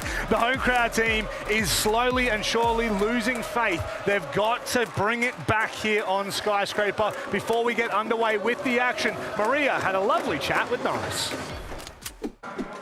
W7M didn't play in Skyscraper in this tournament, so were you keeping like a secret for right now, this moment?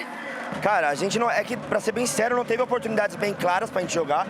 Até com a phase que a gente poderia gostar de jogar, a gente deixou aberto, só que eles decidiram por banco. Então só não rolou a oportunidade necessária mesmo. A gente gosta bastante do mapa, já jogou em outros campeonatos, então é só mais um.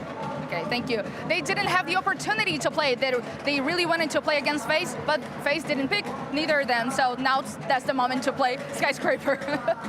It's a best of 3, so you have to surprise your opponents every map. So how are you planning to adapt and surprise them in the second map? I think we don't need to adapt. Our game plan on Chalet was good, so we will just follow our game plan and that's it.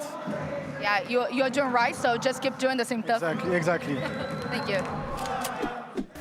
Well, welcome back to the casting desk, ready for Skyscraper. We are, Tim. Now, the beauty in this, and where there's a bit of a saving grace for W7M, if you are a fan, is just a few days ago, Falcons played this map, they lost it to Loud. A very attacking-sided map at that time, but I imagine there's a few things they can look at that game and say, here's the key to winning. I think that's exactly the key there, is that it feels like it was winnable for Falcons. They weren't completely overrun on it. It was maybe a little bit uncharacteristic of them from a couple of rounds. If they fix those errors, then W7M are really backs to the wall at the minute. This is going to be a tough one for them to get back into. They've got the crowd support, they've got everything they need, they've got the talent in the server. They didn't really deliver that in the first map. It's now or never. You're hoping, at least to a degree, that because it's a bigger map, it is a little bit more bottlenecking, that you haven't got to worry about playing it so aggressively. We'll see W7M have a comfortable defensive path. We were suggesting that when we were at a scoreline of about 5-1 previously, just saying, okay, look, get to that second map, things are a bit different there. W7M can breathe a little bit more. I wouldn't be shocked to see them have a strong performance here. For me, again, a lot of this will come down to what operators do we see banned away. The Falcons get hamstrung, or do W7M go for relatively default bans that don't really change how Falcons approach the game? We're going to be getting into this one any second. No. Bathroom break. Of course, I've forgotten about it. It's W7M's turn this time, Tim. Staple requirement for a bathroom break. I'm pretty sure this time around we will not be having that happen again. It was a bit of a slower start last time, so I can understand why, okay, you sat there for 10 minutes, you want to run to the bathroom, fine. Now we're in a spot where everyone is in the lobby and pretty much ready to go. Coaches having their last few words with their teams. Of course, the crowd are very loudly, in case you can't tell already, behind W7M. Can they do it though, Tim, or is it 2-0 abound? This is the thing, it's what we're going to find out in the next couple of minutes. Socials have definitely skewed in the favour of Team Falcons now. That was a straight 50-50 before we started this one. A lot of people switching sides now to back the Falcons. Well, game is ready. Skyscraper awaits. Let's see if W7M can fight their way back in, or if Falcons will storm through with a 2-0.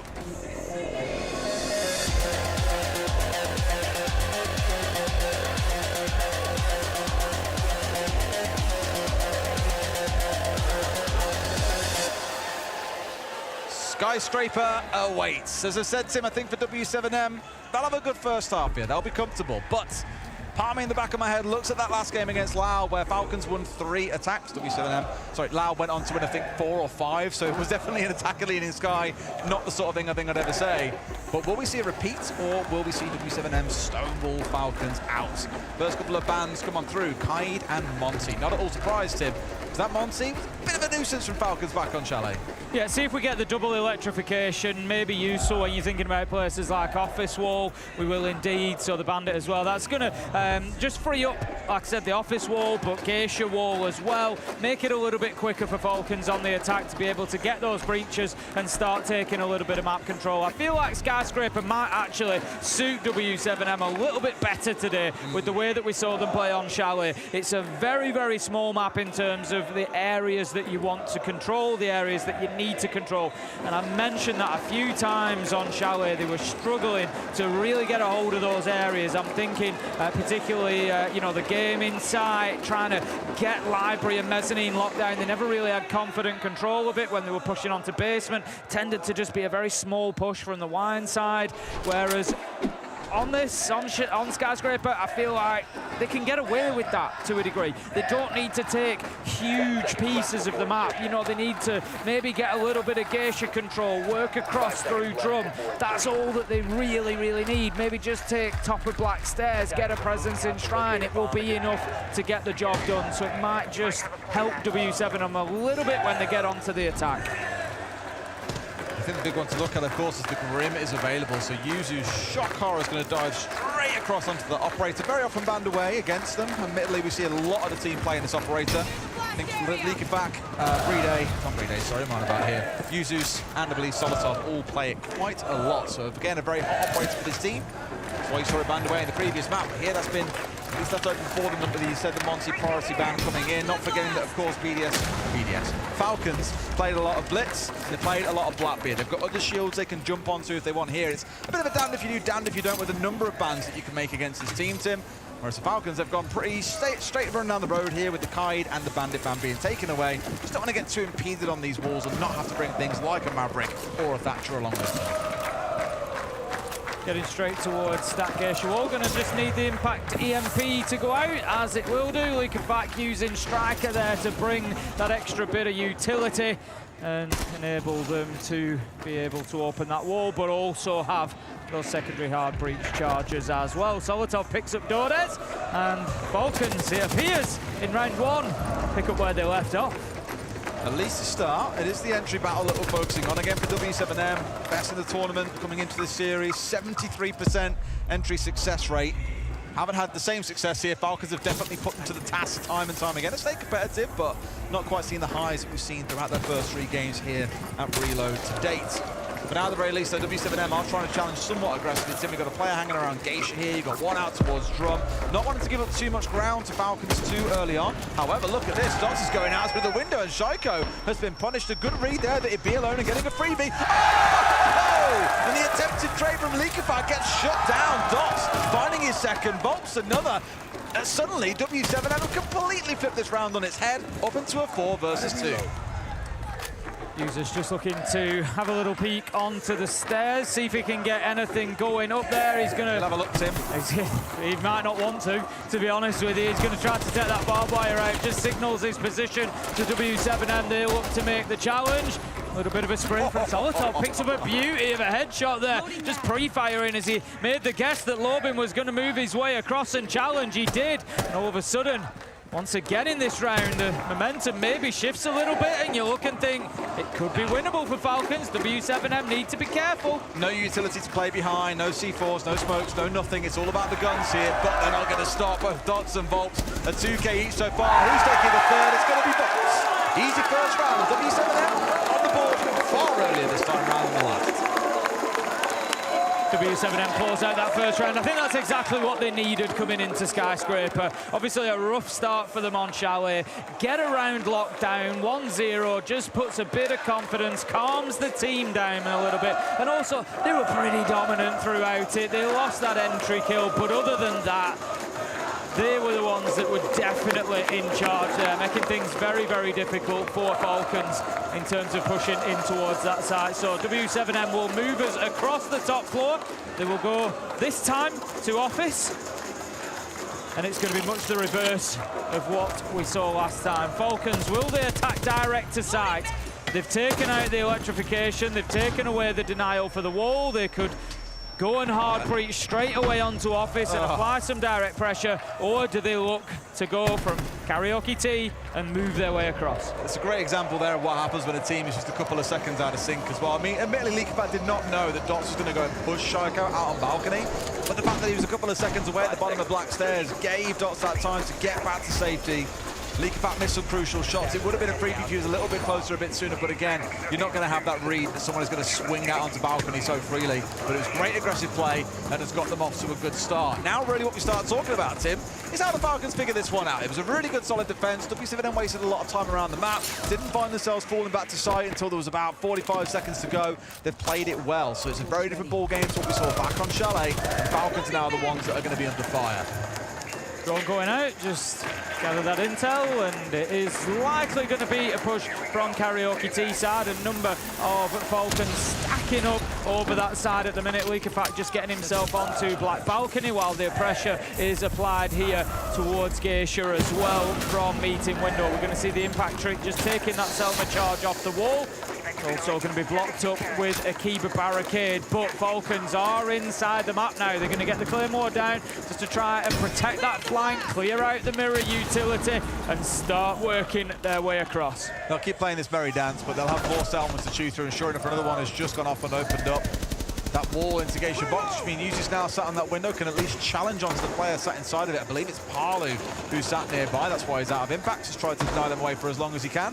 Falcons getting themselves set up, Tim, but half the round has played by, and don't forget, this is not the site. There is a lot of focus right now out towards this side of things, and surely a freebie for Palu, who finds Shaiko. Should have known that he was there because Uzi's been playing this dance with him for the last minute or so, but it's a bit of a freebie. 2 back the other way, so suddenly it starts looking pretty good until Palu does it again. A second player down for free, but somehow Falcons keep on finding these kills around the map that equalizes everything Palu is doing. Leakypat just holding his angles there. I think he thought he was going to be pushed, but he wasn't. Users manages to find Palu. 3 versus 1 now, and as you say, every round that W7M aren't going to win is going to be a point of fear for them, because it puts them 1 round closer to being out of Reload and out of the Rio tournament.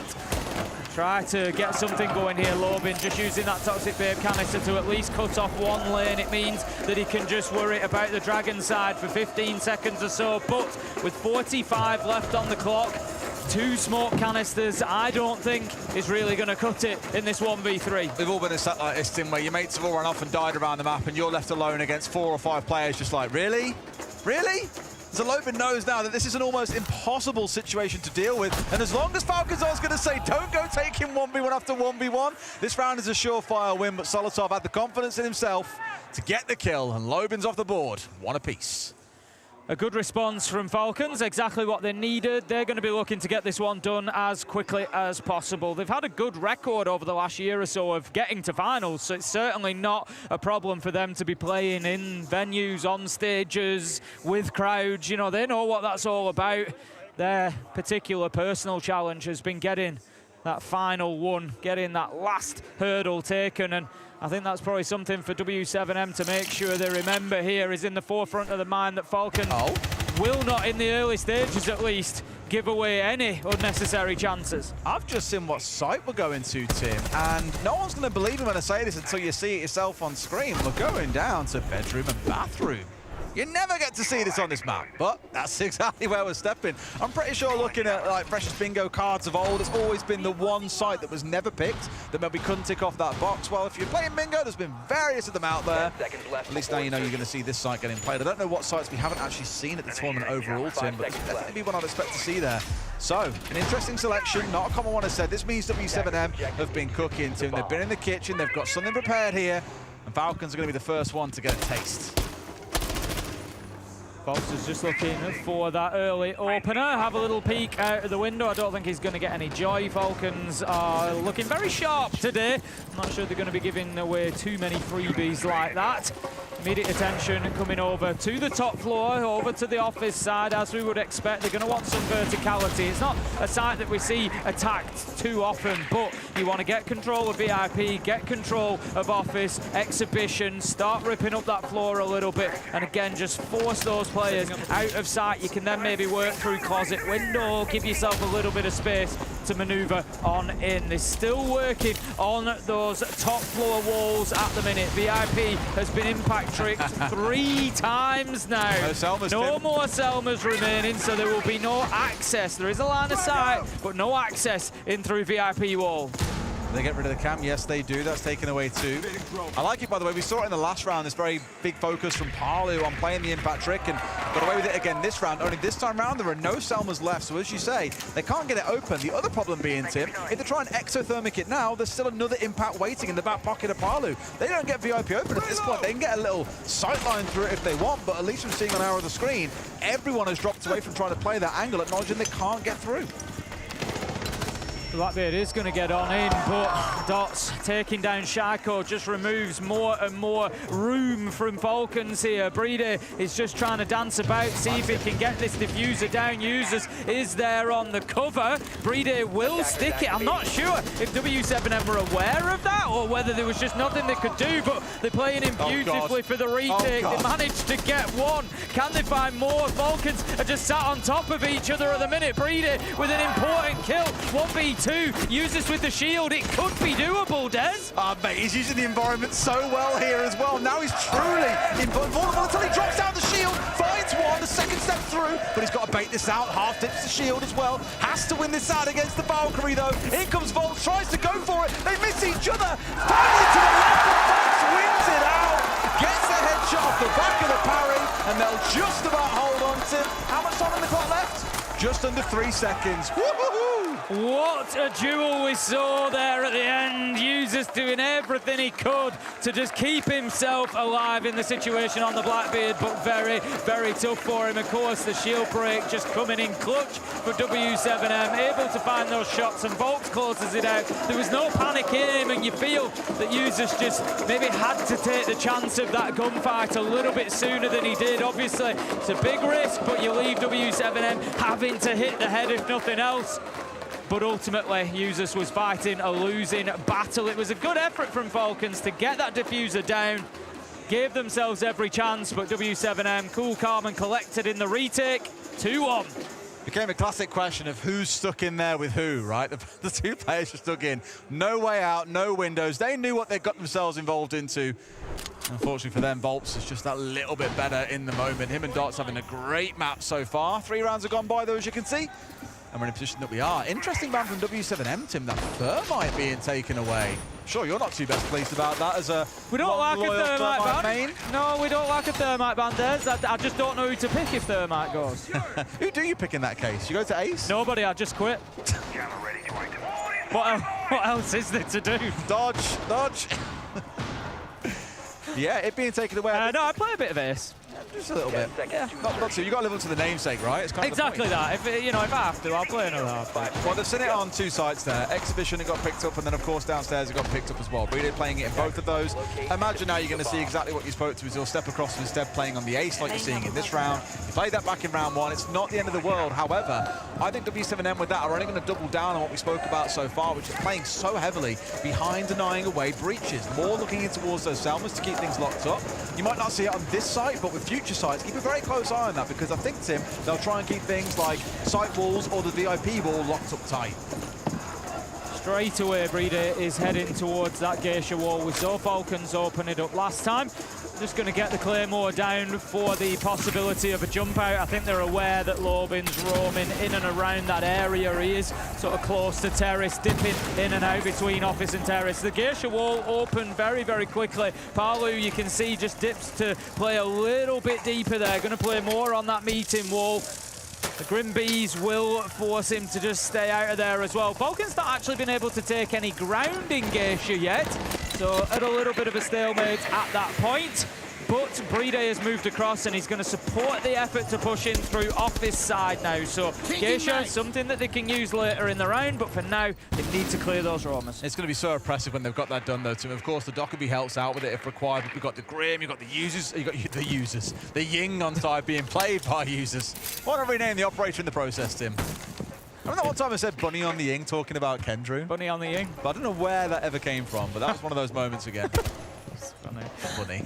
The users, we'll see where he goes as the round develops. Lobin is doing a great job here, actually. There's a minute 40 in on the Frost, and he's still present. Shaiko is going to rip the head off Dots, though, with a beautiful kill. 5 versus 4 as they lose the smoke of all operators there. But Lobin hasn't been dealt with. I said he was doing a great job. They've failed to find the kill onto him. 2 minutes and a life. He has taken 3 versus 3 now. Yeah, it was really great and aggressive from Lobin there to go that aggressive. Solotov was off towards his right-hand side. I'm surprised Solotov wasn't watching. I don't know if he was on his drone or focused instead on terrace door, but he's kind of sold his teammate out a little bit there, Tim, giving his life away for free. Lobin at least got responded from Leak, in fact, jumping in through display window and just clearing out the backside of that site, which leaves us where we are now, a 3 versus 3, with only about 30 seconds to play. And look at Bolts ratting in. They have no idea that he's there. Ying is gone. Next one, step around.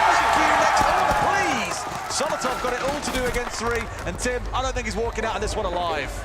Yeah, I think that was a little bit easy on that second one for Bolts there. No pre-fire or anything coming through from Leafak just wasn't really ready for the fight. W7M, they managed to take themselves another round, 3-1, and they're starting to build a bit of momentum, and the Brazilians are looking dangerous. It's the reverse scoreline that we had back on Chalet. If you recall, it got to that 3-1 point. Admittedly, Falcons have won 3 rounds in a row, so it was a bit more scary to face that prospect. But it does mean W7M are in a good position. We thought we might be, Tim. We're going to see another site being brought out here, down to Barbecue and Kitchen. I believe that's us then having played every single one of these sites on the map, Tim, which is always a good thing to see. Indeed, yeah, at the point that we've got Barbecue Kitchen, W7M have taken us on the full tour. Why not? The bathroom one will be the most interesting one, I think, looking at it if it gets picked up again. Not that I expect it will in this rotation. I don't think so. You're not going to see on screen. Maybe that's a little bit different. But again, I think it was really good. Again, aggression from W7M. Lobin especially, I'll give him all his flowers in that moment. Did a lot of work to bring down Bride, take up more hard breach away from the team there and force Leaky back to have to make a big play. The fact they drew all of the Dokkaebi calls in that moment as well to focus on these roamers and the extension meant there was nothing available for actually hitting sites itself. Really good stuff. W7M showing a lot more comfort on this map so far. And I'll come back to what I said earlier. It's on Falcons to be the ones to figure their way through this. Otherwise, it could end up being a 4-1, even a 5-1 half. Already I can see Falcons stacking up towards the black stairs corner of the map. I think we're going to see a little bit of entrance from there, but also Bride, as he always does, looking for that breach onto Geisha Wall. Needs to be careful here though. Dots is on one of the oldest peaks on the map, just having a little look out of storage there. Takes out the Brava drone, drops down a goo mine. He's doing some great work so far today, is Dots, and continuing here. That is going to be Geisha Wall opened up by Bride though. I think it's quite key that they show early round aggression as well. Not forgetting that at 2:15 that first Dokkaebi call becomes available. We've seen a lot of patience being shown by Falcons throughout this map so far to only use it when they're in a spot to make something happen with it. They don't pop it early on to try and deal with roamers. And often that was kind of the focus, right? It's why the change came through, that you now get those 2 calls in charges rather than being something you have both immediately available at the start of the round. So there is a little window where you can capitalise if Falcons get a little bit too relaxed about things. That's exactly what Dots was looking for. If you get rid of Solotov there, that'll be a dream start because then neither call is available. Straight away into terrace after taking down the barricade. Just misses the head by a margin. And Dordes gets away with it. Look how low his health is. Managing to find Solotov. And that is unlucky for Falcons on a different day. Solotov wins that in 1 bullet. 5 versus 4. Falcons, they're still progressing well. They've got the presence inside of the office side of the map now. They need to start accelerating. A minute 40. Get yourselves across. You've got Leakafak inside of terrace. He's trying to get aggressive. He's trying to take that ground so they can get some vertical control. But right now, there's only a minute to go. It's a bit of a concern that Falcons haven't been anywhere near sight. It's so fascinating seeing both teams just being so laissez-faire about a Valkyrie. So often you see a Valkyrie getting banned away or, you know, matched by an IQ, but both teams have let it go several times. And goes Shaiko, finished off by the shotgun from Volps as well. As uses that chance to get a bit of ground, but I think it's enough for them, Tim. They're quite well dug in here. W7M still got vertical control too, and they've got no idea about Dots, completely blind as to his position. Might get one more back on the other side, Tim, but this round's going just like the others. W7M dominating up 4-1.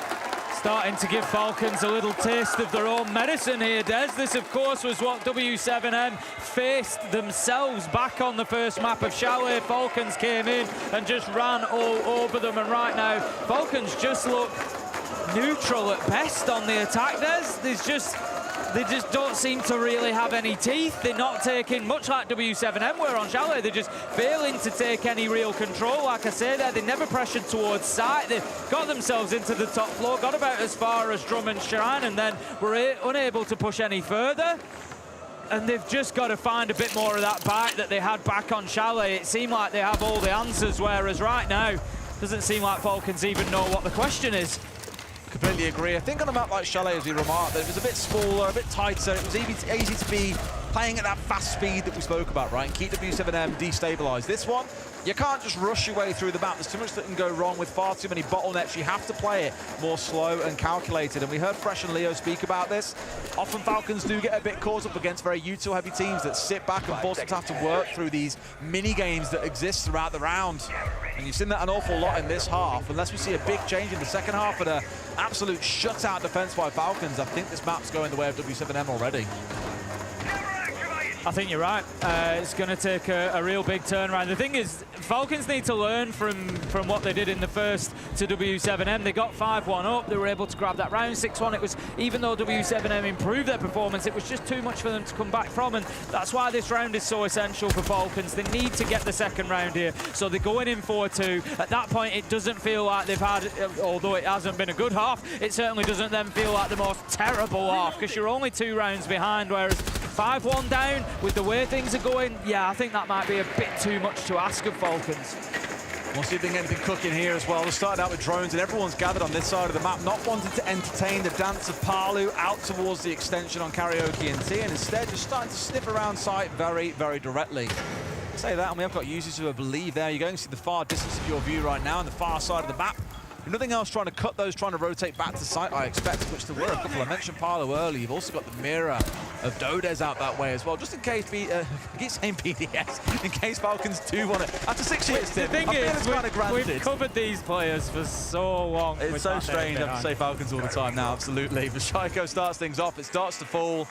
It's not the most key operator to catch out. It still means C4s are in back pocket here for both Dodez and Palu, but it's still a catch, Tim. At the minute, there's a potential 5 versus 3 on site for Falcons. Palu is way off in Geisha at the minute, and Falcons are really stacking up around site. You've got Leakafak roaming underneath on the Ash as well, so they're really not playing on that side of the map. Leakafak does get caught out by the Banshee there, I think, just giving away his presence. He was trying to crouch walk his way up them stairs into a little surprise. Palu is going to start slowly thinking about making his way back across the map, but the damage might be done if Falcons can find a kill before he makes it, but they haven't been able to do so. 1 minute left to go, and Falcons continue this dance around the top floor. Leakafak picks up Dodez, and that creates a little bit of space for Falcons. Great C4 over the top from Palu, finds one into a second. They didn't know that he'd come back towards site. Why wouldn't he? Uses with it all still to do. 2 smokes in back pocket. Could isolate an angle, but he knows gunfight is what he needs.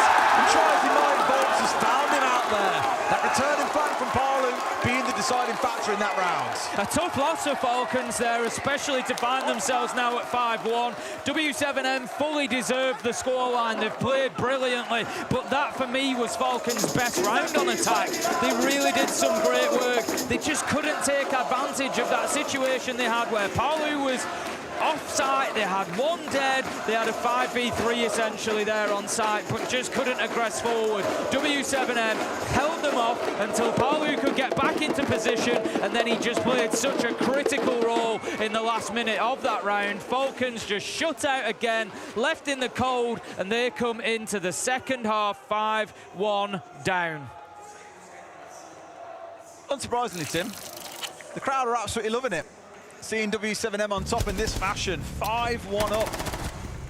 Lots of ash on the other side. Our bans have come on through, just to kind of let you know what those are here. Falcons have banned away the Dockerby once again from W7M, along with the Monty, and W7M have gone in towards the same bans that we saw from Falcons, with the Bandit and the Kaid being taken away.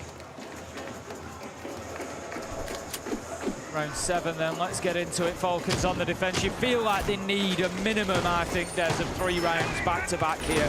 Coming in at 5-1 down, I always feel like the first thing you've got to do is get yourself back in touch, especially when you're on the defense. Complete that rotation, win every one of your sites, and it really sets your stall out and sends a message to that other team. We saw it in the first map, where Falcons were able to grab that first round quickly.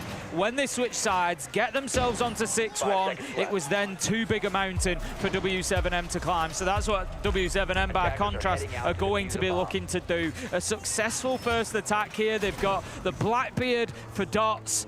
That's going to be the focal point of the push. They're going to try and get him in, the face of these defenders and use him to bully their way into some space. That's the thing though, Tim, this is a hard map to do. You can put all your efforts on one room on the map if you wanted, but there's only so many ways into it, and you can't just like push your way in through the other side of the map and then join in the middle. It's not that simple. That's the thing about Skyscraper. It has been one of our more defender-leaning maps for a long time because it is quite expansive. There are a lot of bottlenecks, a lot of single doorways that you need to be able to push your way through. It's not that straightforward here, trying to focus on getting this opened up from below, it seems, with a big focus on getting out any mute jumpers that might be attached to the wall, but also, of course, forcing back players who are trying to impact trick it out. They'll get away with it, though, if they really wanted to. Sure, the jammer's gone, and they can actually say that. An exothermic, of course, in hand, not a Selma, so it will 100% be opened up. Going to have Dordes getting himself established out on the balcony then. As the droning continues, he is now in position to be able to move inside and start aggressing onto Likafak, who is the one playing in that position. He's actually dropped away ahead of him, so that now gives the space to W7M, something that we saw on Chalet. They didn't take space fantastically well when it was always offered to them. This time, I'd like to see them getting in a little bit quicker, take what is there. Dordes is going to move into office, drones are ahead of him, and that side of the map is now in the possession of W7M. And Shoko is out here wasting a lot of time as well. You know, half the round gone by, Palu almost dead. Just dancing around with those keeper barriers and forcing them to have to expend utility. We saw the nades being used, but also, of course, using these as information. Once they get shot out, you know that a player is stepping on forwards and looking to take control of that space. Similar thing for the goo mines. Think back to the days of old when you could see where they were getting consumed around the map. Even today, they're still valuable because of the noise trigger that it gives to you. Here, Dots has fallen down a bit early on too, so having that shield on side is going to sting. Yeah, it's a big pickup from Shaiko, that, like I said, the Falcons needing 3 rounds back-to-back, in my opinion, to give them a real chance here. Shaiko just playing inside of meeting window, dipping himself back into Geisha. Solotov it's going to be to pick up Palu, and we've still got W7M with Volps on the rappel. They're struggling to get themselves that ground that I spoke about, struggling to get in and use what was given to them. 2 versus 5, Volps and Lobin trying to get anything going. What a response this has been from Falcons at the side switch. Solotov picks up Volps, and this could easily be a flawless round to kick things off for Falcon. News has just absolutely cleared them out as well. Pushed in towards Drum, they got Diffuser down, the second player in Drum that was covering him, and of course Lobin loses that in this round to a goo mine of all things as well. The goo kill something we haven't seen in quite a while, and that was just trying to get through a doorway as well. But a much more convincing round. This is kind of what I expected to see coming onto that defensive side again. It's harder to break things down on the attack.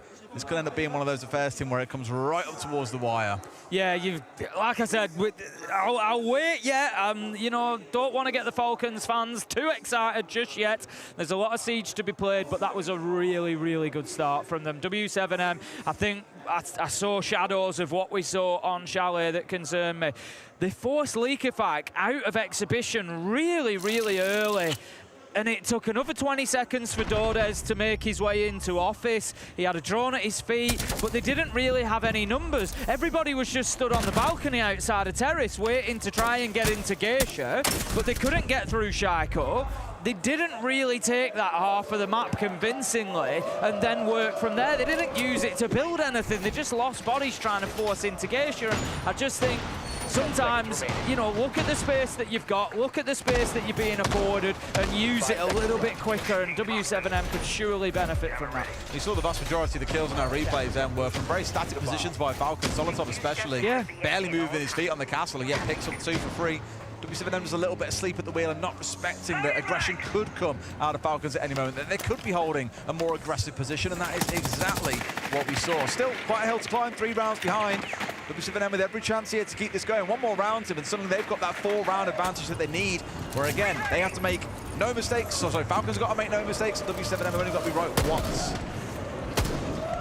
Straight away onto that same balcony again that I spoke about. We'll see how much impact the Raura has. You say might just be able to create them a little bit of space. Smoke canister goes off, and that allows Dots to go rushing in towards site. Now, they need to deal with him quickly here, the Falcons, before support can make its way in, because there's going to be a smoke canister that dissipates, which it has done now. So Brede can support from Terrace, but they've done nothing about it, and they've been punished. However, Dordes picks up the kill onto the worst operator that he could have team killed the Blackbeard, but the kills keep raining in, and W7M have just run over Falcons at pace.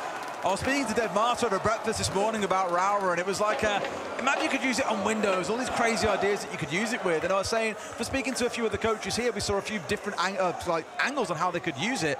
I'll come back into that in a second, though, Tim, because we have got a tack timeout coming on through. Falar, guys, famoso pause obrigatório que deve estar rolando, guys. Listen, fucking idiots. Do you know? Mano, perfeito. A gente tá. Hã? Como faz o Guizo, né? Só acho uma coisa, se a gente for puxar mais pros splits, tentar usar um pouquinho mais de bonecão, puxar um Lion, etc, e ficar atento no terceiro ban. Mas o foda é que quem que vai fazer isso? Espero que não tenha. Eu. O Lobo. Eu sei, mas o boneco que essa, né? Então, aí só um bagulho. Atento no terceiro ban, na questão, tipo, por mais que o cara seja dependente de Azami, a gente lidar muito com Azami nesse mapa. E principalmente se ele tiver de Lion de DMR. Acho que um bom terceiro ban é Castle. Pra gente conseguir splitar bem. Talvez. Espera essa defesa. Só falando do próximo. Take your best guess there, Tim. What did he say? Keep doing what you're doing and you'll win this map. Genius! Get him in the team! Put me in, coach! But that was beautiful. I spoke about the Raura, and I spoke to Dev Marshall about it over breakfast this morning, and they said, yeah, a few teams have said, we've got a few things that we can show. That was a really cool set-piece play, identifying that 3 players from Falcons were out towards Karaoke and T, making use, of course, of the smoke first and foremost, and then getting it deployed down onto the doorway. And it was then a long way walk to go round to Shrine, to then come down to Dragon, to then get back in towards the north side of site, especially when W7M were hitting you from the south. And it was, yeah, for a few moments a little bit tentative when you had the Blitz in there all by himself, and that team kill definitely didn't help things. But Falcons has had no easy way to get back to site. Their retreat angle was cut off. Really smart little bit of play there coming out from W7M. And like I said, Tim, they've now only got to be right once. Falcons cannot be wrong at all. 5 seconds remaining. Into round 9 we go then. I said that Falcons really needed 3 rounds back-to-back. They were unable to deliver more than 1 before W7M could get themselves onto map point. This looks like we could be heading to a clubhouse decided as, which I can't complain about. It's going to be absolutely fantastic between these two, but got to get there first. W7M need to make sure that they find their way over the line. Their attack in the last round was, well, I think it was the dictionary definition of shock and awe. Just sent the Blackbeard straight in towards site. Falcons were unable to focus. They had to get that kill in the first 5 seconds or so, but couldn't. Dordes managed to pick up Leaker put a big double from Solotov and Charco. Keep Falcons fighting. Yeah, that's Diffuser down as well, so they're going to have to go and recover this one, W7M, even though they've only got the 3 players still on side. Bit of the map to work through. I believe it's down just outside of the Black Stairs window, actually down at the bottom, so it should be easily recoverable. But still a spot where they've now got to worry about the fact that Falcons can spread around the map. Definitely a way to help things out, though, is taking down Solotov. That's the mute offline, a C4 removed away. That means the first one that got the kill, gone, and of course the second one that was in the back pocket, now removed too. 3 versus 3 here, W7M every opportunity to close this out with the way that they are playing. They're making life an absolute misery for Falcons on this map. They've got the top floor control now. They can start working to create that space inside of site. Diffuser is not in anybody's hands at the minute. That's something they need to be aware of. It's been dropped in, I think it's dropped in Geisha, where they've lost somebody. No, so just outside, it's on the floor outside the map. Just outside of the map. So they're going to have to make sure that they think about that. 1 minute 15 left to go. Collecting it could be important, or they're going to have to play for the kills. Playing for kills is always a risk on a map like this too. Again, knowing that you're, yeah, sure, numbers are all equal, but you're then dropping down relatively blind. You've only got the 2 drones on side, it's worth stressing at the same time. A lot of work still to do for them. We've got the time to do it though, Tim. 60 seconds, actually quite a lot of time to work with here. For the most part, Falcons are dug back in. One player in each site, and then one sat out on Sushi. Yeah, I'm pleased to see them go and get that diffuser so early on, rather leaving it to, you know, that last 20, 30 seconds. Get it done now, you've got it in hand, and you can start positioning and shaping exactly where this execution is going to happen. Falcons have actually done well for the last 30 seconds or so. They haven't really suffered to any of the pressure from W7M. They've got themselves into good positions, and right now, W7M are just burning time up on that top floor. They're trying to look through those verticals, trying to get a line of sight onto anybody. And meanwhile, Falcons keep playing behind that utility. Keep the barricades going out, just burning through more and more seconds. 20 seconds left to go. Users takes a big challenge, but he's going to be cut down, Des. From both angles there, one comes back from Shaiko. Massive round here, because it could send us into map 3. Breede's kept himself safe for now, and Shaiko's still standing. They had to win that shot onto Palu though, Tim. They may well rue this. Triple for Shaiko, quad for Shaiko. Will not let his team die. Here on Sky, they take round 9. 6-3, but still lots of work to be done for Falcons. It wasn't, I would say, the most convincing round that I've ever seen them win, but it was solid from them. As I said, they kept themselves away from the pressure really, really well when W7M were taking that vertical control. They had about 1:20 did W7M to take up that floor and to try and find kills onto Falcons, but they just didn't really give them any opportunity until Users was moved into a position in that final 20 seconds where they could get him, but it was too little too late from W7M, so Falcons get themselves a good round, and W7M, depending on how this one goes, I feel like that's a round that they could kick themselves a little bit. They had a lot of time. At times they had man advantage as well. Could be a tough loss for them if this doesn't go their way. I love the ban that's coming here as well, a mute ban coming out from W7M against Falcons. Not big surprise, I think, for Breede and Leakafak. It's their most played operator for both of them.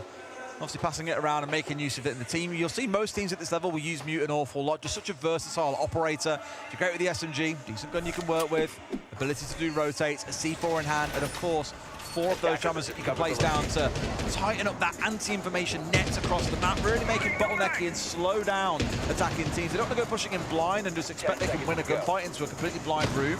They have to be able to clear it out and work their way through. So just a great way of slowing down the other side. And I think here W7M acknowledging that's been quite a roadblock for them across, especially round 7 and round 8. This could be their ticket to be able to move that little bit quicker here in round 10 and get it done. 3 rounds to get it right though, Tim. There's a lot of space to work with. Yeah, Solotov just waiting on the threshold of the terrace door there for a little peek. For anybody repelling, it's... Leakafak's on the breach as well, waiting. Same way Lobin was earlier on, hoping someone just steps in blind. Oh, the run out. He's goes in for the repel, and he's found his man. Beautiful bit of play. Really, really well played by Leakafak, and just exactly what Falcons need right now. It's just a quick sucker punch to W7M to let them know that they're in a game this round, that they're not just going to walk away with this one too easily. The big problem for Falcons, as we keep saying, is that scoreline. It's not necessarily grabbing individual rounds or having those big moments, those big plays. It's about doing it round after round after round with no mistakes. As it is, W7M, plenty of access to office and exhibition should they want it.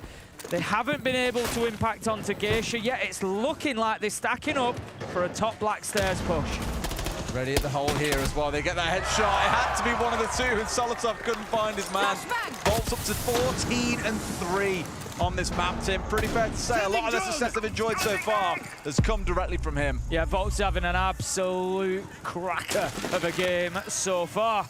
Just going to see Shaiko in his usual position, dancing between Meeting and Geisha. A little bit of pressure mounting for him now at the halfway mark as we see Geisha wall opened by Palu. So he may have an opportunity to go on in, but Shaiko goes out the window. They both lose their lives at the same time. 3 versus 3. And leaking back into a second, they might be able to just hold on here, Tim, and it looks like they could have done enough. Volts, we've sung a lot of praise about him so far. 3 players to bring down here. Not the time to do it, admittedly, but it's a lot to ask when you've got very little information on what's going on around the map. Volts just with that long angle across, looking for his man. He knows he needs to get a couple of kills here. Doesn't have diffuser in hand and doesn't really have an option in a 1v3 to do anything with it, even if he did. It's all about trying to break these up into 1v1s, whereas Falcons, they just need to keep themselves in positions where they can impact on each other's deaths. They don't need to be taking peeks on. Brede steps up, finds his man, and Falcons get another one back. It's 4-6. Love Brede there as well, being super passive on the main stairs, waiting for the call on where the player was before he makes the swing out. And this is what we've seen a number of teams throughout the tournament not quite get right, admittedly, Tim. However, I hear we've also got a tap timeout coming in here, so let's see what's going on. Não, pode ver. É beitada rapidinho, mas eles estão todas as vezes esquivando full. Se ele não consegue essa kill no careca, ele ia pegar no máximo mais um Dorn e voltar. Então toda hora a caçada tá ficando free pra gente. A gente pegou aquela hora conseguiu progredir full a cozinha. O Ops entrou igual um maluco também lá na laje. O ponto é, se a gente conseguir botar forte na caçada, um exemplo, Olo, a gente jogar bem, fazer aquela finalização pelo dragão igual a gente fazia, jump laje com peitada na porta, a gente vai conseguir dar bastante pressão pela caçada, só que mesmo assim eu quero split na finalização. Então, por exemplo, Bombiolo, eu quero os dois do dragão, eu quero um do verde e eu quero os caras do outro lado também, tá ligado? Eu quero Again, well, I doubt you can translate it, Tim, but it sounded a little more focused, a bit more intense than last time we heard Norris chatting. Yes, like you say, you know, there was smiles and laughs in the first timeout that was called by Falcons, but this time around, like you say, just a little bit more serious, a little bit more business. They know now, I feel like W7M are feeling the weight of this now. They know that they need to be getting this closed out. It's getting to that point. One more round for Falcons, and all of a sudden, you're looking at overtime. If we go to overtime as a reminder as well, Falcons chose to start on the defense. They'll have 2 defensive rounds, and so far, we've only seen, what, 2 attacking round wins across the entire map. You would back Falcons to win it in overtime, and W7M, that 4-round margin they had to work with is now very, very quickly eroded.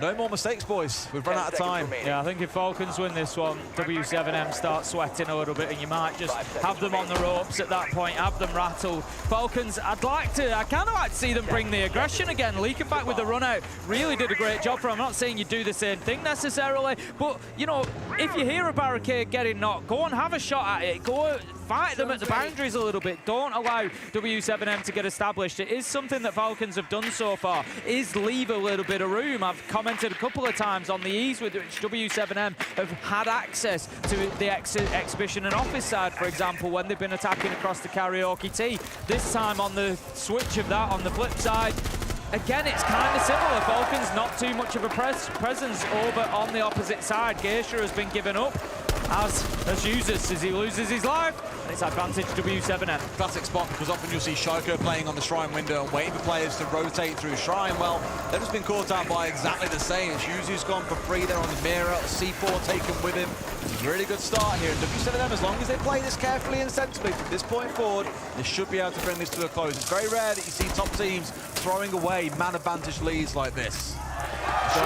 Picks up Solotov, and they just start compounding the problems now for Falcons, who are playing in a very, very small area. Leakerfax, Shaiko, Brede, all within minibar and exhibition. That's it. That's the ground they hold at the minute. W7M with 1:40 left on the clock have all the time in the world to start building pressure onto those positions. They've got the site wall open. They've got a presence in Drum, a presence in Shrine. They can start pushing through in towards Dragon. They have got them surrounded.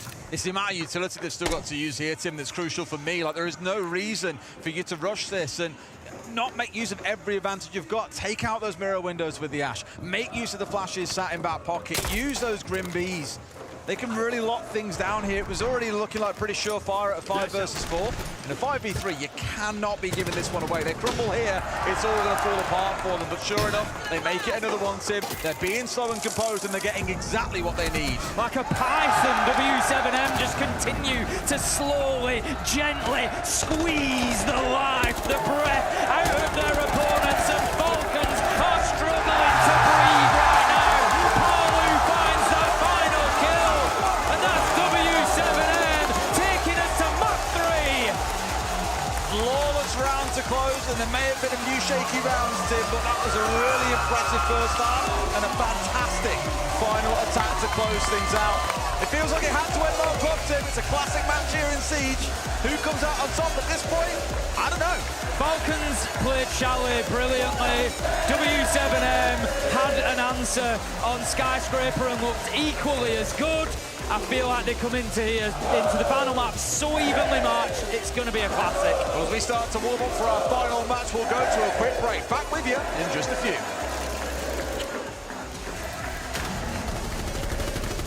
Swapping mags.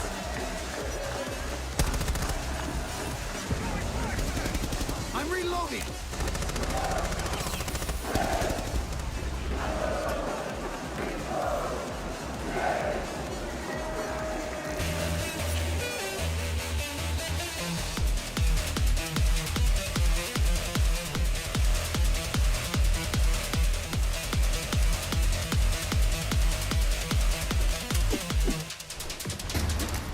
You know what they say. Small changes can make a big difference. Go on, try it.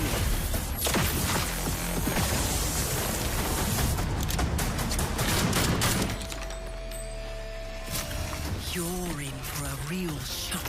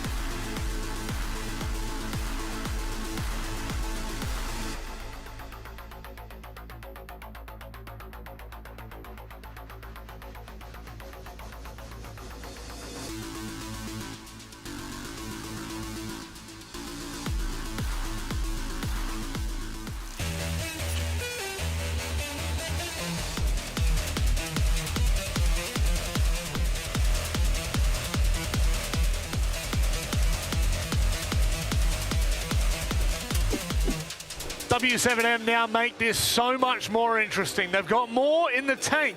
It was a closer affair in the end than I think they might have liked, but I tell you what, they looked clinical on Skyscraper. Everything we talked about in map 1 heading into map 2, Jack, you hit the nail on the head. Yep. They changed how they played, and by God, did they make it difficult. Exactly that. We challenged them to change the win condition. They didn't get it right on Chalet. It was individual, it was aggressive, it was nowhere near the standards that they set themselves. As soon as they moved to Skyscraper, what did they do? They changed the operators. They went onto these army. They had a bandit and a cave band. They played for the impact trick and for the breach, and they forced Falcons through layers and layers and layers of utility, both in terms of people and actual operator utility, and we know that that's a weak point on Falcons. They, to be fair to them, a couple of clutch scenarios that they get through, but they get a 5-1 defensive split on Skyscraper, and from there, the scoreboard pressure, they managed to then take it out from there.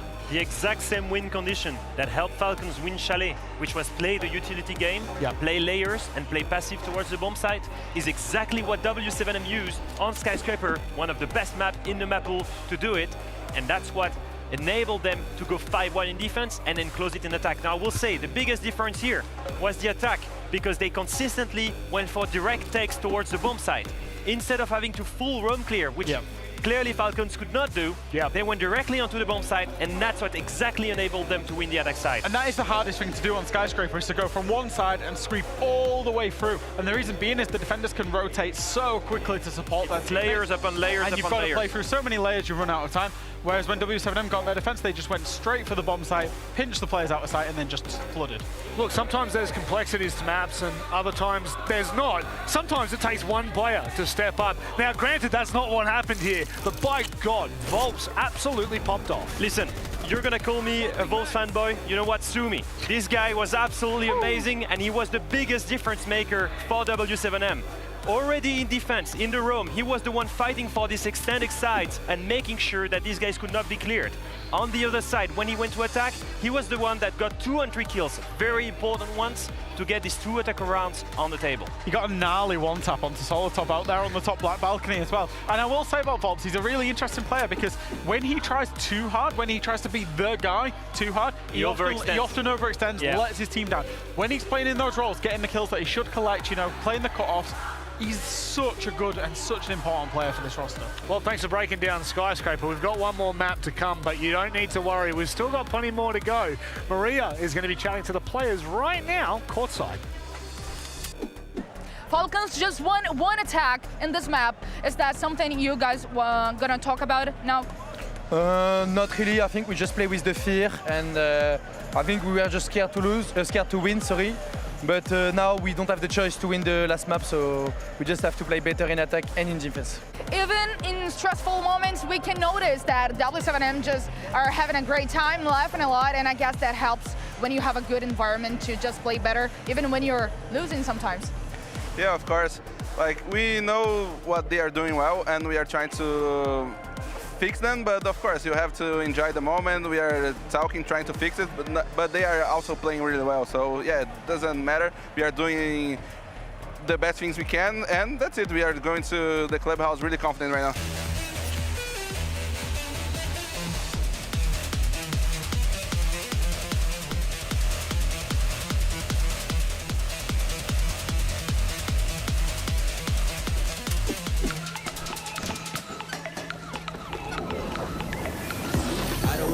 Big things to see.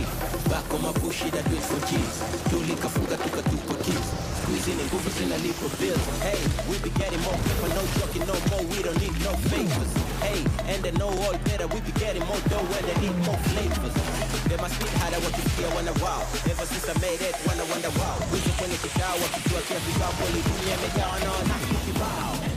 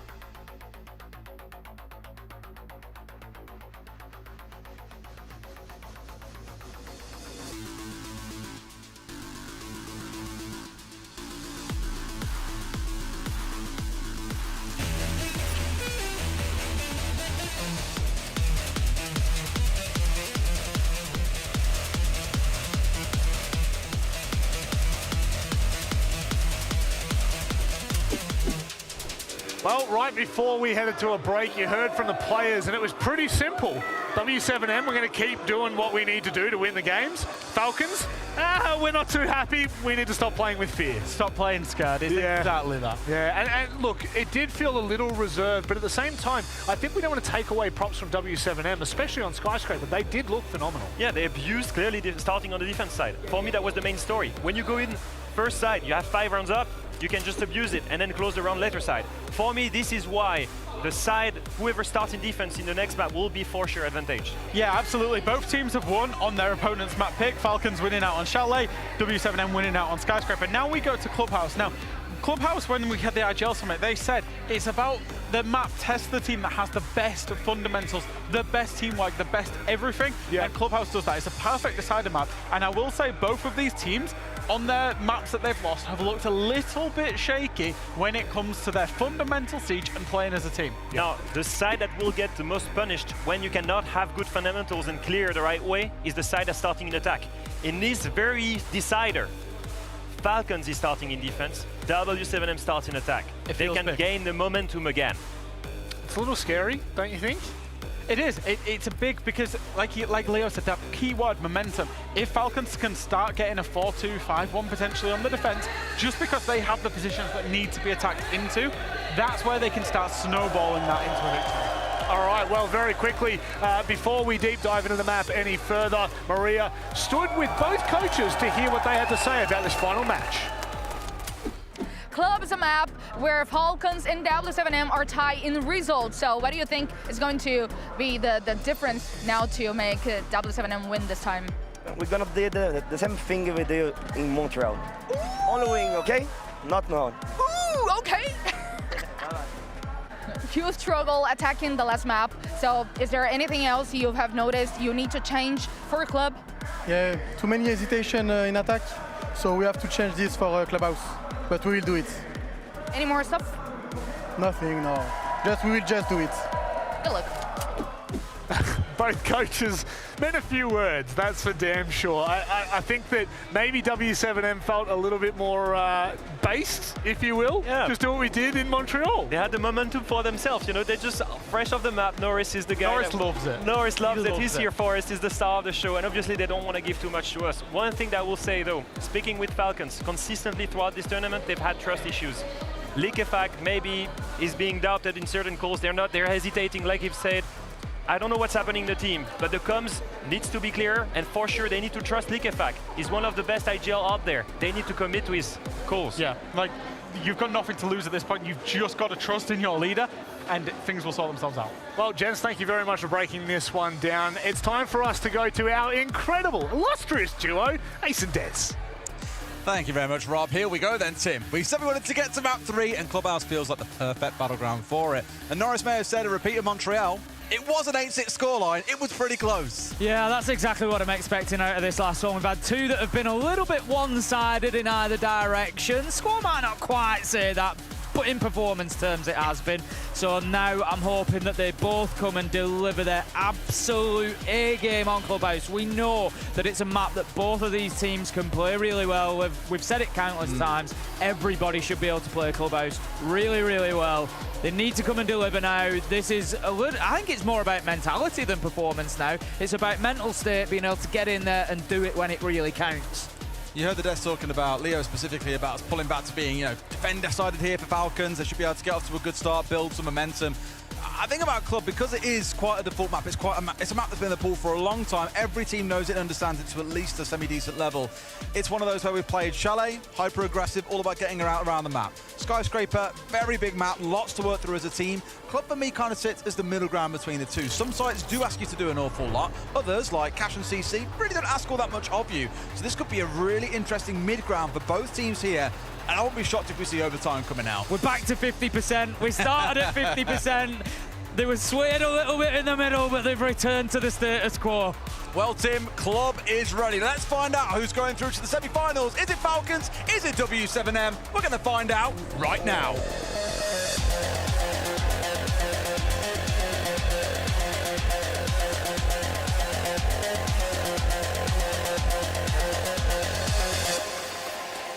As I said, Tim, last time it was 8-6. A very balanced affair between these two teams. Yes, W7M walked away the winner, but there's going to have to be a few more innovations, a few more tweaks and improvements if they're going to walk away here the victor once more. It feels a little bit like it's a time for heroes now, Des. It feels like it's a time for that player. And we all know who it might be, on the side of Falcons at least. But, you know, somebody like a Volps, somebody like a Breeder, maybe even a Shaiko, who knows, to step up. He exists. To step up and really grab a hold of this one for their team. And the thing is, the server's full of them. There's 10 players in there who can all do it, and it's just who is going to be able to. We've gone through the banning phase. We've got Monty and Blackbeard. We've got Bandit and Kaid. They've gone, so we've got the electricity bans. We've got the shield bans, and we're going to get into this one. We were looking at the stats in the break as well about how these two teams have stacked up so far. If you want to know who the big highlight standout player is, well, you haven't got to look very far. Just look back to the last map. Volps 24-11 he currently stands. 133 EPS. He is flying clear of everyone else in the game. The current best performer on the side of BDS, Falcons, is Users, 17-12. However, entry has been rough for the Falcons side so far. -3, they're down. At the minute, it's only Shaiko who's positive at 4-1. So as far as the numbers look, it's not the prettiest affair. Volps is on fire, W7M are great at getting their entry, and Falcons need to find a way into this. Normally, I'd say that Falcons have maybe got a little bit of an advantage here, starting on the defense. It's going to give them the best foot forward in the game, but honestly, with this one, it really is. All prior expectations can be forgotten, because it wouldn't surprise me to see anything on this, an attacker side of Clubhouse, one player go wild, everybody be a bit quiet. Literally anything is possible now. We're starting off down in the basement for Falcons. They have a presence around the map.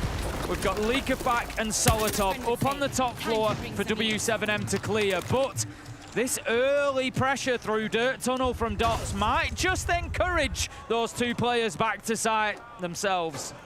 He's got to be careful. Chance. Reray's got away with it there, and there's a jammer down back, as well.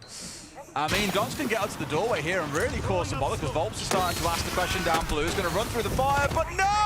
Dives to the environmental, and Tim, it's a blue slaughter. Falcons decimating W7M as they step on forward.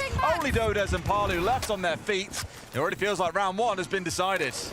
It's just gone wildly wrong for them down in blue. Why would you play that game with an environmental, man? He's thinking, I've got time to get through. It was when he paused afterwards. He took a little bit of damage and then kind of stopped running and looked back at it. And it was like, no, it's just going to blow up in your face. Ow, fire hurts. Ugh. One of those moments, I'm afraid. Yeah, Volps gets himself taken out on the blitz, and like you said, that really removes the spearhead. It removes the focal point of this W7M attack, but more than that, it allows Falcons the freedom to stay as long as they want up on the top floor. Solotov picks up Palu, leaving Dodez now in a 1 versus 5, and there's absolutely no need whatsoever for Solotov to return to site. He could come down and challenge. Oh, no, he's coming. He's coming. He's going to come, but he's going to come, I would have expected, down the opposite way to make this challenge. That's where he's going. His castle barricade is there. He's trying to get an angle, maybe even get yourself back up and down red stairs. Go for it. Just, you know, get aggressive at this point, and I think put W7M to the sword, let them know what it's going to look like for them if they make mistakes. This case is running that clock down, because I'm pretty sure all of you at home feel the same as us, that this round can only go one way, and it's going to be the Falcons' way. Yes, we've seen some ludicrous throws of epic proportions, but this kind of round you don't lose in a quarterfinal. I have no idea where the hell Shaiko was shooting during that gunfight. Not that it matters, because there's 4 more players that can step up and have a go as well. Round 1 to Falcons. It was I think they spotted a gap and they saw an opportunity there, so fair play to W7M, but they just got absolutely clapped on when they tried to go for it. Yeah, well, yeah, there was a number of things that went wrong. It was definitely trying to leave the roamers out in the cold, as you said. They had the presence in blue, had the presence in dirt. It just shows, you know, we don't know how all the new elements in CJX are going to play out all the time. And the destructive environmental ingredients, we look at them and, you know, how often are we going to see them have an impact? We've just seen them have a huge impact on the round there. They've basically defined the round by getting that kill onto the blitz, because even if nobody else dies on the side of W7M, it's kind of your rush done, because you're wanting to go in behind the blitz. That's the leading point. You need them to go in and clear areas ahead of them. So big impact for the environmental ingredients in that round. 1-0 Falcons, and we're going up to Jim and Bedron. Admittedly triggered by Shaiko, so forget about the player. I'm spraying the environmental near, and I'm sure it'll get me a freebie, because even if he doesn't kill the Blitz there, I didn't know the Blitz was going to be so far forward. It explodes and ends up being like a Goyo canister where it's going to burn out for a long time. There's very little that you can do about it. End up finding yourself held at bay. You can't rush forward anymore. Your team are relying on you, and you're not able to deliver the goods. Jim Bedron, though, as you say, up to that top floor, we'll see what changes here, because for W7M, that lineup felt a little bit strange in the last round too, at least what we saw being brought along. Looking in towards the Finker that came out, the Zofia, I was a bit like, okay, this ain't a normal lineup that you'd see coming through on this map. What are they cooking? And as we saw, not an awful lot. They were the ones getting cooked instead. Here you're going to see a focus on taking out Cash and CC. Very, very common on this site as well, because if you want to control the south balcony and the two windows that are looking towards site, well, you need to make sure you're controlling the window inside of CC. So this is why you see defenders very commonly holding out towards Cash and CC, waste as much time as they can. They commit reinforcements out there, sometimes up to 3 players. Right now there's only 2 from the side of Falcon, so not committing maybe as hard as some teams would, but still looking to slow W7M down. Dots went straight over and got an exothermic, or started to put an exothermic on the jacuzzi wall, but hasn't stuck it, so he's taking it away. It looks like maybe going to use it elsewhere on the construction wall instead. Did he leave it there? Because he hasn't got it in his back pocket. I don't think it was left there. I can't see that it. The construction wall is open, so it must be that. It must have gone on to. I think it. Yeah, as I was saying it, he's applied it to construction, and obviously then not in his pocket anymore. So I know the mirror window did get taken out, but there's no way a professional player at this level is going to be putting the exothermic onto the mirror window for it to be sort of tricked off. So yeah, I think it's just gone across onto construction wall. They do have the ace charges, so they can get more of a line of sight. It may be that with the mirror window being opened up, they decided that was enough for them. It gave them the line of sight that they wanted. It prevents anybody from playing around that corner, so it was sufficient. Probably one as an angle to make use of later. Of course, but the impacts in the back pocket of Solotov that you might be afraid of at the same time. All kinds of things could have weighed into it. Speaking of, Solotov's the one now getting tracked out, sniffed out by Lobin here as well. It's the right idea. They're going in for him here, and sure enough, Solotov has been cooked, and nades found him. There's guns trained on him at the same time, and finished off by a second nade coming on through. Well dispatched.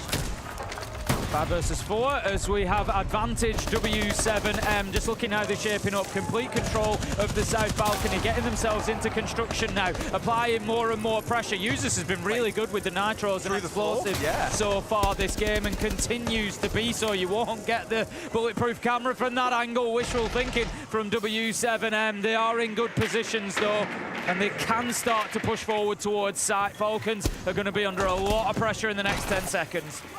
They've got a swarming ready from 2 spots here, though. Window in the main door, and Usus has got it trained and locked down. Palu's a little bit behind the curve here as well and trying to make something happen. He's one man on side by himself. They've been absolutely mowed down. But Palu has got 2. Can he save it for his team here? Usus has got to hold on. Yes, he does. Up to 5 kills for himself here, and Palu almost with a chance there to pull off what would have been a miraculous 1v3. All in favour of Falcons at the minute. I think part of the problem for W7M there was it was just a little bit one-dimensional, was that attack from construction and windows.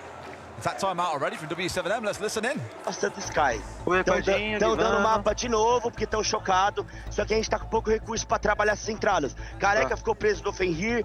A gente poderia ter feito estilo uma Aurora. A gente splitar um pouquinho mais. Então, mano, quebrar, fazer um barulhinho nosso na Ponça 1. Não deixar esses caras confortáveis, tá ligado? Eles estão dando muita coisa de graça. Então, a mesma coisa. Vai ser dinheiro. Pô, pega essa caçada pra gente, se tiver um gatilho, ó. Vamos fazer aquela... É o nome? A caçada. A minha direta lá, né? Acho que faz ela, mano. Pode ser, exatamente, tá ligado? Pega tudo recurso pra gente jogar essa finalização. Academia, se mantiver... Catwalk? I'm playing Valk Party Frost. Hello? Okay, okay. Yeah. Okay. I think Jaeger is better than Maestro, but up to you guys. Where's my Jaeger?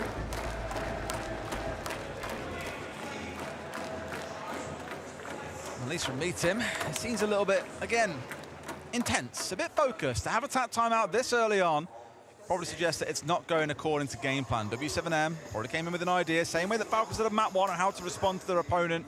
We haven't really seen it come into the fore so far. That last attack was a little bit limp. It relied on Palu, working a bit of magic at the end, but so far I'd argue Falcons don't really look pressured. No, like I said, it was too one-dimensional. It was, you know, construction and south balcony windows. There was no pressure from logistics, nobody on the hatch. There was no pressure from main stairs. I don't think the window had been opened. The jacuzzi wall hadn't been breached. Yes, there was a mirror window hole in it because the glass had been dropped. But other than that, it's still a very limited line of sight, realistically, versus that wall being wide open. And no control downstairs. Exactly that. So that came up was easy. Falcons knew that they were never going to be pressured from anywhere but the windows and construction. And you saw exactly what happened. They were just able to front it up, all guns point in one direction, and they get the kills they need. Yes, W7M nearly worked a bit of magic, but it wasn't enough. And if you remember at the beginning of the game, I said one of these teams maybe needs a hero, needs somebody to just come through and power them to the finish line. And so far, that person has been used as 5-0, doing great work for Falcons. Well, now, pretty confident 1v1 against Parlo in the previous round. Did come far closer than arguably it ever should have, but got away with it. With those cameras down from kickoff as well. You saw him downstairs on the first floor and then, of course, working his way back through bedroom. This is the site, really, Tim, where if you feel like W7M are going to find any joy, it should be this one, because it's pretty direct and obvious on what you can do with this one. You always look to get the main breach opened up, which they've now already done inside 45 seconds, and then you either look to put your focus inside a construction or in through garage. Get your clearance up on towards catwalk, normally a Monty. In this case, it could be a blitz doing work for them. But for looking at where their drones are and where the players are scattered around, it feels like it's going to be a construction side push. Yeah, it's all construction. There's no presence in garage. There's no presence. It's just phantom pressure onto CCTV. They've got the wall open, which you have to do, but they've not stationed anybody over there, so it is all going to be the person to keep an eye on here is kickoff. He is currently at the bottom of main stairs on the Valkyrie, and he's just waiting for his opportunity. Shaiko manages to get Dodez. If W7M aren't careful here, they will get caught out big time. Dodez there has gone in very alone, and Shaiko, I think quite rightly, was a bit like, okay, is there no one on breach? Like, is no one playing Repel right now? No. They've all pushed to the other side of the map, so they were completely alone in that position and able to take out a 1 versus 1. Dodez overexposing himself and paying the price. Parlo at least gets one back, but if he died here too, Tim, it would have been the second player going down without response. kickoff has made the decision that he needs to switch and come back over to the other side. It's the correct decision. It shows a good understanding from Falcons as to what is going on. The pressure has moved away from construction. They've tried to push over onto CCTV breach, and it hasn't happened. Dots has been downed, Volps has been taken out, and it's now all up to Parlo once again. 1 versus 4 this time. 1 versus 3 he was close with last time, but surely won't get near this one. Brede peeks around. Des, it's 3-0 to Falcons, and W7M are crumbling before our eyes. And falling apart at the basics here, Tim, that was really messy because they had a great idea. Smoke off the rotate from garage, smoke off the window, and then push in as a team. But one of the 2 players pushing in downed immediately. And then we had our blitz player who vaulted through the window to try and chase down Solotov, who was still sat on catwalk, wasn't aware that kickoff was sat on the far wall, actually sees kickoff at the last second, and then completely forgets about Solotov, who's off to his right, and that shield dies without so much as a whimper in that round. It just completely crumbled before they even got moving because they'd only tried to tackle what was in front of them, not players that were returning to site from elsewhere. We didn't know which this might look like, Chalet or Skyscraper, but right now it's looking a lot more like Chalet. This is the Falcons that we saw in map 1, who were clued in, who knew everything that was going to come their way, who played it perfectly. As you said, kickoff just played that round beautifully. You could see him in the flow of the round. He was there for the flank, but as soon as W7M started relocating, they sent 3 over to CCTV and catwalk. They obviously felt they didn't have what they needed for construction. They obviously felt it wasn't going their way, so they went to switch across, and immediately kickoff tracks underneath and comes up in garage, and he's there ready to support his team with the fight. Great play from Falcons overall, great play from kickoff in that round. Look at the stats across Falcons at the minute. 3-1 Solotov, 3-1 Brede, 5-0 users. Absolutely dominant right now. Where was Volps when they needed him most, Tim? He vanished. It's not looking too good. Falcons not even having to play as aggressive as they did back on Chalet either. Like, it sounds quite harsh, but in a way, W7M are beating themselves. It's the attacks just don't quite look as spread as they need to. It's very, very single-minded, as you said before. It's exactly the same story where it's just a little bit 1-2. Like, they're not really alternating too much, and for the most part, Falcons are barely having to move their feet and getting 3 kills. Like this, he's already nearly shut down this entire round, Tim. Might find a 30, is still going fishing. You spoke about who needs to step up, Tim.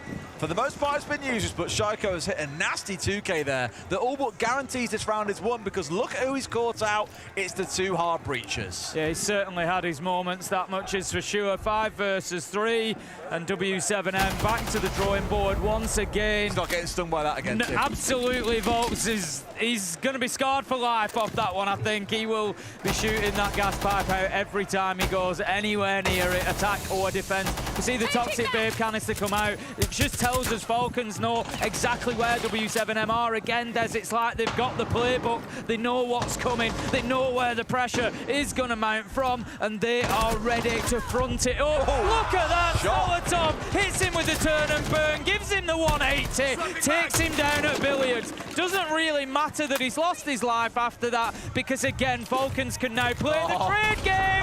Just a little bit too slow from Leakafak.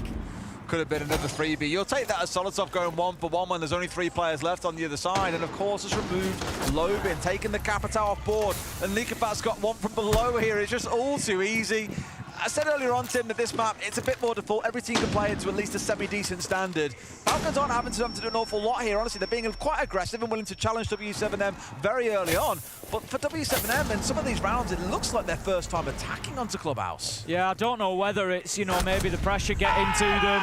You know, this is a team that have got plenty of experience on stage, in big venues, in important matches, on Clubhouse, you know, but it just, I don't know, it seems like something's just got to them, and they've switched off at the wrong time here, because Falcons are running over them. This is going to be a speed run for the win if this continues. 4-0, you know, let's focus on Falcons though, Des, because right now they look absolutely electric. Taking a read of the dissertation of study, no doubt put together by the backroom staff on this team. Back on Chalet, we said the counter prep was absolutely sublime. Everything that W7M threw at them, Falcons had an answer, and it feels the same here once again. Admittedly, somewhat helped by not seeing W7M at their best on this map, but Falcons just look ready for anything that seems to head their way. Gym and bedroom we head to in round 5. Already seen a good round here. We've noted before about the one-dimensional nature of W7M. Very focused on construction drawing that south balcony window. That's really all they had to work with. There were C4s coming in from below. There were longer angles taken up by multiple players. And if not for a Palu flourish near the end, it would have been a near flawless round. Yeah, they need to make sure they're working from multiple angles here. Get a bit of pressure onto Logistics Hatch. Get a little bit of pressure up main stairs, maybe. You know, like you said, Des, work from underneath. You've got Lobin on the Deimos. Get under there, get some tracks. Force Falcons to move around. Don't allow them to just look in one direction. As it is, Falcons are going to be trying to hold on to cash, but they're not, I don't think, committing too much utility out there. They've got users, they've got Leakafak. They're still setting up that area. They've reinforced the CCTV wall, which is going to get open very, very quickly. But in terms of manpower, it's a little bit limited for Falcons over there. W7M need to recognize that. Get in there quickly, get aggressive and take the ground.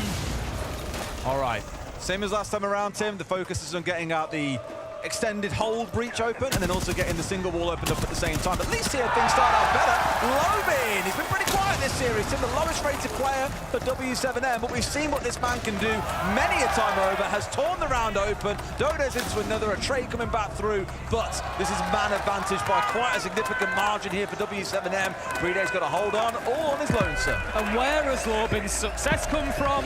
Inside of Logistics. Do something different, mix it up, force them to look around. Brede gets one, 1v4 becomes a 1v3. Surely not from Brede. We see the nade coming in. They know exactly where he is. It's over for Brede. You got to feel for him. Utility after utility thrown his way. W7M all smiles as they managed to secure their first round, and it was much better. The adaptation from W7M. What didn't work last time? We were too one-dimensional. What do we do this time? We drop Lobin unexpectedly into Logistics. We attack from the back. At that point, Falcons were all focused still towards CCTV, cash, construction, south balcony, and they got hit hard. Lobin breaks the round wide open. End of the day, Tim, having one round on the board is better than none, and even if they lose this next round, at least they've given themselves the smallest margin for error going into that second half. It's definitely Lobin tearing in, as you just seen on the replay there, completely deleting the backline of Falcons and really opening that round up for the rest of his team, and I like that. Being willing to make this play that does expose Falcons, that doesn't let them sit there comfortably and wait for you to push. Instead, you go to them when they least expect it. completely decimate them. Good stuff. But it doesn't just win you the one round either, because now Falcons are thinking about that and thinking, right, we've had it pretty easy in the first 3 or 4. They've pretty much played into our defense. It's been one-dimensional, but hang on a minute. They've recognized that. They've come in on the backside. They've given us a little bit of difficulty there. So now we've got to think about round 6 differently. We've got to preempt those possible problems. Where might they come from? We can't rely on them playing into the front of us. So again, just gets Falcons thinking, maybe encourages them to play a little bit differently, and that could be something that you can take advantage of as W7M. All right. I'd say more of the same, but it's kind of necessary here. When you're attacking in towards your main bedroom, you have this extension being held, so you have to open up the main breach. And when you're playing a cash CC, you've got to open the main breach. That's where things are going to start, and then going over to the single wall. Bet Volts can probably do this with his eyes closed at this point. Tim, he's had to do it in nearly every single round that we've played, except for the downstairs sites. Sure enough, that'll be opened up as well. That's his job done, and now he become a fragger for the round once again. It does feel a little bit... You're always curious to know why Volts, as the top player in this series, at this point is being sort of left playing hard breach duties. Got Solotov out on that garage catwalk. I think he is going to see some pressure. Dots has the Capitao, so will be able to play some asphyxiation bolts up there. We can see there is absolutely Solotov dead already. Lobin just goes in and finds the kill. Could he be the W7M hero? They had nothing to protect Solotov up there. It was always going to be a weak position on catwalk, and that is a big step for W7M. I'm a little bit surprised that Falcons have given catwalk away that easily, to be honest with you, and now they're just straying across windows. Again, Leakified giving himself away. Falcons, I don't know what it is, Des, but the last 2 rounds they seem to have switched off. Well, Leakified has been desperate to step in and retake catwalk and has just died to Parlo in the process. It's unfortunate for him because he's tried to do what the team needed, which was to re-establish control, to slow down this execute. Instead, all they've done is bleed out one after the other. Lobin especially taking no prisoners these last couple of rounds, and now they're in a 4 versus 2. Feels like this one should be a W7M win. Yep, Dodas has gone in from catwalk. He's getting the diffuser down. Absolutely nothing that Falcons can do to stop this, surely. But yes, Brede manages to find the Nitro. Fox, however, picks up users, and again, Brede finds himself. It was last time a 1v4. This time it's a 1v3. Diffuser is down, but it's down on the plant spot. So right now, Parlu's making his way there. He's going to go straight in and straight for the plant. Nothing that Brede can do, no C4, no nothing to help him here. He's got to go straight up in gunfights, and there's a crossfire on him. Not that it's required. Lobin remains the hero and gives them, Tim, 2 rounds out of what felt like a disastrous first half to begin with. I don't know what Falcons have just done the last couple of rounds, but particularly round 6, it was kind of weird. They basically, they must have known they were giving Garage Catwalk up. They had no utility there. They had no Wamai, no Jaeger, nothing to stop the bolts. They had nothing there to help them keep it. So I'm thinking, why is Leakified running back in there? If it's so desperate for you to keep hold of Garage Catwalk, why have you not invested in it in the first place? As it is at that point, it feels like, yes, it's make or break for the round, but to be honest, you'd already given it up. So, I don't know, it all went wrong for Falcons there, but by contrast, let's look at the good side of what W7M did. They recognised how little utility there was available on that catwalk, and they went straight in aggressively, took Solotov out, took the ground, punished Leakified for trying to take it back. They knew one of the big win conditions in that round was getting that catwalk control, because between that and holding from the breach, you are almost free to plant. They did lose 1 try-in, but it didn't matter. Great round from W7M. Now look at these bans coming out. W7M's again are going in towards that thermite. We saw it on the last map, but it was their 3rd ban that came out in the 4th round of the half. Here it's coming in right at the very start, and not unsurprisingly, it's going to force them to take out things like the Hibana here, leaning towards the ace, and that invites the possibility of just spending more time or wasting more time on Falcons' side, slowing them down, not letting them push you aggressively. The Monty also doubles up and complements that with another ban coming against them that we know Falcons love to play. Instead, it's going to force them into, you guessed it, the Dockerby play, something we spoke about a lot throughout this series. They've stepped away from the Deimos, very surprisingly, because of course that is available. Shaiko bringing the Twitch here instead of his dearly beloved Deimos. 15 seconds in, and we've got already Falcons shaping up towards the CCTV side of things. Solotov is there with the Grim. Brede is going to be more of the focus at the minute and where his positioning is, because He's the only major hard breacher on that side. There's no hard breach secondary gadgets, so it is all going to be determined by where he goes. I think the mirror window has been opened by the Twitch, so that gives the line of sight that Falcons need from CCTV window, which may free them up to be able to attack from construction side if they want. But I tell you what, Des, W7M have stacked up heavily to prevent a construction push. There is 3 of them. Dots, Palu and Lobin are in Master, Gym and Construction. They are giving nothing for free on that side. What I love is that Volt's actually held on to the second mirror window until about the 2:27 mark, and only then did he place it down on that bathroom wall. Once they identified that Falcons had committed drones out that way, and no doubt that meant players were coming out that way, did they then choose to lock down and say, no, this is where our defense really and truly begins? What that's then drew out of Falcons is 2 or 3 players actually moving back over towards the east side of things. So they've said, okay, they've committed a mirror out here. We know they've got utility down. We do not want to fight through this. Let's keep things a bit more simple and go straight through main breach. But the problem is, Tim, they haven't got any garage control. They've got no construction control. You need one of the 2 to make and execute work. Falcons feel, I agree, a little bit lost at sea for me at the minute, Des. They kind of caught between a number of decisions, a number of choices, and they don't. It doesn't really feel like they're massively committing to any of them at the minute. Solotov has moved around to get himself onto construction window. Users and Leakafak are working underneath, looking to challenge red stairs at the minute, but they haven't got a big presence inside of the map. Dots with a brilliant first kill, but here Falcons go, relying on that gun skill. Shaco users managed to get a kill apiece. 3 versus 3, 50 seconds left to go. The Volt stepping back up to bring one more in. Here we go. They found the 2 more kills. They need Tim to all but shut out this round. And as you can see, well, that Fenrir is doing an absolute nightmare for them here. Managed to get 1 kill through it, but nothing else to follow. Volts into a second. W7M starting the half off with a win. That really is game on now as W7M get themselves onto 3 rounds and are within 1 of Falcons. Again, Falcons there, Des, just seemed a little bit in between decisions. They didn't really know which way to go, where to push. I contrast that with the attacking round that we saw from W7M onto that side. W7M recognised that there was no utility in garage. They went in and they took it quickly, and it was just default from there. Get catwalk, get breach, push in and get aggressive. It was the exact same situation. W7M barely set anything up inside a garage. Falcons chose not to go and take it. They have a look at construction. They come back. They get a bit of a wobbly breach around the mirror window. They don't have a clear access in through CCTV wall. They're working underneath. There was just kind of a number of scrappy ideas that just never really came together. Well, does it start to incite a little bit of a comeback? W7M equalising the score in this round to break it to 4-4? I sure hope so. After the first 4 rounds, it looked like all hope was lost, and W7M wouldn't be able to get anything from that first half. But at least showing in the last 2 attacking rounds, and then also here in that first offensive, they've still got a bit of bite about them. They've still got some fight. No doubt spurred on by the drum band that we've got sat down in the crowd below us. Gym bedroom going to be the next site then, Tim, up here on the 2nd floor. So let's see how Falcons tackle approaching this extended hold, clearing it out, and ideally catching players is one of the most important things that you can do. Weakens that defense on site itself, and also gives you a bit of reward for all the utility that you have to burn to even get anywhere near the site in the first place.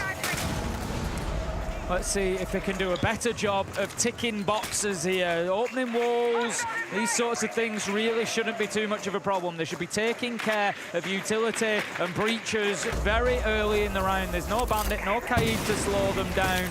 They need to make sure that they're getting aggressive through, thermite or not. We can see, as I would like, the castle barricades being opened up nice and quickly. CCTV wall dealt with. Need to now start pressuring these defenders. Don't allow them to stay in their positions. Volt is getting a little bit aggressive and pushing out of that radio door, but that should now slow down as we see catwalk wall has been opened up and Falcons in control of Cash and CCTV. This has been a much better start to the round from them. W7M have been all forced back to site. They're okay with this because they've managed to chew through all the Selmas. They got rid of a few X-Kairos in the process. A bunch of drones have rolled on through.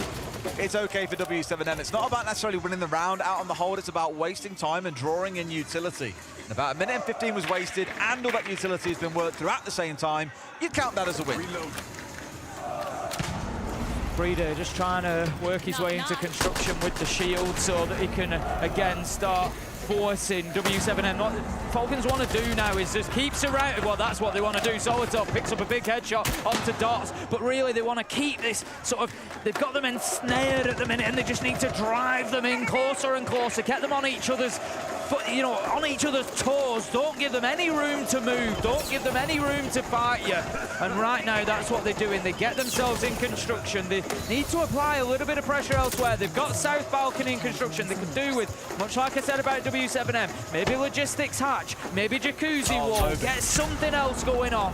Lubin's being an absolute rat here as well. Lay down in front of the window. They won't know that he's there until, of course, they jump it, and then it's a guaranteed death. Shaiko falling down. W7M starting off the defense strong. He hits him with 2 kills going their way. Lobin now finished off as Usus finds him stepping inside a construction window. A 3 versus 3 and almost no time to play. How does this end? 15 seconds left to go. They need to make a move. Usus finds his man. 3 versus 2, and they have got people on both sides here of Falcons. Can they make a move from logistics? Yes, almost. Palu is going to be taken. His bolt's taken out. Palu last alive. Low health. Leakify with a big moment at the end there. Pushing in from logistics, and that presence somewhere other than South Balcony and construction paid dividends for Falcons. They split their forces. They had W7M pinched in between, and they mopped them up as they tried to rotate. Great play from Falcons. 5-3.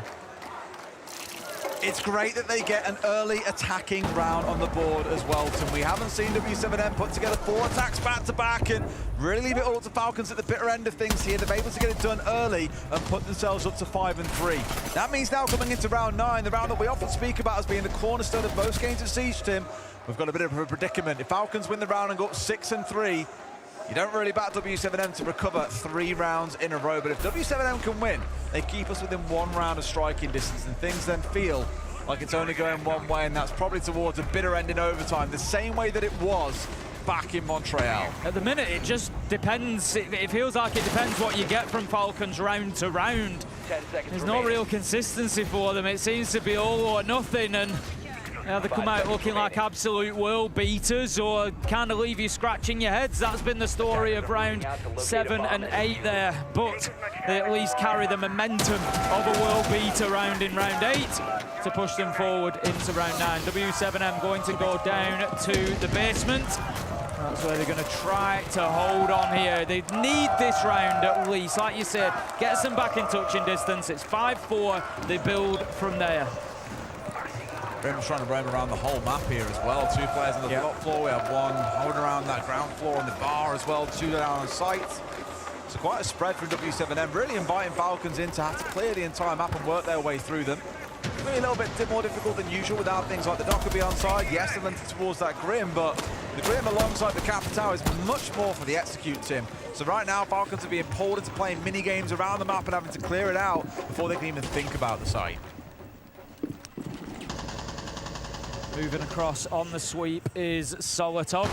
Surely has intel ahead of him, sees the logistics wall opened up as well, so he knows that he might be suffering to a crossfire here, as there are multiple operators up on this top floor with him. At the minute, it is Lobin and Palu that he is going to have to play in towards. Palu just holding the angle inside of logistics. He knows that it's a tough one for Solitov to be able to push into, so much so that Solitov has dipped himself away. It's Leakify who takes the challenge, but manages to damage Palu. Lobin steps in to back his teammate, and it is 5 versus 4. It's so good they were looking to fall back together there, because Lobin in the perfect place at the perfect time to follow his teammate down, secures them a freebie, and Leakify will be kicking himself that he didn't pick up not just 1, but both of those kills for himself. Shaiko's tried to go direct towards site to get a freebie for himself, but has been punished for that. Again, Bolt's put down to low HP. It feels like nothing can go Falcons' way in this round, Tim. They might as well be battling their way back in. Lobin gone, and a 2 versus 4, but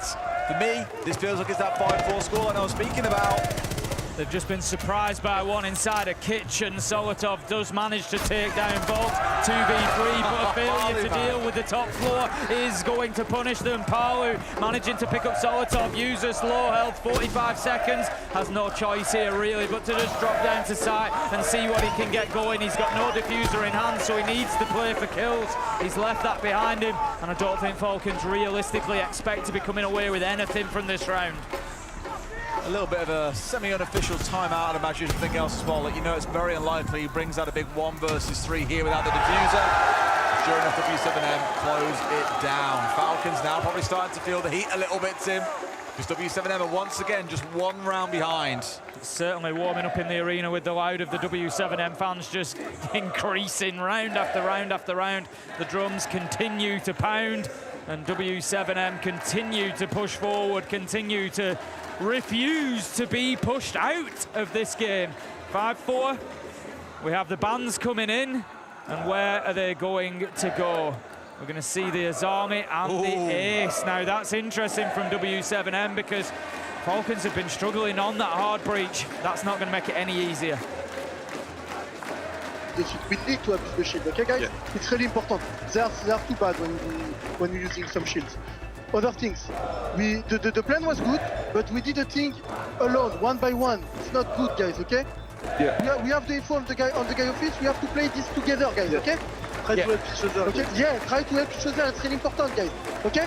Yeah. Let's go, guys. But the rest everything is good, guys. The mentality, the code, everything. Just play together, guys. Okay? 3, 2, 1, go. Yeah. Let's go, guys. Abuse Demos as well. Abuse Demos as well, guys. The only round. You heard the final call there, Tim, was the one that I was kind of surprised you haven't seen more. Abuse Deimos. Yeah. We know that they're very capable of doing it, but the other key thing that you've already heard repeated a good few times there was play as a team, make 3, 2, 1 counts, absolutely. Yep. And you saw that a little bit in the last round when we had Leakafat marching his way forwards. It was very much him ahead of the curve. It was the same with Shaiko hitting Moto, trying to get a backstab to go through.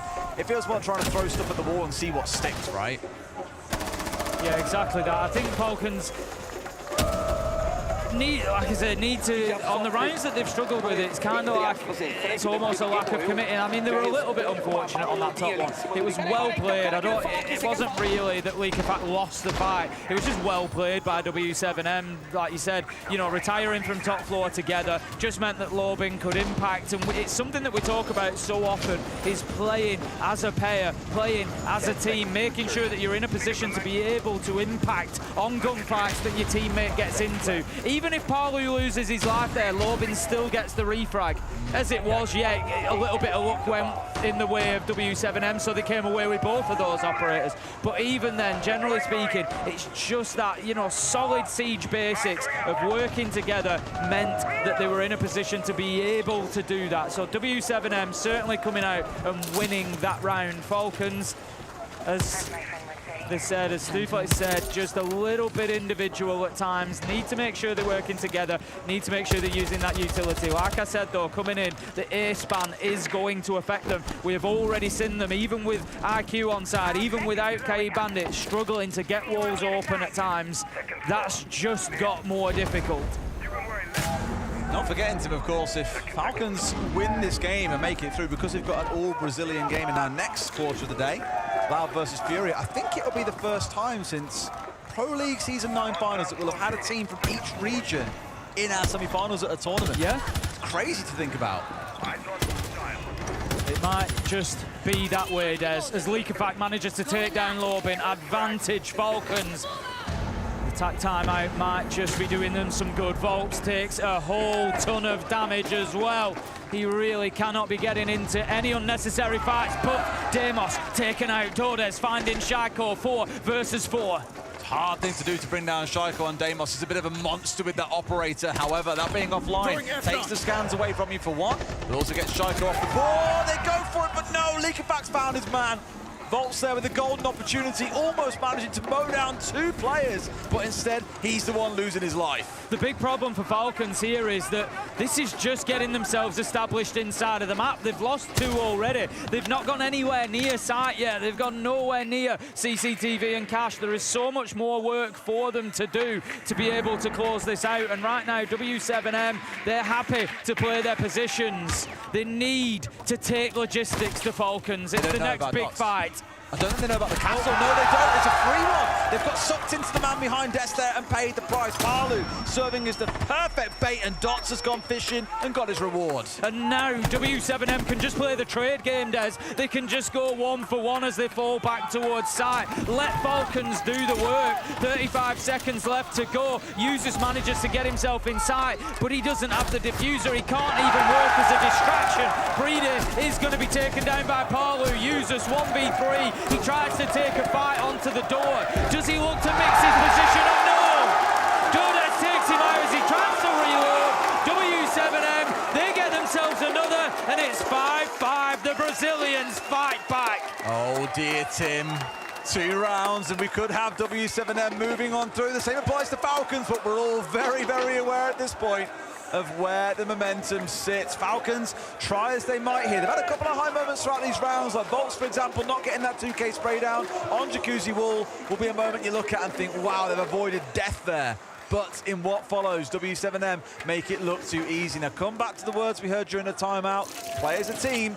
We've still got players on Falcons all trying to do little things by themselves here, and they're paying the price for it. It was, again... like this, entirely alone. Yeah. It was just such a high cost to pay for not getting anywhere near site. You know, because they don't have ace anymore, they pretty much just have forgone the normal process there. There was no breach at all in the CCTV wall, not even a secondary gadget. There was absolutely nothing. So it meant that W7M could be completely secure, because you know what? If you have an open CCTV wall, you ain't coming through garage, so they know it's all construction side. And it's just that, it's that third ban for W7M really paying dividends, because it just said to them, we know exactly where you're coming from. You've only got enough hard breach to deal with construction wall, so we're just going to flood master logistics. I loved the little bait play inside of logistics. Palu challenges onto door from behind the desk, so Leakify goes in knowing he needs to challenge behind desk, and the castle's there to mop him up. Just great stuff from W7M. Understanding the bans, and more importantly, understanding the impact it's going to have on the way Falcons play. Interesting attack here where they're not fully opening up the CC breach. More speaks to anything else that you want to put someone on the rappel and stop members of W7M being able to push down onto the window and make the play from there. It's why you've also got Shaiko, who was just sat on a drone for a second, believe he got taken out by Volts, which now is going to invite a little bit of trouble. There's no one currently playing on the rappel towards this CC breach, which means Volts can still step across to the window and look to challenge any players playing on it. So Falcons here maybe going a little bit too light on their hold. It depends on whether or not we want to see W7M hold it down. All their focus instead, as you can see from the 3 blue outlines on your screen, has moved instead towards Jacuzzi. Palu's just going to be positioned in behind the mirror window. I think they were hoping to maybe clear off. You can breach the top and bottom of the reinforcements, but you got to get it just right. It's kind of like doing a Maverick trick where you take out the top and bottom and open up the entire reinforcement, but that hasn't paid off. Again, it's these difficulties, Des, that they are having. They're continuing to try, but the difficulties with the hard breaching is going to cost them. That could honestly be a game-winning round 10 ban coming in from W7M. That could be. I think they've actually just really mucked this up, Tim. They're going to have to crouch in through this hole now. Like, if you're really not confident on it opening everything up, then just put it above so you still got a spot to be able to run in from. Yeah, it's narrow, but at least you can still get in. Now it's a massive risk for them. Solitov caught out completely by a flank from below. Bob's still going for another. This is the second player. Leakify has chosen to try and make a move, and they paid the price for it. Another one falls down. W7M are into a 4 versus 1, and they're going to go up to match and series point here. It is surely just a matter of time. Brede up on the rooftop. There is nothing that he can do here. Timeout for them now. It really is. It's just take an opportunity to have another discussion. The tactical timeout that they had a couple of rounds ago has not done the business, so there will now be further discussions between the team at least. Brede is going to have a little look. Maybe there's an opportunity, maybe there's not. He might drop in and take a gunfight or two. I mean, it's a bold call to out-and-out sacrifice the rest of the round to have a chat with each other. It's clear, I think that's what's going on, but it's a bold call when it takes you on to match point. There's series point, because one more round and it's over. And honestly, I think we really are seeing the sort of impact that this new banning process coming with CJX will have on the esports, and W7M have just used it absolutely perfectly. And there may be a few wondering what happens when we get to OT. W7M, they start on the defense, Tim, and we have seen defensive domination so far throughout this map. I think the Falcons now, at this point, you're just trying to hold on as best you can. You've opened the door. W7M has strolled in through there and made the place their own. They've replaced the wallpaper, Tim, moved in their own furniture, and have just a single round away from locking in their spot in a semi-final on home soil. And let's not forget how this one started, Des.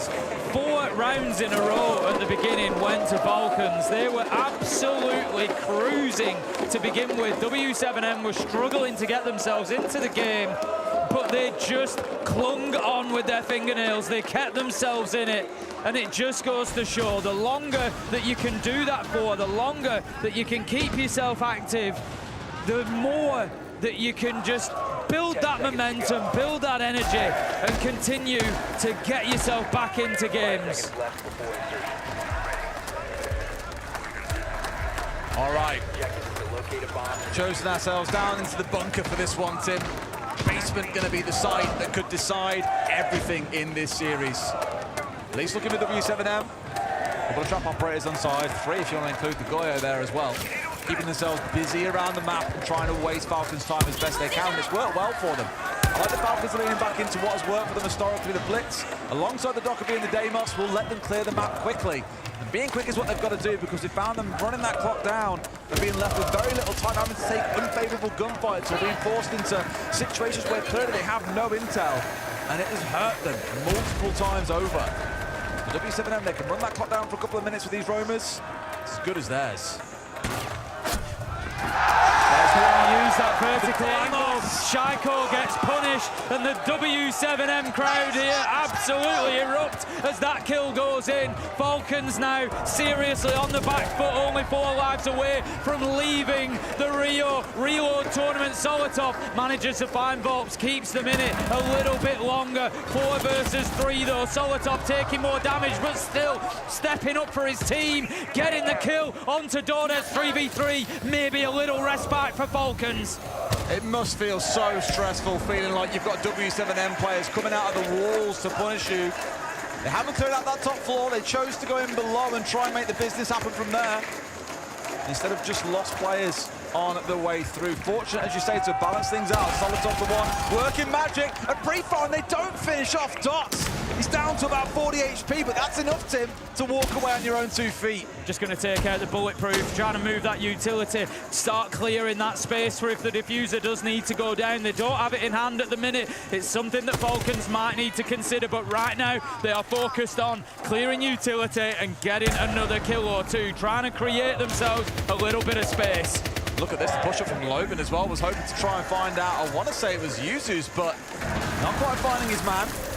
Vertical control also being established here, still being poked up by W7M. They're not giving them a second to rest on their laurels. Leakifak is in here. Please watch out for the environmental this time. Let's not lose another player to it. Right sort of idea as the Goyo is on the other side. Steps up and Leakifak's found his man.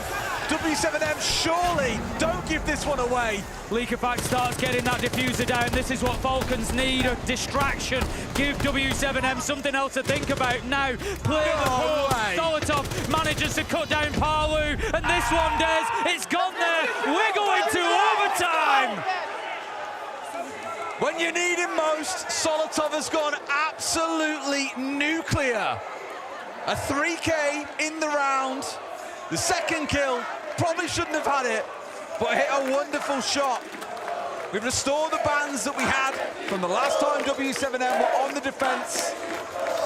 3 rounds to decide where this goes, and W7M has said are on the defense here, Tim. They do have the advantage there. You'd lean towards them, but you just don't know, given how these games played out so far. No, it really is absolutely anybody's. It has flip-flopped back and forward an unbelievable number of times. It's been a lot about teams winning rounds, which I like. There's been mistakes, but they've always been punished by the other side. And that was a great round from Falcons, stepping up when they needed to most. Leakifak taking charge in that situation, getting that diffuser down, and that was the beginning of the end for W7M in round 12. So, as you said, Des, we now move through overtime. All 6 bans will be active in every single round, and it will be the teams that they banned in the relevant different rounds, if you will. So Falcons, it is their defensive bans that are now used for this round, and that will switch in the next round, so on and so forth. Tim, you asked me a question at the very, very start of this game. Do you remember what it was? I don't. Oh, what, the map or the entire game? I did say, are we going to have a hero? Where is that hero for W7M? We've just seen who it is for Falcons, although that said, Tim, even across the Everybody's whole board, so even, there are no heroes yet. So who's going to become the hero? There's only 3 rounds to don that cape and make a difference. At least here Falcons are learning from a past mistake, Tim, not relying only on a Hibana. They're going to go back to bringing along a Maverick with them at the same time. Right call, I think, as well, given how it completely cost them last time. Yeah, they've really struggled with the breaching, even to a degree when the ace was on the card. It still wasn't, you know, they weren't getting as much open as you might like to see. So, yeah, I think definitely bring this along and try and get it done. But at the minute, it still hasn't done the job just yet. They've done a bit of work on that wall, but the Maverick still not able to get it fully taken out yet. Haven't even opened it high enough to get a drone through it as well, so it's not quite the prettiest. And Volps is still skirting around here. See him on the other side of the reinforced wall, taking out drones, taking out his Kairos. Not forgetting he's got that shotgun in hand with a C4 at the ready, and that's a good way to get through a wall. Tim, smash it with the shield and start your charge on through. Yep, that'll do the job. Nade goes over the wall just to clear out any utility behind it, force any players away, which is now the case. We've got Cash and CCTV in the control of Falcons, so they can start using that south balcony as well. Last time that they had some success on this site, it came from the push through logistics. So hopefully Falcons, they learn from that, and they're going to push the other side as well. W7M need to be aware of that. They need to make sure that they don't allow it this time. Should be able to spray these off. I was going to say, yeah, the player inside of Voltan's Plank should be able to help out, and sure enough, Lobin does just that. The mirror staying intact, and this is the thing, Tim, there's layers to this defense. It's great. Taking a minute and a half to deal with Cash CC. Only now they're trying to deal with that mirror. Shaiko steps in, 2 kills come through. Will Falcons get the attacking round win they sorely need? It will be an absolutely pivotal moment in this game, you feel, whoever wins these attacks, and right now it's looking good for Falcons. W7M are in some serious trouble. They need to find their hero, and they need to find them now. Volps is underneath. Palu picks up Shaiko Dodes. He responds as well onto Solotov. 3v3.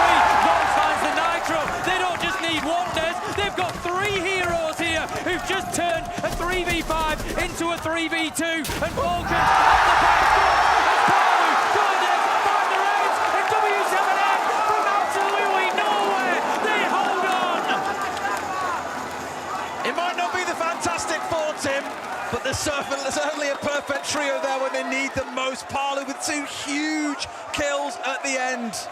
Just when it looked like Falcons had done enough to get the round win, it gets snatched away from them cruelly, and once again, W7M sit at match and series point. Falcons are going to take us down to the basement for what could be their last round here at Reload.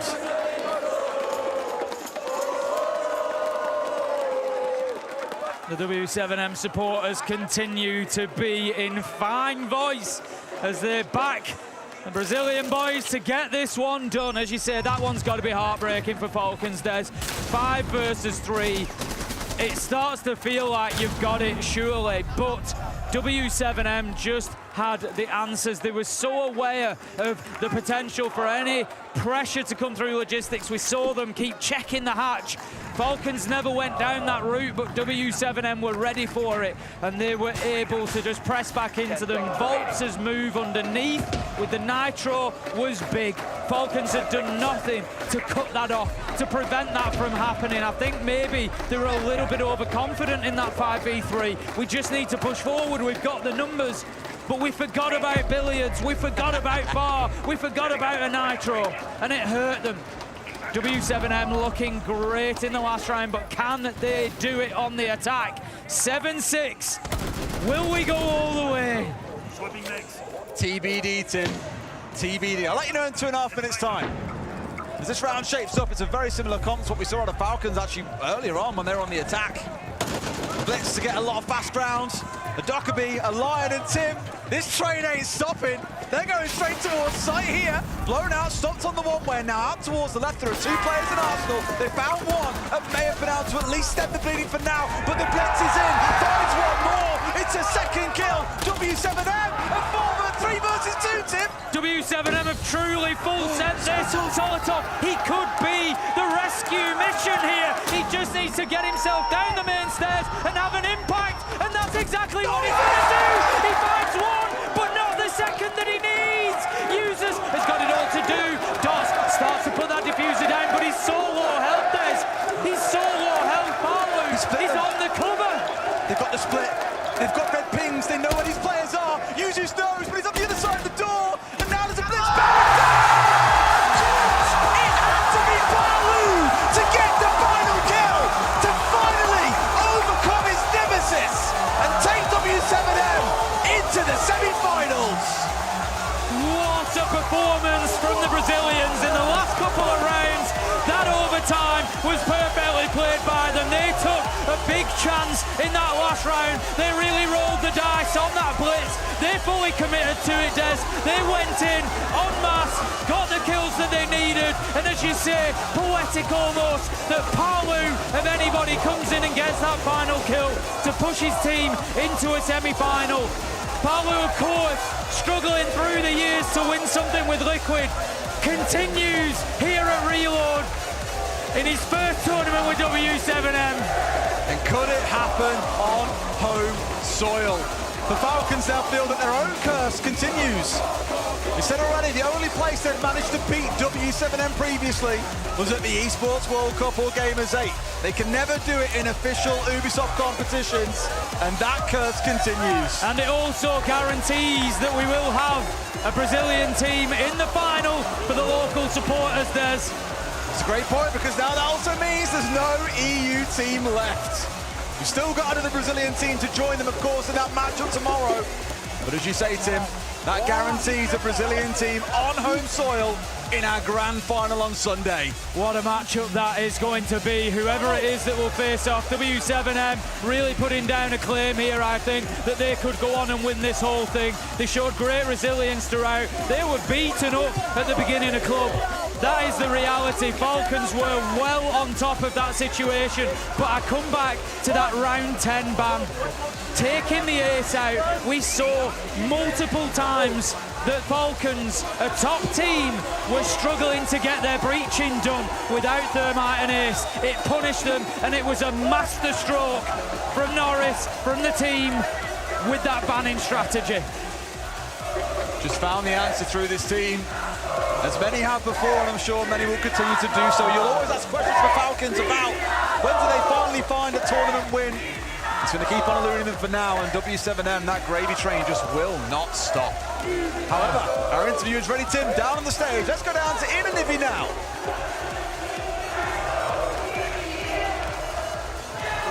Vamos, Brasil!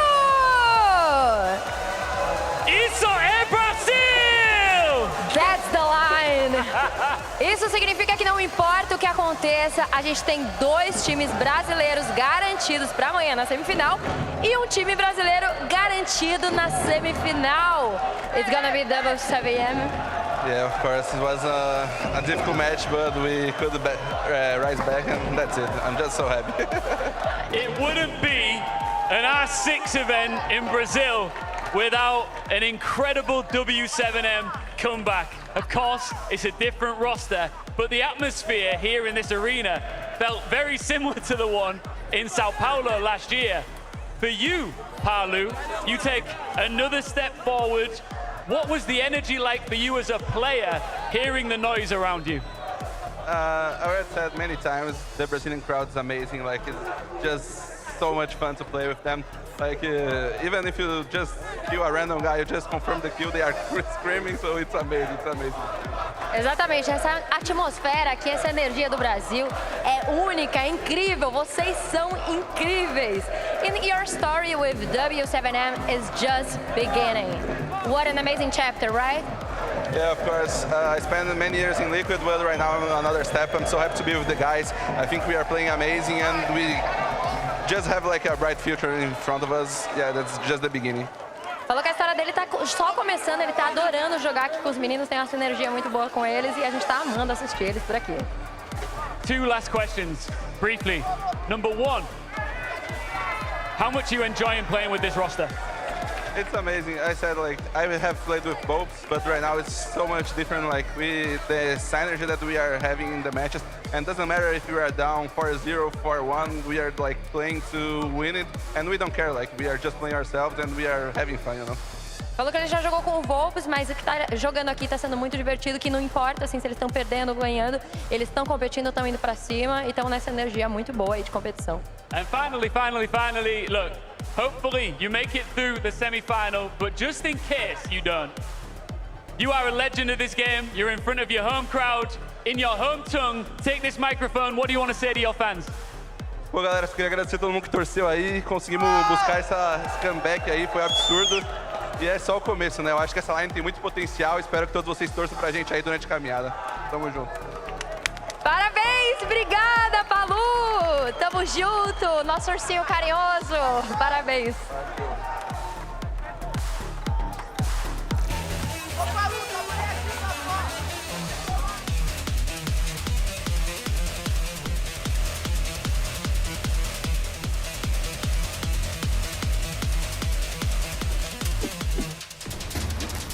You know what they say.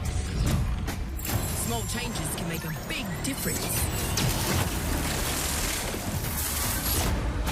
Go on, try me.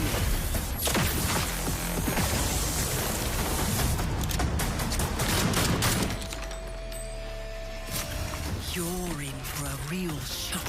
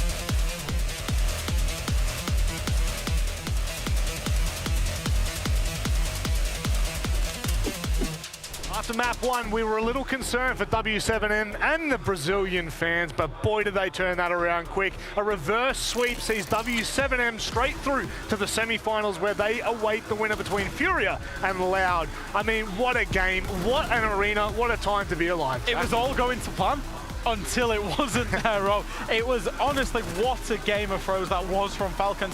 4-2 up on their defenses, and then they fell apart in attack. W7M, I think, the perfect strategy once they got into their defense. It was very clear to see they were riding out their attacks.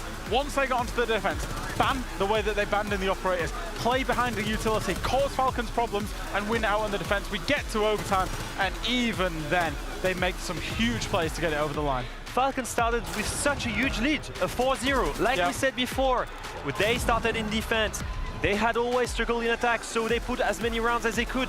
As soon as they started losing these two defense, I was like, okay, W7M is coming back. Yeah. Clearly some fundamental issues in Falcons. Yeah. Some problems with some basic stuff that were enabled every time that W7M were playing in defense. Yep. They hold Jacuzzi. What do? They extend all the way to Cash. Yep. They hold Cash. What do? They extend all the way to Jacuzzi. They hold basement. They extend all 3 floors. They were fighting for every tooth and nail in this building. Jack, one thing I noticed there, and look, it might even speak to Palu's result as a personal player, but you saw what it meant to him. More so, you saw what it meant to the team to have him there, to feel that energy. I mean, each and every player went up to him and almost congratulated him solely. Yeah, he's a huge player. I mean, obviously, with W7M, they keep replacing their rosters with world-class players. They did it with Volps, they've now done it with Palu. They keep upgrading and upgrading and upgrading, but also for Palu, it means so much to him specifically. We talked about how long he's been chasing a title, especially on Brazilian soil. To get over the line in such a close match, and Palu to finish it all off, poetic. And he's mentioned in that interview just how different this is, being in this team and this atmosphere than Liquid, and it seems to be working so far. It certainly does, and hopefully it just continues to compound as we get further on in this tournament. But there was one specific moment that we talked about, Jack, that completely turned the tide. Yeah, this was Lobin making the huge plays. Like we said, they picked up Volps, they picked up Palu, but it's Lobin, the old guard, walking up a waddle up main stairs. 0-4 down, he has the confidence to just waddle himself up main stairs. There isn't a drone in front of him, it's just instinctual.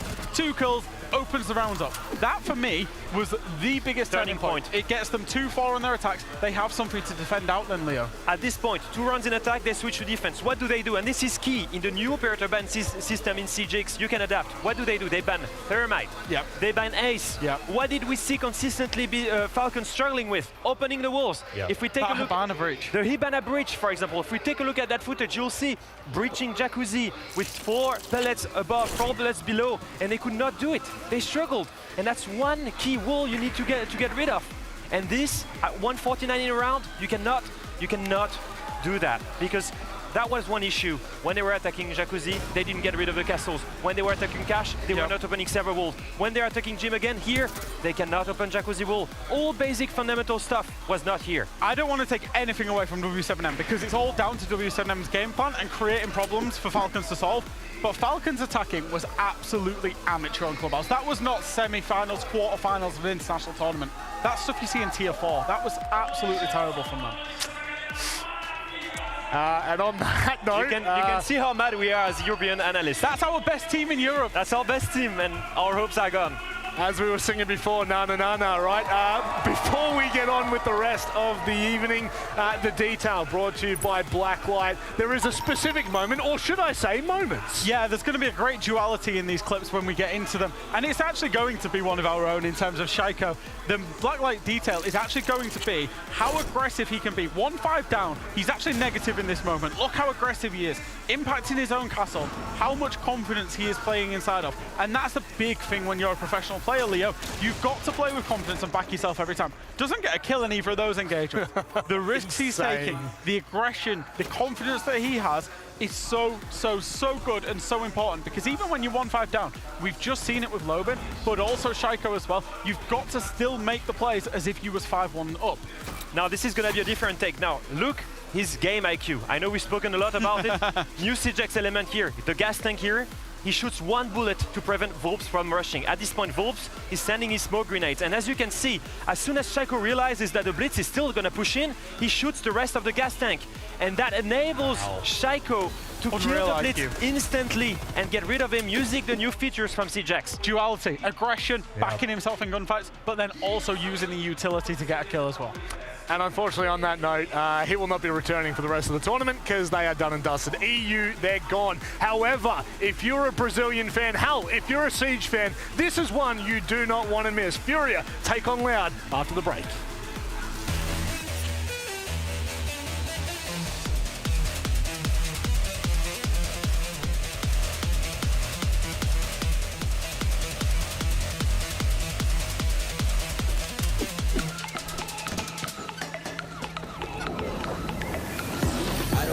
Big things to see. Back on my bushy that wait for kids. Tulika fuga tuka tuka kids. Squeezing and goofers in a leap of bills. Hey, we be getting more paper, no joking no more. We don't need no favors. Hey, and they know all better. We be getting more dough when they need more flavors. They must be hard. I want to feel when I wow. Ever since I made it, when I wonder wow. We just when it's down, what you do, I can't be out. Bully, do me down on. I keep you wow.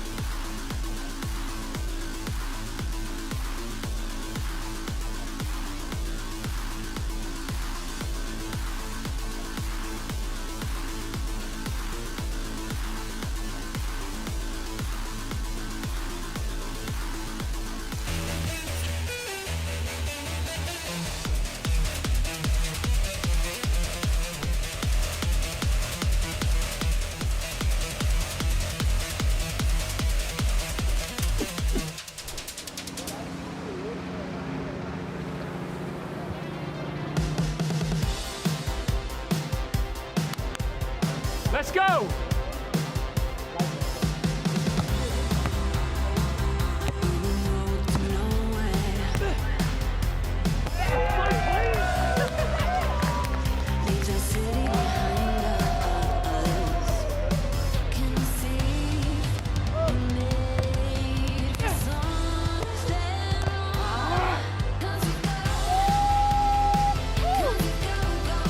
I'm getting sweaty. Yeah?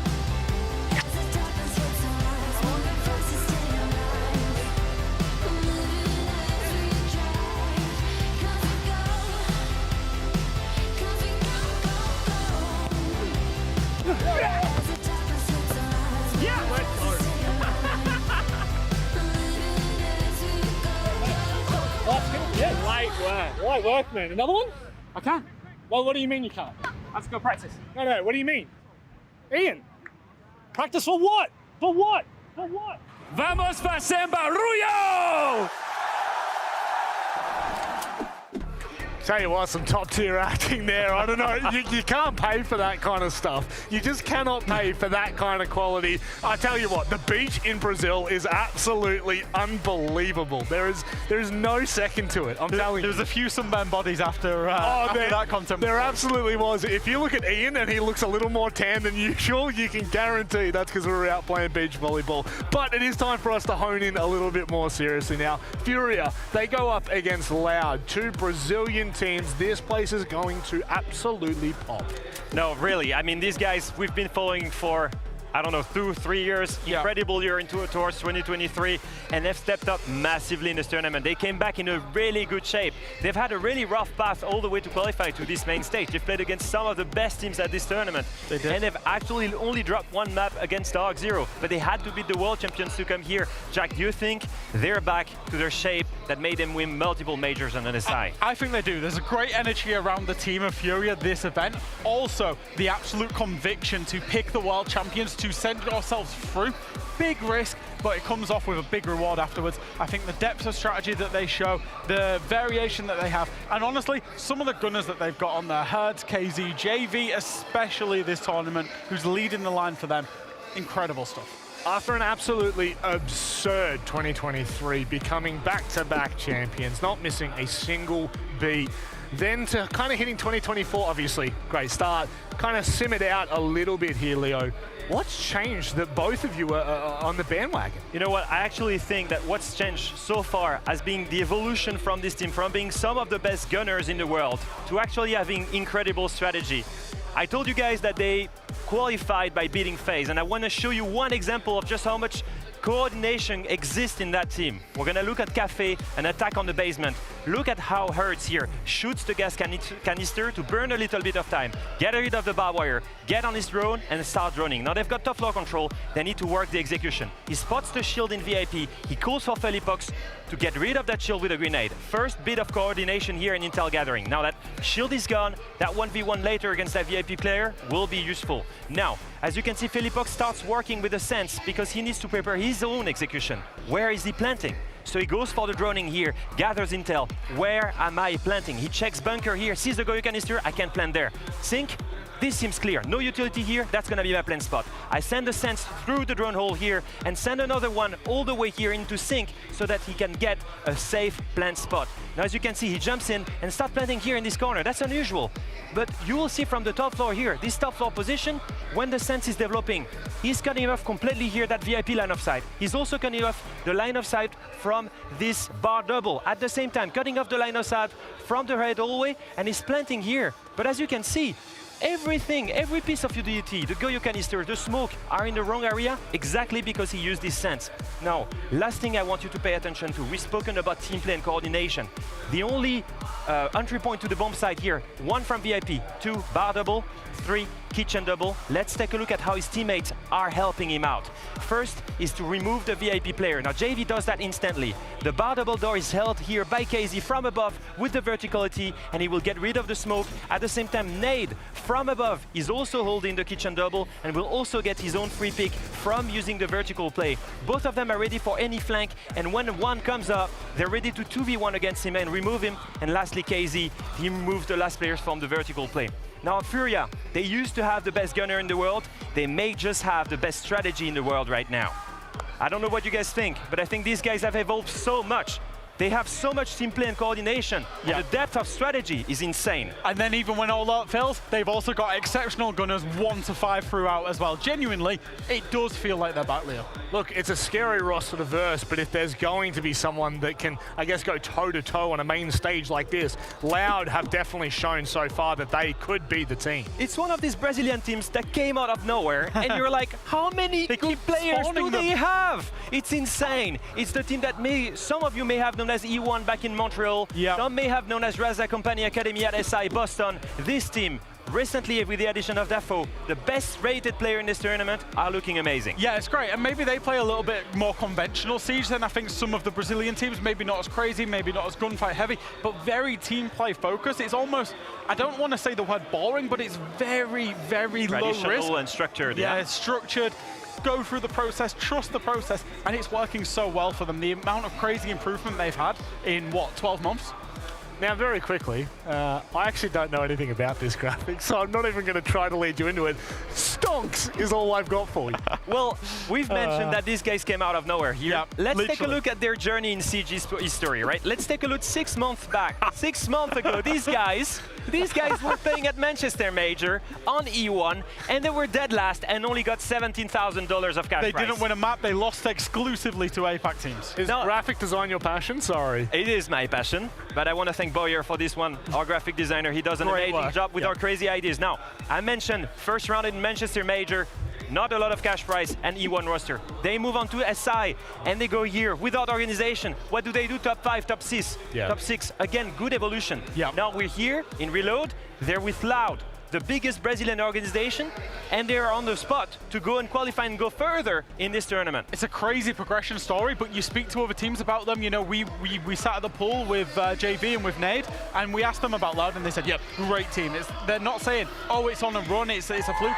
It's another great team out of Brazil. I mean, that's terrifying considering we had 4 that made it to main stage here, and God knows how many we may well see tomorrow. It is, of course, time for us to get underway with the map picks. Let's talk about the vetoes, lads. I know, Jack, you've done a load of research. My God, it's already popping off, and we haven't even started the match yet. But Jack, go for it. So both teams are going to get rid of very recent permabans, very low preferences maps. Now, Loud, they're going to pick Into the Lair. This previously, for a long time for Furia, was their permaban, but they've brought it out this event. They love playing it, but it is also Loud's #1 map preference. It is a map that fits Furia's playstyle very well. A bunch of really chaotic, really aggressive players that know how to extend on a huge map like Lair, gives lots of space for them to roam, and they will start defense.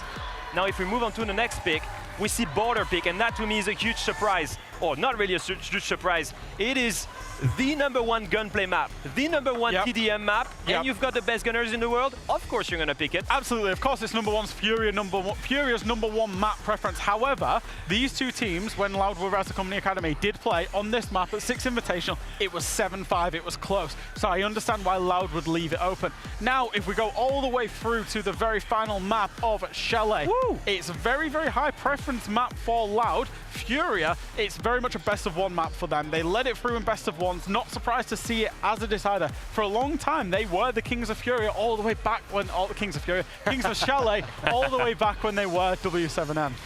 It's close enough, right? Yeah, that's close enough. I think whatever happens here, it's a clash of playstyle. On one hand, we've got a Furia that loves to be aggressive. Yes, they're great at strategy. We've shown it here, right?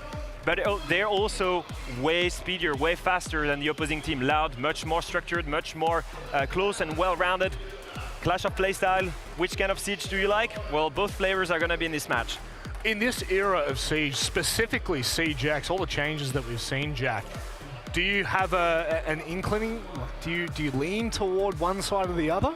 I think just with the way that the maps lean, especially Border Chalet, I would say lean a little bit more towards the side of Furia than for Loud. I think Lair is a great pick for Loud. I see a world where we go to 3 maps. Absolutely. I think the fast-paced version of Siege is probably the one that's still, you know, the run-and-gun meta is still very much there. And you've also just proved that Furia have different facets to their game. They can slow it down if they need to. So if we were to give very quick predictions, I personally think that Furia should take it, the shape that they've been on. I know that Loud is the first seed, but Furia clearly right now, in my opinion, they're back to the form that had them won 2 majors and 1 SI. I want to see them in semi-final with W7M. I agree. Riding that high from beating FaZe as well, they're going to be feeling tip-top mentally. So they've got everything going for them. Everything going for them, including this crowd that is going to get incredibly loud. 2 Brazilian teams back-to-back going head-to-head for a semi-final. It's time for us to get underway with Furia as they take on Loud. The last quarterfinal of the day will blow the roof off the Olympic arena. We're here to win no matter what. We're gonna smash Furia. No team has turned up the volume at Reload as this squad. But he takes Savage's head clean off. Loud blasted through the tournament and locked the #1 seed. And the roar of a Brazilian crowd might even lift their performance, except for one thing. They face the very team that captured the hearts of this country at the 6 Invitational 2024 in the greatest final ever played. Furia seem determined to once again win an event on their home turf after reloading bullet after bullet through phase 1. We made it to the finals, and now the shield is ours.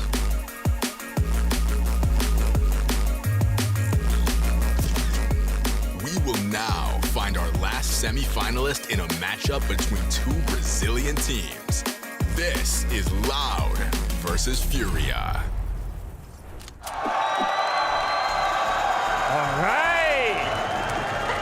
Reload here in Rio is truly popping off, and we've got one more quarterfinal to come, and it is an all-Brazilian buffet. Nivi, I am having the time of my life out here with you. Yeah, me too!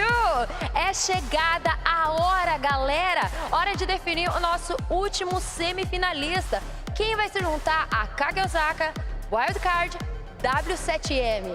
Vamos perguntar. Let's ask them who they are cheering for. Shall we?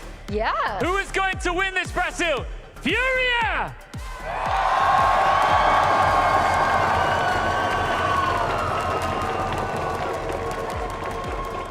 Quem aí tá torcendo pra equipe da Loud? Okay, wait. Go ahead. Loud. Yeah, it's not loud, it is Loud. Okay, so W7M. With Loud. I and the end. Okay. Loud. Loud. Loud. Okay, should we bring these guys out? Yeah. This crowd's gonna go crazy. This country is sacred ground for them. They have already lived out their dreams, but now they want more history on home soil. It's Furia!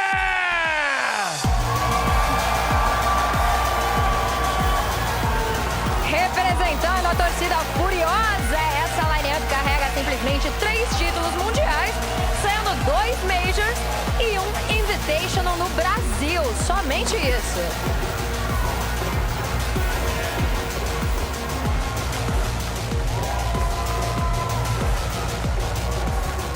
Essa arena vai vir abaixo, pois teremos duelo de brasileiros. Recebam com muitas palmas a line recém-contratada de uma das torcidas mais potentes do Brasil. Vem pra cá, Loud!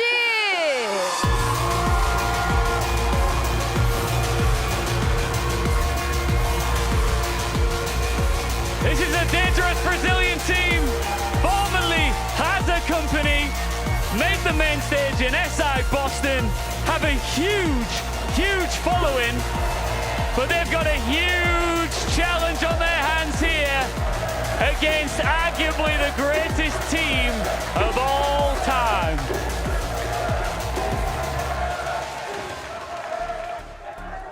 Guys, go and take your seats. How you doing, bro? Esports.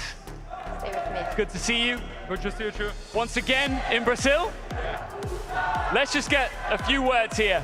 Now you and your team have achieved everything there is to achieve in this game. It's been a while since you've lifted a trophy. This is Reload. Do you see this as a reset for Furia? Yes, of course, and we want to give a trophy so bad for this crowd from Furia, for these fans, and hopefully we'll do so. Eles têm muitos troféus, mas faz tempo que eles não trazem um troféu aí pro Brasil. E ele perguntou se esse momento aqui no Reload é um momento de restart para a equipe. E ele falou que definitivamente é, que ele vai trazer aqui para a nossa torcida. And we're finally getting this matchup between you guys. Are you gonna win? Yeah, Furia is cursed. We are gonna see. We are gonna see. Oh, wait. Será que eles vão vencer? I see a look in his eyes there. He thinks he's got you, Esports. He never won against me, and today is not going to be different. Ele falou que eles nunca venceram deles. Aqui não vai ser diferente. That's before Loud. We're gonna see. All right. Foi antes deles vestirem a camiseta da Loud. Vamos ver. I can feel tension in the air here, but I want a handshake before we go into this quarterfinal. Best of luck, guys. Best of luck, guys. One thing I know for sure, no pun intended, here in Rio, it is going to get loud for this one. Let's get loud and furious. What an intro for our two Brazilian rosters here in Rio de Janeiro. I'm Dev and Pengu. We are all set up. The stage has been set for the champions of yesteryear and the upcoming Loud. Yeah, you know, Ian said, Philippox, you want everything there is to win. They're missing the first Siege X trophy in their cabinet. And Furia are also yet to take home a trophy, to give the trophy to the organization that took a chance on them. That's also true. All of the trophies, Copenhagen, Atlanta, and Sao Paulo, they won under W7M. Furia picked them up, gave them all of these resources, and what does that organization have to show for it? As of yet, nothing. And so now we see two huge Brazilian organizations filled to the brim with some of the greatest talent that we've ever seen out of this region. And we have to determine which one of them can go to the semifinals. Yeah, and what happens if Furia were to win? Who do they play again? Furia would play W7M, the organization with a different roster, for a spot in the grand finals. That's absolutely right. It could not be more perfect here for Furia and also for Loud, who, as Leo and Jack on the desk said, it's been stonks for them all the way from Manchester as E1 and to Montreal and to Boston as Raza Company, and then here today in Rio under the greatest, the largest organization we've ever seen out of Brazil in Loud. This is one for the ages, for sure. It's our first all-Brazil match here on stage in Rio. And all day, the crowd, they've been warming up. They started with some quieter matches. Game by game. And here they are. This is what everybody here in Rio came to this arena for. And I gotta say, Furia, I don't think I've seen them look this hungry since before winning SI. People say, oh, it's a Siege X event, it's not more of a show match. No, I think for these guys, this is their comeback arc, where they had a bit of a, slow year last year after being world champions. They're looking to ramp back up. They're looking hungry, motivated, and super prepared in this matchup, taking every game so seriously. That's right, and it has been 800 days since this championship-winning roster was formed. That's right, exactly 800 days. Today, exactly 800 days since we saw the roster changes, since we saw Nade and Philippox join in place of Julio and Volps, who all have their places on great teams here. In fact, Volps, they may end up playing against tomorrow. And Furia, in that time, have boasted 3 trophies, but since the last year, nothing to show for it, nothing to take home, no silverware. Loud, of course, they're on the up, whereas Furia are looking to reclaim former glory. That's the thing, like, Loud's story here is almost like, imagine they had gotten any other matchup here today. I think I would say, you know what, Loud, they can go to semifinals, but unfortunately for them, their obstacle is Furia. Arguably the best team left at this event right now in the entire bracket, and they need to beat them to keep their streak alive. But losing today would not be a disappointment because Loud have played a great tournament of Rainbow Six Siege till this moment. And Loud are the ultimate Brazilian underdogs in our tournament here in Rio, right? Like you said, they have to go up against Furia, major and 6 invitational champions, and then should Loud win today, tomorrow they would have to go against major champions in W7M just to go to that grand final, just for a chance to fight either Wildcard or CAG for the trophy. That's the crazy part. You tell me the grand finals, if Loud were to beat all these titans, will be the underdogs of CAG or Wildcard. That's backwards sounding to me. Loud is going to be underdogs right up until they do, if they do, get to that grand final. Yeah. And also, let's forget to mention, they have a debutant on this roster as well. Daffo, never playing at an international event before, plucked up from, I don't even know where he came from, to be honest. Not a player that we've seen at Tier 1 at the international events before. And my God, he's played so well for Loud throughout this tournament. Out of his mind. Like, he's pretty much like, I hate comparing players to players, but if you were curious, it's like he's almost like the Dash of this roster. The Dash is to Wildcard at this event. He's popping off, he's finding gaps, he always has a solution in a round that looks pretty much unwinnable, but Loud is a team, it's a full team effort, it's not about star performances, and that's the big thing. Furia did the same style. Yes, they're individually amazing, some of the best players, maybe the entire best 5 in the entire world, but it's about the team effort and team performance. That's right. Well, the tension is palpable here in the arena in Rio, as Loud and Furia are getting ready for their match. And I gotta say, I am so stoked that we have this level of energy here. Oh, yeah. Fighting for that trophy as all of these crowd members, the public in Rio coming in with their drums. It feels like a war cry here, and it's got that semblance of what we saw last year in Sao Paulo with the drums, with that Brazilian crowd, with the passion that frankly no other region in Rainbow Six can come close to catching. One thing that never changes is those Siege trophies looking pretty good. No, we saw just a second ago the Blackbeard shield this time around, more or less, and I feel like we have a tendency to pick the right operator trophies, right? We had the Sami trophy at one point, the Deimos statue, and it's very relevant operators. Blackbeard for this event, either banned or played at a very high frequency, makes sense that he represent the trophy as well. It's like the final operator right now. And we're often actually seeing Blackbeard let through the bans because teams are looking to get rid of the Monty and the Blitz. They leave that Blackbeard in. We see a hell of a lot of it. Teams have taken to it like petrol on the fire. We've seen so many prolific Blackbeard players out of every team at this level, and Loud and Furia are no exceptions. A little funny in-game chat, you guys can't see it, but the observer asked, where's Furia? And it's like, they're right down there, we see them! But they weren't quite in the server, they're joining up right now. Of course, the coach, the players getting together for one final chant before it's lock-in time. And right now, for these players, going through their heads, some players will sit there and, you know, meditate, be internalizing. FEARX right now thinking of strats, most likely setting things up. Other players trying to get into that fire zone, the fight or flight instinct, triggering the fight, fight, fight, fight. Because if you're Furia, and maybe even if you're allowed, you're probably intending to hit that server running extremely hard, extremely quickly, and try and control the pacing right off the gates. That they are a little highlight for you guys. FEARX and Live, two very influential players. FEARX in particular, of course, we often see him in these interviews. He's so much of a leadership figure for this team. He is their rock. He is, and also very humble.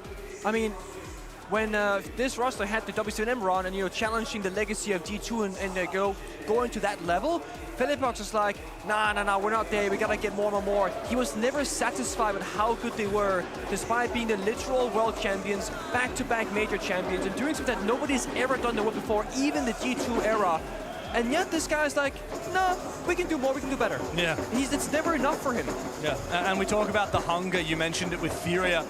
It sucks to say, but there's no doubt that Furia simply were not as hungry after they raised the trophy in Sao Paulo. We didn't see that in stage one. Yeah. Manchester was a flop. Montreal, they were missing. Yeah. Boston, they got close, but still no cigar. And now Loud, hungrier than ever, are hunting for their scalps to get one step closer to the trophy. It's the battle for Brazil, and it starts right now.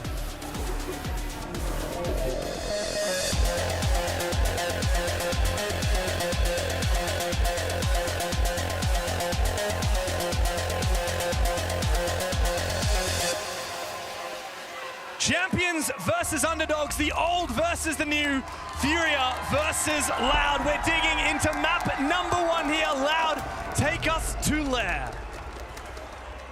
I think Leo said it the best. This map, Vito, not just Lair, but Lair into Borders Chalet, fighting grounds where Furia, they want to toy with their prey. And really, it's just set the tone here. A lot of map to work with, a lot of aggression, a lot of roaming capabilities. Operator bans right now. Monty on the attacking side and Bandit on defense. Of course, Waldeneye and map space taking up.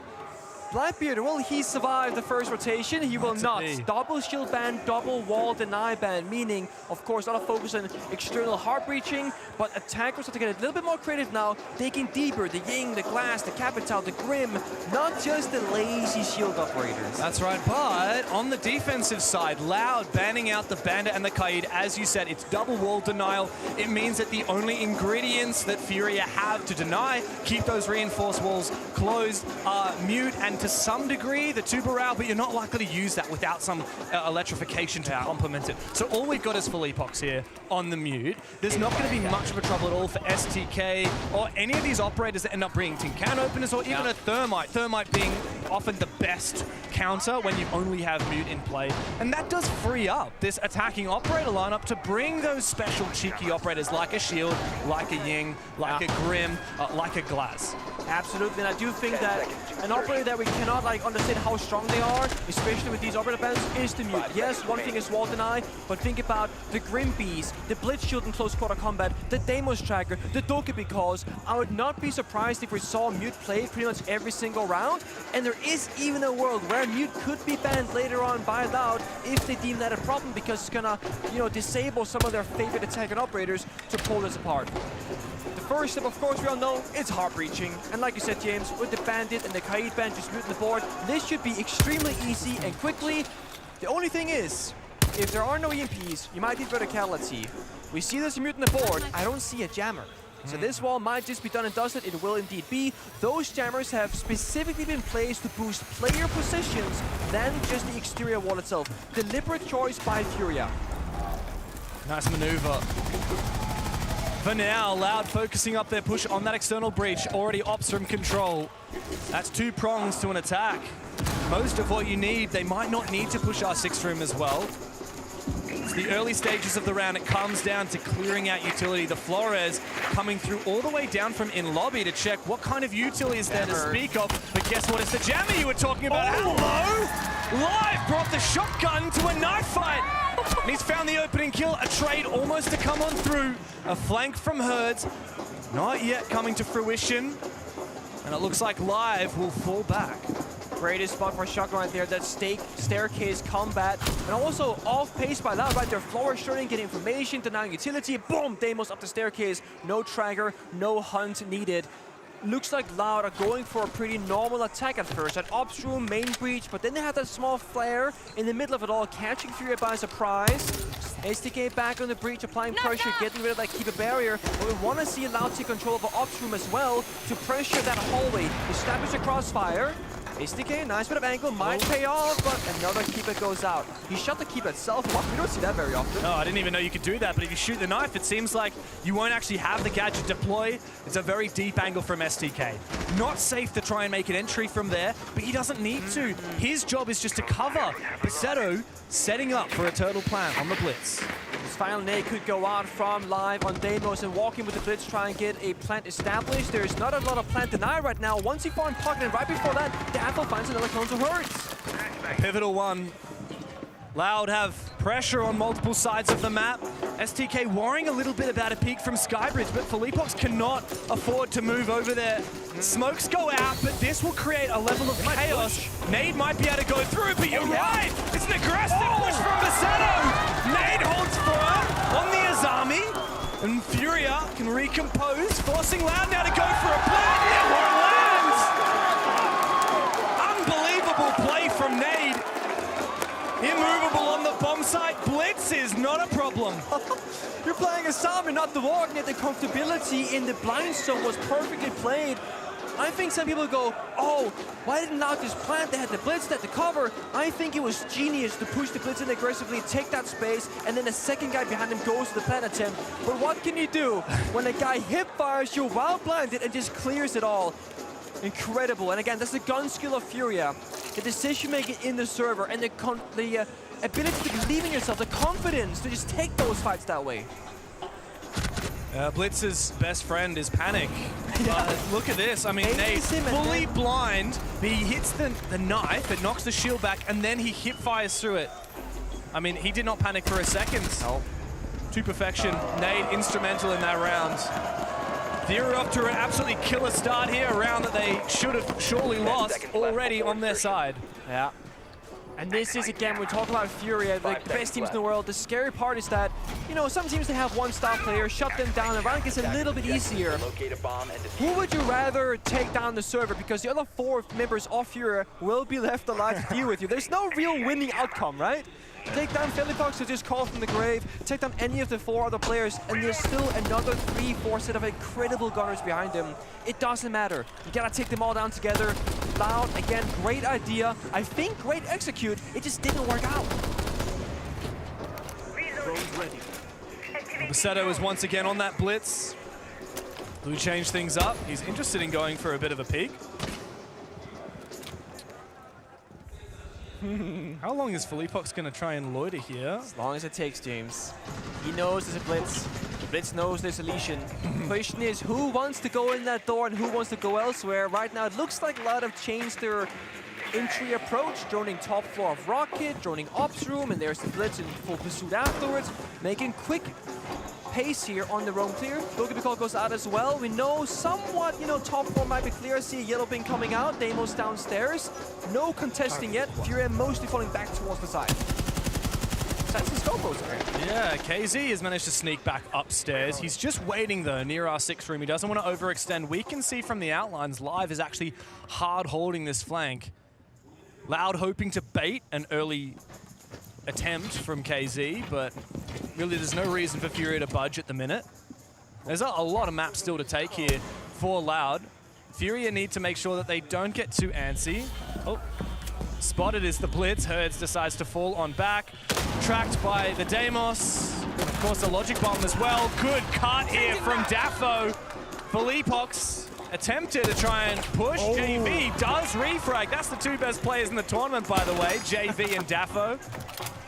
Herd's actually going for an aggressive rotate outside, going for a jog, trying to get back in again. He's looking for a bait. This is very unusual. He's actually going to end up behind one of these players from Loud, who might be able to catch him off. And there's STK, SMG11 versus SMG12. Wasting time is valuable here, of course, favoring the defense of Furia. STK goes elsewhere. Good read. A flank is there, though. Does he know? He hears him. Another standoff, but he's sandwiched between two different players now. He's in trouble. Can he do shoulder peek info? But Hertz has got him. Good night, STK. Furia once again in control. Loud have to switch things up again. You got that Blitz still. You got those smoke grenades in pocket. But he does need some assistance. It's the death wish to drop down that hatch without support.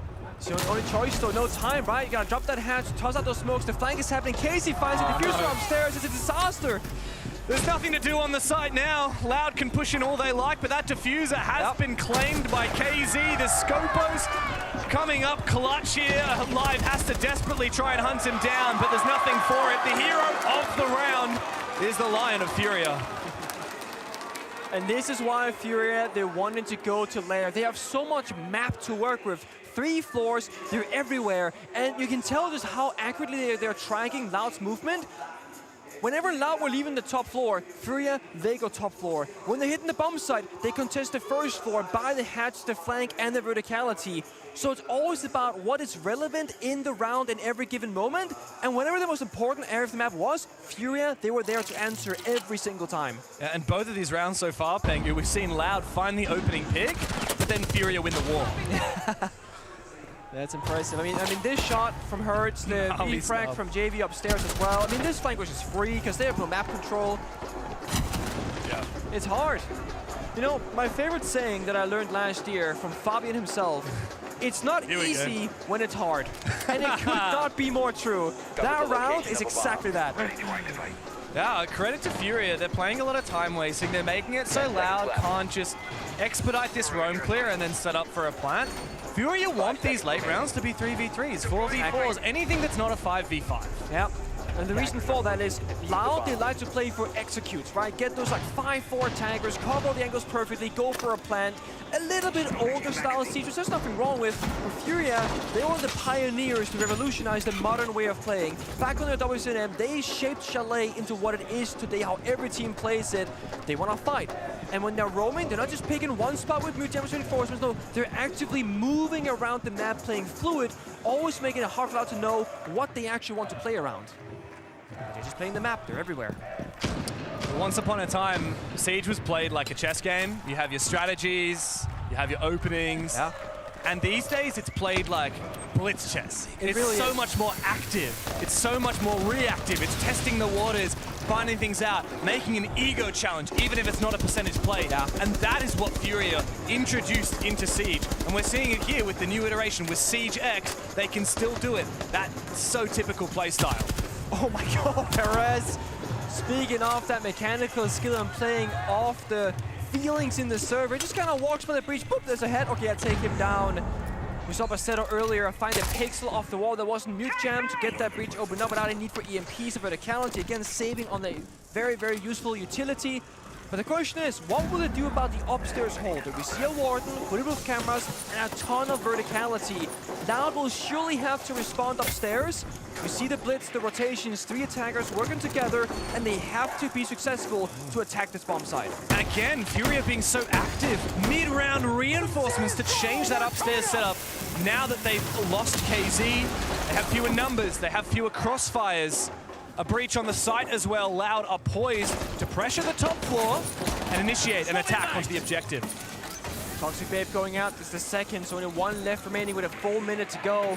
Loud right now are playing it very well. They're droning, gathering information, just baiting out utility right now. They know that time is on their side. Opening pick is on their side. Furia, they can again just figure out what does Loud want to achieve in this round and go for a counter, whether it's a flank, whether it's the Toxic Babes. 45 seconds left. This gunfight right here can change everything. Perez, he's got him. And guess what, Furia? Loud are knocking. And they're knocking more and more. 35 seconds to play for Leapox, feeling some pressure. Nate has to win his fight, but it's a 1v5. Surely no chance. The blitz dueling him. SMG-12 cannot land a bullet. Plan is down, and finally, Loud start talking in the server. That's the 3rd round played though, James. And operator bans with the new system means we're gonna have 1 more come into play. And I'm so curious what these 2 teams think the problem will become in the future or what they want to get rid of. Before this tournament, I was not sure if Furia was gonna be a victim of the new ban system because they get target banned all the time, or if they would be the team to pioneer and get ahead of other teams by tailoring the right pick. The picks are in. Blitz, and there's the mute. Yeah, you called it, Pengu. It makes so much sense to me. I love that so much. But guess what? SDK and Pesetto as well have been a real main force on this blitz. That's a 2nd shield taken, a 3rd shield taken off the board. No shields whatsoever in the hands of Loud for the next 3 rounds. But also, as you said, no wall denial. And Mute is not just wall denial, he's more than that. So much more than that. And you no longer have the counters to those operators like the Dokkaebi, like the Deimos, like the Grim. Yeah. So I expect at least 2 of those 3, maybe all 3 of those to come into play here. One thing which you can kind of try and cheese, and it's not easy to do. You play Grim and a Sense. The Sense wall now cannot get seen through by, Warden or any glass or something like that. It's no longer a smoke, it is a projectile wall essentially. But you can toss a Sense wall up and then Grim behind it, and you will see those red pinks on your screen and go, there's a target. There is some cheesy strats with that. Now, is that necessarily going to happen on Lair? I'm not sure. I haven't seen much of that, but I'm very open. Maps is totally possible. For this one, they'll take the Dokkaebi and the Deimos, which will have full effect because there is no mute. But the question for me, in the absence of the blitz, what's the intention from Loud for clearing out that power position that we saw Nade win the round from on the very first time? It was a defensive R6 room and what's it called? The one with all the Deimos masks. Is it called Mask Room? I think people call it Mask. Sure, there you go, Mask. We have different calls for different regions, Sure. right? The one with the little desk there that everyone loves playing as Army on. That's the key position. Loud need a new way to clear that out. But if Daffo finds some early kills, especially onto the smoke, and Furia are going to have a lot less ingredients to hold onto the side. Thank you to our beautiful observer team.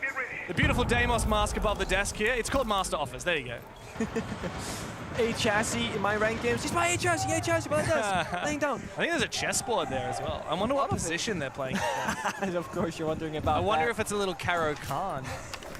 I could see the verticality. Oh, the verticality matter. The Deimos downstairs to clear those power positions, but Casey, perfect timing once more on the grenade cook. Swings the door, gets the freebie. Yes, Deimos is still alive, but that was his body to cover him. That's now done and dusted. Loud might need to go for plan B now because they don't have downstairs pressure. But I do like the way they're using that Sens. Perez trying to assist that pressure. Even though Furia have cleared it out, they might not necessarily be aware. I could always send a second one down through it. It's a bit of an impasse. How does Perez find that? Hurts getting a little bit antsy. JV still alive and still trying to chase this drone down. Hasn't found it as of yet. This is on the R6 room side of the map. He's taken a little bit of damage too. This drone is trying to bait him into something. Eventually it goes down. Thing is, Loud have the numbers, but they're missing a way in. Exactly, and that's where Deimos finally comes to play right now. If you track Nate, who's examining the floor right now, still dodged regardless from that vertical angle. That's their way in. Mask position has been cleared. Now they're covering the door for any retake possibilities. They can force the 4v2. Oh my god, more like a 4 versus 1. It's up to KZ. He's found his second for the round. Gonna need to find every last one of them. And look at Loud, they're going deep. They're looking for the side. Perez deleted from the server. KZ, you can't be doing this to us. Basetto forcing that plant down. STK to cover. Now Basetto back up, rifle in hand. As KZ prepares his march, the dreadful march towards that bomb site. With no one else to support him. But he hears that proximity alarm, and he needs to swing for it. STK's found it. Loud looking finally like they have an answer here to Furia.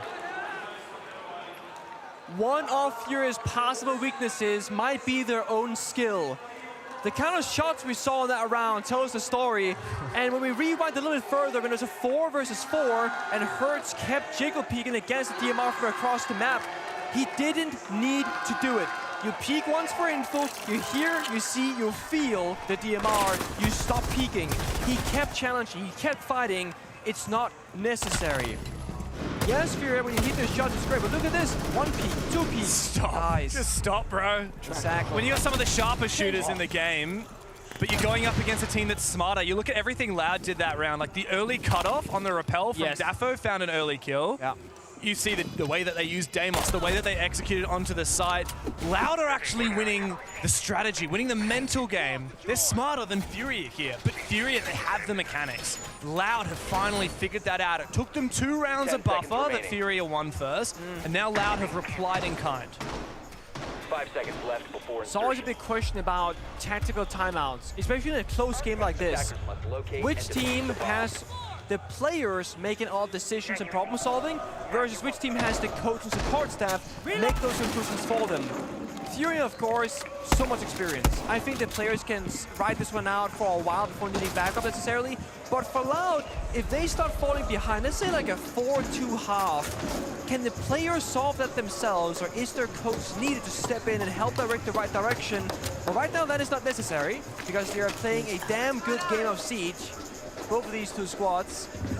We see Furia, they're gonna speed up, spawn peeking, swing out those doors, looking for that opening pick, and Loud are slowing things down in response, saying, we're not gonna risk it, hold the angles, get the drone set up, we need again to play for execute.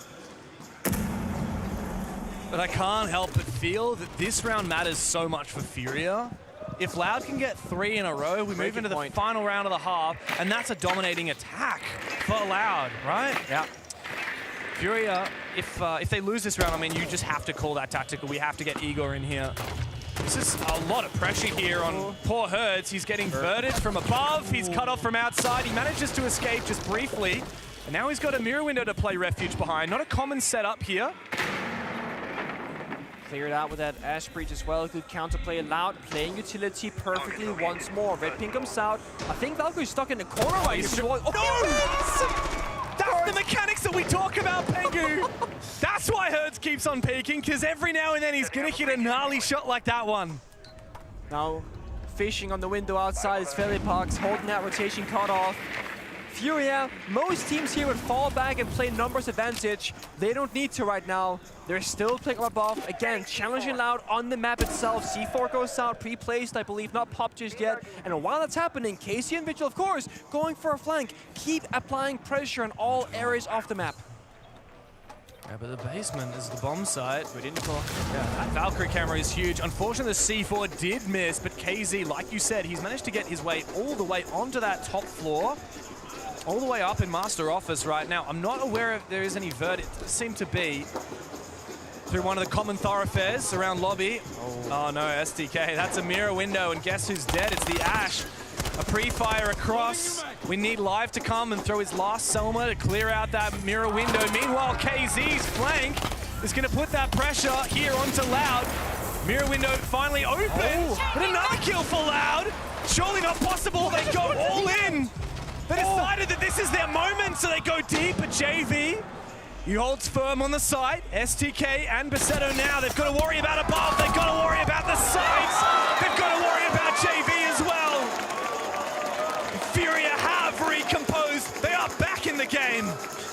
And they do it so well.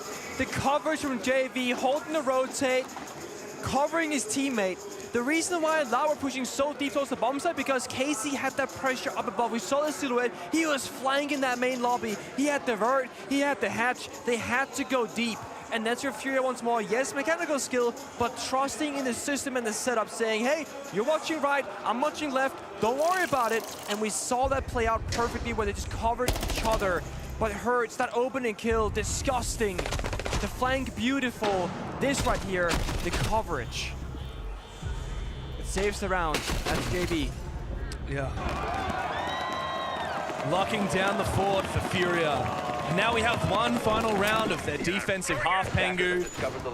Loud, look, this is their map pick. They want to be going for an even split now. That's all they can afford. But Furia here, on a map that is traditionally defensive-sided, if they can go 4-2 here, that doesn't mean they're out of the woods. It just means they've had a solid first half, and then we look to their attacks. So Loud, in this final moment in the first half, what do you look for? And the thing is, in terms of operator lineup, they had the shield, the blitz most notably. After that, they haven't shown us a different kind of pocket go-to operator. It's been some Dokkaebi, of course, the hard reaching. We've seen a Force in a sense. They haven't, you know, for example, the Ying is open.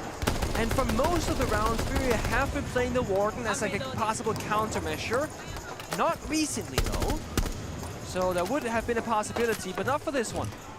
Loud instead, pretty standard setup here. They can go for any kind of attack, verticality, good like clear of gadgetry, good information, good heart destruction. It's very safe, but I'm not sure if you need safe right now to push that third attacking round.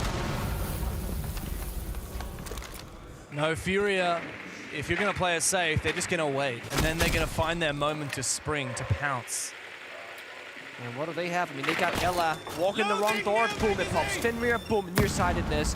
Goyo fire, smoke if time is low. Furia playing not so much an aggressive round this time. I'm not sure they're wanting it to fight as much as before. This might be a, we've been so aggressive, you're gonna take a very slow attack round, but guess what? We are playing for time tonight. That's right. I mean, the more that Furia peaks aggressively, the more that Loud have to play slowly. But when you've got Goyo and Smoke and a lot of traps like Ella and Fenrir, it forces a team to have a lot of time in the bank, come that execute, come that end of the round, because there's so much util to burn.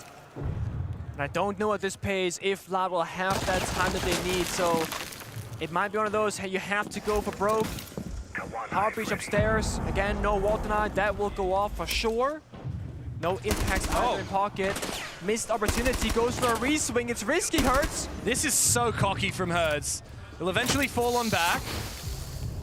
And Basetto finds the opening kill. Nade finished off upstairs. Now those Fenrir Dread Mines can no longer be switched up. Which one's active? But guess what? Guess who's active? It's KZ! He's gone for one! And now he needs to be cleared. The Dokkaebi Logic Bomb comes out. What can he achieve now with the Scorpion? Oh, and comes the Grismot Mine, but amidst the distraction, amidst the chaos, Loud do have a response. STK baiting out. We need to see some support. Guess who's coming up the stairs? JV! Oh! That's what he needed! Come help his teammate. STK and Daffo completely caught off guard. The last one's the Dokkaebi. On just about 1 HP. What can STK do? 15 seconds in the bank. Grab that diffuser, son. But I don't think you're gonna need it. JV and Herds. Waiting, falling on back, but guess what? Here's JV, Vector in hands. Never mind, it's the Slug Shotty, and he's gonna find another one. World class for Furia. Again, world class, James. The bait and switch, the flank, the multiple win conditions, and you said it, where is the help? In comes JV up that staircase. The Fenrir Mine near-sighted the first player. The Ella Mine deafened the second. They had no clue what was about to happen. Both JV and Hurts, they survived that incredible engagement upstairs. Every one of these Furia players is an A-class cannon. We know that, but they're not loose cannons. They play together. KZ makes his opening, and then he distracts, and then he baits, and then JV comes to life. A huge 3 for him, and it was the TCSG. I said it was the Vector. Now, that's usually the weapon that you would want when you're taking lots of fights, when you're going for your quick peeks. That Slug Shotty, look, it's a bit of a thing to wield sometimes. Yeah. It's not your fast fire rate headshot machine. It takes a lot of skill to wield it the way JV just did.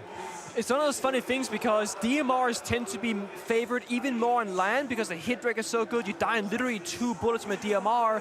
And the slug shotgun did get a small readjustment not that long ago.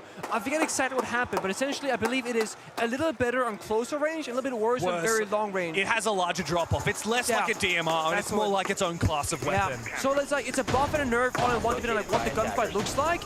But Furia players, Brazil in general, they've been loving the TCSG since it was introduced to pro play with Kaid back then. Yeah, they have. Left before insertion. Often innovators in the meta, and Furia can certainly boast that for themselves. Like we said, they really define 2023, not only for their absolutely, utterly dominant performance, the only team ever to win every single competition at an international level for a whole season, for a whole year, 2 majors and a 6 invitational as W7M. But they redefined the way that Siege was played at the time. Now Loud might need to do a little bit of reinventing on this defense because yes, 2-4 half is not terrible, but again, you are up against Furia. It is your map pick. We're expecting to have this kind of figured out, the prep work. Operator bands, again, very similar. Double shield, double wall denial, so we can expect a similar, I guess, take on how you're gonna pick this apart. Because mute is open, I would be like, okay, play that. It'll be very great in this round, right? The Deimos is downstairs, the Grimbees, etc. They don't have it. Instead, there's a Legion on the board, likely in case of a Blackbeard, that third shield. What? Hertz finds a complete free kill on SDK dropping down the hatch. I don't even know if Hertz was actively watching this hatch or if he was just strolling past and saw a freebie drop into his lap. SDK is going to kick himself for that one. Also, being the Fenrir means you do have active utility. You can't necessarily place new ones, but you can choose which of those dread mines are active. And so now that he's dead, it's whatever's active now. Yeah, they're kind of stuck in their activation points. Furia, much like Loud, the Deimos downstairs can clear any position. JB finds no into live. There's now Legion going, more active utility. This looks like just kind of easy pick'ems right now for Furia in the attack. That's scary because they can flood the bomb side, force 2v1s, 3v1s. But look, they're not speeding up. They're still taking it with a respectable pace right now, not taking those massive risks. They know they have to respect Loud. It's not a good look for Loud. 2 players down, then he kills 1 by 1, but Hurt is going to win his 1. Finally, something back for Loud, but it's not going to last, is it? Besetto cornered, but not killed. He finds his 2 kills. He looks to protect himself, but KZ from below. Death is all around you if you're Loud right now. And Furia have asserted themselves with a significant lead. They're up 5-2 on Lair, and Loud got to start talking. Is it time for a technical timeout or do they ride it out? Because the thing is, we still have not seen their final operator ban on the second half. If you're a coach, you really want the full picture before you strategize. But they might not get to that point. They might not. This could also be an aspect of mental game. And that's what we said earlier. Does Loud have the player's mindset in the right spot to go down 2-5 against Furia and brace, hold on to the tactical timeout and say, we still have the prep work. We know what bomb systems we can play and how to play them. They're gonna give it a second go. No tactical timeout called just yet. We saw his face right there, Daffo. A very young player, 21 years of age, the youngest in the server right now. His debut in a Tier 1 Siege is here at Reload, and he makes it to the main stage, and he's expected to hang with Major and World Champions on the Furia side after being statistically the best player in the whole tournament so far. Now all this extra weight is on his shoulders. Loud need their leadership, and they need it to come through right now. 3 rounds trailing. The best attacking team at the tournament, statistically, they win 2/3 of their attacking rounds, but they only won 1/3 here, which means they have to come through on their defense, and they're failing to do so. I'm not gonna be a hater, but I'm seeing a Jaeger shotgun right now. Now, there are these narrow hallways and corridors where shotguns are excellent. The reason why you normally play smoke or mute there is because you got a good primary shotgun and a good automatic secondary in the SMG-11. If SDK can get a shotgun fight in a hallway, he will take it happily. but if the attack happens elsewhere, or he is forced to cover a different position, he's stuck on a pistol and long-range quarter combat. And that's not a good pistol. Not good at all. Smoke going out. Nate will follow through, clean a bit of utility or player positions. We know there's nobody there. Oh no, Perez, you need to survive here because you're the only support for STK when it comes to long-range fights. But look at the way JV's playing this. He's got a pixel angle, he's just baiting the kill. There's no way, absolutely no way in hell STK wins it. It's not enough pixels of JV are going to be visible for the buckshot. Oh my god. Tempting fade. Daffo elsewhere finds his kill, traded by Nade. It looks like the push from Furia needs to mount elsewhere. Yeah. JV's basically Don't contest that, bro. JV's holding 2 defenders stuck by his lonesome, so this is completely worth it for Furia. They had an attack elsewhere, 1-for-1 trade, Casey low in health, but they do have to rotate off this angle or get the Capital in the action. But there is a buff to Jaeger with Siege X. The ADS has now captured the Capital Fire and Smoke Bolt. So you can't just go Capital Fire, boom. No, that doesn't work anymore. So there's a genius holder from STK and it works. EMP goes out, is there? Yep, there it is. Exothermic charge as well. That's bomb side pressure. That should have probably been the first step to get some pressure elsewhere instead of challenging upstairs immediately. Got a minute to go and no map control to work with on the attack. There's a player hiding in the corner here in the bomb site. That's so cheeky from Basetto. He's a dead man if he gets droned, but that's a missed drone. Complete missed drone. He's trolled it. He might have an opportunity here. Still up on his feet. No one moving in as of yet. What are we watching there? Hurts. Caught with his pants down. Finished off. Perez.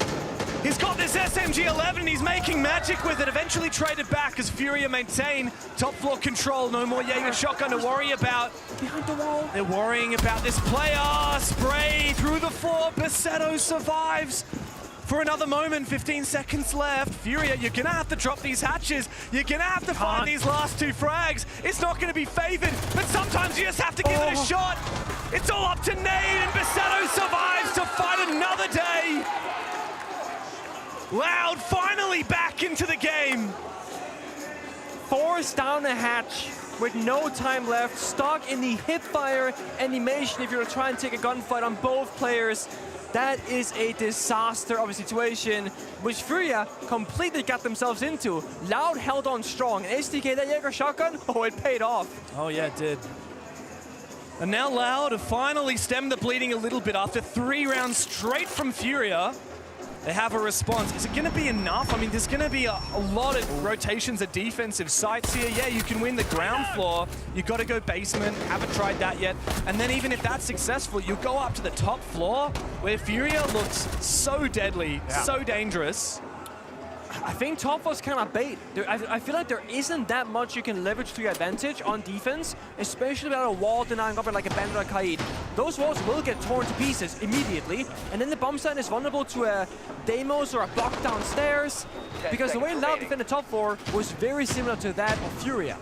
So I just feel like you're baiting yourself into it. You gotta go downstairs this time once more. Not gonna go. Yeah, it's the second tertiary. It's the other. Okay, it's the other ground floor bomb site. Is this the first time we've seen it at this event? It's the first time we've seen it at this event. Yeah, you and I for sure. I'm not sure if we've seen other teams play it, but this is like the least picked bomb site on the map by far. We've seen a lot of success on bunks and briefing where we just were, but this one, weapon maintenance, this is a very dangerous bomb site to take. There are a lot of ways that you can get from outside the building into this bomb site very quickly.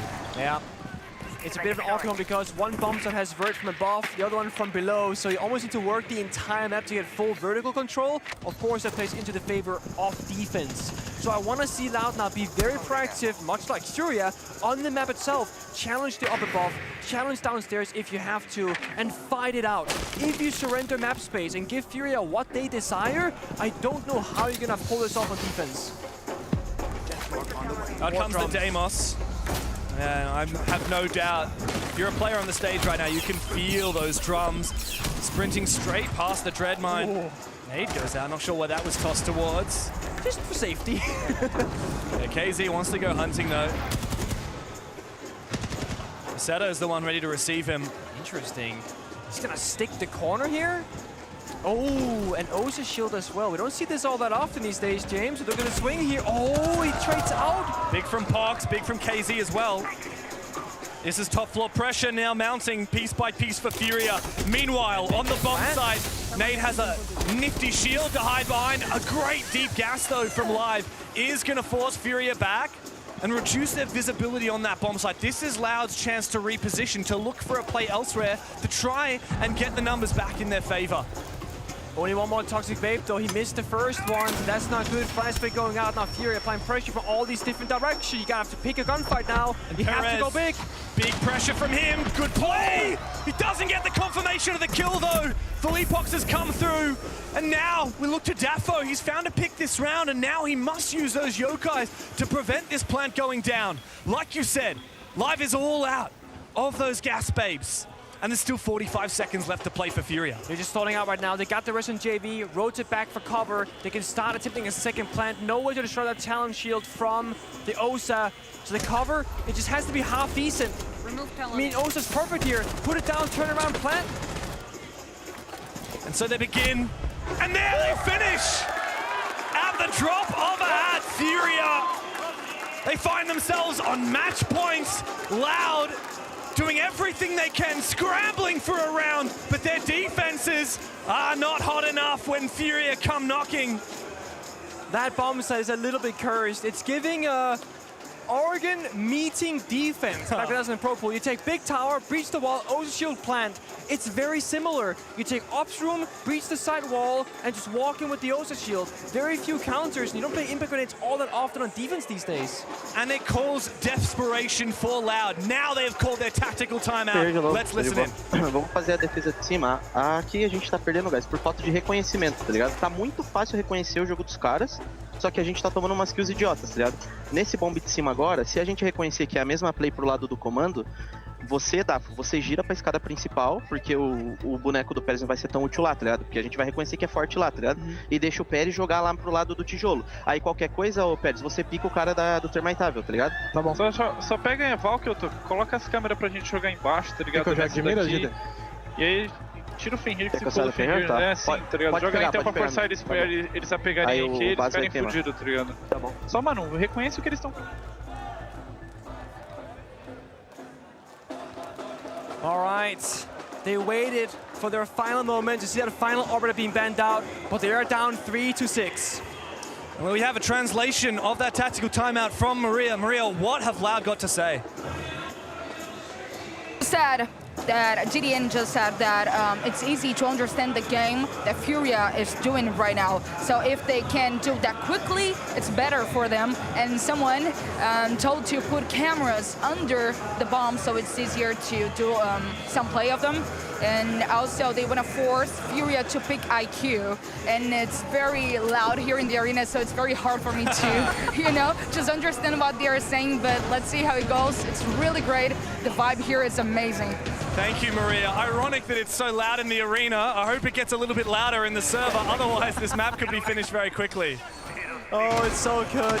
I actually really like this read from Loud though, because what's happened is that the mute has been banned, which screams Deimos downstairs. So what their answer is going to be is put those Valchems below and contest the Deimos, who's going to likely go into that position.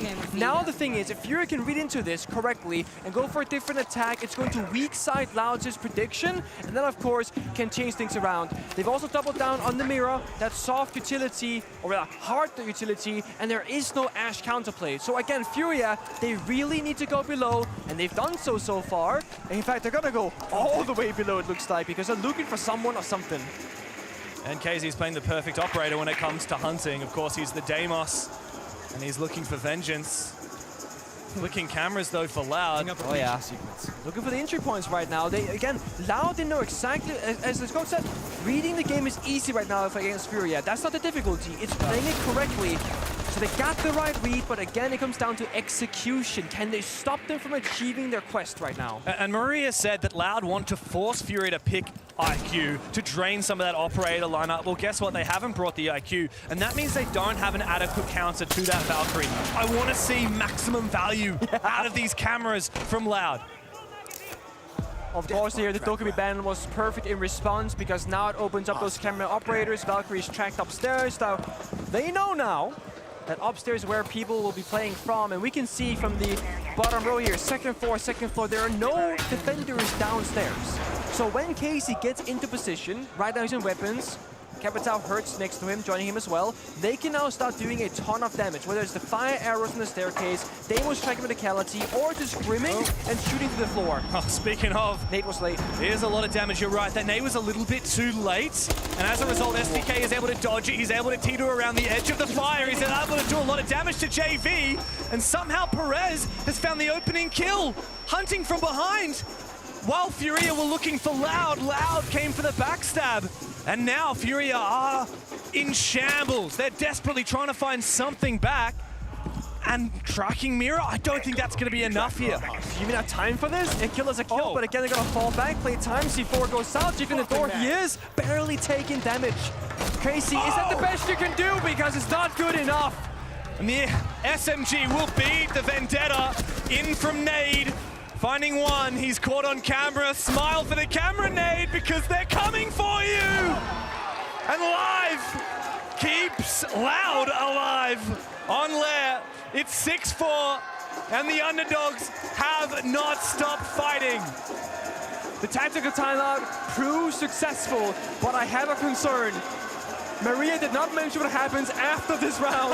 It was about top floor, the Valk below, baiting out the IQ, playing vertically, but he did say one thing which of course translated across the board. It's easy to read what they're gonna do, have a plan for it, and counter. They have to counterplay. They cannot play their own game anymore. They have to play against their opponent of Furia. It's a big ask for Loud. We know that coming into games, really good with their preparation. We know that they have the confidence. But can they multitask? Can they focus on dealing with some of the best gunners in the game while at the same time adapting to a lot of the unusual strategies that Fury are bringing to the table? Furia fans are struggling on the edge of your seat when you're watching your favorite team sit on match point and it inch closer and closer to overtime. 10 seconds to go. Stressful. Yeah, I mean, Furia, we said it, they've been hungry, they've been so good this event, but I mean, can they start showing some weaknesses if, you know, they get frustrated with the current situation of not being able to close out this game? I would say the longer this goes on for, the better are the odds in the second map for Loud, because Furia definitely will be a momentum-based team. If they feel like they can just run over you, oh, they will run over you. We saw Furia against Secret. We cast that game on Cafe. It was the most one-sided match I've seen in a while. Secret just lay down. Yeah, there's nothing they could do against Furia.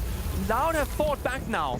And Furia might have to go, okay, what can we do to stop this? Is it going to be more strategy, more aggression? It's going to have to be just tightening up those small details, watching the flank, getting the timing. For example, last round, the nade and Capital Fire was mistimed. That was the first problem. Second issue, they got flanked afterwards. Those two small issues turn into a round lost for them. It's actually BDS on Cafe. Secret they also beat. Oh, that was sorry. here on Lair as well. Right. This is a good roam clear though. KZ's got an inkling here. In goes JV. He's on that roam clearing operator. A lot of damage, no kill. And the Jackal, disappointed with that. He won't continue hunting. We've got double hunters. We've got the Jackal and the Deimos, neither of which have used their gadgets as of yet. Another gunfight battle play out. Do you want this though, STK? I don't think so. Back up he goes. There's a second attacker looking for him. Oh, he's ready. He survives for now. Can he try and escape? He goes through the hallway, he's not exposed, and he'll look to go all the way back downstairs. Look at them all. Look at Loud fall back. A modification as well of where the gadgets are active, a change of the scope boss, STK back to full HP. Live stuck around though. Oh, he's been tracked. Oh, this is bad. He's all alone, no way back. I mean, I think he's going to be completely surrounded here by attackers unless there's a spot. No, there is no timing for it. He sees a player, nade. Oh, he gets across! Just in the perfect timing as well. And now he can go play safely here on the site. He's continuing to bait out. He's actually going hungry for a little bit more. There's a player right around his corner. He's already low HP. He's vulnerable to just one shot from this revolver. There it is, bit out another tracker. I mean, great value here from Live. He runs away. They're chasing right behind him, but he's bought so much time, burnt so much utility. I mean, there's 45 seconds left. Yeah. This is the longest we've had 10 players alive in the server for the last 11 rounds that we have played. And you gotta double down here. Toxic Babes, 3 in pocket, Goyo Canisters pre-placed, 30 seconds left. Furia, they might want to try to go for a default plan. We know that's not gonna happen. In a 5v5 here in basement, there are so many crossfires for defenders. They have to break it apart somewhere. They need the opening kill, and yet they're rotating. Dude, look at the clock. How on earth have Furia not got their boots on the bottom floor? We finally have an opening kill, but we need to see a hell of a lot more than that. JV finds his opening. But here, hiding in the corner, Basetto, he's good. Nade now needs to find a safe spot to plant, but he's all alone. There's no support, and the fire lights his feet. A 1v1 for Nade, but no time to find Basetto. One more round. Round by round, they will fight. Loud, continue battling it out. Is this Furia showing that they're not so confident in the server? They are going slow on their own clear. They didn't have to catch on live on the Goyo. They are demos tracking him and running after him. Nobody on the window, nobody on the staircase, nobody locking anything down because they're afraid of a gunfight waiting and that they will be on the wrong side. Furia are playing for a 5v5 execute, yet they got the operator lineup that is screaming for an aggressive roam clear. And again, they might not have seen the Goyo early on, smoke and thinking, we got time on our side. But come the bomb side, you realize very soon, time was indeed not on their side. Oh, they were running through fire and smoke, trying to find a safe haven. The fact that Nade made this a 1v1, even made it look remotely doable, is a testament to Furia. One more round, that's all they need, Pengu. Loud are on the verge of pushing overtime. But is that cursed tertiary bomb side, my friend? I'm not sure about this one. Because it's so hard to play out. 5 seconds to go. We've seen so many teams on attack get so tunnel vision with the bomb side itself, they forget the vert up above. But we've also seen defenders willingly surrender the top for bomb side to play downstairs and then lose to the same vert holes. Yeah. I mean, this is the thing. Toss up. For Loud, it tends to come to how can you defend this top floor? If you can't hold on to that top floor, it's a dead rubber round. But guess what we've seen? However many rounds since that tactical timeout, the IQ pick has finally come through from Furia, which is exactly what Loud wanted. They wanted to restrict the amount of variety in operators so that they couldn't afford things like the Grim, which they've actually got anyway, like the Deimos, which, by the way, they've got anyway. What they're missing here is Vert. There are some ingredients missing to this lineup, but I don't think Furia's going to be that upset. Well, they definitely have the right tools. Now, Loud, they've been used to having a lot of information to make their decisions off of, because we saw the Echo, we've seen the Valkyrie. If the IQ Philippox, and I know he'll do the job good here, if he does his job to perfection, he will blindside Loud's defensive setup, not knowing where the attack is coming from. And what Loud will be missing upstairs are trap operators. There's no Legion, there's no Fenrir, there's no Ella. There's gonna be a gap somewhere, a door they can walk in with the right timing, and maybe just get a free kill. And when Furia get those, that's when they ramp up, because they get the advantage and just keep on choking you out, essentially, in the server. Oh, here comes a good nade and a good C4. Both don't find anything, but it does force back the position of Perez. He's no longer on that mirror window, and he no longer has his C4 for later in the round. Holding on is Loud, though they're fighting for map space. You said it, they gotta hold on to top floor as long as they can. Grimbeast going out, still used to save you, and aggressive swing here could pay off, but I think he's hurt. He comes in! JV had no clue! Daffo finds one, looking for the second. KZ is here, he's hunting him, he's found him, he knows exactly where he is! Finally put to rest! A 4v4 again as Furia continue this battle on the top floor. They're stuck in these corners, you gotta dip down, drop that hatch. Both of you, don't leave us to get up above alone. They got a C4 downstairs. All the verts. The verticality goes in favor. 2 injuries on the side of Furia. Everyone from Furia fighting these vertical holes, and they all end up on the ground. Both will get picked up. Herds and KZ bloodied. Loud just have to delay that time, just have to let it whittle down that clock so that there's no chance at a plant. We gotta see the support team up. Nade and Philippox gotta do the entry job now. Casey hurt so low on health. They're looking for it again, checking those corners, but it's barricaded. There is no drones, and there's very little time. Live looking for a flank. Loud, they got multiple win conditions. And that is one of them for Furia, finding the opening kill and having a backstab here from the Deimos. Live has to go big, especially because KZ's found that. Live for the flank, but where's the plant denial? He's going in. Still has his far. Shot out of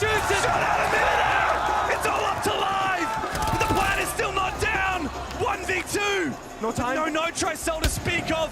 Where is FEARX? Can he cover it? FEARX! Live! What in God's name was that?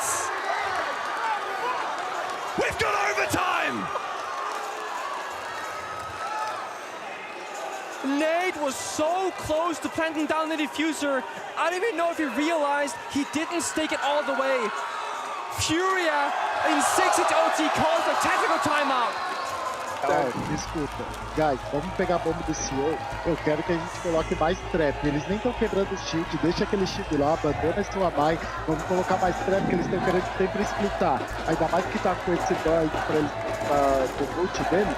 Então ali no CEO a gente muda a nossa conta e o que eles virar pra gente botar mais trap e vamos tentar jogar um pouco mais parado. Então vamos deixar esse Davis fudeu, Nate. Será que a gente consegue botar tipo uma Zami e talvez alguém de tubarão pra ficar counterando, algo do tipo? O que vocês acham? Mas eu posso pegar o tubarão e tirar o smoke lá. Ó, eu posso ir, tubarão. Mas acho que não... Aí, deixa, mantém smoke. O ataque do CEO, vocês podem fazer o que vocês estiver confortável. E depois acho que outra defesa a gente faz alguma nossa... Now I am curious if that was strategical or if that was mental coaching, because they could use maybe a bit of both. But it comes down to the coach who hears everything. What is the absolute most important thing to discuss right now?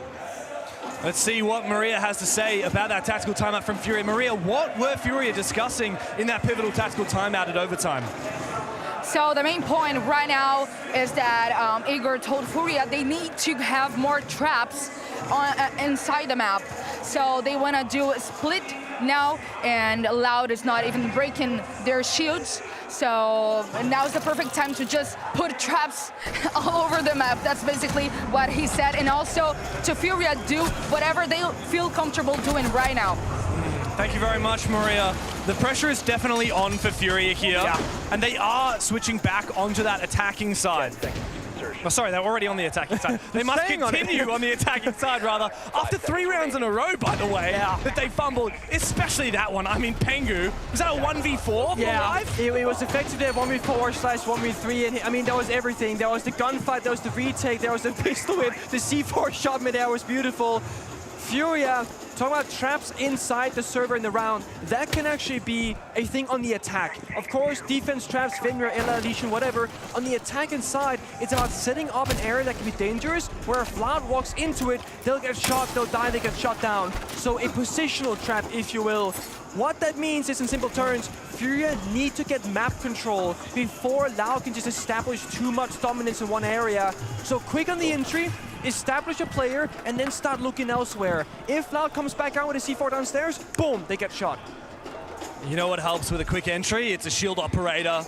Obviously, Monty and Blitz are both banned. We go to Blackbeard. Hertz has brought it once before. It was actually on that Bunks and Breathing bomb site on that first floor, and they lost the round too Loud. Now he's bringing it again. Hertz has had a bit of a quiet game. It's KZ and JV who have been the big hitters here. Bit of a staring contest. He's red pinging him. You should zap him. Just like, pyong, pyong. Doesn't do anything, but it looks cool. He's not actually going to take down that bulletproof camera. Just gotta run in there in case of anybody downstairs. Verticality, of course. KC is below, so Hertz should be safe here. Also, there's no C4s in defense, but there are impact grenades.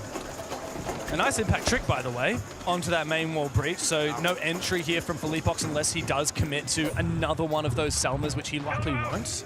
So he'll want them later on for elsewhere. It's awkward because you want the thermite for the exterior wall to get a big breach opened up, but you can't thermite the hallway wall to the bomb site because there's a hallway right here with enemies. So you kind of need to play the Ace or play both Ace and thermite. They can't afford that. Blackbeard goes in. Yeah, an aggressive one as well. STK attempting to rush back to site and help his teammates is caught. A lot of these players on Furia, though, taking a lot of damage to these traps. Loud just holding onto their position. They need to be careful. If they get too antsy, if they run around too much, they might fall in one of these players, but they can't afford to stand still when the Deimos is shooting them from below. Again, we need Casey and FEARX upstairs to go the entry work because the health is so low on JV and Hertz. It's the same as in the previous round. The Guma is doing damage, the impact grenades as well. 35 seconds. There's one impact in the pocket of Basetta. If he sees the Blackbeard, just toss that in there and he will go down guaranteed. They're playing their corners. They want Furia to walk in first and get shot in the back. Every one of those Loud players is separate. Every one of them in an off angle. Every one of them hoping that someone from Furia won't check their angles. And here it is, KZ, right between the eyes from FEARX, and Hertz closes. A successful tactical timeout from Igor and the boys. And Furia finally have themselves another map point. Again, you can play in the corner, have crossfires, play the round near perfectly, but in the end, it's an FPS game, baby. And Hertz does not miss. Side swap, the first time in a while. Yeah. I think Furia are gonna be very happy that going to defense being up that 7-6 scoreline. Absolutely, it's been a defender's game so far. We've had 8 defensive rounds won at a 4-2 split on both halves. And then, of course, a strong attack in overtime here from Furia. The pressure is well and truly on here for Loud. They've only won 2 attack rounds so far in the whole game. Now they must do so again in order to push it. They've already staved off 3 match points. Can they do another? Seeing something cheeky here, a Tubrau with 0 wall deny. Now, Tubrau does have more than just one way to play him. Yes, you can deny the hatch, the wall, etc. But also, it'll disable pretty much anybody from using their gadget and droning inside the freezing zone. And you can track footsteps from below, almost like a reverse jackal. You could freeze the ceiling and go for a C4 play for all I care. Probably not the case here, but it is curious how when you go into overtime, one thing changes, which changes everything else. Risk assessment of players will become less risk-taking. When you play 0-0, you do the craziest peak, because what's losing one round, right? Right now, losing one round can make or break winning or losing for these teams. So you might not take that same risk anymore, might be a bit more safe, and it's why I think time-denying operators can be so much better once you enter overtime, because teams tend to play just a bit slow on the attack. Yeah, for some reason, I have a feeling that Furia aren't going to play slowly on their defense. No, they have one speed, and it breaks most other teams' gears at the max 1. It'll be a freezing exterior wall, buying some valuable time, but it's so early in the round because SDK rushed over there. It's not gonna matter in the end because that wall will get opened up by the time they go into ops room.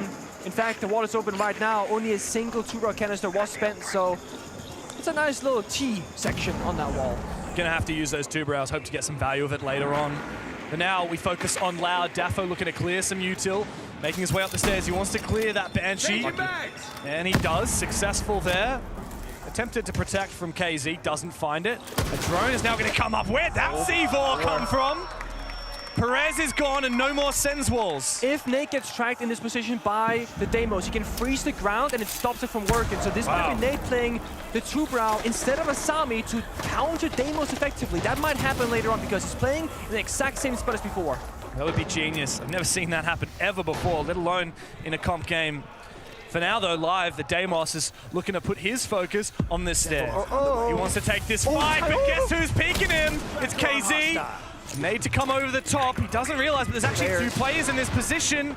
He goes over, doesn't find anything. Meanwhile, Hertz is taken out. It's a retreat here from these Furia players, very uncharacteristic of them. And no cutoff as well from Daffo, but Live peeks him just in time. Loud have the numbers on their side.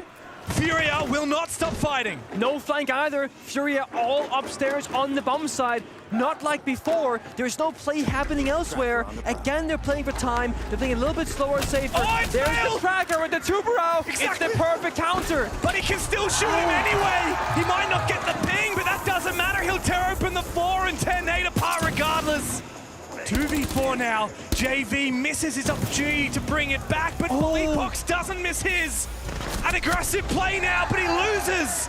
It's JV versus the Worlds. And Loud is starting to force that diffuser on down. And guess what? Live there with the Vendetta in hand.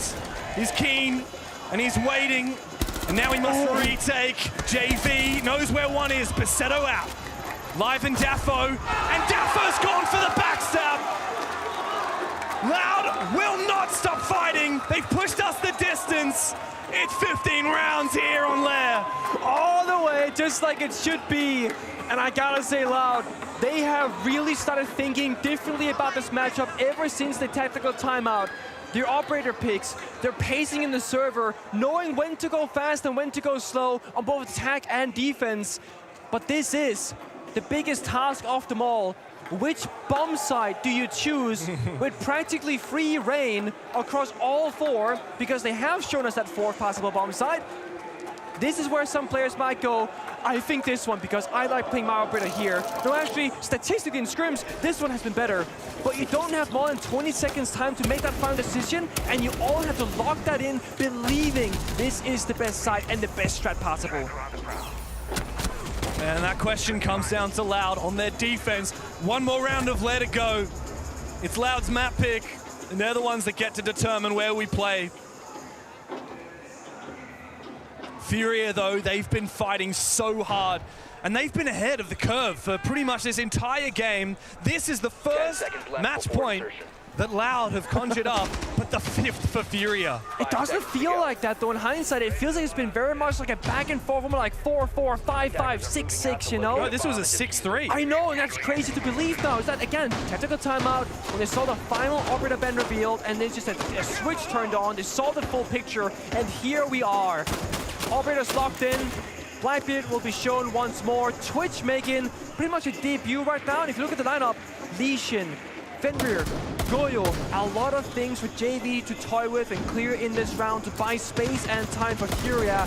But it also means that JV will be not on his gun actively looking for a fight, he'll be on his gadget droning instead. So you are going to lose a little bit of map presence and gunfight potential in the early stage of this round because of that. But you need that value out the Twitch drone. There's the value. I mean, immediately, that's worth one Twitch drone. Take out one Dread Mine, take out one Vulcan canister. Does open up an avenue. Oh, this is an aggressive pig. Nate looking to take the fight with the Blackbeard. Not the shield, but the rifle to be the main focus. He's been fragging out today, and him and the nades and herds together find that opening kill for Furia. Bit of a risky one there. It's a 2v1 for Perez, and he loses out just like that. And Nate in the crossfire downstairs. Tiki Yanko and Furia, they always find a way. But on 7-7, this is a way too easy entrance for them in the map. Well, the whole game has been back and forth, but not this round. It's been all Furia. Loud capitulating when finally they have a chance to put this game to bed. There's one way right now. Loud have to lash out and get aggressive. Furia, they seem to smell this. They're holding angles. They're using the Blackbeard, rotating across the map, and they are not taking these risks. They're on the roof, for God's sake, but Live somehow finds one. JV off the board, slowly getting back that numbers advantage for even, but no! Featherbox strikes back, 4v2 for Furia. Daffo needed that kill, Loud needed that kill. Now without it, it's a 2 versus 4. Furia have control. They have the time on their side, and they've got that Blackbeard staring down Live. No impacts on him. One set on Basetto, but he's trapped here. He has to hope that nobody checks it. Discipline! Oh my God! Basetto! He needs to hold the phone here for a second, because Loud are hoping. They're waiting for their moment. It's now, though, a 1v3. He's all alone, and his time is come. It's Philippe to finish it. A tooth-and-nail performance for Furia, but 5th time is the charm. They take down Loud on lair, and they push this game to the second map. An impossible position to be in. Do you take the 1-3B? Do you wait for the second? And right before it takes down the ace takes down his teammate and makes that a 3v1. A second earlier, and it's a 2v2 all of a sudden. You're gonna be kicking yourself, but what can you do? Oh, such a hard-fought game for both teams. Engines firing on all cylinders, and I sure hope there's more gas left in the tank. We'll break it all down after this, and then we'll go to border.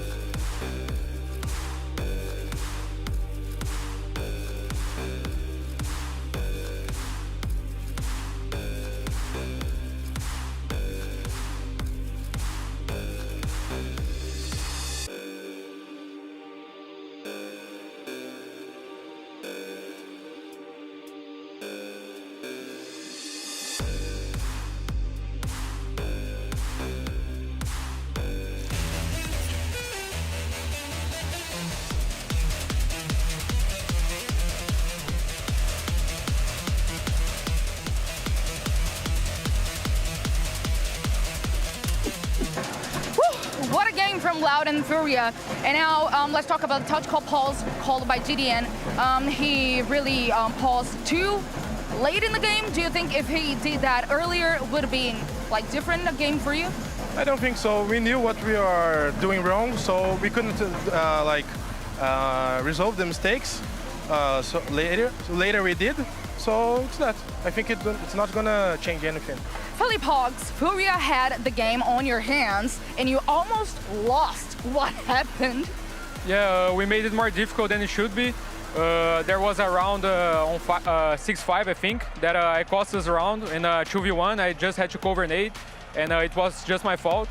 But I'm glad we could recover it, and we could win the map still. So let's go to border now to close the series. Pretty confident that they will close it out in 2, but I'll tell you what, I don't think I've seen such an exciting match for a while. That pushed us the distance, Jack, and it was well deserved. Yeah, that was such a high quality game of CG. It was 2-in, it was throw-in. It looked like Furia were in full control, Loud with the comeback, big clutches into the overtime, and then right at the very end, the trigger discipline that Basetto could have operated with just got seen out by Furia. Honestly, the control of Loud, of some of the aggression of Furia in defense, when Loud was in attack, was impressive. I know it was a 2-4 split, but I was still impressed by that. But overall, like you said, the clash of playstyle. Yeah. Furia going aggressive all the time, and Loud trying to slow the pace down as much as possible, avoiding the fights, using all kinds of utility, the Goyo, the Legion, the Smoke, the Yokai drones, everything that could slow down the game, especially the Azami, to force Furia to problem solve and go slower. And honestly, it almost worked. Yeah, it was the yin and yang, and genuinely seeing that different style. Furia having to pull, I think, every trick out of their book. It was their opponent's map pick. They wanted to control the pace. They weren't being allowed to, and they were having to try and find ways. Obviously, they played a lot of Blackbeard, a lot of Capitao as well. I guess, look, there are moments in matches that help us define kind of the series as a whole. I know you've got one. So we've mentioned the fact that for so long, Loud has been slowing down the pace, forcing Furia to late round execute. Now, this is a great example of this. As you can see right now, they're already set up and ready to go execute, but there's a Yokai drone facing them. There's an Echo here. So look at the way they're going to split here in 2 different groups. As they go for the diffuser, at the same time, Felipox will send a flash towards the Echo, and at the same time, JV goes to play aggressive against him as they go for the plant. Now, this is a 4v2. Obviously, it's easier to say, right, when you have man advantage, but this is just to give you one example of how coordinated Furia was in this late round situation to take it all the way in overtime, 8-7. I do have to apologize for the terrible observing in that clip. That wasn't any of our observers, that was me on our analyst PC. I think we could tell. That's okay, we could absolutely tell. Look, we'll go to a short break on the other side. You won't want to miss it. We're heading to border.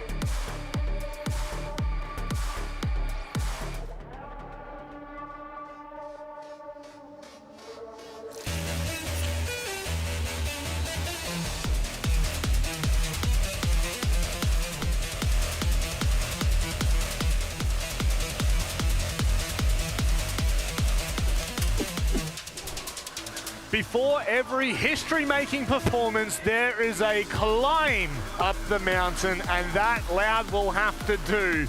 Leo, they've got to start climbing. Yeah, and good luck with that. They're gonna start climbing on border? Really? They've been playing slow pace the entire time. They were trying to play late round executes denial with smoke and echo. Do you do that on border? You see how small Even that map Rob's is? not silly enough to try that. Come on, mate. You're gonna know. It will be all about gunplay. It will be all about frags, and that for me is the biggest issue. Loud is going onto Furia's map pick. They've lost their own, and this time I really think it fits Furia's playstyle way more. And that's the thing, Lair. Big, expansive map, free floors, huge, loads of staircases, loads of rotations, loads of layers that you can sit and play behind. Border, very small map, very compact, just a square, 2 floors. Furia, it's all about gunfights, and it's going to be fast-paced. You can't play for the late round, so Loud are going to have to change everything in one map. I guess that's probably the biggest issue here, is Loud going into what is their last lifeline. They don't get another chance after this. If they falter here, they're done. They're done and dusted. And my biggest issue right now is that I didn't see that switch in momentum, that switch in playstyle. Sure.